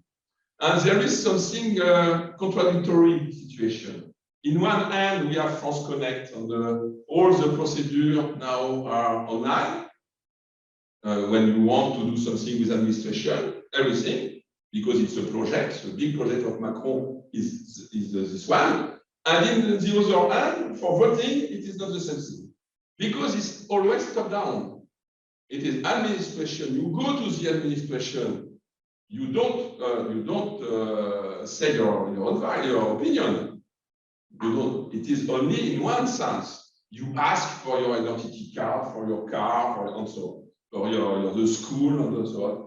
But we have not the second way, and I will go there for the conclusion. So the election is a very strong point because we have a record, we have a very, very high level of abstention. And this level, it is not new. For 20 years now, the abstention grow.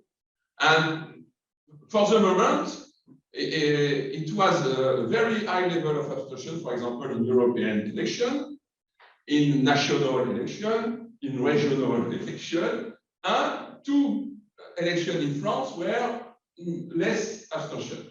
The presidential, because it's one man who votes for one man or one woman, it depends, and the citizen. A lot of people vote locally or for one man or one woman nationally. It is no more that with the pandemic, because in fact, the abstention rate is 2/3 of people don't vote finally. It's incredible. How could you imagine a representative democracy if 2/3 of the people don't go to vote or have no way to go to vote? Even if you can analyze, because I make a paper a long time ago about that, this intermittent voting, for example, I am not interested this time, but I will go after. For example, I vote for European, but not for national. But some people are like that. But it is the systematic abstention now is much more important than before. And that this systematic abstention is very dangerous, obviously, for the fundamental of democracy. So I will be short because I am always too long. So now the digital during the pandemic. I am happy that Evelina makes this conclusion also. Even if we continue to have digital divides, I'm making plural, not singular, because it's not affair of really of age, not affair really of localization. It's more complex like that. Even if we continue to have that, it is true that now the large majority of people use e-administration, that it is not e-democracy, okay, but perhaps it's the first step to that. That's my position. And we have the equipment, we have the connection, the possibility of connection in France, in high speed, for a lot, all the town, even if we stay with some gray on black zone, but it is not a large part of the population now, very few population. So the increase of the use of digital, and not only the use, what I call the appropriation of digital, is incredible during the pandemic. That's true. That's completely true. But at the same time, I think that we become adult with digital, because in fact, when we can, we go to the cinema, we go to the university, we go to see the colleague. We don't want to be every time like that. It is not magic. It is completely a way to work, to study, to meet people, but with, in the same time, face to face. Because we are adults with this appropriation of digital, but also we understand every time the importance of the relationship, the communication of the relationship in face to face. And it is why it is very interesting. We make here in the Institute inquiry with the students. We ask the student, what do you want? You want distance learning? They said, distance learning is efficient. It's okay, but it is not enough. They want both. They want distance learning sometimes and to be together and with teachers, fortunately, in other time. We were in the team here, we were happy with the results. It is absolutely not the way that the government tried to make instruction, because the government don't understand that. It is it is distance or not distance. That's all. And between that, what happened? It happened the social and cognitive evolution. And it is why I agree with Elvina. It is why, for me, it is something, and I will finish with that, something like the revenge of the local, in fact. Because, in fact, it is a revenge about people themselves. The people want face-to-face. And we have a very big plan now in France for the digital divide, with people who will be in a situation of coaching other people. And we have another research we finished about the third places, for example, very interesting. We discover a lot of things about the third places. It is not only co-working, and co-working is a market. It is more really auto-organization of some people with support in small cities and so on. And not only financial support, obviously. And that's very interesting because, in fact, it is linked with smart cities, as some of you said, absolutely. It is linked with a new way to have a bottom-up approach in local democracy. And I think in France, for example, there is something like 3,500 surplaces that work. more than 500 in cultural way, completely auto-organization and so on. And Stella made a survey in Yvelines, in the department here, to have a look of that. It's very, very interesting way. And in this term, I would like to just to make a citation of in the Center for the Study of Group Processes. I don't know if you know this this center of research, very interesting in UK. And in their last publication, they demonstrate with a survey that the COVID-19 pandemic increased national division. Finally, it is for UK. Okay, but I think for other countries it could be the same thing. But it strengthened the local unity, rebuild unity from the bottom. They said. It's very interesting. It was not a survey about democracy, local democracy, but that's very interesting because it is like a crash test for the resilience of our society to be able to imagine the participatory democracy linked with the representative democracy, obviously, and how do we deal with that? It's why I try to make this idea of the revenge of the local, obviously. So the reality is not there. It's not like that. And now, if we, like Elena said, if we go back to the reality, obviously it is not.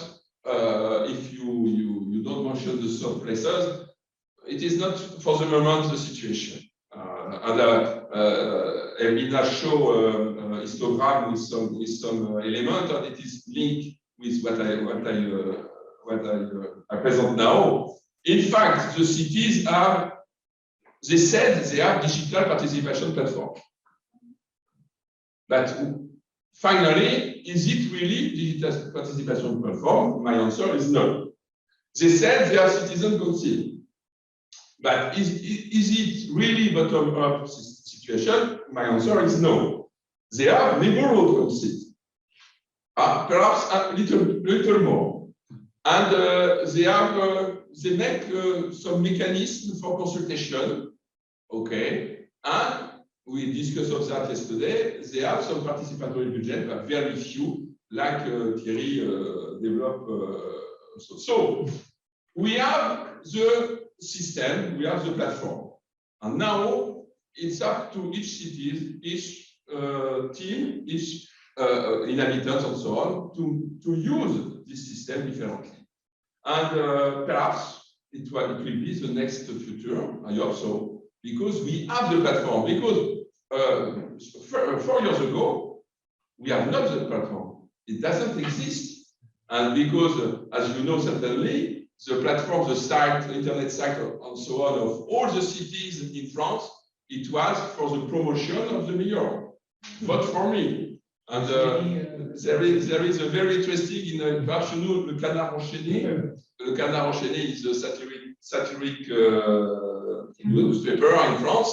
And they have a part who's called Ma Binette Partout, My Face Everywhere. And they count the number of photographs of the mayor or the deputy in the official publication on its internet site. And sometimes you can have in a 4 pages 30 photography of the mayor, something like that. So now we have there is a convergence. In one hand, we have the platform, it exists, it can work. And in the other hand, we have a new way from citizens to appropriate digital. I think that the conditions are there to go ahead in local democracy, and that will be my conclusion, obviously. And it's why I am optimistic, and I think that even if it was dramatic with a lot of people dead and so on, we can imagine that and try to work on that even in university, because we are also in democratic. We can are also in democratic way of life. We can go ahead and try to realize this articulation between the sort of hybridity, finally, between the local democracy and the national level, the representative one, and so on for the involvement and the empowerment, because I don't use this term in my presentation. And Marianne will not have the virus at his foot, but she will be also with a smartphone, you know, as everywhere, to make this advice and to work and to continue to participate and so on. So thank you very much. Thank you. Wow, and some comments, questions? I have one comment. Yes. You must not forget one problem with these new tools. It's the depth of the gap between the population who can make and use internet tools and the other who handicaped, disabled. And it's yeah, I tried to say something yesterday about that. There is a lot of analysis of the digital divide. The first political use of digital divide was with Chirac, many times ago. The digital divide, it was a point of his campaign, the second mandate of Chirac, so many times.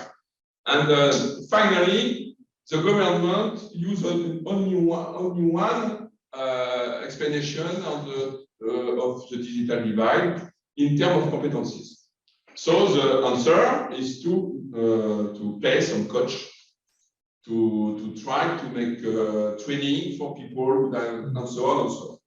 But it is not the only one. That's the way, and it's why it's important, because I believe that solidarity could be another solution.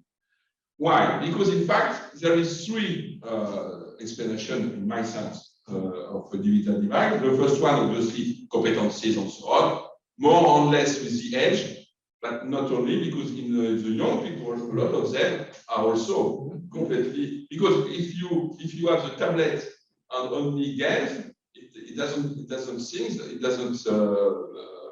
not the proof that you can use some platform. It is a different way. Okay.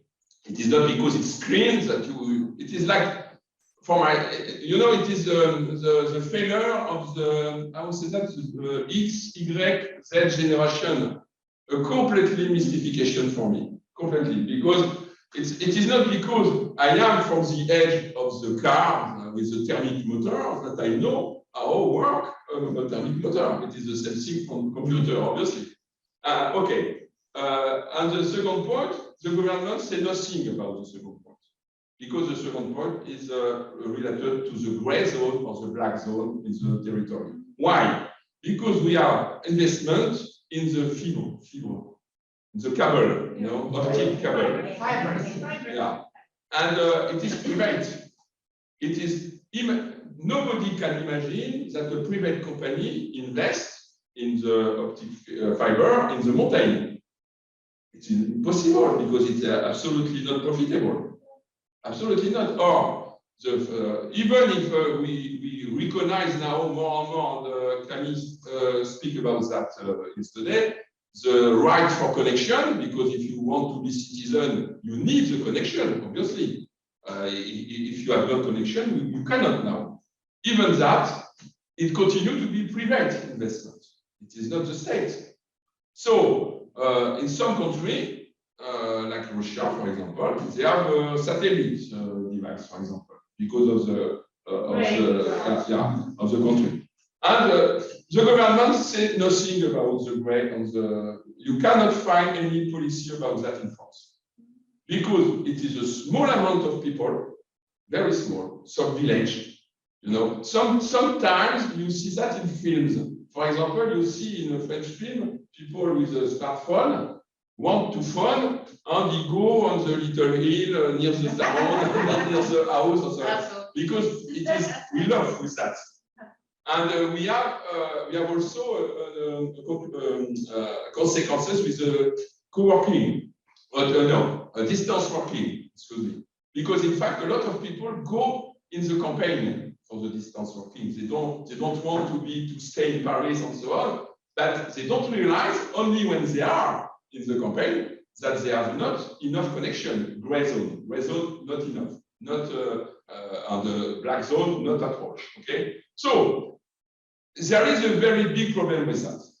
I must say, absolutely, because I know that in a country like Bulgaria, you have, because there are a lot of mountains in Bulgaria, some village in the mountains have absolutely no connection. It's the same situation. And in Slovakia, because two countries with 80% of mountains, okay, it is we have such problem everywhere.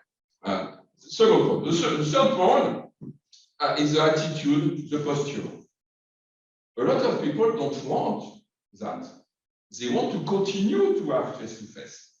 And in administrative point of view, when you have a problem or something to do with administration, for 80% or 90% of situation, it's okay with the platform. The situation is simple. But for example, imagine you are French, you want your identity card, but you are not born in France. What happened? You go to the platform, it doesn't work. Why? Because we have a specific service in Nantes for the French nationality people who are not born, still know that. And but how many cases are like that? Depending 10% to 20%. It is Pareto law, in fact. For these people, we need face-to-face. And they implement chat, you know, it doesn't work. Because chat can only work for 8% of situations, simple to do, obviously. So the situation is that we need to have agents, to have people. And if the city have no people, because in the city we have people for that, obviously, we stay because people are here, you know. And these people can be the citizen can not have the posture, but because often they have a bad experience of that. They try to do something and it doesn't work for them because they have a situation and in our life, all of us, we can have a specific situation in this. So if it doesn't work, the mistrust increases, obviously. So who is in capacity to answer to citizen in this term? And is it the case to incite citizens to auto-organize themselves?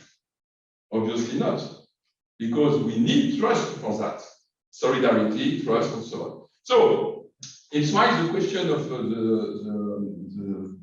digital divide, for me, is a very, very core question, very huge question to resolve in political way, with local democracies. That could be because of solidarity. I believe in that much more. And with regional or national policy everywhere in Europe, I think.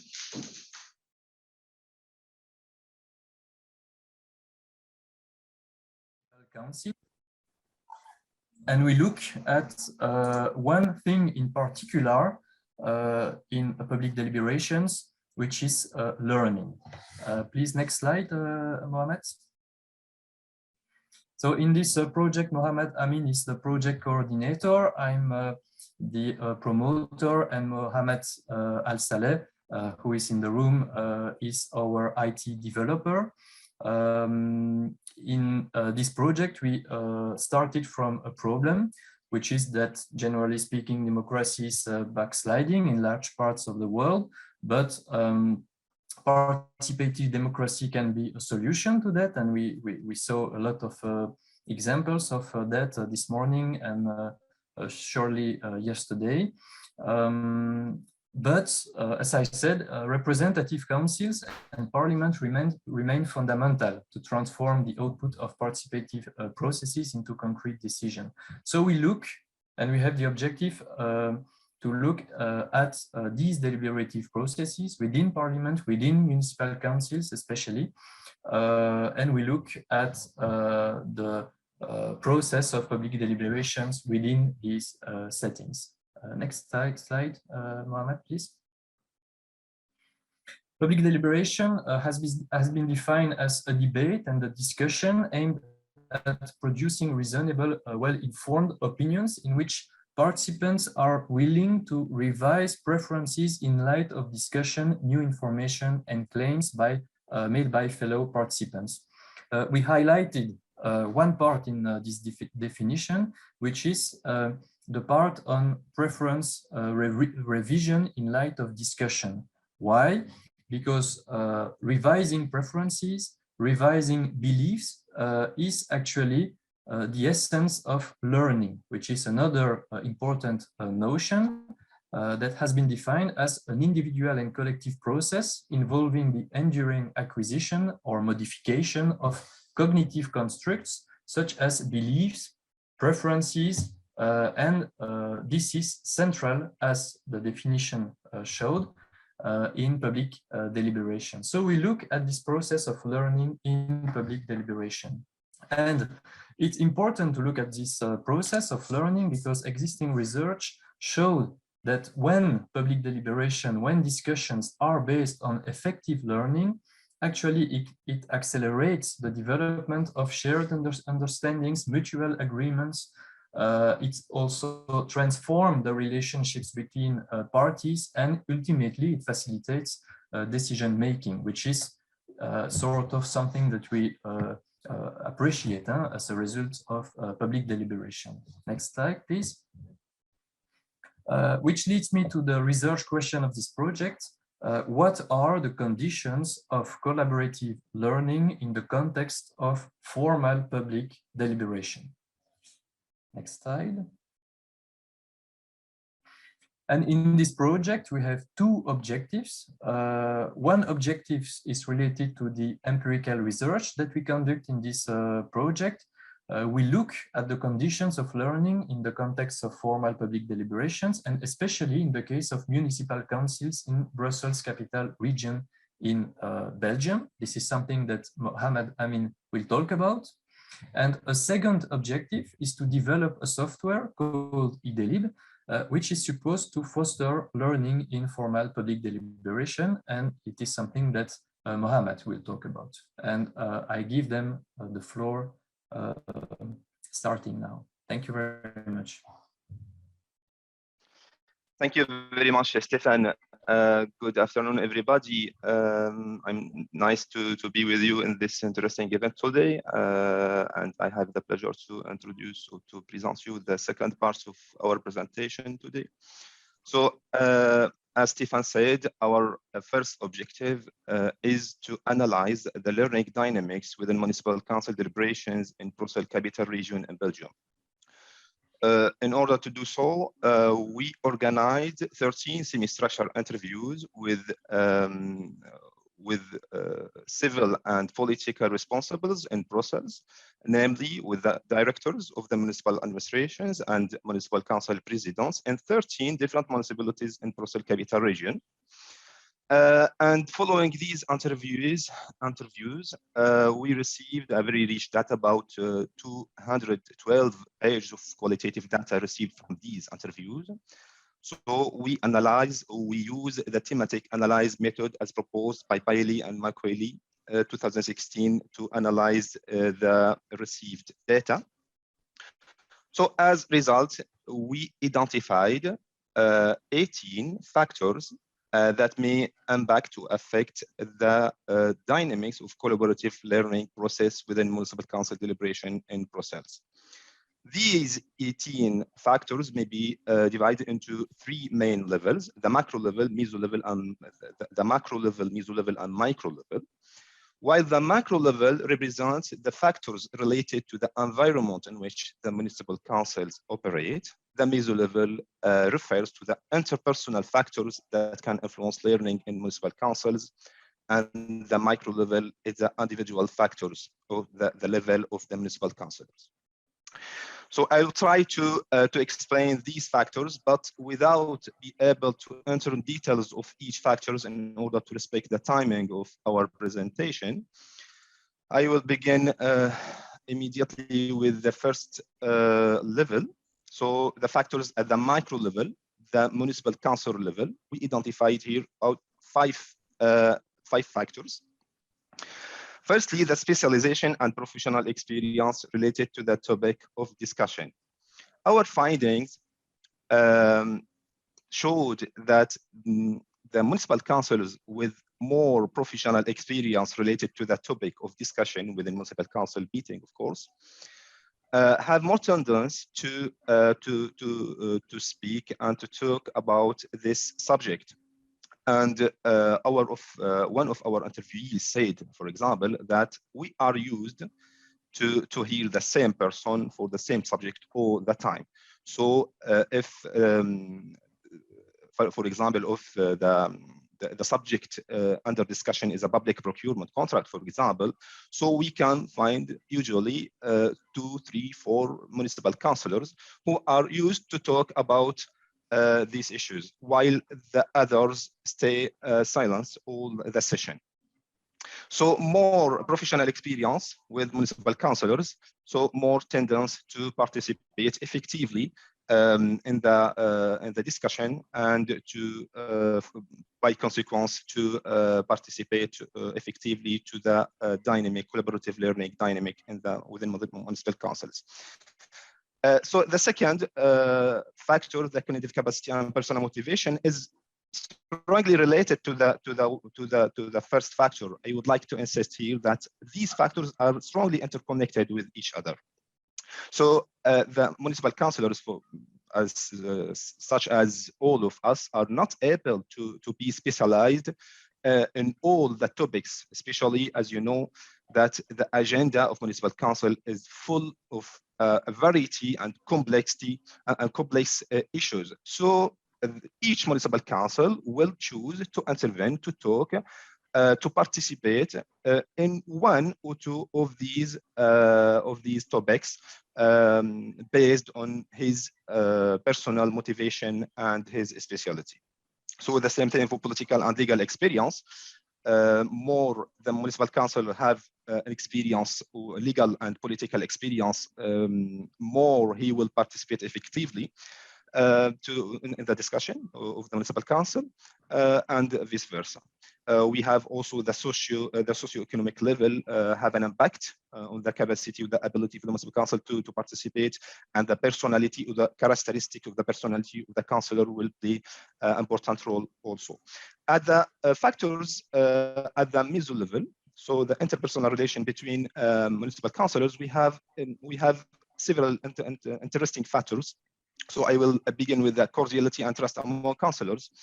In fact, what do we mean by cordiality? Cordiality is the manner by which a municipal councillor will explain his or her disagreement with the ideas or with the arguments of the other parts, or the other municipal councillors. In general, it's unusual.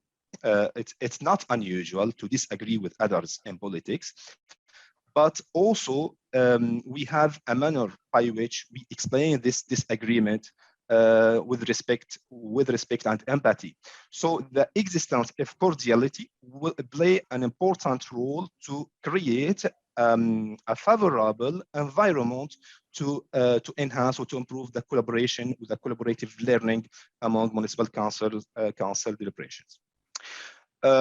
We have another factors that the rule of discussions, the informal communication and prior relationship between municipal councillors, or the using of new information and communication technologies. Unfortunately, I can't, as I said, I can't enter in the details of each of these factors, but if we have questions about these factors, we can discuss that maybe after the presentation or after the conference by email.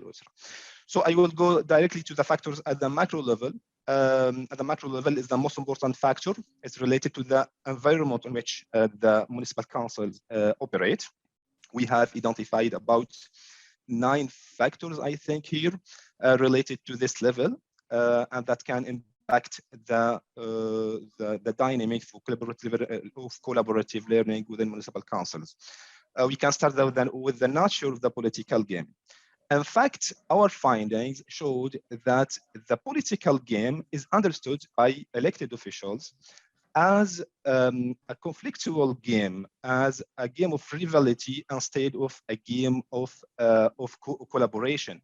And this culture, this dominant culture in the political system, influence negatively the possibility of collaboration between of collaborative learning between or among municipal councillors. We have the public accessibility to discussions. We found also that the discussions that are accessible to the public are less constructive than the discussion who are not accessible for the public. And this has been justified by our interviewees by the fact that the municipal councillors try to theatralize in front of their audiences or their voters. We have also, for example, the political group pressure. So theoretically speaking, each municipal councillor is free to say or to express his or her opinion relating to a discussed topic. But in practice, it's not a reality. In practice, each municipal councillor stay engaged with the vision of his political group. And if he or she try to express another opinion, was contradictory with the opinion of the political group, he will probably have a problem after the session or of the municipal council.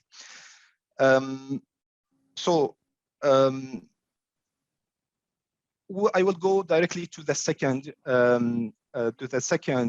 objective. As Stefan said, our second objective is to develop a software called EDLib, which will be for fostering to the collaborative learning with the municipal council deliberations. The software will be based on the method Delphi. So the Delphi method, as you know, probably is a structured communication method originally developed as a systematic, interactive method which relies on a panel of experts. So in our case, the experts are the municipal councillors themselves. So for each project, the councillors answer questionnaires in 2 rounds.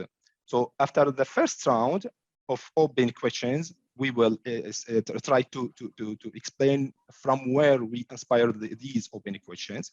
The software administrator provides an anonymized summary of the answers, and on this basis, organize a second round of closed questions to the same participants. So by results, we have that councillors are encouraged to revise their earlier point of view in light of the replies of other participants in process. And it's believed that during this process, the range of the opinions will decrease and the group will converge towards a more consensual opinion. Secondly, the questions of this software, the questions will be inspired by a theory, the multiple streams framework, MSF. I think it's known for a lot of you. It's a framework for analyzing policy process. So the MSF assumes that there are 3 independent streams flow through the political system. The problem stream, so what is the problem, the problem framing.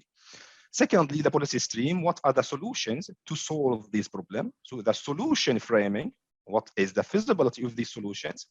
And finally, the political stream, what are the political opportunities or constraints to implement these solutions? Now, I invite my colleague Mohammed Al Saleh to maybe to show you, to share with you the functioning of the beta version of our software EDLib, which is still under development. So it's your Mohammed. Thank you very much.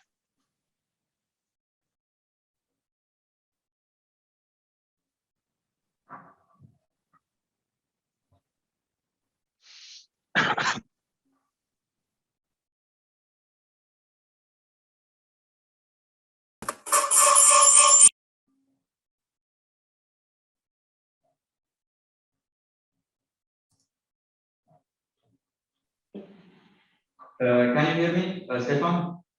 Yes. Okay.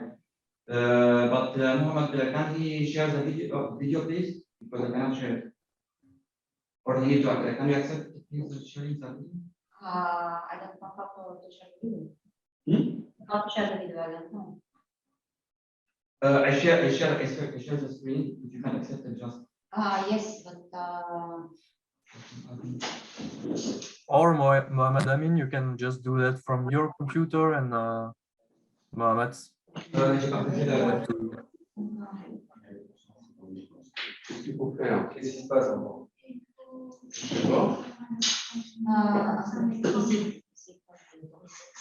Autorisé à quoi faire? Ouais. Oui, mais on ne peut pas tant qu'il y en a un. Il faut que celui qui est sortir. Il faut que celui qui est à l'écran se retire et qu'après. Mais très honnêtement, la passion vidéo, c'est pas une bonne idée. On va voir comment ça marche. Voilà. Ça va. Il n'y a pas d'autorisation, là j'ai laissé le partage pour tout le monde. You can see it? Yes. We see the site, yes. Okay, so I will play I will play the video. I don't know if I can play this video. C'est votre. C'est l'application. So let's start. C'est très bien. So yeah, it begins, huh? Yes.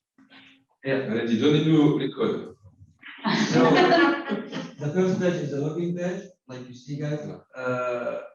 So the municipal councillor will add his email and password, and then he will click on the login button. Like you can see.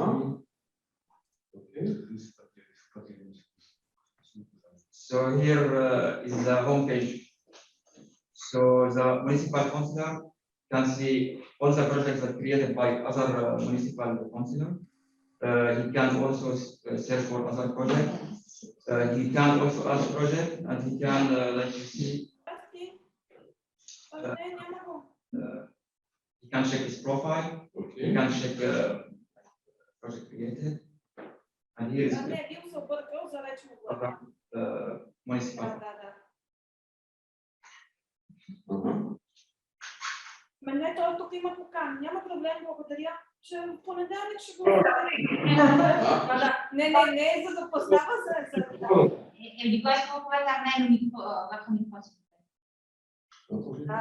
For example, if municipal... Няма драма, спокойно. So, for example, if the municipal councillor user want to create a project, he will click on the button add a project, and we will see a model page, the project title, for example, school. Then he will write a small description about the project. Then he will create or add a deadline. The project is depend, like 1 week or 2 weeks. And then there is public and private. Public, you can invite all the members in the parliament. And private, you can invite like several municipal councillors. You can also in the project add the image for the project. You can also add a file, PDF or a Word or a video.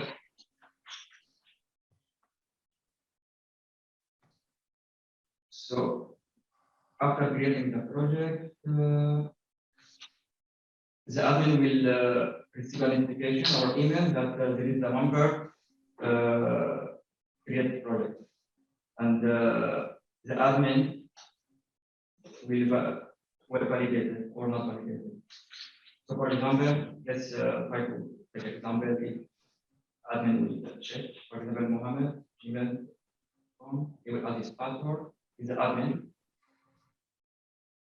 He will log in, and the page is different. Dashboard admin. So here he will see all the projects that created by other members, the admin. Here the school project. He will click on the school project and he will check it. It's okay. He validated.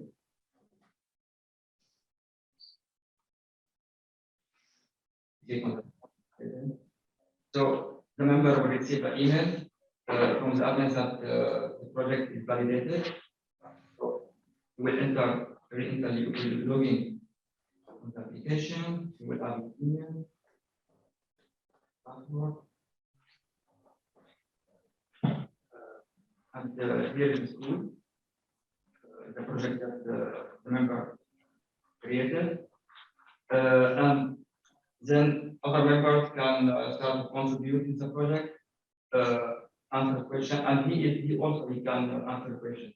So click on the project, for example.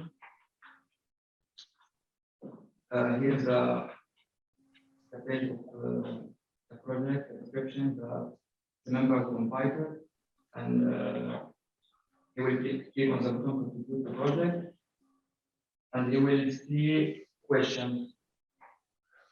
So the member has two options for every question. He can write the answer, or he can record. For example, the first question. I write my answer, click here.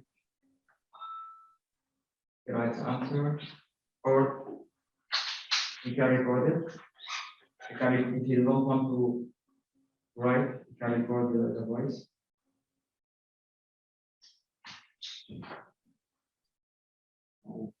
It's the first round. The second round we start with something like now.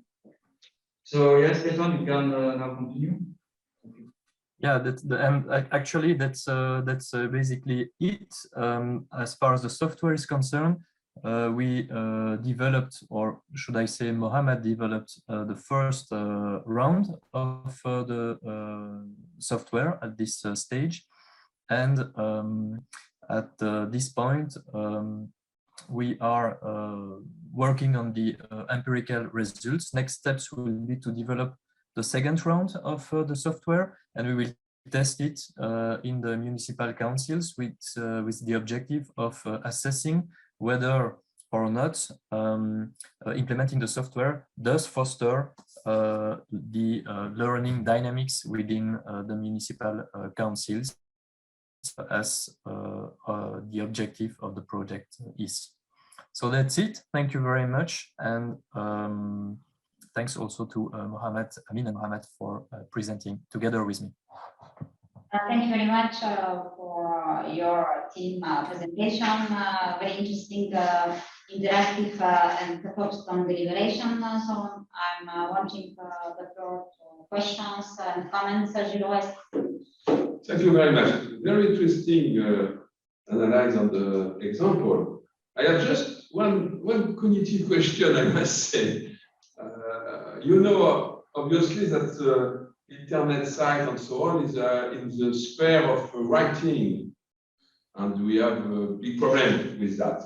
And you choose to allow people to record something, but if they come in your site, they write finally. They are in the writing cognitive sphere. They are not in the auditive sphere.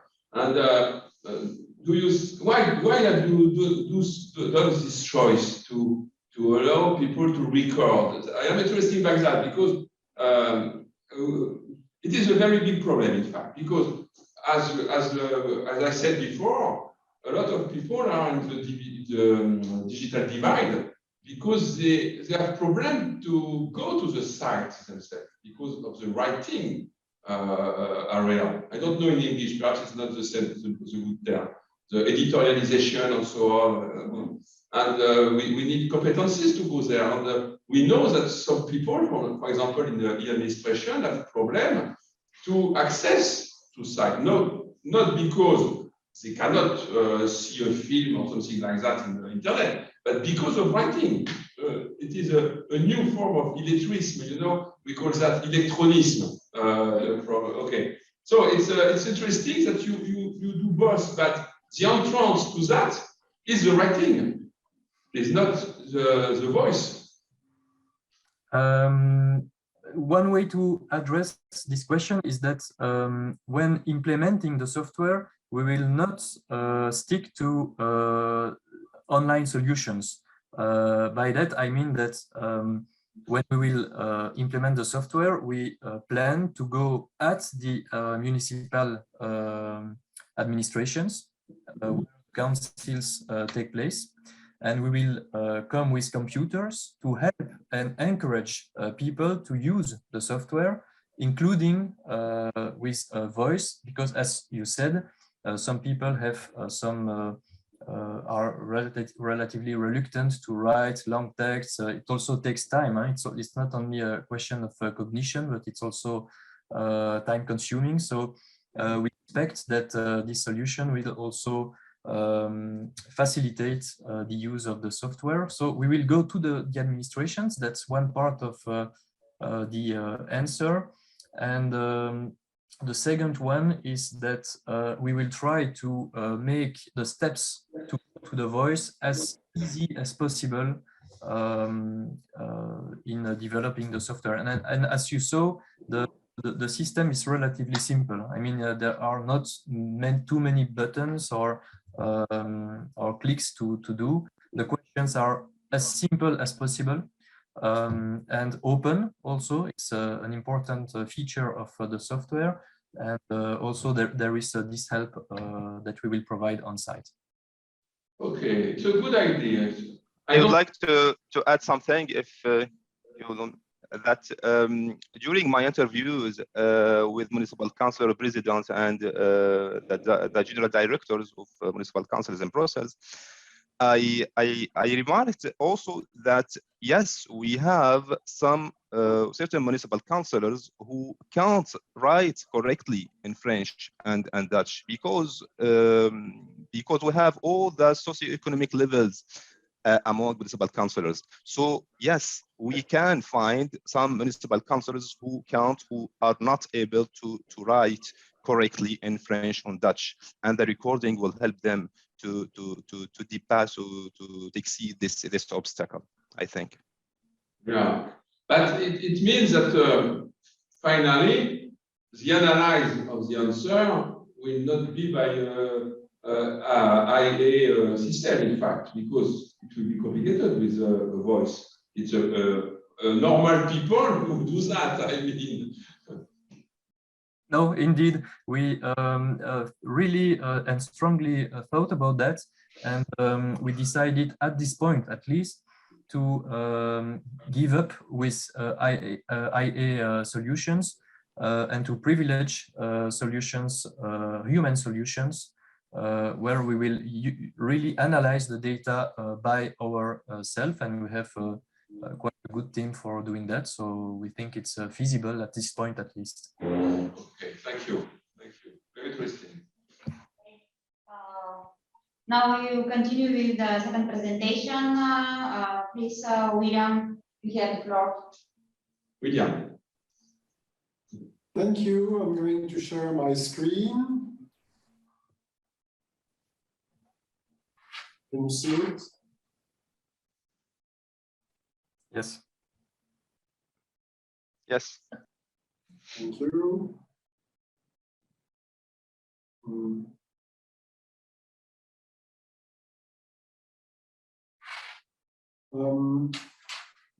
To start with, I would like to justify why I worked on this topic when the conference is about local powers. There are many, can you hear me well? So there are many similarities between the local organizations, local political organization, and the globally, so the French abroad.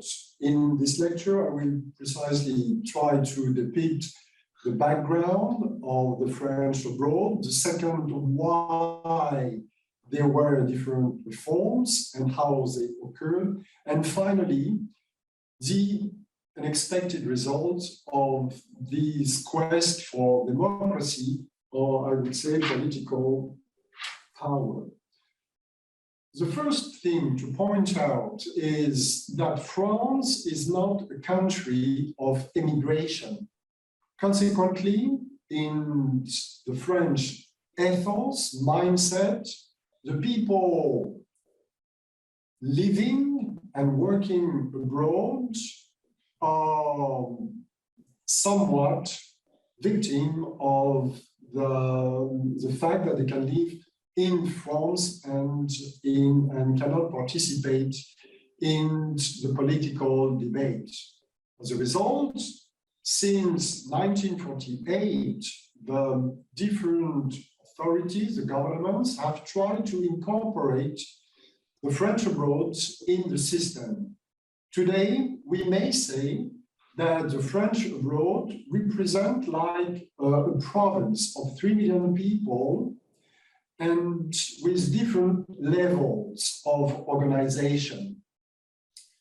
It's strictly defined because to get these status of French abroad, you need first the French citizenship, but also to live outside France and to be registered in a consulate. So there are 3 factors there.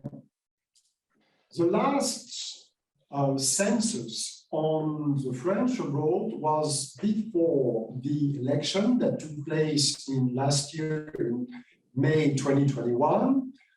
There were 1.8 million French on this roster. However, many French didn't enroll, so to speak, and register in this roster. We assess that today there are more than 3 million people, 3 million French living abroad.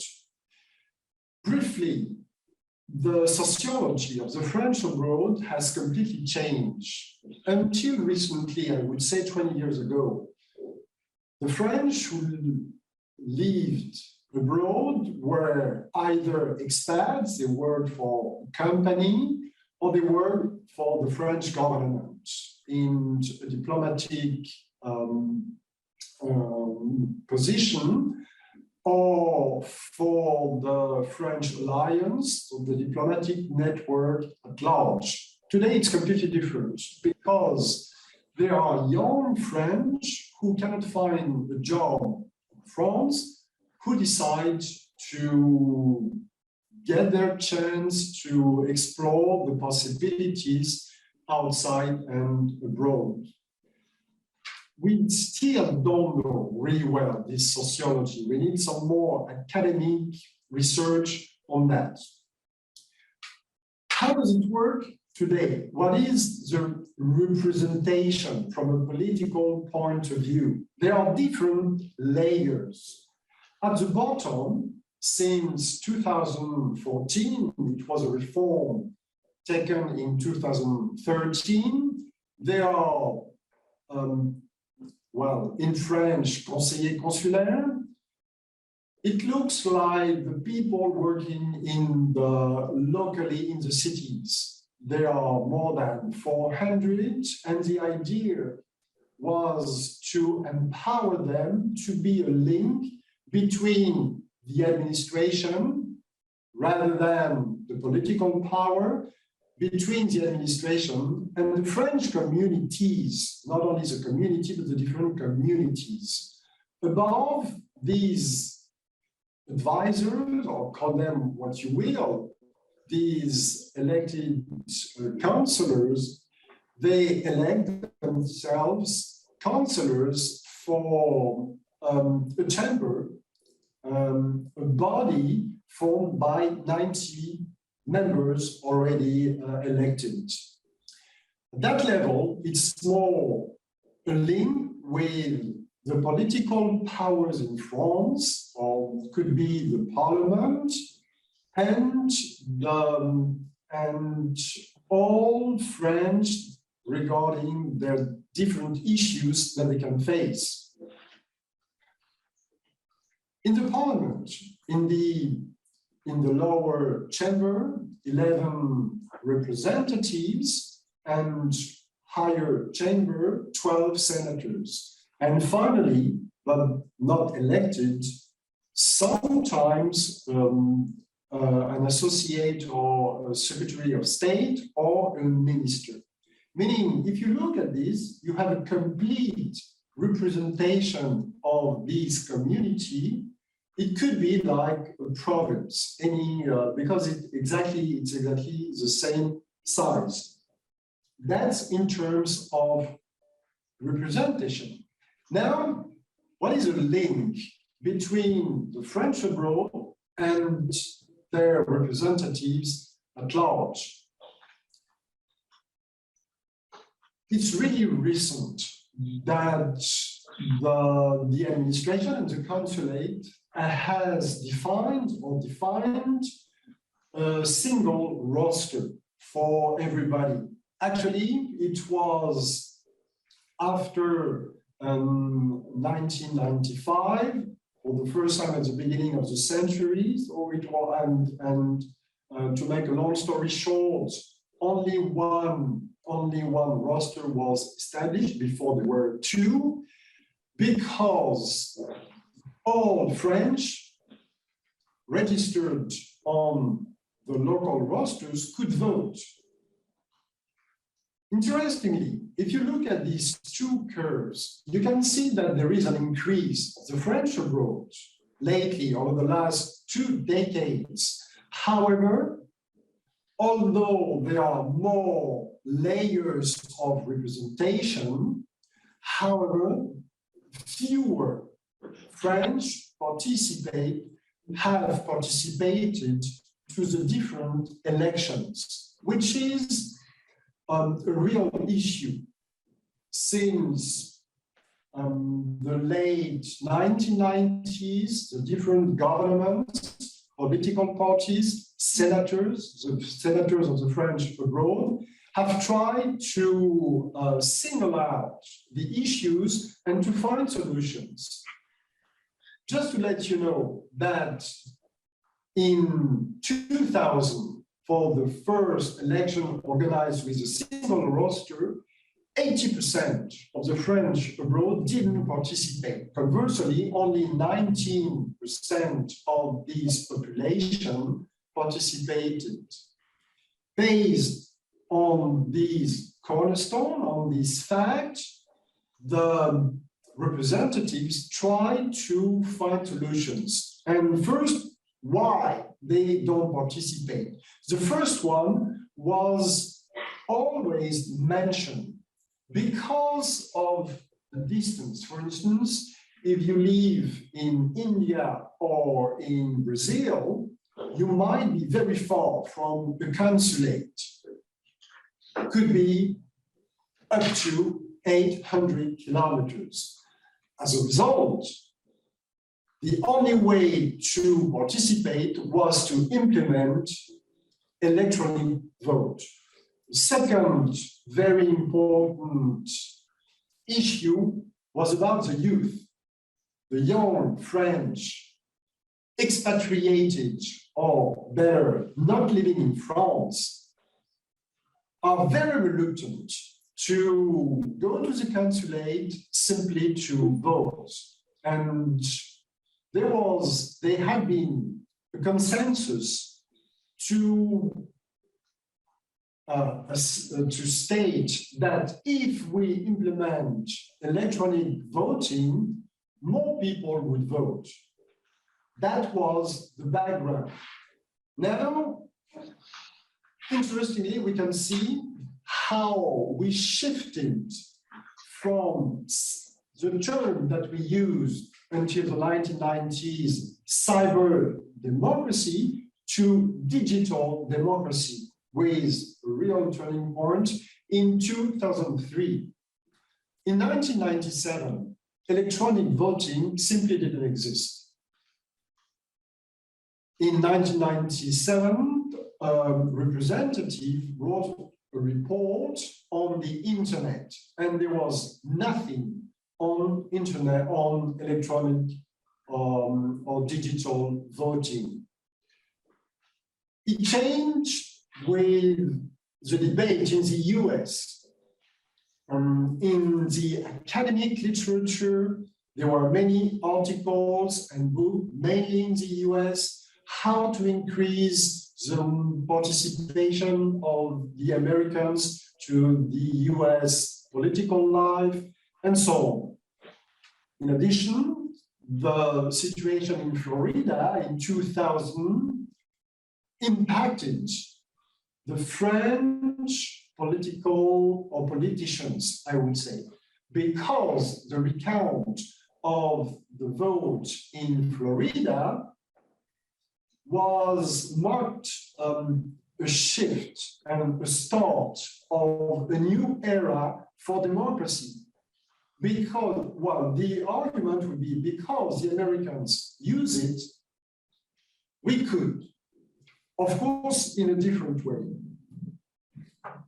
As mentioned, the real turning point was in 2003. 2003 was the first law to authorize electronic voting.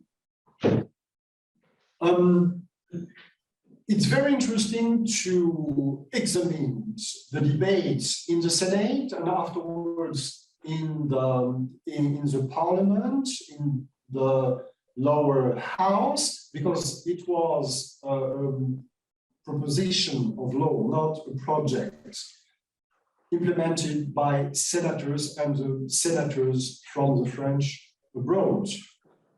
Very interesting to point out the different arguments. First, it increased the different options to vote, which is good. Beforehand, you could go to the consulate. Second, you gave a mandate, and still you can do that. You can give a mandate for someone voting for you. And finally, it was the way to do it online after that time. It was also justified by these goodwill of the politicians to be very modern, and the people from the governmental majority pushed really far on that. For instance, the Gaullist political party was the first to organize its elections and some internal elections online, but also some categories of professionals like the lawyers in Paris.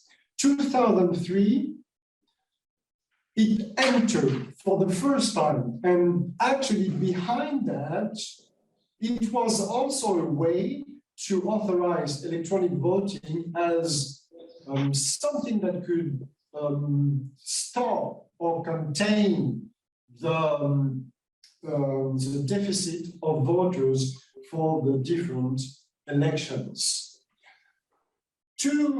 The last elections took place, I told you, in May 2022, and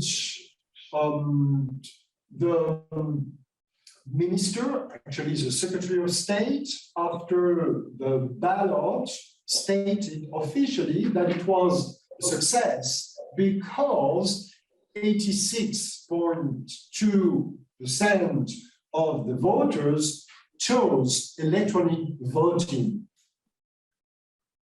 If we would stop here, we would say, interestingly, we found a way to stop this hemorrhage of voters. We would boost democracy with electronic voting, could be for our concern locally, but also at national levels.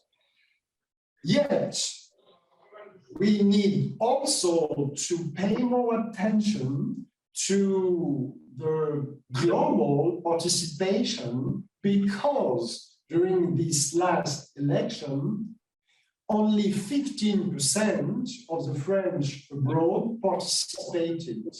Meaning, if you combine the two here, so this shift from cyber democracy to digital democracy, yes, of course, almost all voters use this possibility.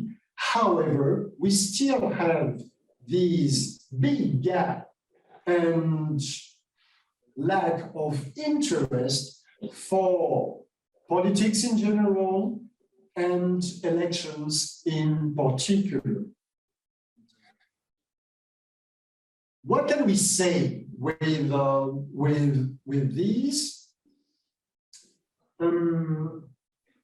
The second statement that I would like to highlight is the first thing, that the use of electronic devices,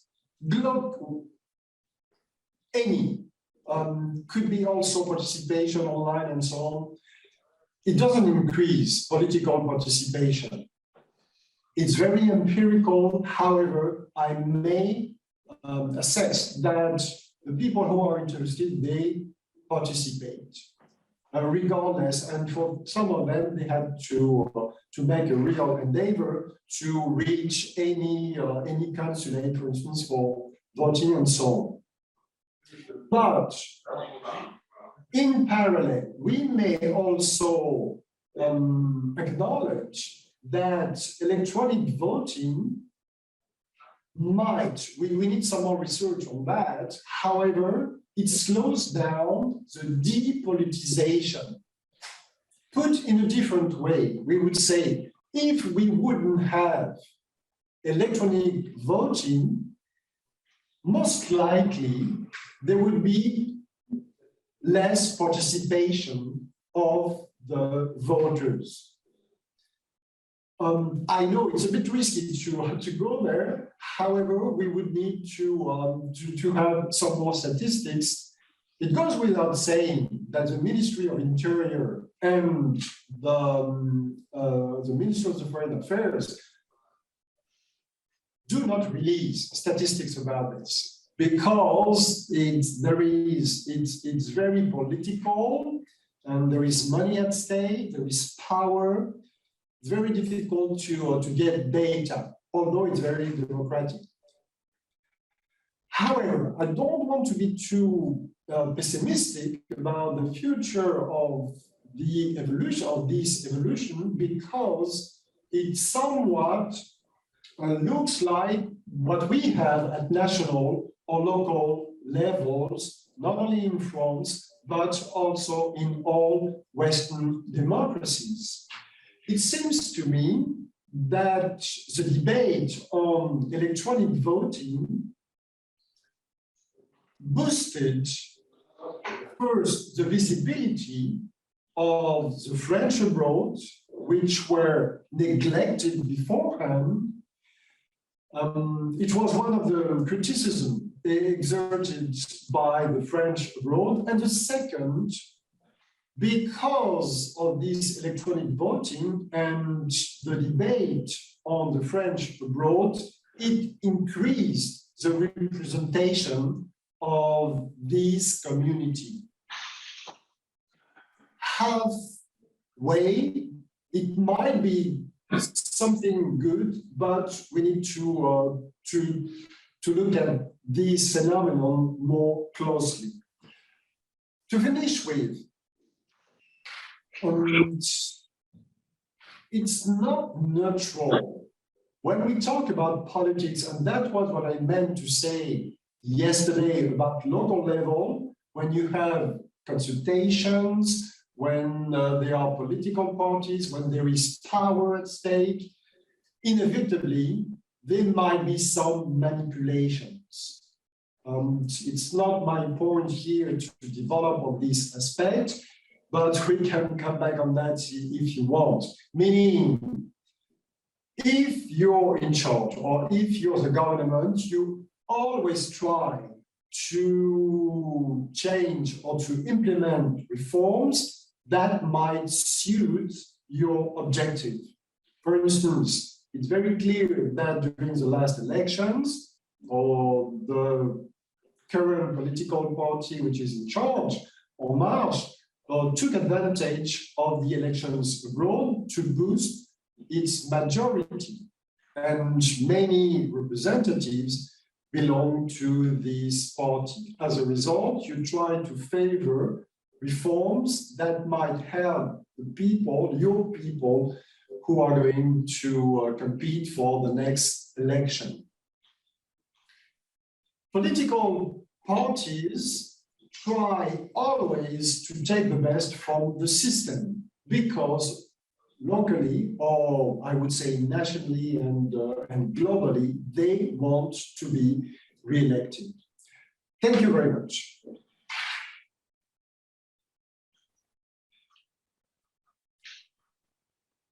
Thank you very much for your presentation, and I open the discussion for questions and comments.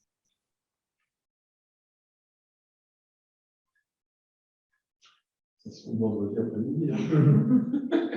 I allow me just one comment from the Bulgarian experience, because this issue of the introduction of the electronic voting system has a very long history. It is not at all at its end, but apparently there are some optimistic expectations that the introduction of electronic voting would increase the political participation of Bulgarians abroad, where we have now concluded that, in fact, from the French experience, there is no such a trend of increasing political participation. But do you know if the voters voting abroad by e-voting are the same who previously voted offline, or there are new voters abroad which have benefited from this e-device? Sorry, but I cannot hear you. So it would be better if you could write your questions, because it's and from here it's like I can.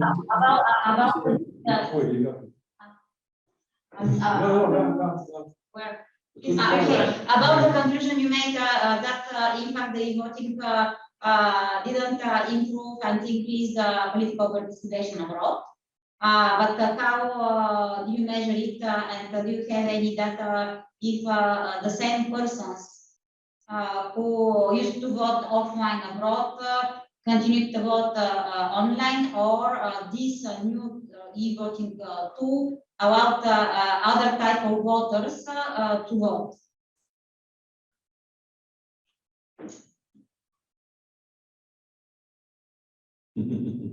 Oh, it's sorry, I don't. I know it's about William, if you, I have an answer to Petra. She asked if we have some elements, some statistics or data about the participation in internet voting or in presential voting.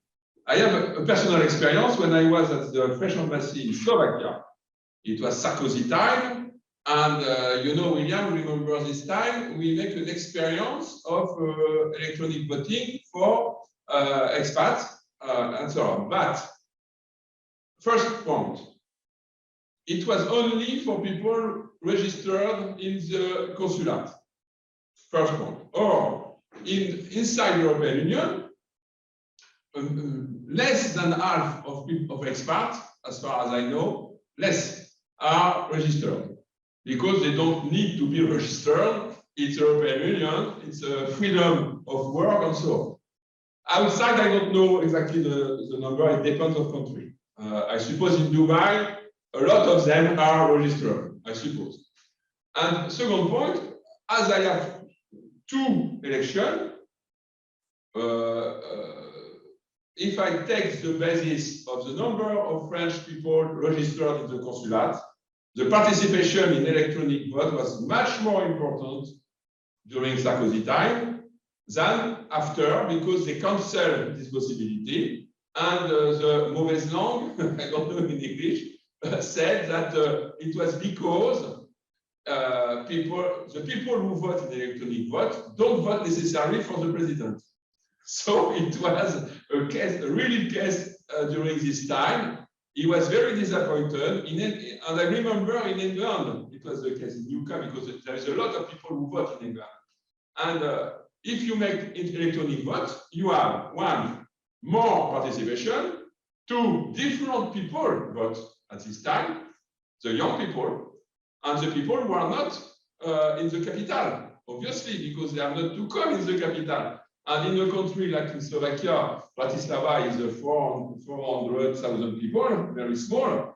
The majority of French people are not in Bratislava, finally. So it's why the participation rate was much more higher with electronic vote. But it is not because only, I just want to say that, it is not because only of the tools. It is because of the context also. I don't know, William, what to think about that, but it is difficult to have a general conclusion about that. Maybe you I totally agree. It's you're completely right. I think that it's exacerbated abroad because if you don't care about politics in France, there is no way that you will be involved abroad. And well, just to let you know, because yes, the COVID was also a turning point because more people registered on in the consulate because if they wanted to be repatriated, they needed to be there.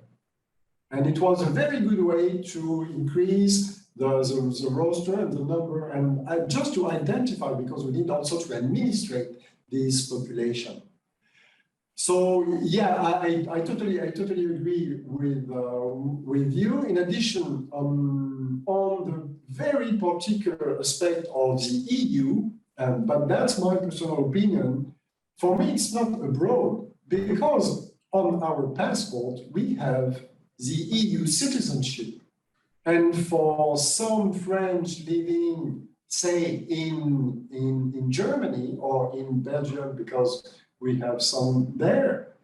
It's not a foreign country. It is, but there are more similarities than differences. And I think also it changes the way we participate in politics in general.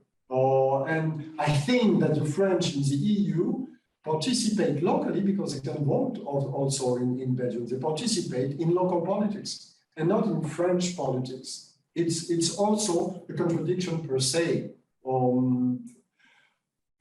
But I would say that also my experience, if you participate locally, you're more inclined to participate to the different elections, online or not, but to the French elections in general. Thank you. And now I'm really pleased to announce the next presentation of Régie. Please, you have the floor. Last one. Last one. Thank you very much. Yeah, interestingly, my presentation will be some kind of follow-up of what William told us about French elections and turnout, and I will focus mostly on Belgium and a completely different type of electronic voting, but I will address this issue. And I also studied a bit the consular elections in France, and indeed, even if turnout declined between 2014 and 2021 in the French consular elections, the number of voters increased. I mean, there have been more voters in 2021 than in 2014, and maybe because of internet voting, many more French migrants they decided to use internet voting for these elections compared to 2014. So let's see in 2022, I mean, this year, whether they participate in the legislative elections could be quite interesting. So I'm going to share my slide with you. And here, as I mentioned, I will focus mostly on the Belgian case. The idea was to compare with the French municipalities also as well. But due to methodological issues, it's difficult to compare not only Belgium with France, mostly because voting is compulsory in Belgium and it's voluntary in France, and because the number of municipalities using electronic voting in France is quite reduced. So statistically speaking, it's very difficult to have reliable models for France. So I don't give up the idea of including France in the analysis, maybe more as an external comparison, but definitely it's impossible to put that in the same models. So briefly, what is the idea of my paper is to look at the impact of electronic voting on turnout, and to look at its combined impact with the size of municipalities, of community. So because, I mean, you're all political scientists, you know that turnout is very often studied. And we know a lot about turnout in everywhere in the world. We know the impact of electoral system, party competition, whatever. For example, if voting is compulsory, well, turnout is higher. But the idea is that even if countries where voting is compulsory, you do have variation of turnout.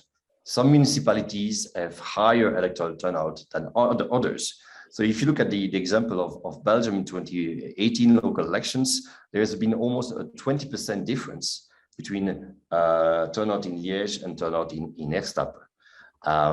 So it means that there's something going on there. There's something to explain. Here I will focus on electronic voting, its impact on turnout in its interaction with the size. So first thing about size is it's very easy, and that's definitely not a surprise for you. We all know that since the 70s, and it's been confirmed hundreds of times by researchers all around the world with whatever type of elections, whatever type of methodology, size matters for turnout. We know that turnout is higher in smaller municipalities, and that turnout is lower in bigger cities, in urban environments. That's definitely not a surprise. Something that is less studied, and it's been mentioned by William, is the effect of electronic voting on turnout.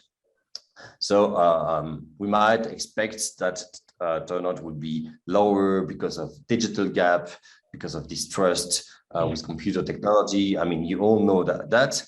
And that's the idea that some categories of voters might be afraid of going to vote on election day because they have to face a computer rather than a ballot paper.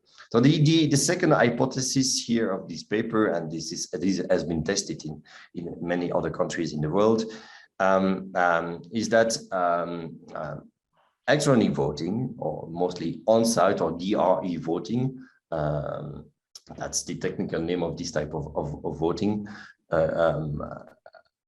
turnout should be lower in municipalities using electronic voting. And it's been confirmed, well, it's been tested around the world, but with different results. For instance, in Japan, they observed the contrary, that you have higher turnout in municipalities using e-voting. India, US, you do observe lower turnout in municipalities using e-voting, and Brazil, India, and Netherlands, or other studies demonstrate that there's no statistical impact of electronic voting on turnout. So the idea here is just to add a small stone to this wall and to test the same hypothesis on Belgium. Well, I've been already testing it, so that's not a surprise. The results will not be surprised, but the interesting idea here is to see whether we can combine it with size. So the idea is turnout is lower in large municipalities. Turnout is supposed to be lower in municipalities using electronic voting. But the idea is what happens in municipalities that small municipalities that use paper, small municipalities that use electronic voting, large municipalities that use e-voting or paper voting. So what is the interaction between these two variables, and whether electronic voting reinforces or reduces the impact of size on turnout? So here, I will do some kind of a statistical analysis of all local election results in Belgium since '94. So as you know, Belgium does implement electronic voting since '91. So we have 30 years now of experience using electronic voting, and I will analyze almost 3,000 local election results. So the research design is very easy. I will compare turnout in municipalities using electronic voting with turnout in municipalities using paper ballot or paper voting. As you can see over the time, the share of municipalities using electronic voting varies. So we have a nice variation in our data set. That's briefly to represent the interaction between turnout here and size. So maybe I can help you. That's turnout. This is size. We see a not very clear statistical link going down between turnout and the size. So it mostly confirms what we know, that turnout in Belgium is lower in larger municipalities. But more interestingly is that now we move to electronic, because we know that about size. But about electronic voting, findings are quite clear for the Belgian case. Municipalities using paper voting always present higher turnout than municipalities having electronic voting. So that's true over time, that's true over regions. I mean, I have plenty of other variables, language or whatever, but this findings has been confirmed and confirmed once again. Electronic voting leads to a reduction or diminishes turnout, at least in Belgium. So now I will mix these two, size and electronic voting. And the first empirical strategy is in my almost 600 municipalities in Belgium, I select the 50 smallest and the 50 largest of each voting technology. So the 50 smallest municipalities using paper voting and the 50 smallest municipalities using electronic voting to see whether we do observe differences. And yes, there are differences. So over all these elections for the 20 years of local elections, there's a difference of 1.5% difference in turnout. It's average turnout in these 50 municipalities. So it means that in the smaller municipalities, if you do have electronic voting, turnout drops by 1.5%. In the largest municipalities, turnout drops by 1.7%, almost to 2%. And of course, turnout is much lower in large municipalities compared to smaller municipalities. So in overall conference, what we are expecting, size matters, voting technology matters, and there might seem to be some kind of interaction. So they might reinforce each other. At least with this table, we might think that, oh, well, it's the effect, the negative impact of size may be increased by the use of electronic voting. If you look at specific election, 2000, 2006, 2012 to 2018, all the figures remain negative. So still difference according voting to voting technology and differences based on the size of the municipality. But these figures evolve quite a lot. And if you see for instance, here in 2020, okay, well, we have plenty of difference. So it might be that e-voting reinforces the impact of size. But in 2018, there's almost a null impact of electronic voting, and definitely it's not related to the size of, or the large size of the municipality. So at the overall level, yes, it seems that there's something going on, but if we look at each election and then we go to the size of municipality, then we don't find clear statistical links. So a second empirical strategy is to take the whole data set and to do some kind of basic regression analysis to see whether we do observe a link between these two variables. And what I do observe if I analyze these almost 3,000 local elections over the last 25 years, well, a bit more than 20 years, Yes, size matters. So again, it confirms that turnout is lower in larger municipalities, which is not a surprise. It confirms that turnout is lower in municipalities using electronic voting, about 1.2, 1.5% less than municipalities using electronic voting. And it seems that there's a statistical but weak link between these two variables when we calculate an interaction between size and electronic voting. So it might be that electronic voting reduces the negative impact of size on turnout.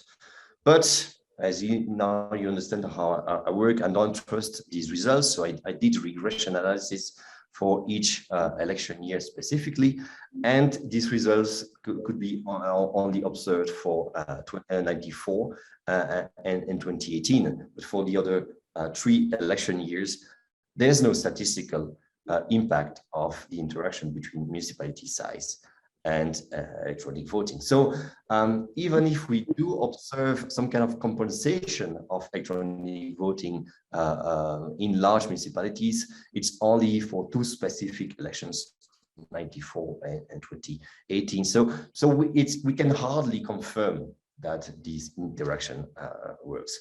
I did run some alternative analysis, not based on the size of the municipality, but based on the characteristics of the municipality, whether it was rural, peri-urban towns, or it was urban municipalities. And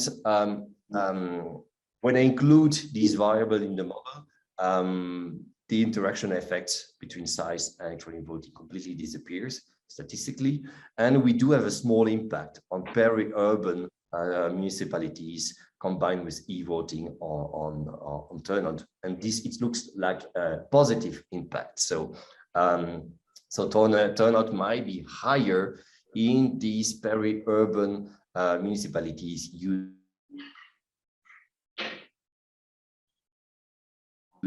of these two clear-cut findings, but that's definitely not surprised. Once we get a repeat, the size of the municipality leads to decrease of turnout. So the larger the municipality, the lower the turnout, and electronic voting also leads to a decrease of turnout. So municipalities using electronic voting show or display turnout figures lower than municipalities using paper voting. And it looks like it was the title of the presentation. It was the basic hypothesis of this paper. It looks like size does not matter when we're talking about electronic voting. The negative impact of electronic voting is to be found in large and in small municipalities. So electronic voting in no way can be used as a solution for turnout. Because some people say, yes, okay, turnout is lower in large municipalities, so we might think about alternative way of organizing elections using new technologies, and it might fit better for voters in urban areas, in urban municipalities.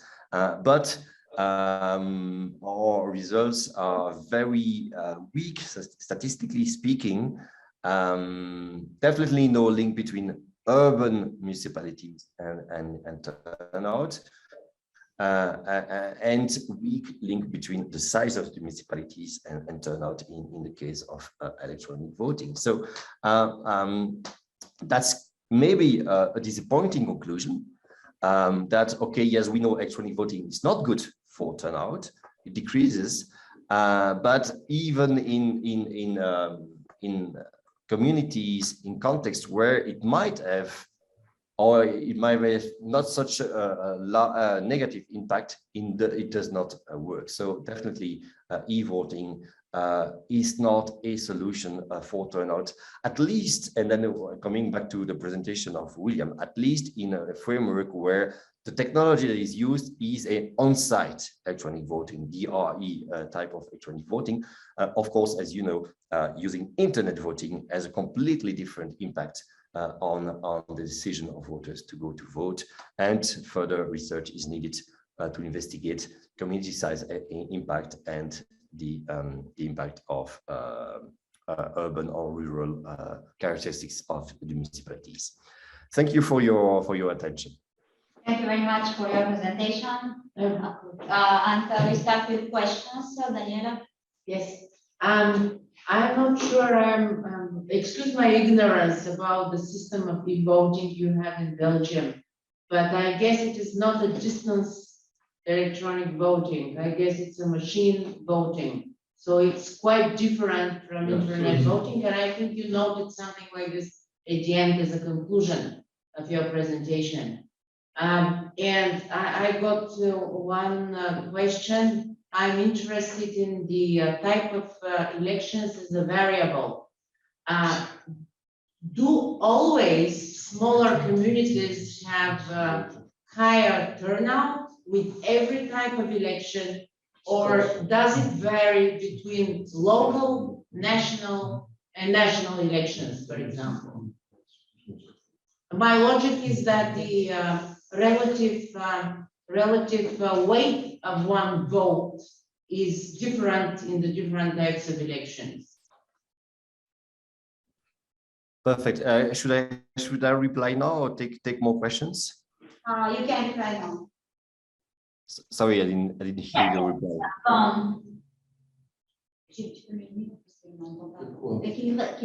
Yes, you can answer, obviously. Please, Regis, answer. Okay. Thank you for your question. Yeah, that's a very relevant question. Indeed, turnout is always higher in smaller communities, in smaller municipalities. But as you can imagine, the type of elections has an impact, and it mostly depends on the national context. Some countries, national elections, presidential elections are the most popular, and turnout is higher, and so we observe less differences in these per municipality or per community size. In other countries, local elections are the most popular, the most important elections, and there this impact of community size is exacerbated. And we observe more differences. So local elections in very small community, you get to a turnout of almost 100%. And it happened in Belgium, and the very small villages turnout is very, very high for local elections. In the case of Belgium, since we do have compulsory voting, we do not observe a lot of differences across type of elections. But what is common and what is confirmed is that the negative impact of electronic voting is completely independent from the type of election. So turnout is always lower in municipalities using electronic voting, independently on the type of elections, whether it's national elections, European elections, regional elections, local elections. So it has to do with the technological impact and not the salience of the elections in that case. I have some remark. I am very interested by your study, and I agree with the remark about the machine to vote, obviously. But there is something very interesting in Europe. I said Europe because one of the, as far as I know, one part of Switzerland is also concerned. Some countries, I think 5 or something like that, in 5 countries, the vote is mandatory. It explains the high level of participation, obviously, but not only because in Belgium it is secret, as far as I know. If I make a mistake, excuse me. It is at the same time mandatory and secret. In Greece, in Bulgaria, it is mandatory. But nobody cares. But no sanction. Nobody cares because there is no sanction. I'm not sure that there is a lot of sanction in Belgium too. But okay, you will explain us. I just wonder if the secret characteristic is it important about the machine? Because you can imagine as citizen that you are in the secret when you go with the car and so on to choose with the paper, and with the machine. Do you agree with the machine about this problem of secret? Because in this idea, it is the same, more or less, the same idea that the criticism about internet voting, the security in internet voting, you know. It's just a question, because I don't know myself, absolutely not, if a citizen thinks that the machine, the vote machine, are not available for this idea of secret or not. I don't know, absolutely not, but you know what some study in Russia, because in Russia they have a very specific vote with this and so on, and some colleague writes some element about this kind of idea for Russia, for the way that they vote in Russia. So it's a characteristic very interesting. But I was surprised because I don't knew that the high level of participation that you have in Belgium, even now, it's incredible because it is the mandatory for citizens that is important, or the sanction, eventual sanction if you don't go to vote. I think that there is a field 2,000 euro, 200 euros, something like that. I remember. So it is that if you don't go to vote, you can have an amende, something like that. So it's very interesting that it could be interesting to see to Luxembourg, for example, if it is the same situation, because as far as I know, it is the same legal framework. Or Switzerland, because there is I don't remember which one, but there is a part of Switzerland with exactly the same way. Because Greece, Italia, it is no more in Italia mandatory, it was, and Bulgaria, it is another way to see. Obviously, it is absolutely not comparable in my opinion. Thank you very much. Thank you for your questions. Yeah, so voting is compulsory in Belgium, indeed. There's officially sanctions, but it's not been applied for the last 20 years. So I don't know enough for the Belgian population does know that sanctions are not applied. But the ministry of every election is repeating voting is compulsory and that you might get a fine, but it's been applied since 2001. But still, indeed, turnout is high, is one of the highest in the world, and of course, in countries with compulsory voting implemented or sanctioned compulsory voting, turnout is higher. Regarding the voters' perceptions of the voting machines, of the electronic voting in Belgium, we do not have much surveys, but we have a bit of information. Secrecy has never been an issue. Secrecy, there's no camera in the polling stations, and the structure of the polling station is completely similar, whether you vote with paper or voting machine. You're behind curtains, and you're just using a machine rather than a paper ballot to express your vote. So secrecy has not been an issue, but mostly about trust. That's an issue, and this is why we might have these differences between municipalities using electronic voting and municipalities not using or using paper voting. It's a question of trust.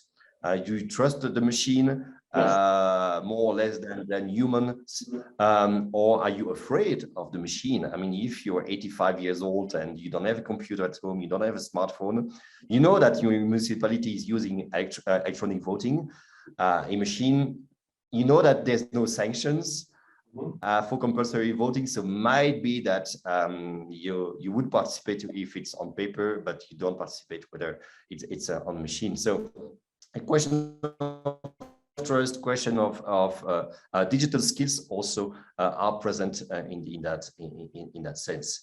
And then maybe I can move to Gilles Prado question on the chat, because it's related to that.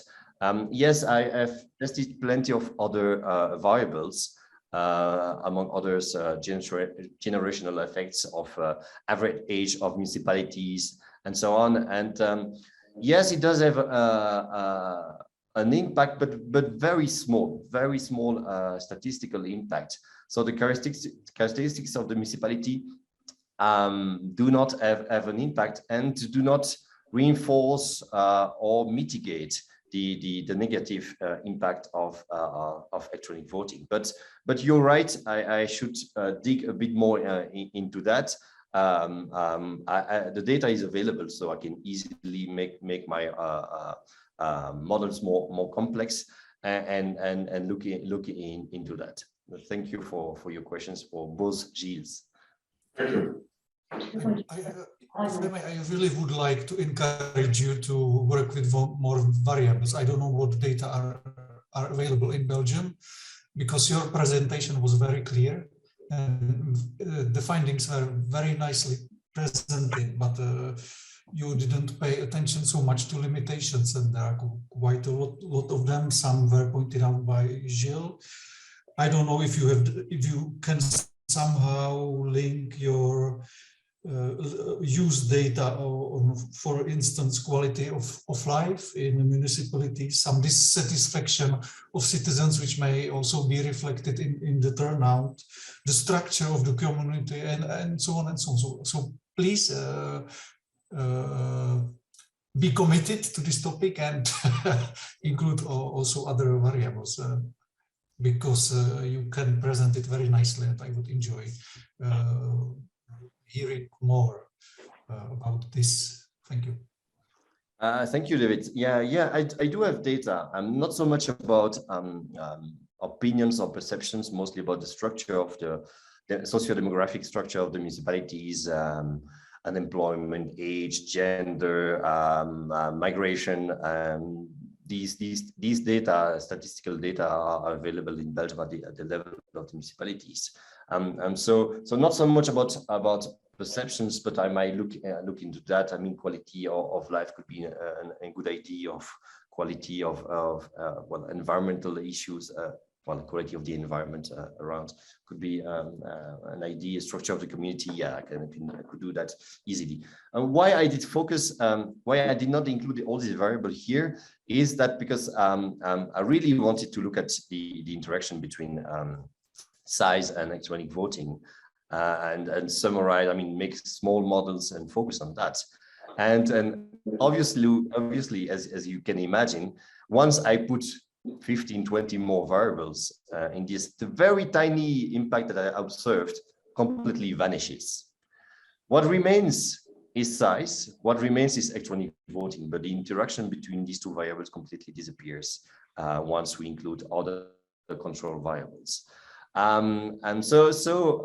But maybe my paper was a bit too provocative, and then too because I was wanting to really look into that, and whether really, you know, small municipalities, there's a way of, or larger municipalities, there's a way to counteract the negative impact of size and using electronic voting, but definitely it doesn't work. But you admitted that the life may be more complex than your model. So for me, it's not an argument to just to work with this simple analysis. For me, it's an argument to dig more into what is available and say, maybe also you can link it with real-time cases, like, because you had figures about a specific cities, towns. So maybe you can also say that the statistics show this, and when I look more into these cases, it can be completely different. I still think that it's a valid conclusion, and it's a conclusion that may be very interesting for a large audience. So yeah, so please don't work with only this simple approach and work more on this alternative one. And fingers crossed, good luck, and I hope I will hear more from you in the future.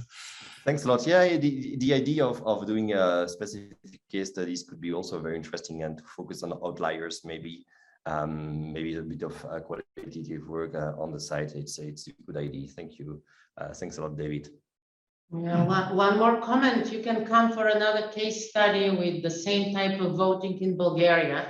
We have just introduced machine voting, and we are observing the same effect. People who are elderly were abstaining, many of them, from voting. It was hard to estimate because we had 3 election rounds in a row in 1 year, so there was this election fatigue. But anyway, people fear the machines, especially the elderly ones. But for us, even when we predicted that this might be the result, lowering the turnout because of the fact that you already pointed out, and I agree with, still it was important for Bulgaria to introduce machine voting just because you are trying to avoid, to eliminate the possibility of election fraud and cooking the protocols and counting and so on. Because these are arenas of considerable fraud in Bulgaria. So we think machine voting does serve as some remedy for election fraud of this type. Otherwise, I would, at first, one more comment, was sort of misled because William talked about e-voting of expat communities. And then, of course, we always talk about distance voting. And then your presentation was again about e-voting. I would say that the e-voting term is sort of misleading because it's quite different. The effects are quite different of machine voting and e-voting. I mean, distance voting, internet voting on turnout.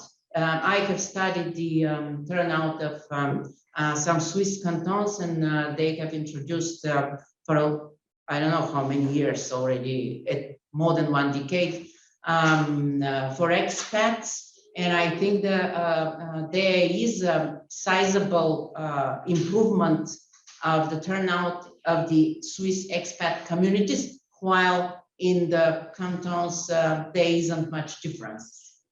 Nothing of importance happened with internet voting. No, you're completely right. It's very interesting. I mean, talking about Bulgaria, it's on my to-do list for the next few months or few years. So if I find time to include that, to analyze that. But you're completely right about the difference. The different types of technologies have a different impact. If we're talking about on-site electronic voting, like it's being used in French or Belgian municipalities, its impact is completely different than internet voting. Especially when we're talking about expats, national migrants living abroad. In the case of France, what William explained us, and in the case of Switzerland. And you're right. I mean, there's a nice paper by Michael German, I think it is in electoral studies, where he demonstrates that indeed internet voting had a positive impact on turnout among Swiss migrants, Swiss living abroad. And the impact is completely different than what we observe in other countries with on-site electronic voting. And so you're right. We cannot consider electronic voting as uniform. We have to dig in and to look at very specific type of machines, type of device. And what Belgium used in the 90s is definitely not the same technology as they've been using now. Now you have paper trail technology, so people have a paper proof of their vote. So trust is affected also by this type of technologies, and we have to include that when we analyze its impact on voting behavior and on turnout. So thank you for your comment.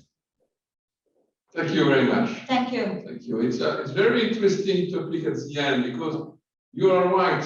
We have to make the distinction between distance or not distance voting in one hand, because it could be paper, as in US, on the controversy with Trump and so on, with the distance for the pandemic. Yeah, could be possible. And in France, there is a large debate about the non-distance voting. But in non-distance voting, It could be with the device, with the electronic, with machine, obviously. And you are right. We have to take into account these two variables. In fact, it's very, very important because if not, we make a mix. And to come back to William or Gilles this afternoon, to accept the distance electronic voting with internet, okay, it will be a revolution for French, because it means that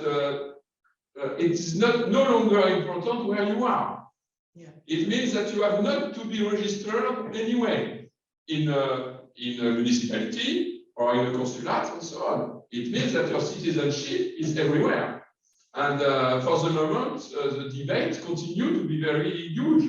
And this week, for example, or next week, last week, I don't remember, some deputy makes the promotion of a machine, but never they make the promotion of distance voting. You know what I mean? So because it's a affair of power, more or less, obviously. And I think that we will take into account the discussion in the book, because I'm sure that we will have a very interesting point that it is not in phase. It is not related to evolution of a lot of people, finally. Because when I see how citizens consider administration or e-administration, I don't understand why we continue to have this kind of situation. Because fundamentally, we can apply for an identity card or a new car or what you want anywhere, but you cannot vote. It's a surprising situation in some way. So thank you very much to everybody. It was very, very interesting for us or for you. I want to thank you to be there and to continue between the 2 days. It was very an experience. I hope that we will meet together, those people that I never meet, Thierry, Kaiser, or Stella. And I will send you some elements, obviously, at first to share the presentation, because it's very interesting, and some element about the template and the way that we, the first draft of chapters. And after that, we will try to get all the papers about the end of February. I say about because I am not completely strict in this point. I never work in some country very strict myself, so it's okay. And after that, we will make another video to try to get into contact for that and to propose the way that we imagine the coherence between all the texts and so on. And it will be yes, a good idea. At this time, I can say that we will compose with chapters, obviously, in Springer, and each chapter is in US standard, something like 8,000 words. You know, the standard in US is more or less like that. And I will give other elements, obviously, for you to be able to start or to make the template and so on. Okay, so thank you very much. I must say that for the people who are here,